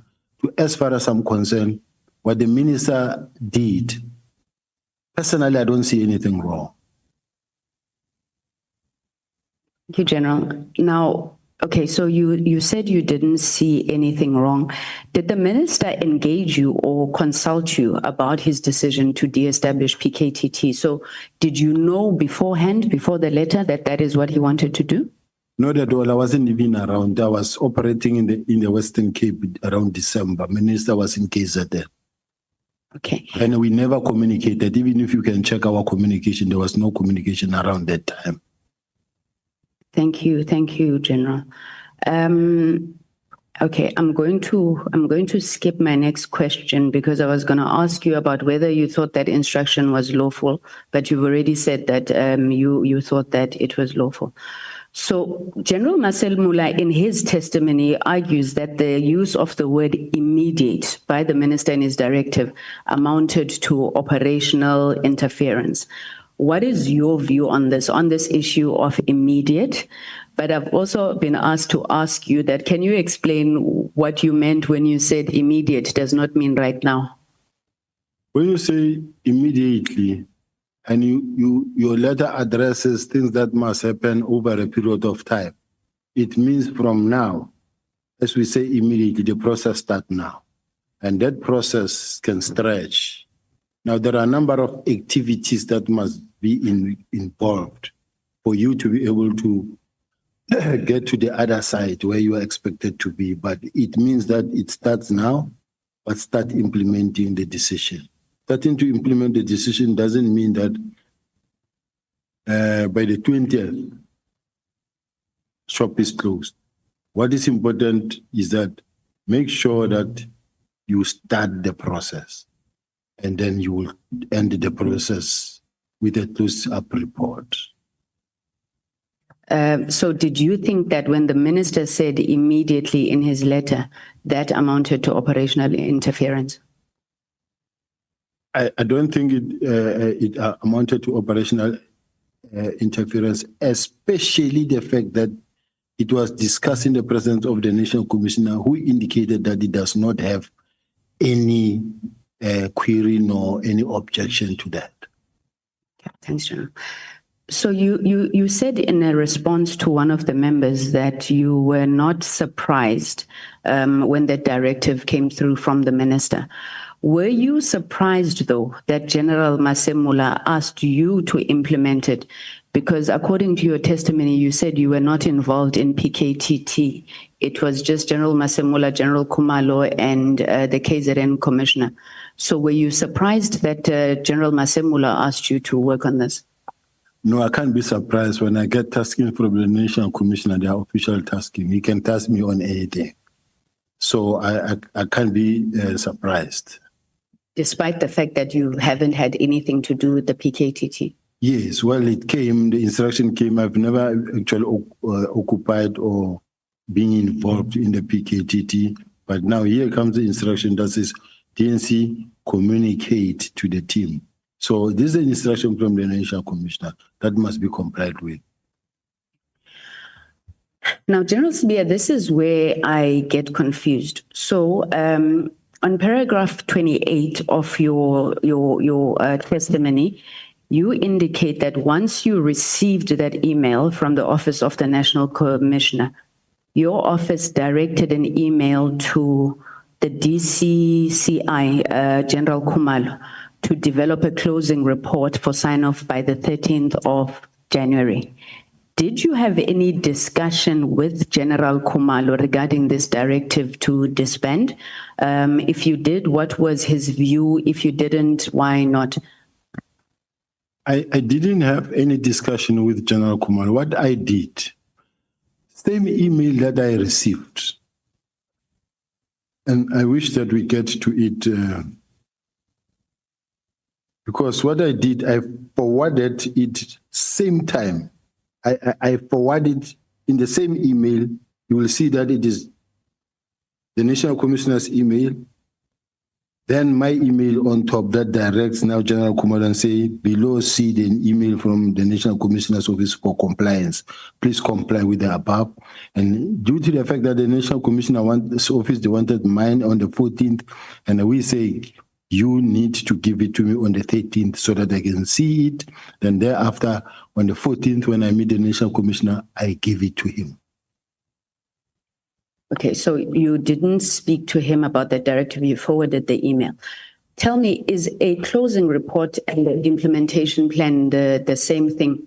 I'm asking this question because you asked General Khumalo to work on the closing report, then you asked Major General Rabi to work on the implementation plan. Was it two different things? Because we seem not to hear of the closeout report again in that period. Now there's a discussion of the implementation plan. Remember that I sent the same document to General Rabi as well. And in the same document, General Rabi, who is an expert in this field, come back and say, this is how it must look like. And when General Rabi says, this is how it must look like, this is how the organization works. We know, even if I were to draft it and I'm not sure about it, I will send it to General Rabi for guidance. He will prepare it, and then, or General Nzima, and then they will prepare it, will then take it to the National Commissioner for approval.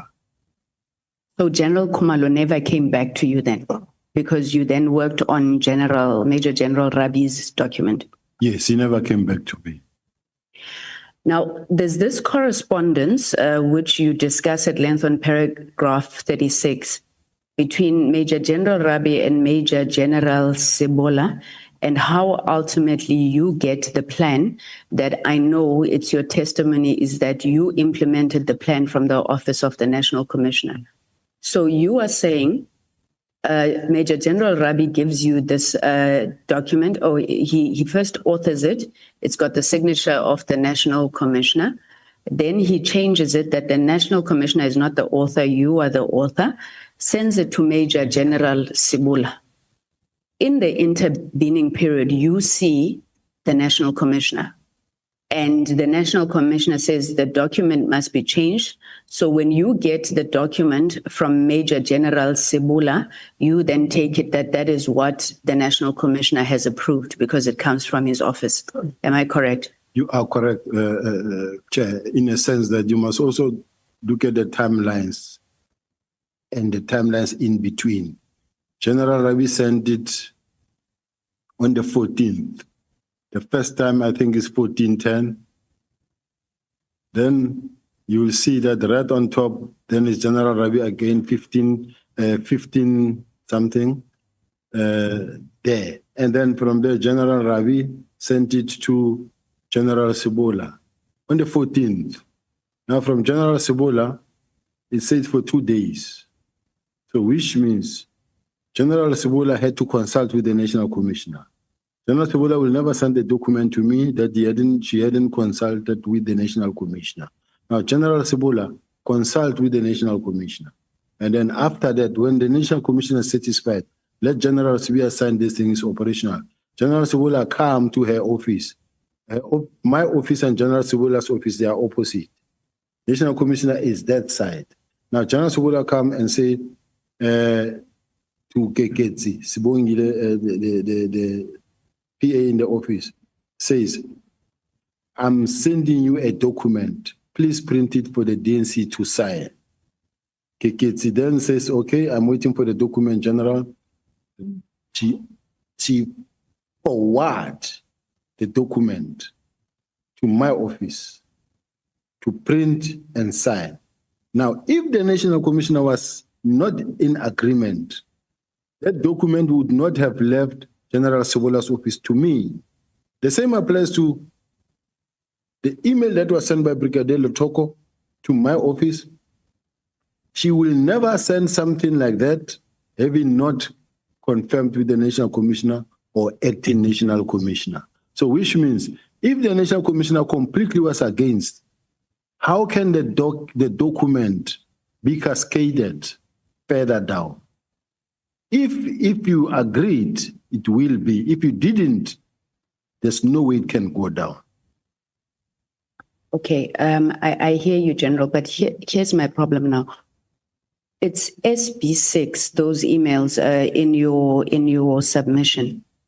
Is it standard practice in the South African Police Service that emails are just sent with no trail? So on the emails we've got here, there's not even a hello general or hello Captain Sibongile. We just literally just have from sent to. What happened to the rest of the email? Because here we see the trail, but we don't know what is being said. Maybe if you could assist me with that.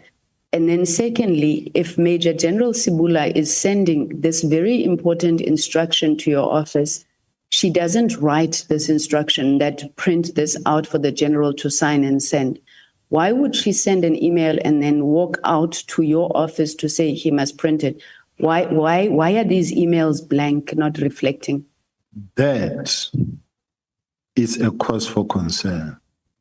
Personally, I believe the National Commissioner knew what he was doing, because there's no way that as the National Commissioner you can say, let Rabi, I help you. Rabi, who's in the office of the National Commissioner still, helps me craft a document. That document was crafted on instruction of the National Commissioner. The same document is the one that gets sent to General Siboda. The same documents that was discussed with the National Commissioner, the same document that gets sent to me. This is operational, let the general sign and send. Then I send. Then the next thing, I stand accused that I turned a document where the National Commissioner was supposed to sign, I turned it into my own signature and send. To me, this was a booby trap. So, General, is it your testimony that these emails, as you have put them before us, none of them contained any instructions? It was just forward the document, the email is blank as it appears here? The first one of General of Brigadier Letogo says clearly that as directed, the DNC is directed to do. DNC creditation has directed that, okay. It says, as directed, DNC requested to accordingly communicate the deactivation to the relevant team. Your office is further requested to submit a close-up report to be submitted on 14 January 2025 for NATCOM's consideration and sign off. Now, this date of the 14th is the date on which the National Commission is back on leave. And when I spoke to the National Commission, he said yes, because the minister says he wants the report by the 20th. And now we ask Rabi to assist. Rabi is assisting. General Rabi drafted the report. This report that was written is a professional written report by someone who's qualified to write work study report, and he wrote a report that actually the National Commissioner say. So now the National Commissioner say, I saw it and I did not really read it or browse it. I just browsed it and I read down there below, and it's not something that I read. But the National Commissioner said at the commission, he said, when they asked him, did you read? Did you go through this? He said, no, I never went through it. But the bottom line is, it comes from whose office? From the National Commissioner's office. All these emails that came to my office are a direct instruction of the National Commissioner. The same way the National Commissioner say, if I didn't comply with the minister's instruction, I was going to be accused of insubordination. I am here today, I say, if I didn't comply with the National Commissioner's instruction, it was going to be like, this man doesn't listen. We instructed him and he didn't do what we want. So I complied. But General, you do appreciate that right now it's your word against the National Commissioner and Major General Sibula, because on the final emails that you provide as evidence, there's no instruction. I can't agree, Chair, on that, because if the National Commissioner, quite honestly speaking, does not agree, from here, it must go back, not backward, not any further. Here, from me, it go back. And I say, National Minister, I don't agree for the following reason. And let me engage you. Why then have it still forwarded, cascaded further down? Number one. Number two, it's confirmed and it's consistent with the fact that even starting from the meeting of the 27th, when the National Commissioner said, yes, this is just a task team. It was not meant to be a permanent structure. It was just a task team. that was supposed to evolve into a murder and robbery unit. So let's go to the parliament, now, where parliamentarians are involved in. Here's the Honorable Ian Cameron was the chair on the day. The National Commissioner was there. The project manager, General Mkhonas, was in the meeting as well, presented that the National Commissioner has received a directive from the minister to disband. And there has been several subsequent meetings in that regard, and that it is going to happen. We believe that the task team has achieved the purpose for which it was established, and that it can be used as a benchmark because it has been operating well. And then as a result, we are going to be transitioning into murder and robbery unit, and it shall be done in phases. Done. The next morning on the 6th, they come up with an action plan that the National Commission says it was approved by him. And the minister also partially approved, in a sense that the minister says, I see that you've done what you say you're going to do. But what I'm not happy about is the fact that you're saying the court docket you will still keep it, because now the court docket may take 5 to 10 years, which means we'll be still waiting. But it was partially approved. Now, true to their words, General Khumalo, as they presented, on the 28th of March, they sign a handing over the report. I didn't even know. They went and they met and they did an exchange somewhere. And then now General Sintumule's got the docket and then called me and say, I've signed for the dockets, 118 dockets. All right. Then after plus minus a month, on the 23rd of April, General Khumalo bring the last 3 dockets of Umtata, Namhlamtwa. Now it brings us to, that makes the 121 dockets. Now, we have now 121 dockets that must go to KZN, to the station where they belong, which is the murder and robbery unit.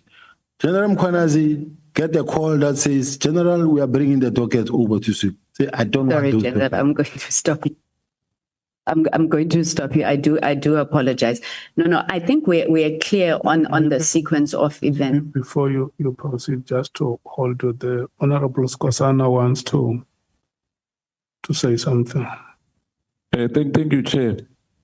I just wanted to find out, because I'm confused a bit now, that the answer is given to the Honorable is different from the answer which you gave me about this email, about the signature. If you remember well, when I said to you that the brigadier, you said the talker, all those emails, whether they are signed, and remember I asked you whether you verified that, and you said there's nothing wrong as long as it comes from the office of the National Commissioner. That was a concern, and I think what she is raising now, the answer is different of what you told us earlier. Thank you. I just wanted to say that we must have one answer when we leave here, to say, is it a tradition or is it allowed? They can issue emails irrespective, as long as they come from that, they are authentic according to what you presented earlier. Thank you. What you said, Honorable Member, is exactly what is the case. Yeah, but remember, I said, is it right or wrong? You said, no, it's right. But now we are not saying that. No, I've never said it's not right. I've never said that. My statement is consistent. It's something that will never change. This is how it is. Yeah, but now what I'm saying now, on Hansard, perhaps you missed that. But I wanted to help you on that, to say what you told her now about the emails, because she's raising the same thing, maybe differently, but the answer are not the same. He's asking the same thing which I asked about the emails.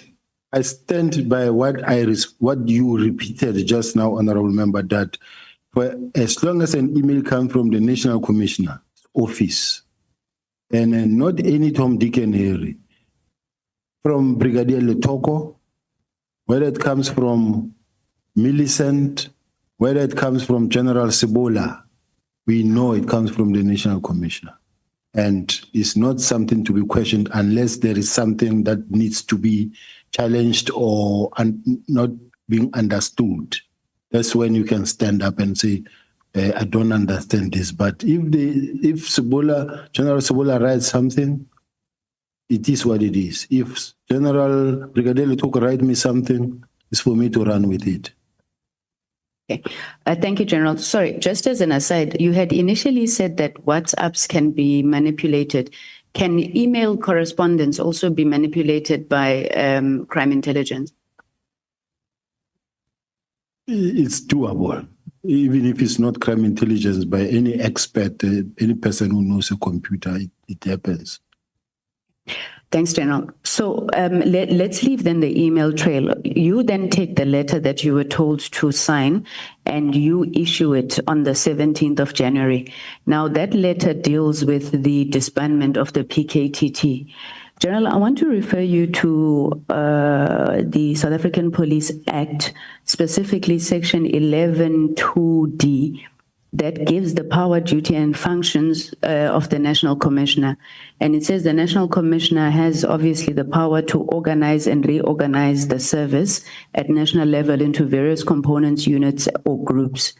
Now, that is the power of the National Commissioner. Now, when you were communicating this to the relevant units, did you think that you were just following an instruction or you were overreaching perhaps because you shouldn't have the power to reorganize and organize units at national level? No. Remember to start with the original document. There's a document that comes from the highest authority, the minister, that writes to the National Commissioner. The National Commissioner that writes to me and say, there is an instruction that says, do the following. Now, when I act on that, there's no way it can be overreaching because if I acted on my own, somebody could say, but who gave you that instruction to disband this team? But if it comes from the Office of the National Commissioner, really, we're not going to be talking about that. It's a done deal. Thank you. Here's the thing that bothers me. On all of these plans, you keep saying that it was for the minister's signature. It must go to the signature, alternatively to the minister for sign-off. Now, this minister's signature was for him to approve the disbandment plan. Am I right? The minister's signature, yes. Well, obviously, when, for an example, my staff officer write a letter, based on the letter of the minister, and this is how she wrote it. I take charge of what she wrote as my staff officer. The same way what was written by Brigadier Letuka, the National Commissioner cannot distance himself from that one that was written by Brigadier Letuka because this is our staff that act on our behalf. So I take charge of that email that was written by Colonel Afanant, but let's say she could have said for signature by the National Commissioner, but she said for signature by the minister. At that time, because of the fact that we never thought that this was going to result at any given point into this situation, you find that it will be a question of neither here nor there. It does happen. The same applies when you see when General Motsepe's team were writing the Motsepe report. That report that was actually responding to General Mukwana's press briefing. They said the DNC received an instruction from the minister. And when in fact I did not receive an instruction from the minister. But remember, they wrote it already and they wrote it among themselves. I saw it late myself. So you will get a situation where they do write something like that. This is minister's signature. But could have understood that write a report and the close-up report must be given to the minister to sign off. Because maybe reading the letter, it says that for the National Commissioner sign off. So it is my staff officer, but I don't say I'm distancing myself from it. I'm taking full accountability. Okay. My question, General, was going to the fact that the testimony that has been deposed before us by General Masemula, General Mkwanas, says that the minister should not be involved in this thing. It's operational. But all of you have various meetings, engagements. You go to the minister, you approve this thing. He says, no, he doesn't like it. Now, if it's operational, why are you looking for the minister's approval on your disbandment plan? Because in English is what he enters nowhere. Because it's not him who must approve disbandment, but from General Masemula, and I'm not putting words in your mouth because I know you said you didn't see anything wrong with the instruction. But if I said, why do you think that these generals kept going to the minister trying to get him to approve this thing? He says he's unhappy about it. He was not supposed to be involved in the first place, right? Because they said it was operational. What would be your view there, General? I can't believe, I can't agree with that, because if you are the minister and you run the organization, there's no way that you can be afraid of your members and be afraid to address your members, because everybody will say you are overreaching. Just imagine if you are the Minister of Police and the only person that you are allowed to talk to is the National Commissioner, and the National Commissioner alone. You don't have access to any other person other than the National Commissioner. It can't be. All the ministers in all the departments, they speak to senior managers within their ministries. So the way that General Masemula acted, seeking the minister's approval, which you think was correct, should demonstrate that they thought that the minister had a role, and they continue to act in a manner that shows that he has a role in terms of giving them directions. Am I right? Yes. At some point, the National Commissioner himself was not so sure whether it's in fact overreaching or not. But he stood by the point that the how part of it is the one that gives him sleepless nights. But as far as I'm concerned, if you are the minister, if you get appointed, honorable member, today as the Minister of Police, and you get in there and you call all the senior managers, you want them to preview each one of them to take you through their responsible areas. And then from there, there is that one that you didn't understand clearly, but you want that one to come back and explain to you. And you explain, but it looked like this part of your work, I don't think we need this part of your work. You get employed today to run telecom. You have to make profit. The moment you get involved in every areas of that space, for this organization to begin to make profit, or for the South African Police Service to be able to be more effective in fighting crime, what do you need? Then you come up with your own approach and your own strategy. And then that's what you need to discuss with the National Commission and all the managers. And then say, from now onwards, these are our 7 priorities. These are the things that we have identified, the following priorities. Now, the National Commissioner is then supposed to take the baton and run with it. And then every now and then they have to come back and give feedback. Thank you, General. I like your examples. From your lips to God's ears, I must run telecom. Thank you. General, from what we are hearing here, you are possibly facing a charge of defeating the ends of justice by obviously seeking to, or allegedly seeking to disband the PKTT. Now, when you speak, you say that you were never going to interrupt the course of justice, and there was a view that the murder and robbery unit would be able to operate on these cases, continue the investigation. But you confuse me, because every time you speak, you said we needed to establish the murder and robbery unit. So was it in place already, or would the disbandment have then led to the establishment of a murder and robbery unit? The disbandment, remember there is a document already approved where the National Commissioner says it must be expedited by DNC crime detection. Says I must expedite that. In some areas, the murder and robbery units exist because they exist. And then at the same time, already there's a work study approved by the National Commissioner that says it must be done. And that work study investigation says, when it comes to the murder and robbery, the mandate of the murder and robbery unit will be to investigate serial murders, taxi-related killings, police killings, including political murder. Now, political murder is the same political killing task team. Now, which means they must be established in the areas where they are needed most. Thank you. I just want to move quickly to the issue of crime intelligence. So our terms of reference mandate us to seek to evaluate the reason for instability within CI. Now, criminal intelligence falls within your responsibilities. In your view, what is causing instability in criminal intelligence? And then as leader of that component, what have you done about it? You see, there's something called interpersonal relations. If you're a leader, you must have interpersonal relations, number one.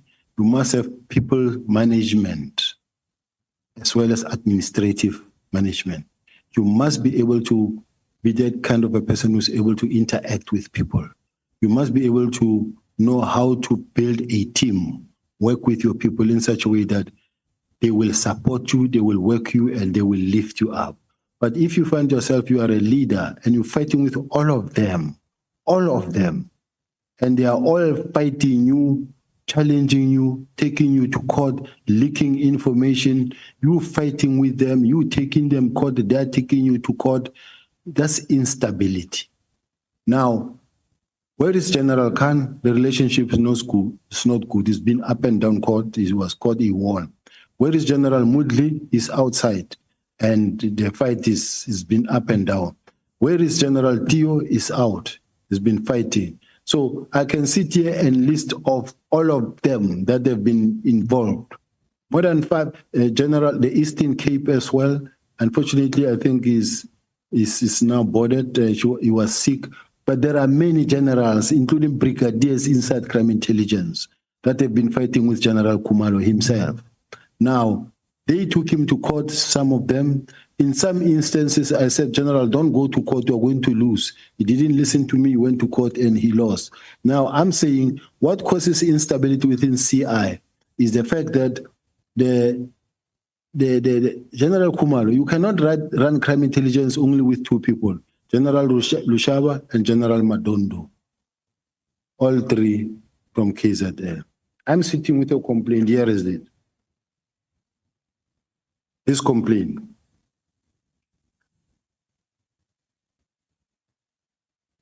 This is a nepotism by Lieutenant General Kumalo and Major General Lushaba.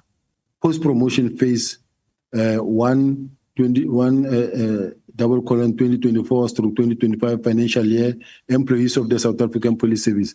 This is a complaint. And it is accompanied by letters, post-promotions phase. Now, they're telling you here that these are the people, group of people that were employed. They will tell you that General Kumalo chaired from brigadier to constable down there. He chaired all these promotions everywhere in all the provinces. Now, all I'm saying is that here is it. If the chair, anybody want to see in this ad hoc, but the bottom line is there's been challenges because there's been situations where some of the people feel that, but General Kumalo is bringing everybody from KZN here to head office. When he was charging Khan, how I got to also differ with him, I say, all right, General, you are charging Khan on a 2021 matter, but you say you are doing it expeditiously. Why do it expeditious when it's a 2021 matter? Sorry, General. The Chair, I think Honorable Skosana is trying to get your attention. Thank you, Chair, once again. And thank you, General. I'm not sure what you have there is part and parcel of what we have in our document, because perhaps we can have a look at it, not on the side, all the members, because we are lost a bit now. I'm not sure whether the honorable member is comfortable, because as members, we are trying to find out where can we get that, what you are raising now. Thank you, General. Thank you, Chair. Can I assist you, Chair? Yeah, no. I think maybe we must ask the General to leave it with us if he believes that it's part of the problems of instability within crime intelligence. So I don't believe we've got that bundle of complaints. Yes, because Chair, some of the information, especially of crime intelligence, is not information that you just throw out there and leave there. But I need to be guided around that because at some point I might be charged that I'm leaking the information of crime intelligence, but I've got it. And in case the chair want to see or any member want to see it, here is it. But can I proceed, Chair? Now you charging General Khan on a matter that happened in 2021. He's been working. Now, all of a sudden, you want to charge him expeditiously. Expeditiously means that within a week or two, you are gone. I said, but General, why do you have to go expeditiously? Why don't you just go the normal route? He didn't listen. Then he served the papers on Khan expeditiously. Khan ran to court. I said, don't go to court. You're going to lose, General. Then he goes to court, then he lost. Then he does the same with General Moodley. Remove General Moodley, fire General Moodley. General Moodley goes to court, General Moodley win. Now, General Diwe is in court. There are many others that are facing the same situation. Now, what I'm saying is that if you work with someone who's also prepared to be led, who's also prepared to listen to other people. Now, when he charged Khan, what he does, he falls back home. He goes to appoint the provincial commissioner of KZN to be the presiding officer.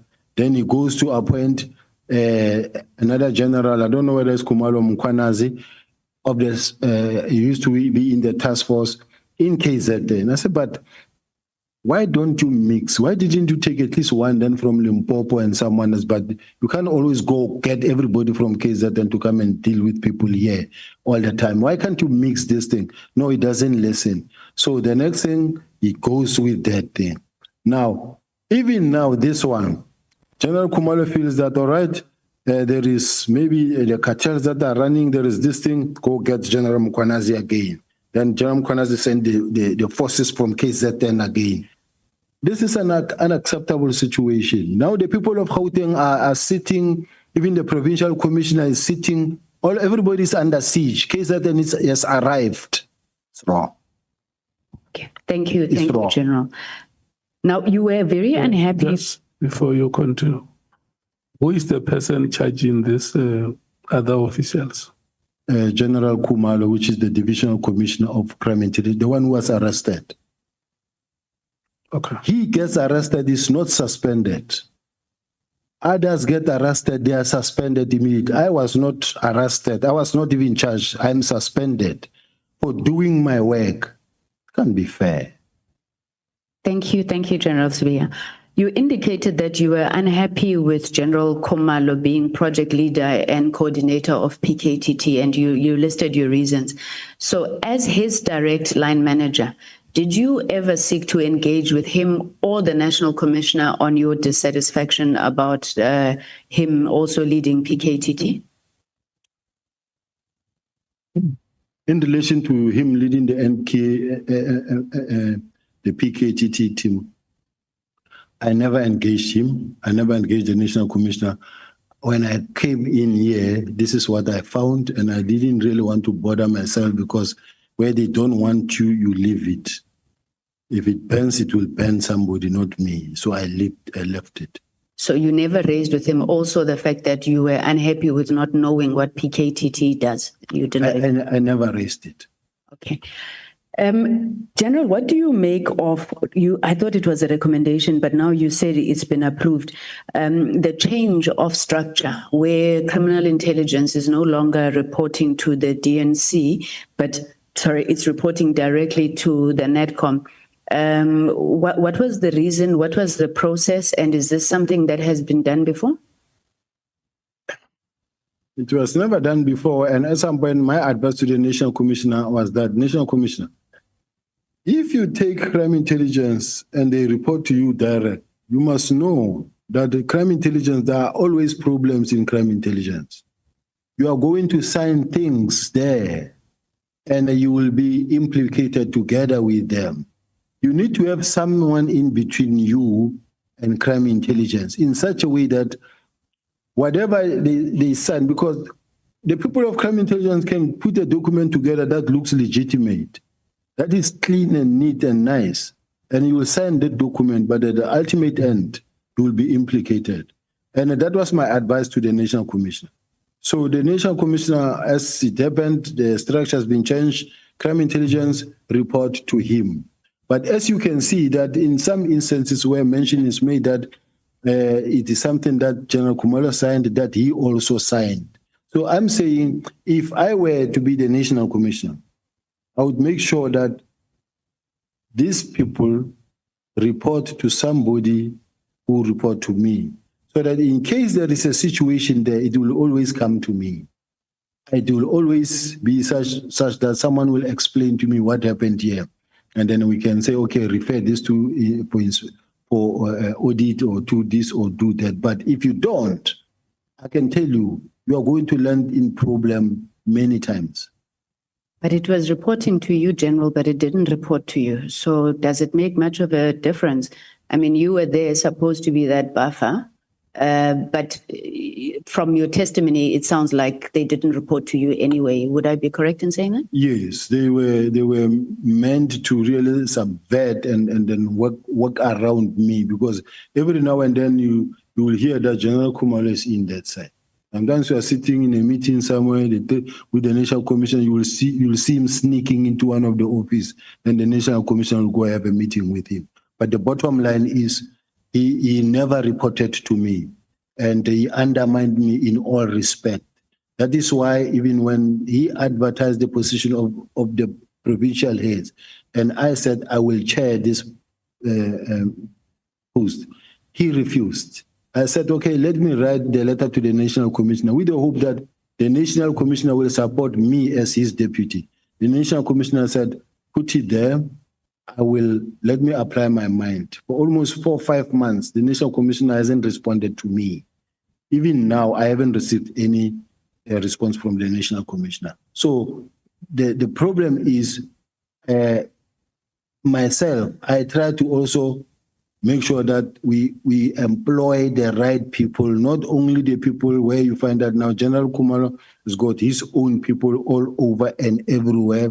And he selected his own panel that consists of Letondo, Lushaba, and someone else, and then from someone from outside. But most of the time, his special team is Matondo, Lushaba, and himself. That is why they are all three also arrested in the same thing. Okay, I want to step off crime intelligence and go into my last area of questioning. General, there's cases that I'm interested in, which I hope that having led at least in detection and crime intelligence, you would know. You included an information note about Jerry Bushocha. I'd like to know if you know what happened to Jerry Bushocha. Also, General Mfazi, what happened to General Mfazi? And then the last one, the case or the allegations of a case around General Masemula. Would you know anything about that as well? Jerry Bushocha is a I'm told he was a businessman who actually was kidnapped. I don't have the exact date. Sorry, General, you said was. You're speaking in past tense. Is Jerry Bushocha still alive? At this present moment, I don't know. Nobody can say. It's quite some time and there hasn't been a communication in a long time. But he's been since kidnapped. We were receiving videos of him being assaulted, serious assault, where he was being battered and he was pleading for his life. And we were all touched. And we were all trying, I've put many teams together. We've communicated, we've called the service providers. We've put a team together. We've hit every house, even that what was suggested by the family. And when they say go there, we went and we hit. Sometimes we followed the phones where we thought Jerry was. We followed when we get there. It's in Limpopo. That's the wives of maybe Mr. Matala's family. We hit that house. No, it's not the right place. So we've been all over. But I was even approached by the family, the brother-in-law of Mr. Bushocha, and then we called on everybody to be part, including intelligence, including Gauteng. They've been working together. Even now, it is the team that is still running on Jerry Buswoga's matter. It hasn't been traced, and they're working with the family. And the family is happy. I've got the report here.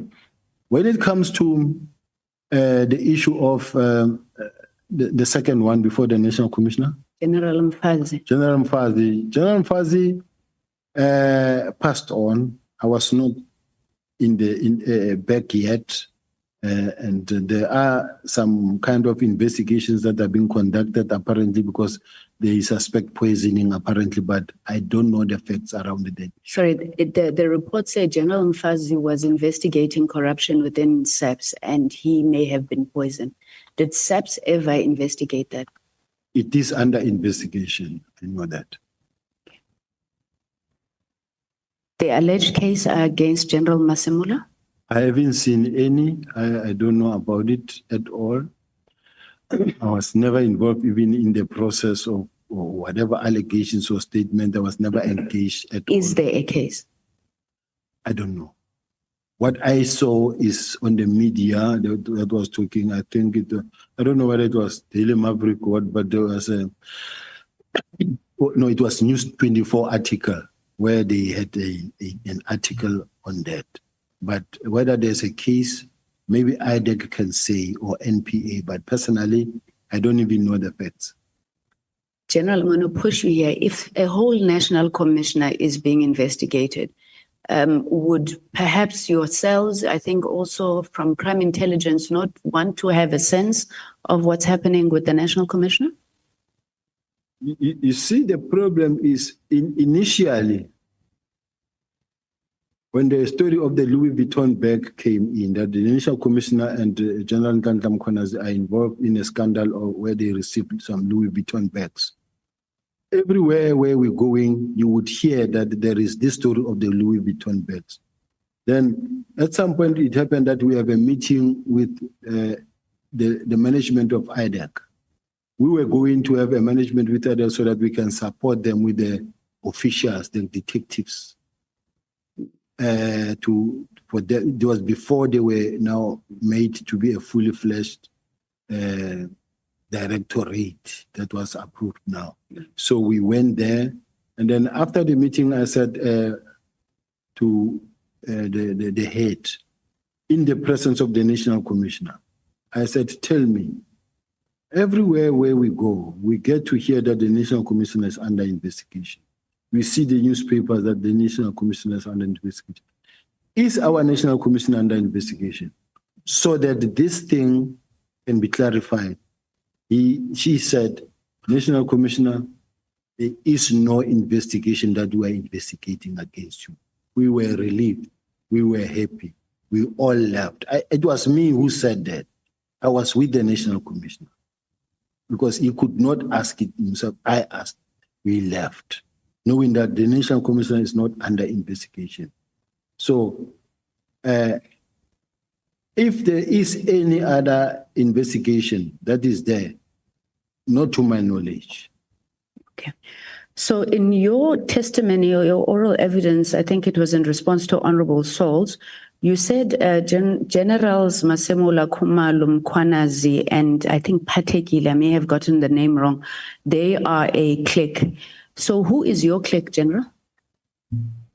In my case, I arrived alone in the police, and I still feel that I was rejected because remember I was out, I was removed, and I came back. There's people who still felt that I should not have been back.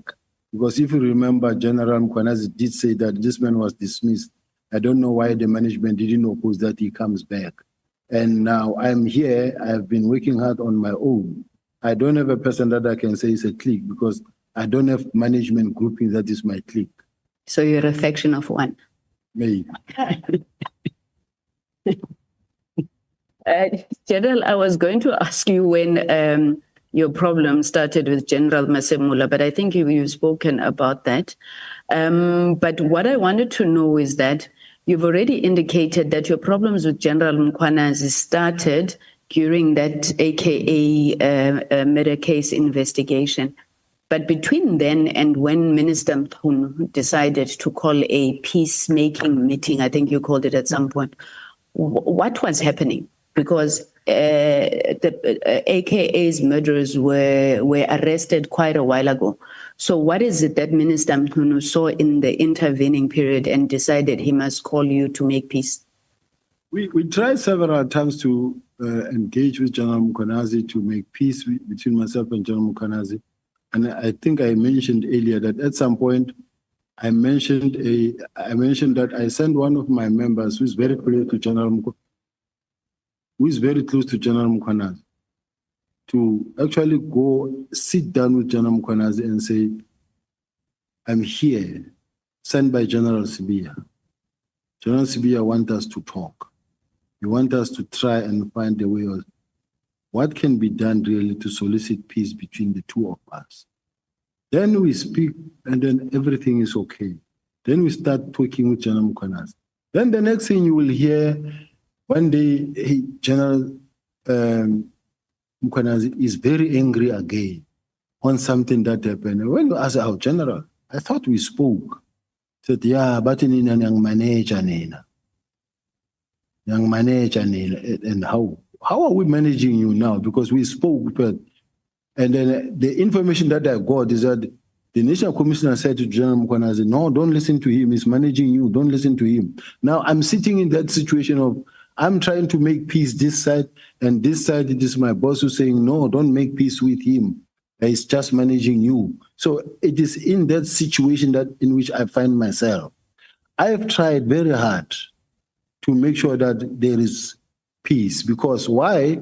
It was affecting my performance in terms of one province, you don't have access, but all other provinces you have access. So I wanted to have that thing resolved. The National Commissioner, I asked him several times to make peace between us and KZN. He said, no, I will at the right time. But if I was the National Commissioner and I know that two of my senior managers, they've got a problem, I'll call them both today or tomorrow and we'll resolve this thing going forward. It won't be something that must go on and on and on and on up until we are where we are now. Okay, I see that the red light is on, so I'm going to do like other members and say I have three last questions, Chair. On paragraph 75, you said that one of your colleagues told you that General Mkhwanazi made threats to arrest you. You indicate that you wrote to General Khumalo and you discussed the matter. Now you are very explicit there that it was General Mkhwanazi who made threats to arrest you. General Sibiya, this communication that you wrote to General Khumalo is not part of the bundle. So what happened to that communication between you, General Khumalo, and General Masemola on General Mkhwanazi wanting to arrest you? It was arrest, like what are these threats of arresting it? It was an SMS, a WhatsApp message that I wrote to General Khumalo. He even responded by saying that maybe what we need to do is to call the person who said that so that he can tell us. But obviously, he knew that I will never call the person to say, that person will come and say, yeah, you said this, you said that. But the bottom line is that what I was told that he said, when I want to arrest